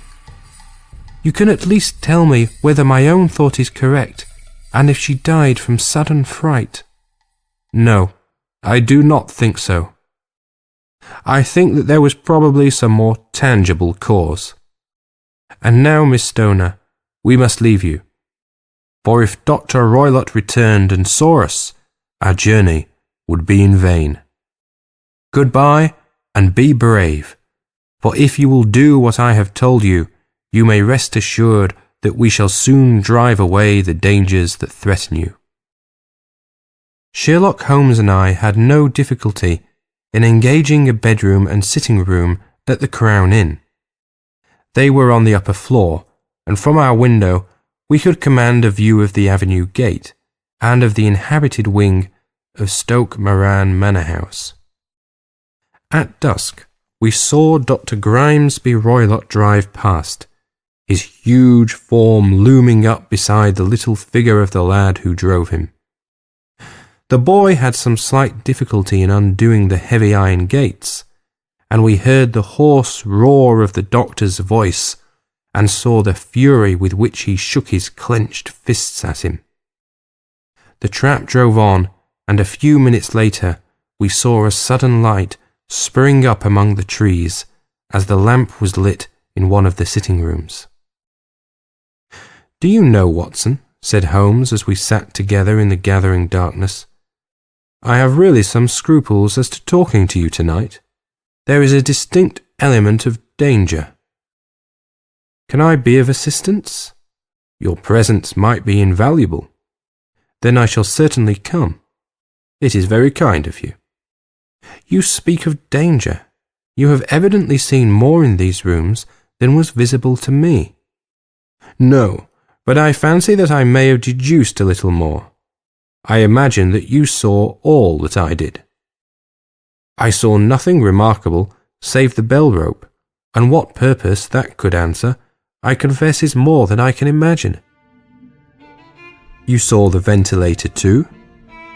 "Yes, but I do not think that it is such a very unusual thing to have a small opening between two rooms. It was so small that a rat could hardly pass through." "I knew that we should find a ventilator before ever we came to Stoke Moran." "My dear Holmes." "Oh, yes, I did. You remember in her statement she said that her sister could smell Dr. Roylott's cigar. Now, of course, that suggested at once that there must be a communication between the two rooms. It could only be a small one, or it would have been remarked upon at the coroner's inquiry. I deduced a ventilator." "But what harm can there be in that?" "Well, there is at least a curious coincidence of dates. A ventilator is made, a cord is hung, and a lady who sleeps in the bed dies. Does not that strike you?" "I cannot as yet see any connection." "Did you observe anything very peculiar about that bed?" "No. It was clamped to the floor. Did you ever see a bed fastened like that before?" "I cannot say that I have." "The lady could not move her bed. It must always be in the same relative position to the ventilator and to the rope, or so we may call it, since it was clearly never meant for a bell pull." "Holmes," I cried, "I seem to see dimly what you are hinting at. We are only just in time to prevent some subtle and horrible crime." "Subtle enough and horrible enough. When a doctor does go wrong, he is the first of criminals. He has nerve and he has knowledge. Palmer and Pritchard were among the heads of their profession. This man strikes even deeper, but I think, Watson, that we shall be able to strike deeper still. But we shall have horrors enough before the night is over. For goodness sake, let us have a quiet pipe and turn our minds for a few hours to something more cheerful. At about 9 o'clock, the light among the trees was extinguished, and all was dark in the direction of the manor house. 2 hours passed slowly away, and then, suddenly, just at the stroke of 11, a single bright light shone out right in front of us. "That is our signal," said Holmes, springing to his feet. "It comes from the middle window." As we passed out, he exchanged a few words with the landlord, explaining that we were going on a late visit to an acquaintance, and that it was possible that we might spend the night there. A moment later, we were out on the dark road, a chill wind blowing in our faces, and one yellow light twinkling in front of us through the gloom to guide us on our sombre errand. There was little difficulty in entering the grounds, for unrepaired breaches gaped in the old park wall. Making our way among the trees, we reached the lawn, crossed it, and were about to enter through the window when out from a clump of laurel bushes there darted what seemed to be a hideous and distorted child, who threw itself upon the grass with writhing limbs and then ran swiftly across the lawn into the darkness. "My God," I whispered, "did you see it?" Holmes was for the moment as startled as I. His hand closed like a vice upon my wrist in his agitation. Then he broke into a low laugh and put his lips to my ear. "It is a nice household," he murmured. "That is the baboon." I had forgotten the strange pets which the doctor affected. There was a cheetah too. Perhaps we might find it upon our shoulders at any moment. I confess that I felt easier in my mind when, after following Holmes's example and slipping off my shoes, I found myself inside the bedroom. My companion noiselessly closed the shutters, moved the lamp onto the table, and cast his eyes around the room. All was as we had seen it in the daytime. Then, creeping up to me and making a trumpet of his hand, he whispered into my ear again, so gently that it was all that I could do to distinguish the words. "The least sound would be fatal to our plans." I nodded to show that I had heard. "We must sit without light. He would see it through the ventilator." I nodded again. "Do not go asleep. Your very life may depend upon it. Have your pistol ready in case we should need it. I will sit on the side of the bed, and you in that chair." I took out my revolver and laid it on the corner of the table. Holmes had brought up a long, thin cane, and this he placed upon the bed beside him. By it he laid the box of matches and the stump of a candle. Then he turned down the lamp, and we were left in darkness. How shall I ever forget that dreadful vigil? I could not hear a sound, not even the drawing of a breath, and yet I knew that my companion sat open-eyed within a few feet of me, in the same state of nervous tension in which I was myself. The shutters cut off the least ray of light, and we waited in absolute darkness. From outside came the occasional cry of a night bird, and once at our very window a long-drawn cat-like whine, which told us that the cheetah was indeed at liberty. Far away we could hear the deep tones of the parish clock, which boomed out every quarter of an hour. How long they seemed, those quarters! 12 struck, and 1, and 2, and 3, and still we sat waiting silently for whatever might befall. Suddenly, there was the momentary gleam of a light up in the direction of the ventilator, which vanished immediately, but was succeeded by a strong smell of burning oil and heated metal. Someone in the next room had lit a dark lantern. I heard a gentle sound of movement, and then all was silent once more, though the smell grew stronger. For half an hour I sat with straining ears. Then suddenly another sound became audible, a very gentle, soothing sound, like that of a small jet of steam escaping continually from a kettle.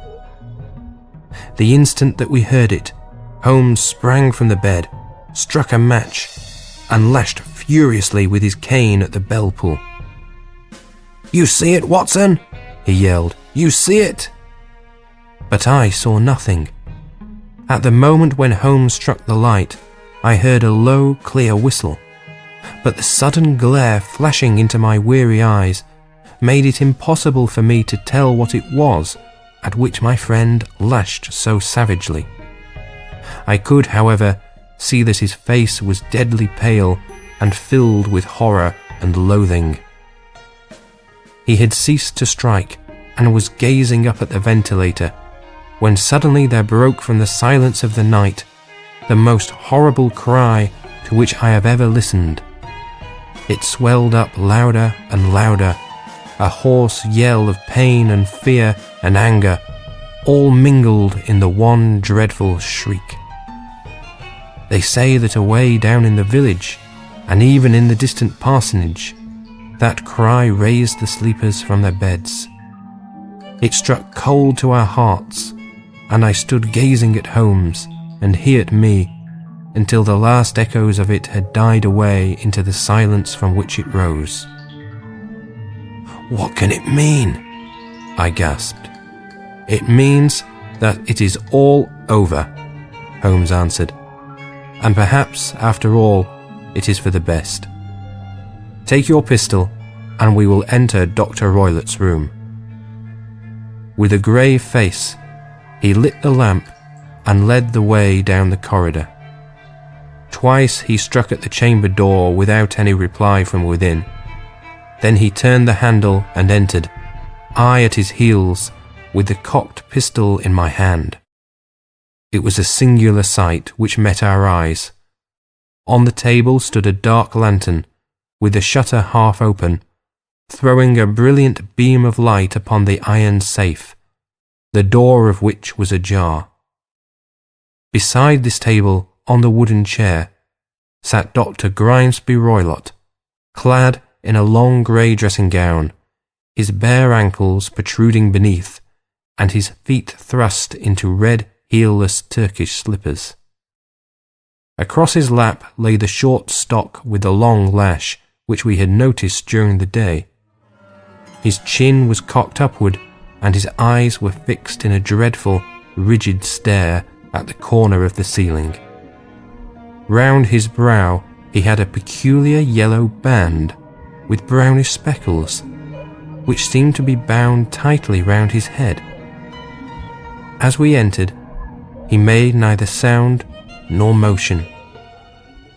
"The band! The Speckled Band!" whispered Holmes. I took a step forward. In an instant, his strange headgear began to move, and there reared itself from among his hair the squat, diamond-shaped head and puffed neck of a loathsome serpent. "It is a swamp adder," cried Holmes, "the deadliest snake in India. He has died within 10 seconds of being bitten. Violence does, in truth, recoil upon the violent, and the schemer falls into the pit which he digs for another. Let us thrust this creature back into its den, and we can then remove Miss Stoner to some place of shelter, and let the county police know what has happened." As he spoke, he drew the dog whip swiftly from the dead man's lap, and throwing the noose round the reptile's neck, he drew it from its horrid perch, and carrying it at arm's lengths, threw it into the iron safe, which he closed upon it. Such are the true facts of the death of Dr. Grimesby Roylott of Stoke Moran. It is not necessary that I should prolong a narrative which has already run to too great a length, by telling how we broke the sad news to the terrified girl, how we conveyed her by the morning train to the care of her good aunt at Harrow, of how the slow process of official inquiry came to the conclusion that the doctor met his fate while indiscreetly playing with a dangerous pet. The little which I had yet to learn of the case was told me by Sherlock Holmes as we travelled back next day. "I had," said he, "come to an entirely erroneous conclusion, which shows, my dear Watson, how dangerous it always is to reason from insufficient data. The presence of the gypsies, and the use of the word band, which was used by the poor girl, no doubt to explain the appearance which she had caught a hurried glimpse of by the light of her match, were sufficient to put me upon an entirely wrong scent. I can only claim the merit that I instantly reconsidered my position when, however, it became clear to me that whatever danger threatened an occupant of the room could not come either from the window or the door. My attention was speedily drawn, as I have already remarked to you, to this ventilator, and to the bell rope which hung down to the bed. The discovery that this was a dummy, and that the bed was clamped to the floor, instantly gave rise to the suspicion that the rope was there as a bridge for something passing through the hole and coming to the bed. The idea of a snake instantly occurred to me, and when I coupled it with my knowledge that the doctor was furnished with a supply of creatures from India, I felt that I was probably on the right track. The idea of using a form of poison which could not possibly be discovered by any chemical test was just such a one as would occur to a clever and ruthless man who had had an Eastern training. The rapidity with which such a poison would take effect would also, from his point of view, be an advantage. It would be a sharp-eyed coroner indeed who could distinguish the two little dark punctures which would show where the poison fangs had done their work. Then I thought of the whistle. Of course he must recall the snake before the morning light revealed it to the victim. He had trained it, probably by the use of the milk which we saw, to return to him when summoned. He would put it through this ventilator at the hour that he thought best, with the certainty that it would crawl down the rope and land on the bed. It might or might not bite the occupant. Perhaps she might escape every night for a week, but sooner or later she must fall a victim. I had come to these conclusions before ever I had entered his room. An inspection of his chair showed me that he had been in the habit of standing on it, which of course would be necessary in order that he should reach the ventilator. The sight of the safe, the saucer of milk, and the loop of whipcord were enough to finally dispel any doubts which may have remained. The metallic clang heard by Miss Stoner was obviously caused by her stepfather hastily closing the door of his safe upon its terrible occupant. Having once made up my mind, you know the steps which I took in order to put the matter to the proof. I heard the creature hiss, as I have no doubt that you did also, and I instantly lit the light and attacked it, with the result of driving it through the ventilator, and also with the result of causing it to turn upon its master at the other side. Some of the blows of my cane came home and roused its snakish temper, so that it flew upon the first person it saw. In this way, I am no doubt indirectly responsible for Dr. Grimesby Roylott's death, and I cannot say that it is likely to weigh very heavily upon my conscience. The end.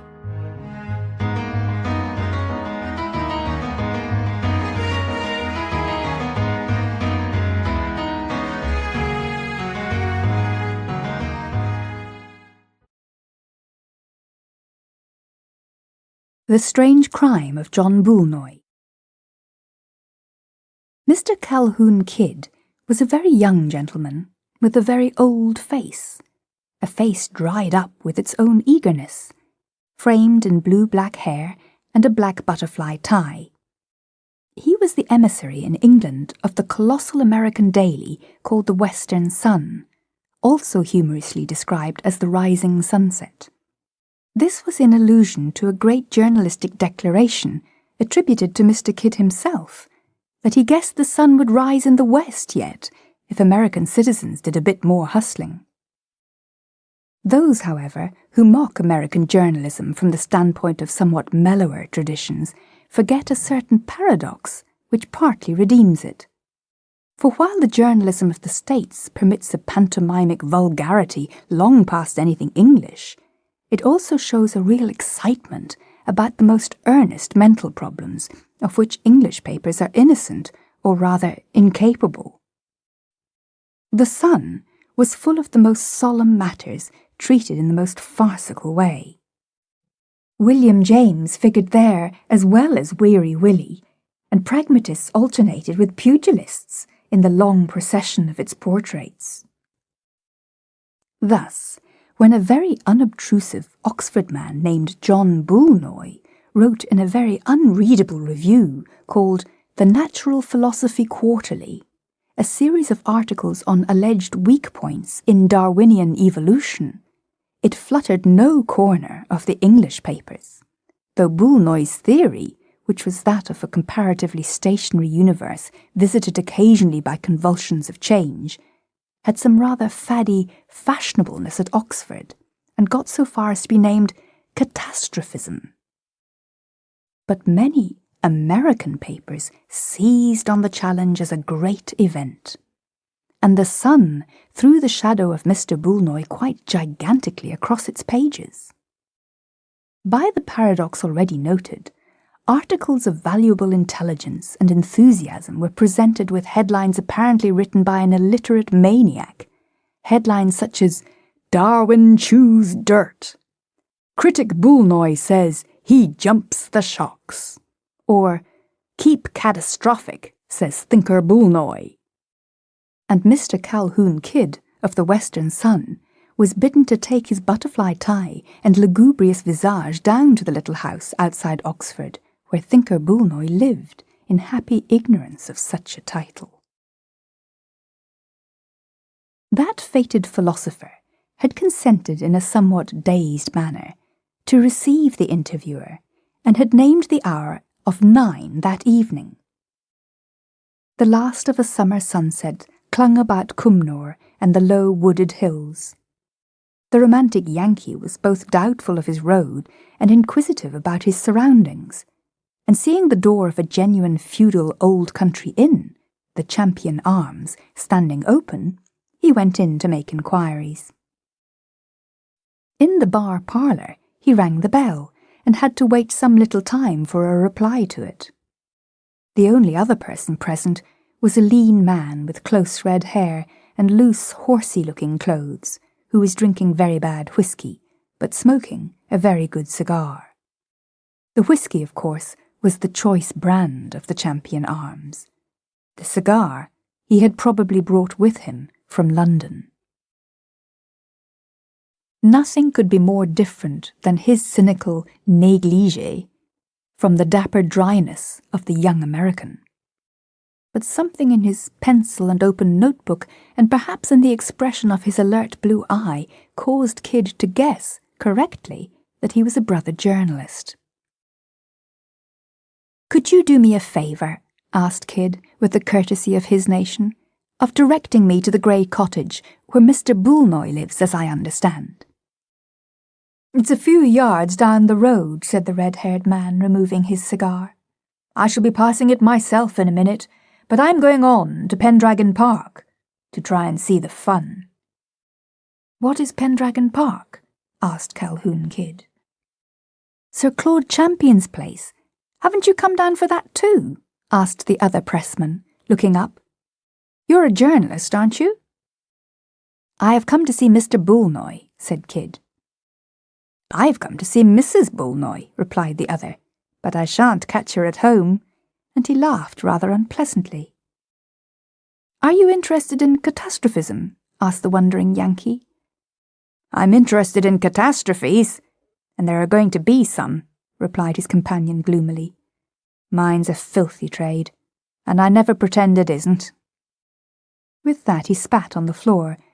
Yet somehow in the very act and instant one could realise that the man had been brought up as a gentleman. The American pressman considered him with more attention.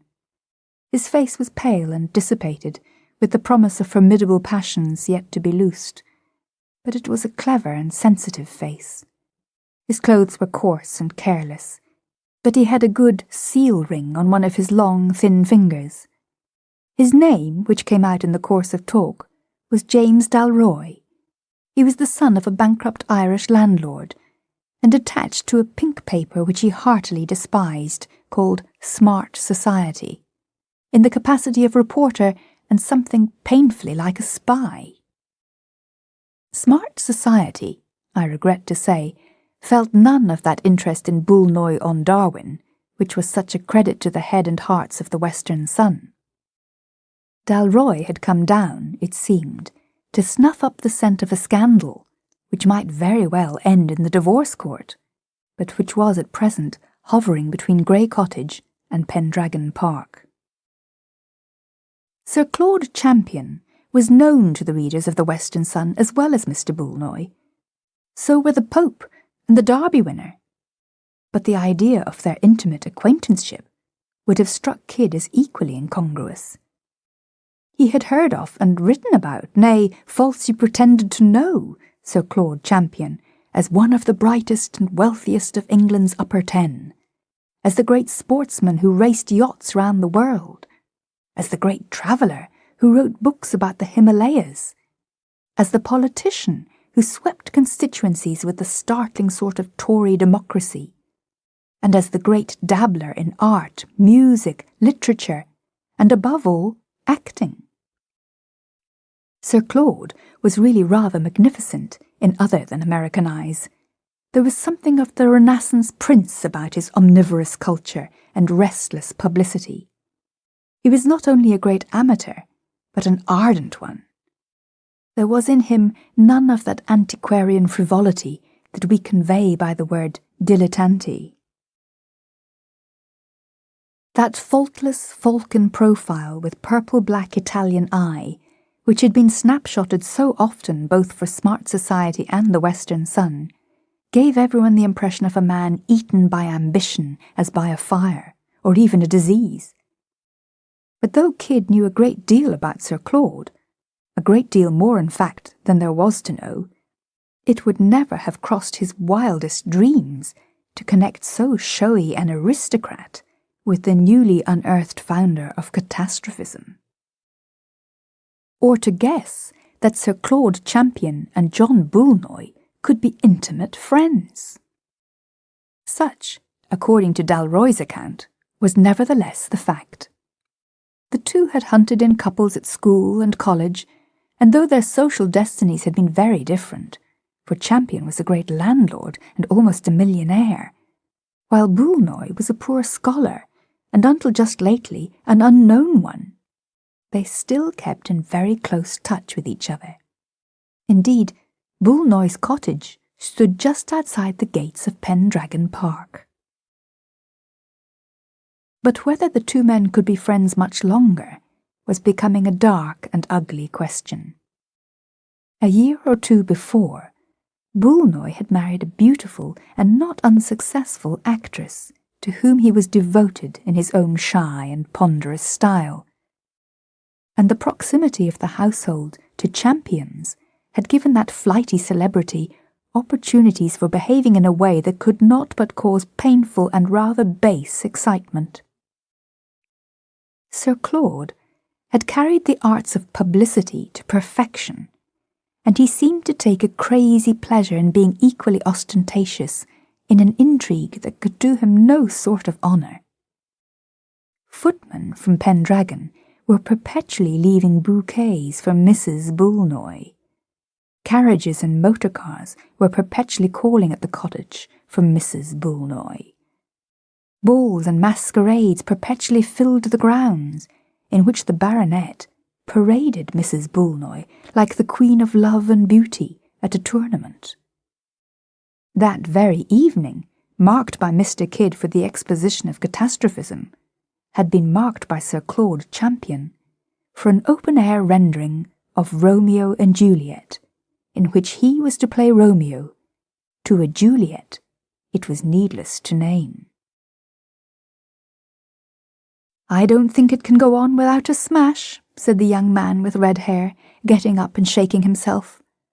"Old Boulnois may be squared, or he may be square. But if he's square, he's thick, what you might call cubic. But I don't believe it's possible." "He is a man of grand intellectual powers," said Calhoun Kidd in a deep voice. "Yes," answered Dalroy, "but even a man of grand intellectual powers can't be such a blighted fool as all that. Must you be going on? I shall be going myself in a minute or two." But Calhoun Kidd, having finished a milk and soda, betook himself smartly up the road towards the grey cottage, leaving his cynical informant to his whisky and tobacco. The last of the daylight had faded.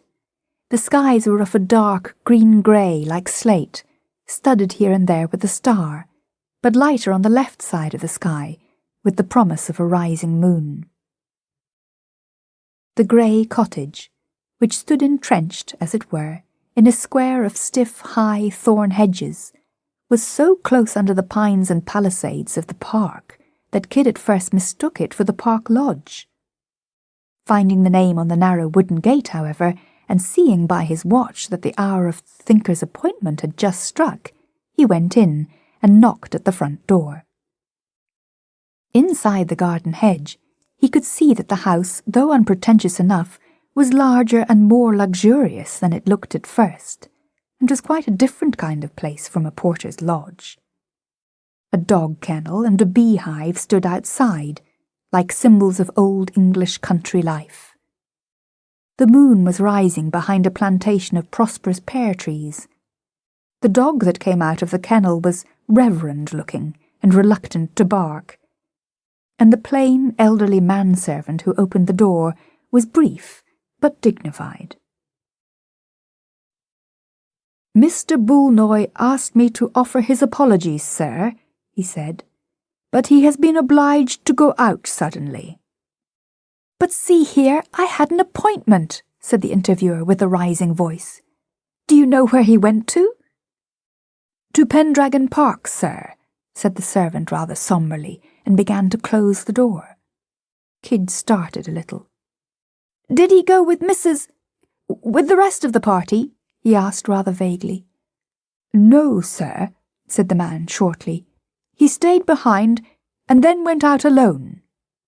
And he shut the door brutally, but with an air of duty not done. The American, that curious compound of impudence and sensitiveness, was annoyed. He felt a strong desire to hustle them all along a bit and teach them business habits.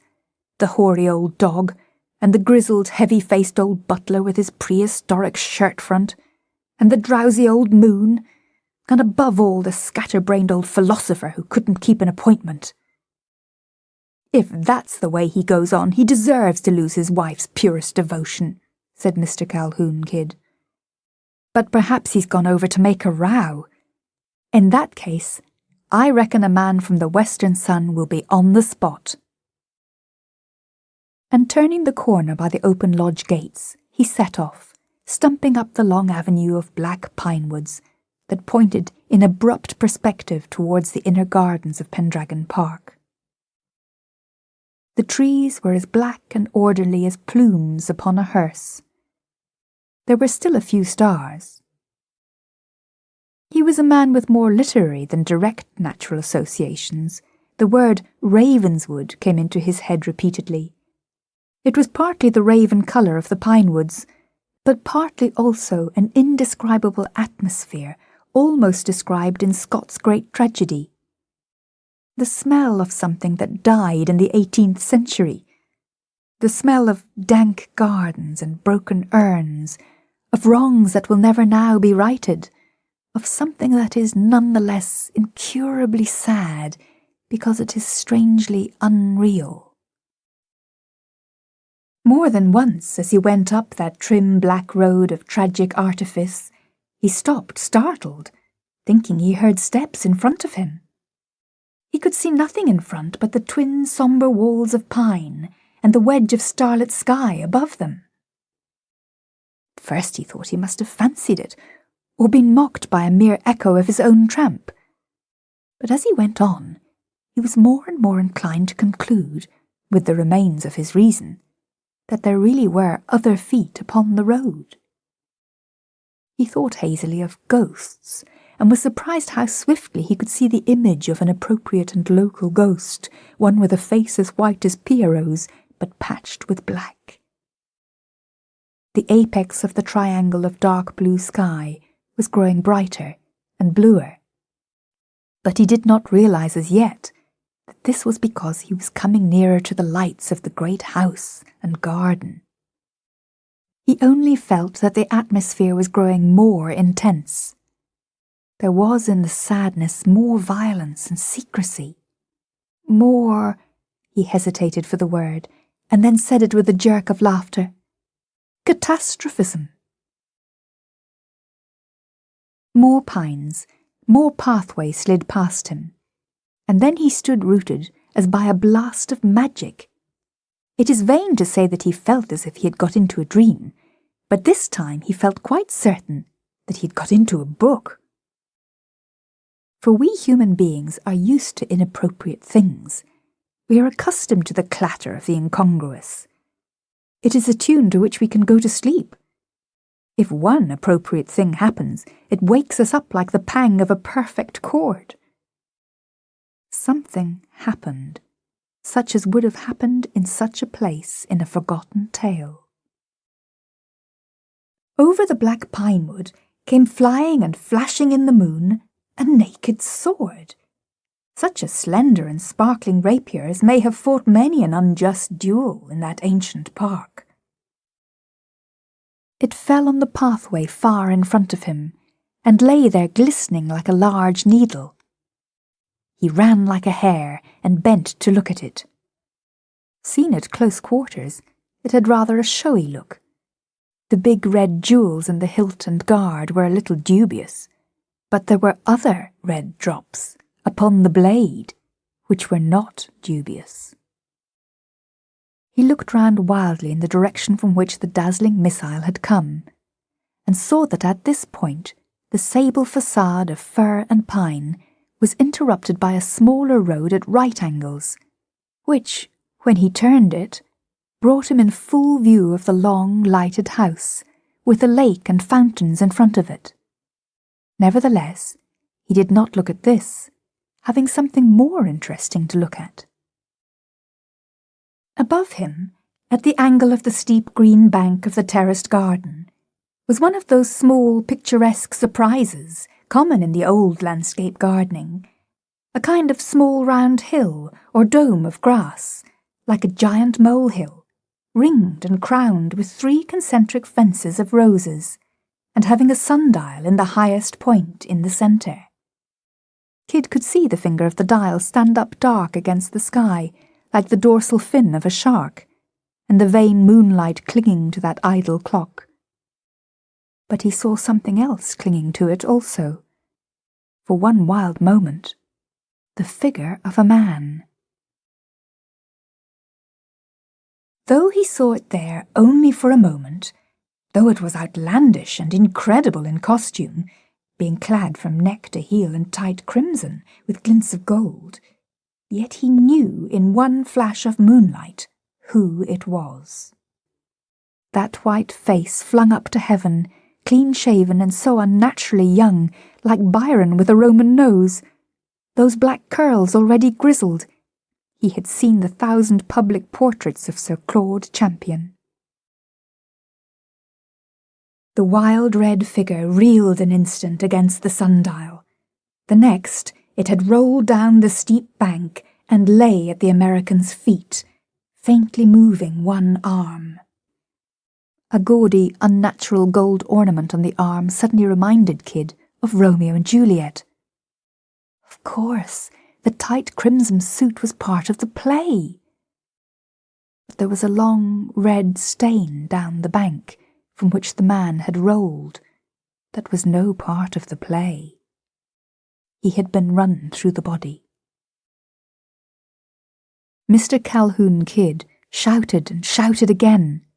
Once more he seemed to hear phantasmal footsteps and started to find another figure already near him. He knew the figure, and yet it terrified him. The dissipated youth who had called himself Dalroy had a horribly quiet way with him. If Boulnois failed to keep appointments that had been made, Dalroy had a sinister air of keeping appointments that hadn't. The moonlight discoloured everything.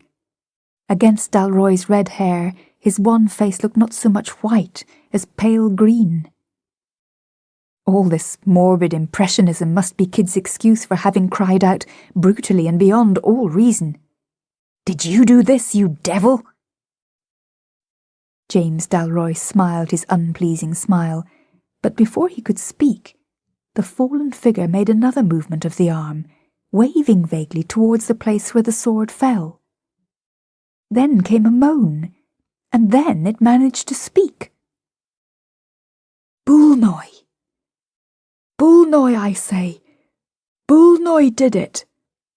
Jealous of me! He was jealous! He was! Kidd bent his head down to hear more, and just managed to catch the words, "Boulnois! With my own sword! He threw it." Again the failing hand waved towards the sword, and then fell rigid with a thud. In Kidd rose from its depth all that acrid humour that is the strange salt of the seriousness of his race. "See here," he said sharply and with command. "You must fetch a doctor. This man's dead." "And a priest too, I suppose," said Dalroy, in an undecipherable manner. "All these champions are papists." The American knelt down by the body, felt the heart, propped up the head, and used some last efforts at restoration. But before the other journalist reappeared, followed by a doctor and a priest, he was already prepared to assert they were too late. "Were you too late also?" asked the doctor, a solid, prosperous-looking man with conventional moustache and whiskers, but a lively eye, which darted over Kidd dubiously. "In one sense," drawled the representative of the Sun. "I was too late to save the man, but I guess I was in time to hear something of importance. I heard the dead man denounce his assassin." "And who was the assassin?" asked the doctor, drawing his eyebrows together. "Boulnois," said Calhoun Kidd, and whistled softly. The doctor stared at him gloomily with a reddening brow, but he did not contradict. Then the priest, a shorter figure in the background, said mildly, "I understood that Mr. Boulnois was not coming to Pendragon Park this evening." "There again," said the Yankee grimly, "I may be in a position to give the old country a fact or two. Yes, sir, John Boulnois was going to stay in all this evening. He fixed up a real good appointment there with me. But John Boulnois changed his mind. John Boulnois left his home abruptly and all alone, and came over to this derned park an hour or so ago. His butler told me so. I think we hold what the all-wise police call a clue. Have you sent for them?" "Yes," said the doctor, "but we haven't alarmed anyone else yet." "Does Mrs. Boulnois know?" asked James Dalroy, and again Kidd was conscious of an irrational desire to hit him on his curling mouth. "I have not told her," said the doctor gruffly, "but here come the police." The little priest had stepped out into the main avenue, and now returned with the fallen sword, which looked ludicrously large and theatrical when attached to his dumpy figure, at once clerical and commonplace. "Just before the police come," he said apologetically, "has anyone got a light?" The Yankee journalist took an electric torch from his pocket, and the priest held it close to the middle part of the blade, which he examined with blinking care. Then, without glancing at the point or pommel, he handed the long weapon to the doctor. "I fear I'm no use here," he said with a brief sigh. "I'll say good night to you, gentlemen." And he walked away up the dark avenue towards the house, his hands clasped behind him, and his big head bent in cogitation. The rest of the group made increased haste towards the lodge gates, where an inspector and 2 constables could already be seen in consultation with the lodge-keeper. But the little priest only walked slower and slower in the dim cloister of pine, and at last stopped dead on the steps of the house. It was his silent way of acknowledging an equally silent approach, for there came towards him a presence that might have satisfied even Calhoun Kidd's demands for a lovely and aristocratic ghost. It was a young woman in silvery satins of a Renaissance design. She had golden hair in 2 long shining ropes, and a face so startlingly pale between them that she might have been chryselephantine. Made, that is, like some old Greek statues, out of ivory and gold. But her eyes were very bright, and her voice, though low, was confident. "Father Brown?" she said. "Mrs. Boulnois," he replied gravely. Then he looked at her, and immediately said, "I see you know about Sir Claude." "How do you know I know?" she asked steadily. He did not answer the question, but asked another. "Have you seen your husband?" "My husband is at home," she said. "He has nothing to do with this." Again he did not answer, and the woman drew nearer to him with a curiously intense expression on her face. "Shall I tell you something more?" she said with a rather fearful smile. "I don't think he did it, and you don't either." Father Brown returned her gaze with a long, grave stare, and then nodded yet more gravely. "Father Brown," said the lady, "I am going to tell you all I know, but I want you to do me a favour first. Will you tell me why you haven't jumped to the conclusion of poor John's guilt, as all the rest have done? Don't mind what you say, I know about the gossip, and the appearances that are against him." Father Brown looked honestly embarrassed, and passed his hand across his forehead. "2 very little things," he said. "At least, one's very trivial, and the other very vague. But such as they are, they don't fit in with Mr. Boulnois being the murderer." He turned his blank round face up to the stars and continued absent-mindedly. "To take the vague idea first, I attach a good deal of importance to vague ideas. All those things that aren't evidence are what convince me. I think a moral impossibility the biggest of all impossibilities. I know your husband only slightly, but I think this crime of his, as generally conceived, something very like a moral impossibility. Please do not think I mean that Boulnois could not be so wicked. Anybody can be wicked as he chooses. We can direct our moral wills, but we can't generally change our instinctive tastes and ways of doing things. Boulnois might commit a murder, but not this murder. He would not snatch Romeo's sword from its romantic scabbard, or slay his foe on the sundial as on a kind of altar, or leave his body among the roses, or fling the sword away among the pines. If Boulnois killed anyone, he'd do it quietly and heavily, as he'd do any other doubtful thing. Take a 10th glass of port, or read a loose Greek poet.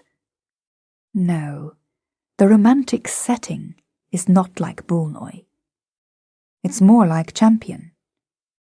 "Ah," she said, and looked at him with eyes like diamonds.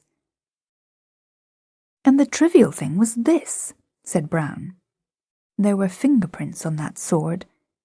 Fingerprints can be detected quite a time after they are made, if they're on some polished surface like glass or steel.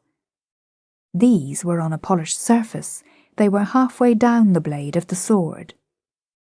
Whose prints they were, I have no earthly clue. But why should anybody hold a sword halfway down? It was a long sword, but length is an advantage in lunging at an enemy, at least, at most enemies. At all enemies, except one. Except one, she repeated. There is only one enemy, said Father Brown, whom it is easier to kill with a dagger than a sword. I know, said the woman, oneself. There was a long silence, and then the priest said, quietly but abruptly, Am I right then? Did Sir Claude kill himself?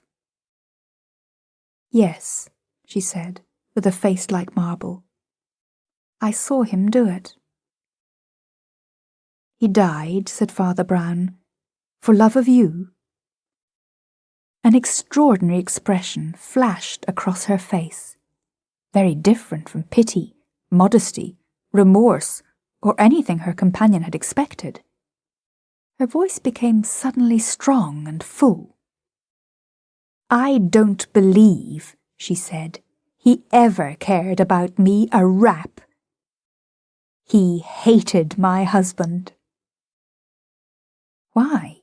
Asked the other, and turned his round face from the sky to the lady. He hated my husband because... It is so strange I hardly know how to say it. Because... Yes, said Brown patiently. Because my husband wouldn't hate him. Father Brown only nodded, and seemed still to be listening. He differed from most detectives, in fact and fiction, in a small point. He never pretended not to understand, when he understood perfectly well. Mrs. Boulnois drew near once more, with the same contained glow of certainty. My husband, she said, is a great man. Sir Claude Champion was not a great man. He was a celebrated and successful man. My husband has never been celebrated or successful, and it is the solemn truth that he has never dreamed of being so. He no more expects to be famous for thinking than for smoking cigars. On all that side he has a sort of splendid stupidity. He has never grown up. He still liked Champion exactly as he liked him at school. He admired him as he would admire a conjuring trick done at the dinner table. But he couldn't be got to conceive the notion of envying Champion. And Champion wanted to be envied. He went mad and killed himself for that. Yes, said Father Brown.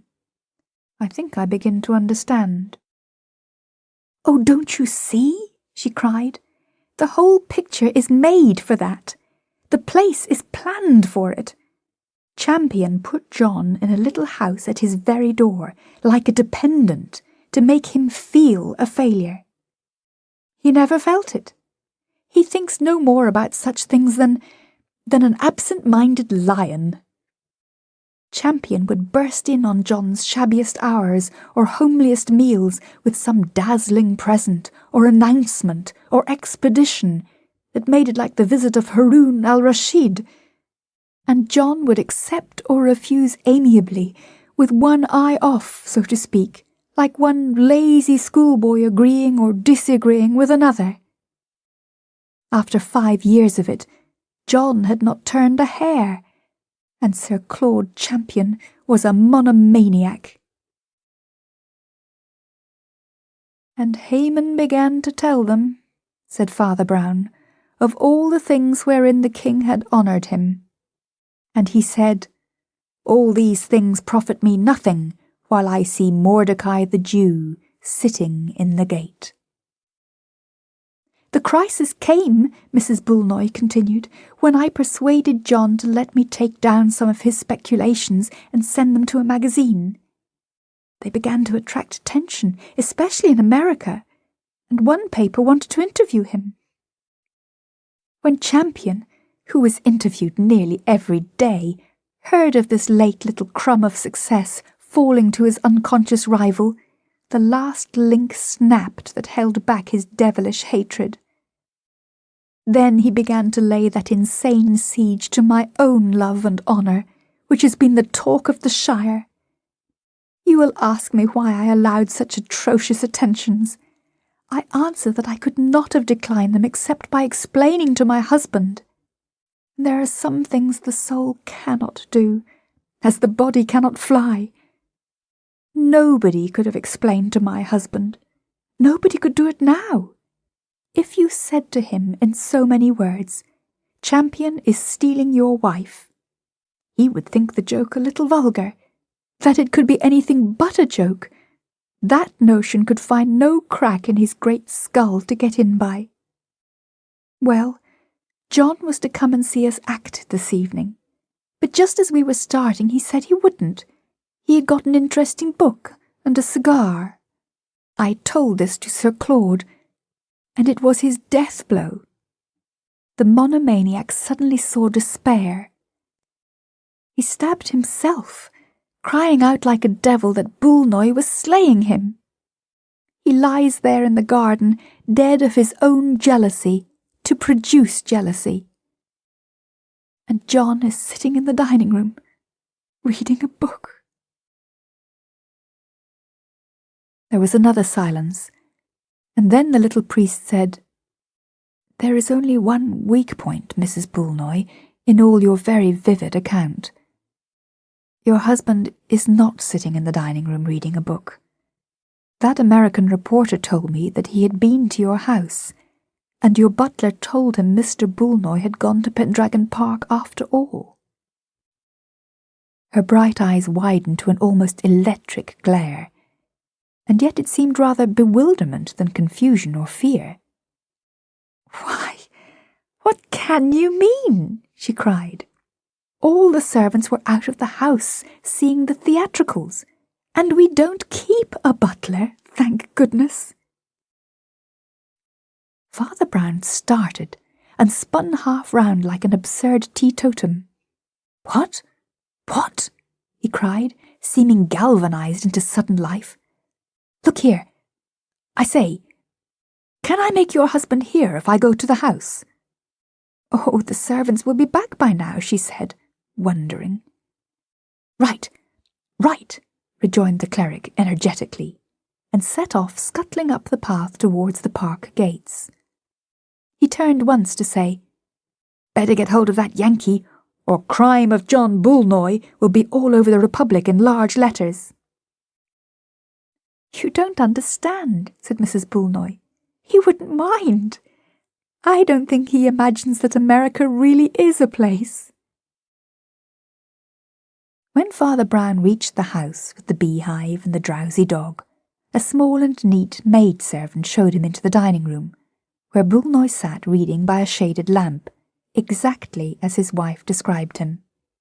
A decanter of port and a wine-glass were at his elbow, and the instant the priest entered, he noted the long ash stand out unbroken on his cigar. "He has been here for half an hour at least," thought Father Brown. In fact, he had the air of sitting where he had sat when his dinner was cleared away. "Don't get up, Mr. Boulnois," said the priest in his pleasant, prosaic way. "I shan't interrupt you a moment. I fear I break in on some of your scientific studies." "No," said Boulnois, "I was reading The Bloody Thumb." He said it with neither frown nor smile, and his visitor was conscious of a certain deep and virile indifference in the man, which his wife had called greatness. He laid down a gory yellow shocker without even feeling its incongruity enough to comment on it humorously. John Boulnois was a big, slow-moving man, with a massive head, partly grey and partly bald, and blunt, burly features. He was in shabby and very old-fashioned evening dress, with a narrow, triangular opening of shirt front. He had assumed it that evening in his original purpose of going to see his wife act Juliet. "I won't keep you long from the Bloody Thumb or any other catastrophic affairs," said Father Brown, smiling. "I only came to ask you about the crime you committed this evening."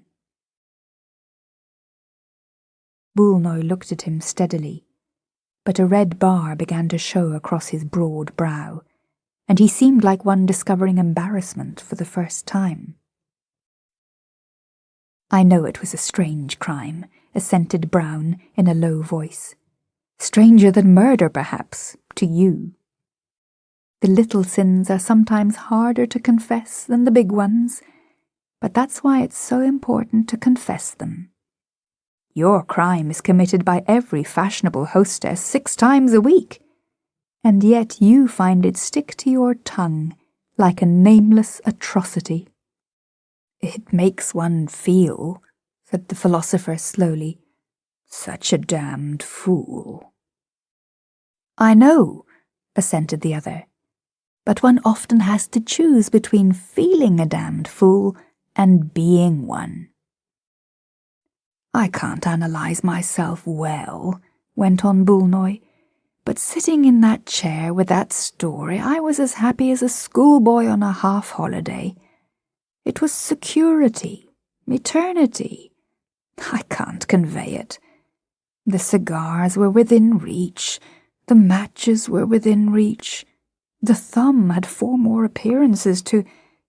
It was not only a peace, but a plenitude.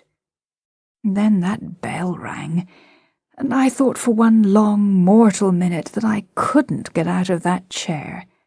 Literally, physically, muscularly couldn't. Then I did it like a man lifting the world, because I knew all the servants were out.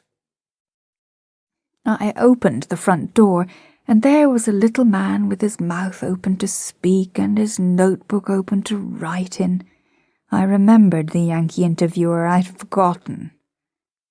His hair was parted in the middle, and I tell you, that murder... "I understand," said Father Brown. "I've seen him."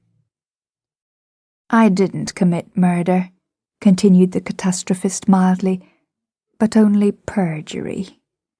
I said I'd gone across to Pendragon Park and shut the door in his face.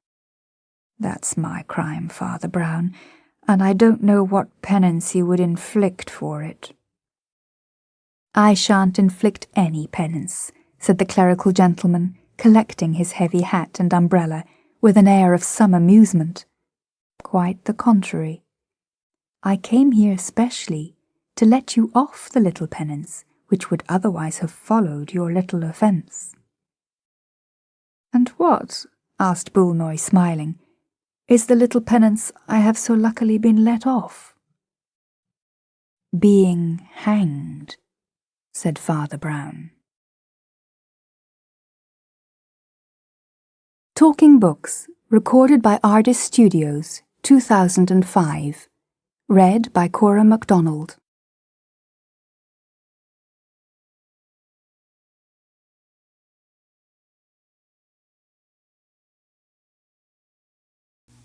A Christmas Tragedy. "I have a complaint to make," said Sir Henry Clithering. His eyes twinkled gently as he looked round at the assembled company. Colonel Bantry, his legs stretched out, was frowning at the mantelpiece as though it were a delinquent soldier on parade. His wife was surreptitiously glancing at a catalogue of bulbs which had come by the late post. Dr. Lloyd was gazing with frank admiration at Jane Hillier, and that beautiful young actress herself was thoughtfully regarding her pink-polished nails. Only that elderly spinster lady, Miss Marple, was sitting bolt upright, and her faded blue eyes met Sir Henry's with an answering twinkle. "A complaint," she murmured. "A very serious complaint. We are a company of 6, 3 representatives of each sex, and I protest on behalf of the downtrodden males. We have had 3 stories told tonight, and told by the 3 men. I protest that the ladies have not done their fair share." "Oh," said Mrs. Banty with indignation, "I'm sure we have. We listened with the most intelligent appreciation. We've displayed the true womanly attitude, not wishing to thrust ourselves into the limelight." "It's an excellent excuse," said Sir Henry, "but it won't do. And there's a very good precedent in the Arabian Nights. So, forward, Scheherazade." "Meaning me," said Mrs. Bantry, "but I haven't anything to tell. I've never been surrounded by blood or mystery." "I don't absolutely insist upon blood," said Sir Henry, "but I'm sure one of you 3 ladies has got a pet mystery.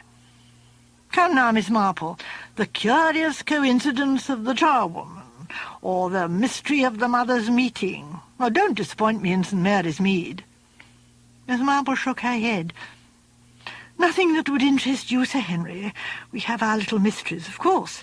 There was that Jill of picked shrimps that disappeared so incomprehensibly, but that wouldn't interest you, because it all turned out to be so trivial, though throwing a considerable light on human nature." "You've taught me to dote on human nature," said Sir Henry solemnly. "What about you, Miss Helier?" asked Colonel Bantry. "You must have had some interesting experiences." "Yes, indeed," said Dr. Lloyd. "Me," said Jane. "You mean you want me to tell you something that happened to me?" "Or to one of your friends," lamented Sir Henry. "Oh," said Jane vaguely, I don't think anything's ever happened to me. I mean, not that kind of thing. Flowers, of course, and queer messages, but that's just men, isn't it? I don't think—" She paused and appeared lost in thought. "I see we shall have to have that epic of the shrimp," said Sir Henry. "Now then, Miss Marple." "You're so fond of your jokes, Sir Henry. The shrimps are only nonsense. But now I come to think of it, I do remember one incident. At least, not exactly an incident. Something very much more serious, a tragedy. And I was, in a way, mixed up in it. And for what I did, I've never had any regrets. No regrets at all. But it didn't happen in St. Mary Mead." "That disappoints me," said Sir Henry. "But I'll endeavour to bear up. I knew we should not rely upon you in vain." He settled himself in the attitude of a listener. Miss Marple grew slightly pink. I hope I shall be able to tell it properly," she said anxiously. "I fear I'm very inclined to become rambling. One wanders from the point, altogether without knowing that one is doing so. And so hard to remember each fact in its proper order. You must all bear with me if I tell my story badly. It happened a very long time ago now. As I say, it was not connected with St. Mary Mead. As a matter of fact, it had to do with a hydro." "Do you mean a seaplane?" asked Jane with wide eyes. "You wouldn't know, dear," said Mrs. Bantry, and explained. Her husband added his quota. "Beastly places, absolutely beastly. Got to get up early and drink filthy-tasting water. Lot of old women sitting about, ill-natured tittle-tattle. God, when I think—" "Now, Arthur," said Mrs. Bantry placidly, "you know it did you all the good in the world." "Lot of old women sitting round talking scandal," grunted Colonel Bantry. "That, I'm afraid, is true," said Miss Marple. "I myself—" "My dear Miss Marple," cried the Colonel, horrified, "I didn't mean for one moment—" With pink cheeks and a little gesture of the hand, Miss Marple stopped him.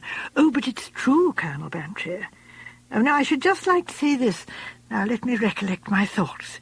Yes, talking scandal, as you say, well, it is done a good deal, and people are very down on it, especially young people.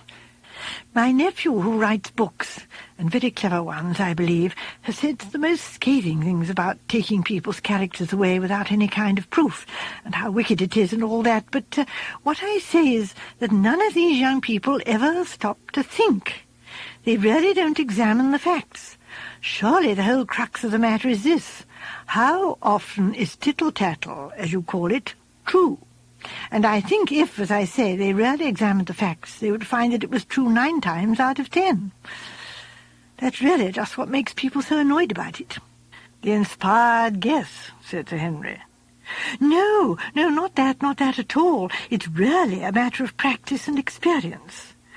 An Egyptologist, so I've heard, if you show him one of those curious little beetles, can tell you by the look and the feel of the thing what date B.C. it is, or if it's a Birmingham imitation. And he can't always give a definite rule for doing so, he just knows.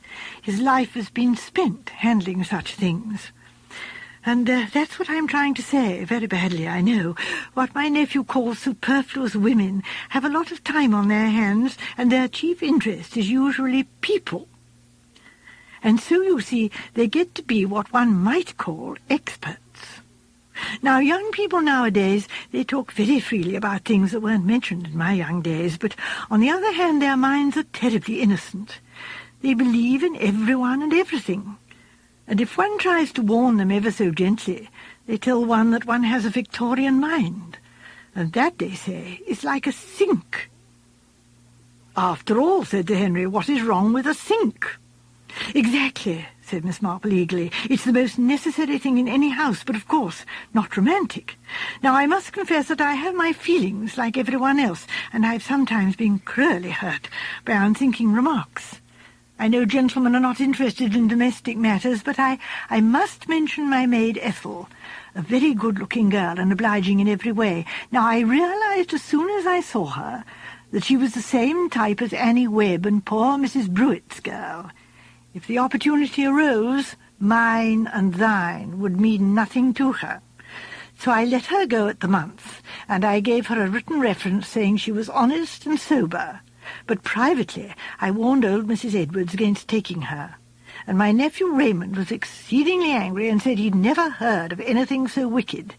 Yes, wicked. Well, she went to Lady Ashton, whom I felt no obligation to warn, and what happened? All the lace cut off her underclothes, and 2 diamond brooches taken, and the girl departed in the middle of the night and was never heard of since. Miss Marple paused, drew a long breath, and then went on. You'll be saying this has nothing to do with what went on at Keston Spa Hydro, but it has in a way. It explains why I felt no doubt in my mind, the first moment I saw the Saunders together, that he meant to do away with her. Eh? Said Sir Henry, leaning forward. Miss Marple turned a placid face to him. As I say, Sir Henry, I felt no doubt in my own mind. Mr. Saunders was a big, good-looking, florid-faced man, very hearty in his manner, and popular with all, and nobody could have been pleasanter to his wife than he was. But I knew he meant to make away with her. My dear Miss Marple. Yes, I know. That's what my nephew Raymond West would say. He'd tell me I hadn't a shadow of proof. But I remember Walter Holmes, who kept the Green Man, walking home with his wife one night she fell into the river. And he collected the insurance money. And 1 or 2 other people are walking about scot-free to this day. One indeed in our own class of life. Went to Switzerland for a summer holiday, climbing with his wife. I warned her not to go. The poor dear didn't get angry with me as she might have done. She only laughed. Seemed to her funny that a queer old thing like me should say such things about her Harry. Well, well, there was an accident, and Harry is married to another woman now. But what could I do? I knew, but there was no proof. Oh, Miss Marple, cried Mrs. Bantry, you don't really mean... My dear, these things are very common indeed, and gentlemen are especially tempted, being so much the stronger. So easy if a thing looks like an accident. As I say, I knew at once with the Saunders. It was on a tram. It was full inside, and I had to go on top. We all 3 got up to get off, and Mr. Saunders lost his balance and fell right against his wife, sending her head first down the stairs. Fortunately, the conductor was a very strong young man and caught her. But surely that must have been an accident. Of course it was an accident. Nothing could have looked more accidental. But Mr. Saunders had been in the merchant navy, so he told me, and a man who can keep his balance on a nasty tilting boat doesn't lose it on the top of a tram, if an old woman like me doesn't. Don't tell me. At any rate, we can take it that you'd made up your mind, Miss Marple, said Sir Henry. Made it up then and there. The old lady nodded. I was sure enough. And another incident in crossing the street not long afterwards made me surer still. Now, I ask you, what could I do, Sir Henry? Here was a nice, contented, happy little married woman shortly going to be murdered. My dear lady, you take my breath away. That's because, like most people nowadays, you won't face facts. You prefer to think such a thing couldn't be. But it was so, and I knew it. But one is so sadly handicapped. I couldn't, for instance, go to the police, and to warn the young woman would, I see, be useless. She was devoted to the man. I just made it my business to find out as much as I could about them. One has a lot of opportunities, doing one's needlework round the fire. Mrs. Saunders, Gladys her name was only too willing to talk. It seems they'd not been married very long. Her husband had some property that was coming to him, but for the moment they were very badly off. In fact, they were living on her little income. One has heard that tale before. She bemoaned the fact that she could not touch the capital. It seemed that somebody had had some sense somewhere, but the money was hers to will away. I found that out. And she and her husband had made wills in favour of each other directly after their marriage. Very touching. Of course, when Jack's affairs came right, that was a burden all day long, and in the meantime they were very hard up indeed. Actually had a room on the top floor, all among the servants, and so dangerous in case of fire, though, as it happened, there was a fire escape just outside their window. I inquired carefully if there was a balcony. Dangerous things, balconies. One push, you know. I made her promise not to go out on the balcony. I said I'd had a dream. That impressed her. One can do a lot with superstition sometimes. She was a fair girl, rather washed-out complexion, and an untidy roll of hair on her neck. Very credulous. She repeated what I'd said to her husband, and I noticed him looking at me in a curious way once or twice. He wasn't credulous, and he knew that I'd been on that tram. But I was very worried, terribly worried, because I couldn't see how to circumvent him. I could prevent anything happening at the hydro just by saying a few words to show him I suspected. But that only meant his putting off his plan till later. No, I began to believe that the only policy was a bold one. Somehow or other to lay a trap for him. If I could induce him to attempt her life in a way of my own choosing, well, then he would be unmasked, and she'd be forced to face the truth, however much of a shock it was to her. "Take my breath away," said Dr. Lloyd. "What conceivable plan could you adopt?" "I'd have found one, never fear," said Miss Marple, "but the man was too clever for me. He didn't wait. He thought I might suspect, and so he struck before I could be sure. He knew I would suspect an accident, so he made it murder." A little gasp went round the circle. Miss Marple nodded and set her lips grimly together.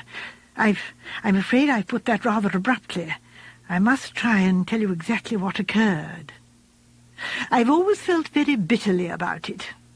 It seems to me that I ought somehow to have prevented it. But doubtless Providence knew best. I did what I could, at all events.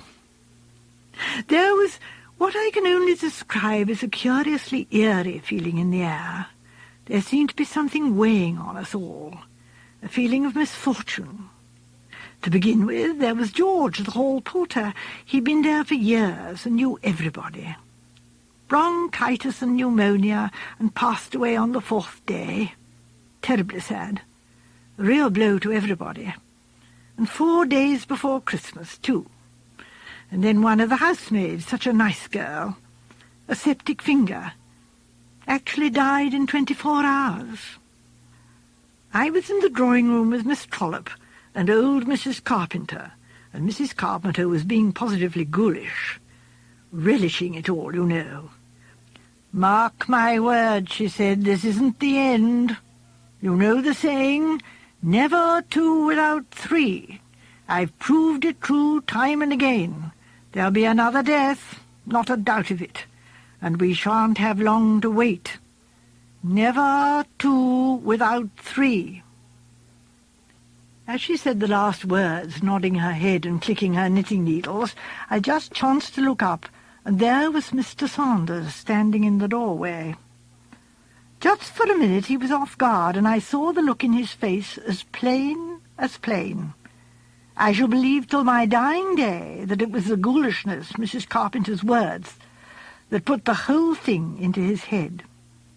I saw his mind working. He came forward into the room, smiling in his genial way. "Any Christmas shopping I can do for you ladies?" he asked. "I'm going down to Chesterton presently." He stayed a minute or two, laughing and talking, and then went out. As I tell you, I was troubled, and I said straight away, "Where's Mrs. Saunders? Does anyone know?" Mrs. Trollope said she'd gone out to some friends of hers, the Mortimers, to play bridge, and that eased my mind for the moment. But I was still very worried and most uncertain as to what to do. About half an hour later I went up to my room. I met Dr. Coles, my doctor, there, coming down the stairs as I was going up, and as I happened to want to consult him about my rheumatism, I took him into my room with me there and then. He mentioned to me then, in confidence, he said, about the death of the poor girl, Mary. The manager didn't want the news to get about, he said, so would I keep it to myself. Of course, I didn't tell him that we'd all been discussing nothing else for the last hour, ever since the poor girl breathed her last. These things are always known at once, and a man of his experience should know that well enough. But Dr. Coles was always a simple, unsuspicious fellow who believed what he wanted to believe, and that's just what alarmed me a minute later. He said as he was leaving that Saunders had asked him to have a look at his wife. It seemed she'd been seedy of late, indigestion, etc. Now, that very same day Gladys Saunders had said to me that she'd got a wonderful digestion, and was thankful for it. You see, all my suspicions of that man came back 100-fold. He was preparing the way. For what? Dr. Coles left before I could make up my mind whether to speak to him or not, though really, if I had spoken, I shouldn't have known what to say. As I came out of my room, the man himself, Saunders, came down the stairs from the floor above. He was dressed to go out, and he asked me again if he could do anything for me in town. It was all I could do to be civil to the man. I went straight into the lounge and ordered tea. It was just on 5:30, I remember. Now, I'm very anxious to put clearly what happened next. I was still in the lounge at 7:15 when Mr. Saunders came in. There were 2 gentlemen with him, and all 3 of them were inclined to be a little on the lively side. Mr. Saunders left his 2 friends and came right over to where I was sitting with Miss Trollope. He explained that he wanted our advice about a Christmas present he was giving his wife. It was an evening bag. "And you see, ladies," he said, "I'm only a rough sailor man. What do I know about such things? I've had 3 sent to me on approval, and I want an expert opinion on them." We said, of course, that we would be delighted to help him, and he asked if we'd mind coming upstairs, as his wife might come in any minute if he brought the bags down, so we went up with him. I shall never forget what happened next. I can feel my little fingers tingling now. Mr. Saunders opened the door of the bedroom and switched on the light. I don't know which of us saw it first. Mrs. Saunders was lying on the floor, face downwards, dead. I got to her first. I knelt down and took her hand and felt for the pulse, but it was useless. The arm itself was cold and stiff. Just by her head was a stocking filled with sand, the weapon she'd been struck down with. Miss Trollope, silly creature, was moaning and moaning by the door and holding her head. Saunders gave a great cry of, my wife, and rushed to her. I stopped him touching her. You see, I was sure at the moment that he'd done it, and there might have been something that he wanted to take away or hide. Nothing must be touched, I said. Pull yourself together, Mr. Saunders. Miss Trollope, please go down and fetch the manager. I stayed there, kneeling by the body. I wasn't going to leave Saunders alone with it. And yet I was forced to admit that if the man was acting, he was acting marvellously. He looked dazed and bewildered and scared out of his wits. The manager was with us in no time.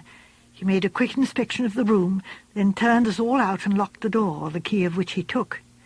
Then he went off and telephoned to the police. Seemed a positive age before they came. We learnt afterwards that the line was out of order. The manager had to send a messenger to the police station, and the hydro is right out of the town upon the edge of the moor, and Mrs. Carpenter tried us all very severely. She was so pleased at her prophecy of never two without three coming true so quickly. Saunders, I hear, wandered out into the grounds, clutching his head and groaning and displaying every sign of grief. However, the police came at last. They went upstairs with the manager and Mr. Saunders. Later they sent down for me. I went up. The inspector was there sitting at a table writing. He was an intelligent-looking man, and I liked him. "Miss Jane Marple," he said. "Yes. I understand, madam, that you were present when the body of the deceased was found." I said I was, and I described exactly what had occurred. I think it was a relief to the poor man to find someone who could answer his questions coherently, having previously had to deal with Saunders and Emily Trollope, who I gather was completely demoralized. She would be, the silly creature. I remember my dear mother teaching me that a gentlewoman should always be able to control herself in public, however much she may give way in private. "An admirable maxim," said Sir Henry gravely. When I had finished, the inspector said, "Thank you, madam. Now I'm afraid I must ask you just to look at the body once more. Is that exactly the position in which it was lying when you entered the room? It hasn't been moved in any way?" I explained that I had prevented Mr. Saunders from doing so, and the inspector nodded approval. "The gentleman seems terribly upset," he remarked. "He seems so." "Yes," I replied. I don't think I put any special emphasis on the seams, but the inspector looked at me rather keenly. "So we can take it that the body is exactly as it was when found," he said. "Except for the hat." "Yes," I replied. The inspector looked up sharply. "What do you mean, the hat?" I explained that the hat had been on poor Gladys's head, whereas now it was lying beside her. I thought, of course, that the police had done this. The inspector, however, denied it emphatically. Nothing had as yet been moved or touched. He looked down at that poor prone figure with a puzzled frown. Gladys was dressed in her outdoor clothes, a big dark red tweed coat with a grey fur collar. The hat, a cheap affair of red felt, lay just by her head. The inspector stood for some minutes in silence, frowning to himself. Then an idea struck him. "Can you by any chance remember, madam, whether there were earrings in the ears, or whether the deceased habitually wore earrings?" Now, fortunately, I am in the habit of observing closely. I remembered that there had been a glint of pearls just below the hat brim, though I had paid no particular notice to it at the time. I was able to answer his first question in the affirmative. "Then that settles it. The lady's jewel case was rifled, not that she had anything much of value, I understand, and the rings were taken from her fingers. The murderer must have forgotten the earrings and come back for them after the murder was discovered. A cool customer, or perhaps—" He stared round the room and said slowly, "He may have been concealed here in this room, all the time." But I negatived that idea. I myself, I explained, had looked under the bed, and the manager had opened the door to the wardrobe. There was nowhere else where a man could hide. It's true the hat cupboard was locked in the middle of the wardrobe, but as that was only a shallow affair with shelves, no one could have been concealed there. The inspector nodded his head slowly while I explained all this. "I'll take your word for it, madam," he said. "In that case, as I said before, he must have come back. A very cool customer." But the manager locked the door and took the key. "That's nothing. The balcony and the fire escape, that's the way the thief came. Why, as likely as not, you continually disturbed him at work. He slips out of the window, and when you've all gone, back he comes and goes on with his business." "You are sure," I said, "that there was a thief?" He said dryly, "Well, it looks like it, doesn't it?"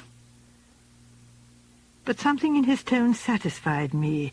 I felt he wouldn't take Mr. Saunders in the role of the bereaved widower too seriously.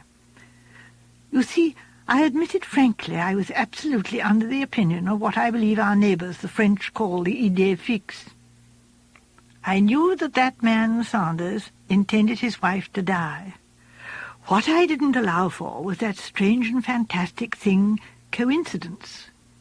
My views about Mr. Saunders were, I was sure of it, absolutely right and true. The man was a scoundrel. But although his hypocritical assumptions of grief didn't deceive me for a minute, I do remember feeling at the time that his surprise and bewilderment were marvellously well done. They seemed absolutely natural, if you know what I mean. I must admit that after my conversation with the inspector, a curious feeling of doubt crept over me, because if Saunders had done this dreadful thing, I couldn't imagine any conceivable reason why he should creep back by means of the fire escape and take the earrings from his wife's ears. It wouldn't have been a sensible thing to do, and Saunders was very much a sensible man. That's just why I always felt he was so dangerous. Miss Marple looked round at her audience. You see, perhaps, what I'm coming to? It is so often the unexpected that happens in this world. I was so sure, and that, I think, was what blinded me. The result came as a shock to me, for it was proved beyond any possible doubt that Mr. Saunders could not possibly have committed the crime. A surprised gasp came from Mrs. Bantry. Miss Marple turned to her. "I know, my dear, that isn't what you expected when I began this story. It wasn't what I expected, but facts are facts, and if one is proved to be wrong, one must just be humble about it and start again. That Mr. Saunders was a murderer at heart, I knew, and nothing ever occurred to upset that firm conviction of mine. And now I expect you'd like to hear the actual facts themselves. Mrs. Saunders, as you know, spent the afternoon playing bridge with some friends, the Mortimers. She left them at about 6:15. From her friend's house to the hydro was about 1/4 of an hour's walk, less if one hurried. She must have come in then about 6:30. No one saw her come in, so she must have entered by the side door and hurried straight up to her room. There she changed. The fawn coat and skirt she wore to the bridge party were hanging up in the cupboard, and was evidently preparing to go out again when the blow fell. Quite possibly, they say, she never even knew who struck her. The sandbag, I understand, is a very efficient weapon. That looks as though the attackers were concealed in the room, possibly in one of the big wardrobe cupboards, the one that she didn't open. Now, as to the movement of Mr. Saunders, he went out, as I have said, at about 5:30 or a little after. He did some shopping at a couple of shops, and at about 6 o'clock he entered the Grand Spa Hotel, where he encountered 2 friends, the same with whom he returned to the hydro later. They played billiards, and I gather had a good many whiskies and sodas together. These 2 men, Hitchcock and Spender, their names were actually with him the whole time from 6 o'clock onwards.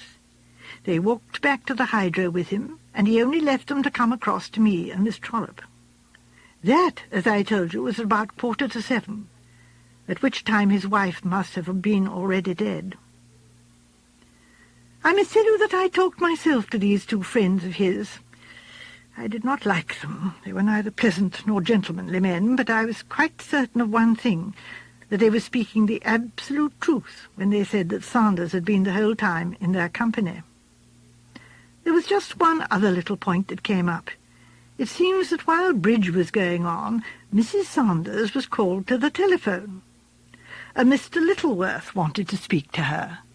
She seemed both excited and pleased about something, and incidentally made 1 or 2 bad mistakes. She left rather earlier than they had expected her to do. Mr. Saunders was asked whether he knew the name of Littleworth as being one of his wife's friends, but he declared he'd never heard of anyone of that name. And to me that seems borne out by his wife's attitude. She, too, did not seem to know the name of Littleworth. Nevertheless, she came back from the telephone, smiling and blushing, so it looks as though whoever it was did not give his real name. And that in itself has a suspicious aspect, does it not? Anyway, that is the problem that was left. The burglar story, which seems unlikely, or the alternative theory that Mrs. Saunders was preparing to go out and meet somebody. Did that somebody come to her room by means of the fire escape? Was there a quarrel? Or did he treacherously attack her? Miss Marple stopped. "Well," said Sir Henry, "what is the answer?" "I wondered if any of you could guess." "I'm never good at guessing," said Mrs. Bantry. "It seems a pity that Saunders had such a wonderful alibi, but if it satisfied you, it must have been all right." Jane Helier moved her beautiful head and asked a question. "Why," she said, "was the hat cupboard locked?" "How very clever of you, my dear," said Miss Marple, beaming. "That's just what I wondered myself, though the explanation was quite simple. In it were a pair of embroidered slippers and some pocket handkerchiefs that the poor girl was embroidering for her husband for Christmas. That's why she locked the cupboard. The key was found in her handbag."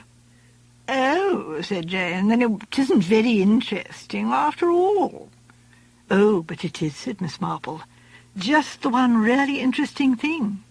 The thing that made all the murderer's plans go wrong." Everyone stared at the old lady. "I didn't see it myself for 2 days," said Miss Marple. "I puzzled and puzzled, and then suddenly there it was, all clear. I went to the inspector and asked him to try something, and he did." "What did you ask him to try?" "I asked him to fit that hat on the poor girl's head. And of course he couldn't. It wouldn't go on. It wasn't her hat, you see." Mrs. Bantry stared. "But it was on her head to begin with." "Not on her head." Miss Marple stopped a moment to let the words sink in, and then went on. "We took it for granted that it was poor Gladys's body there, but we never looked at the face. She was face downwards, remember, and the hat hid everything." "But she was killed." "Yes, later. At the moment that we were telephoning to the police, Gladys Saunders was alive and well." "You mean it was someone pretending to be her? But surely when you touched her—" "It was a dead body, right enough," said Miss Marple gravely. "But dash it all," said Colonel Bantry, "you can't get hold of dead bodies right and left. What did they do with the first corpse afterwards?" "He put it back," said Miss Marple. "It was a wicked idea, but a very clever one. It was our talk in the drawing-room that put it into his head. The body of poor Mary, the housemaid. Why not use it? Remember, the Saunders' room was up among the servants' quarters. Mary's door was 2 doors off. The undertakers wouldn't come till after dark. He counted on that. He carried the body along to the balcony. It was dark at 5, dressed it in one of his wife's dresses and her big red coat, and then he found the hat cupboard locked. There was only one thing to be done. He fetched one of the poor girl's own hats.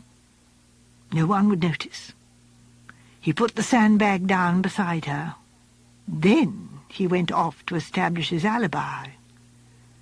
He telephoned to his wife, calling himself Mr. Littleworth. I don't know what he said to her. She was a credulous girl, as I said just now. But he got her to leave the bridge party early and not to go back to the hydro, and arranged with her to meet him in the grounds of the hydro near the fire escape at 7 o'clock. He probably told her he had some surprise for her. He returns to the hydro with his friends and arranges that Miss Trollope and I shall discover the crime with him. He even pretends to turn the body over, and I stop him. Then the police are sent for, and he staggers out into the grounds. Nobody asked him for an alibi after the crime. He meets his wife, takes her up to the fire escape. They enter their room. Perhaps he has already told her some story about the body. She stoops over it, and he picks up his sandbag and strikes. Oh, dear. Makes me sick to think of, even now.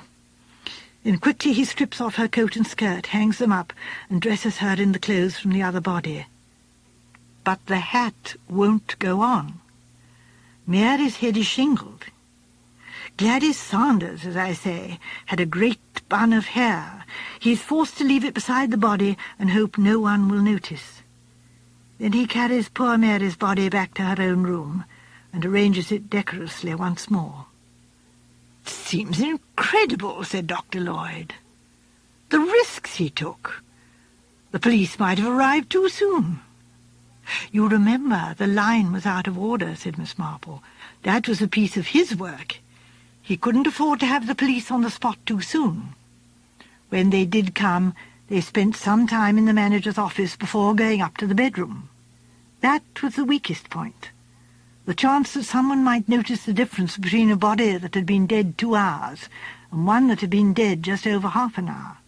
But he counted on the fact that the people who first discovered the crime would have no expert knowledge." Dr. Lloyd nodded. "The crime would be supposed to have been committed about 6:45 or thereabouts, I suppose," he said. "It was actually committed at 7 or a few minutes after. When the police surgeon examined the body, it would be about 7:30 at earliest. He couldn't possibly tell." "I am the person who should have known," said Miss Marple. "I felt the poor girl's hand, and it was icy cold. Yet a short time later the inspector spoke as though the murder must have been committed just before we arrived. And I saw nothing." "I think you saw a good deal, Miss Marple," said Sir Henry.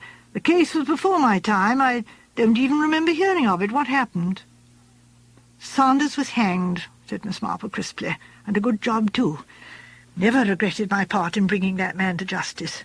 I've no patience with modern humanitarian scruples about capital punishments." Her stern face softened. "But I've often reproached myself bitterly with failing to save the life of that poor girl. But who would have listened to an old woman jumping to conclusions? Well, who knows?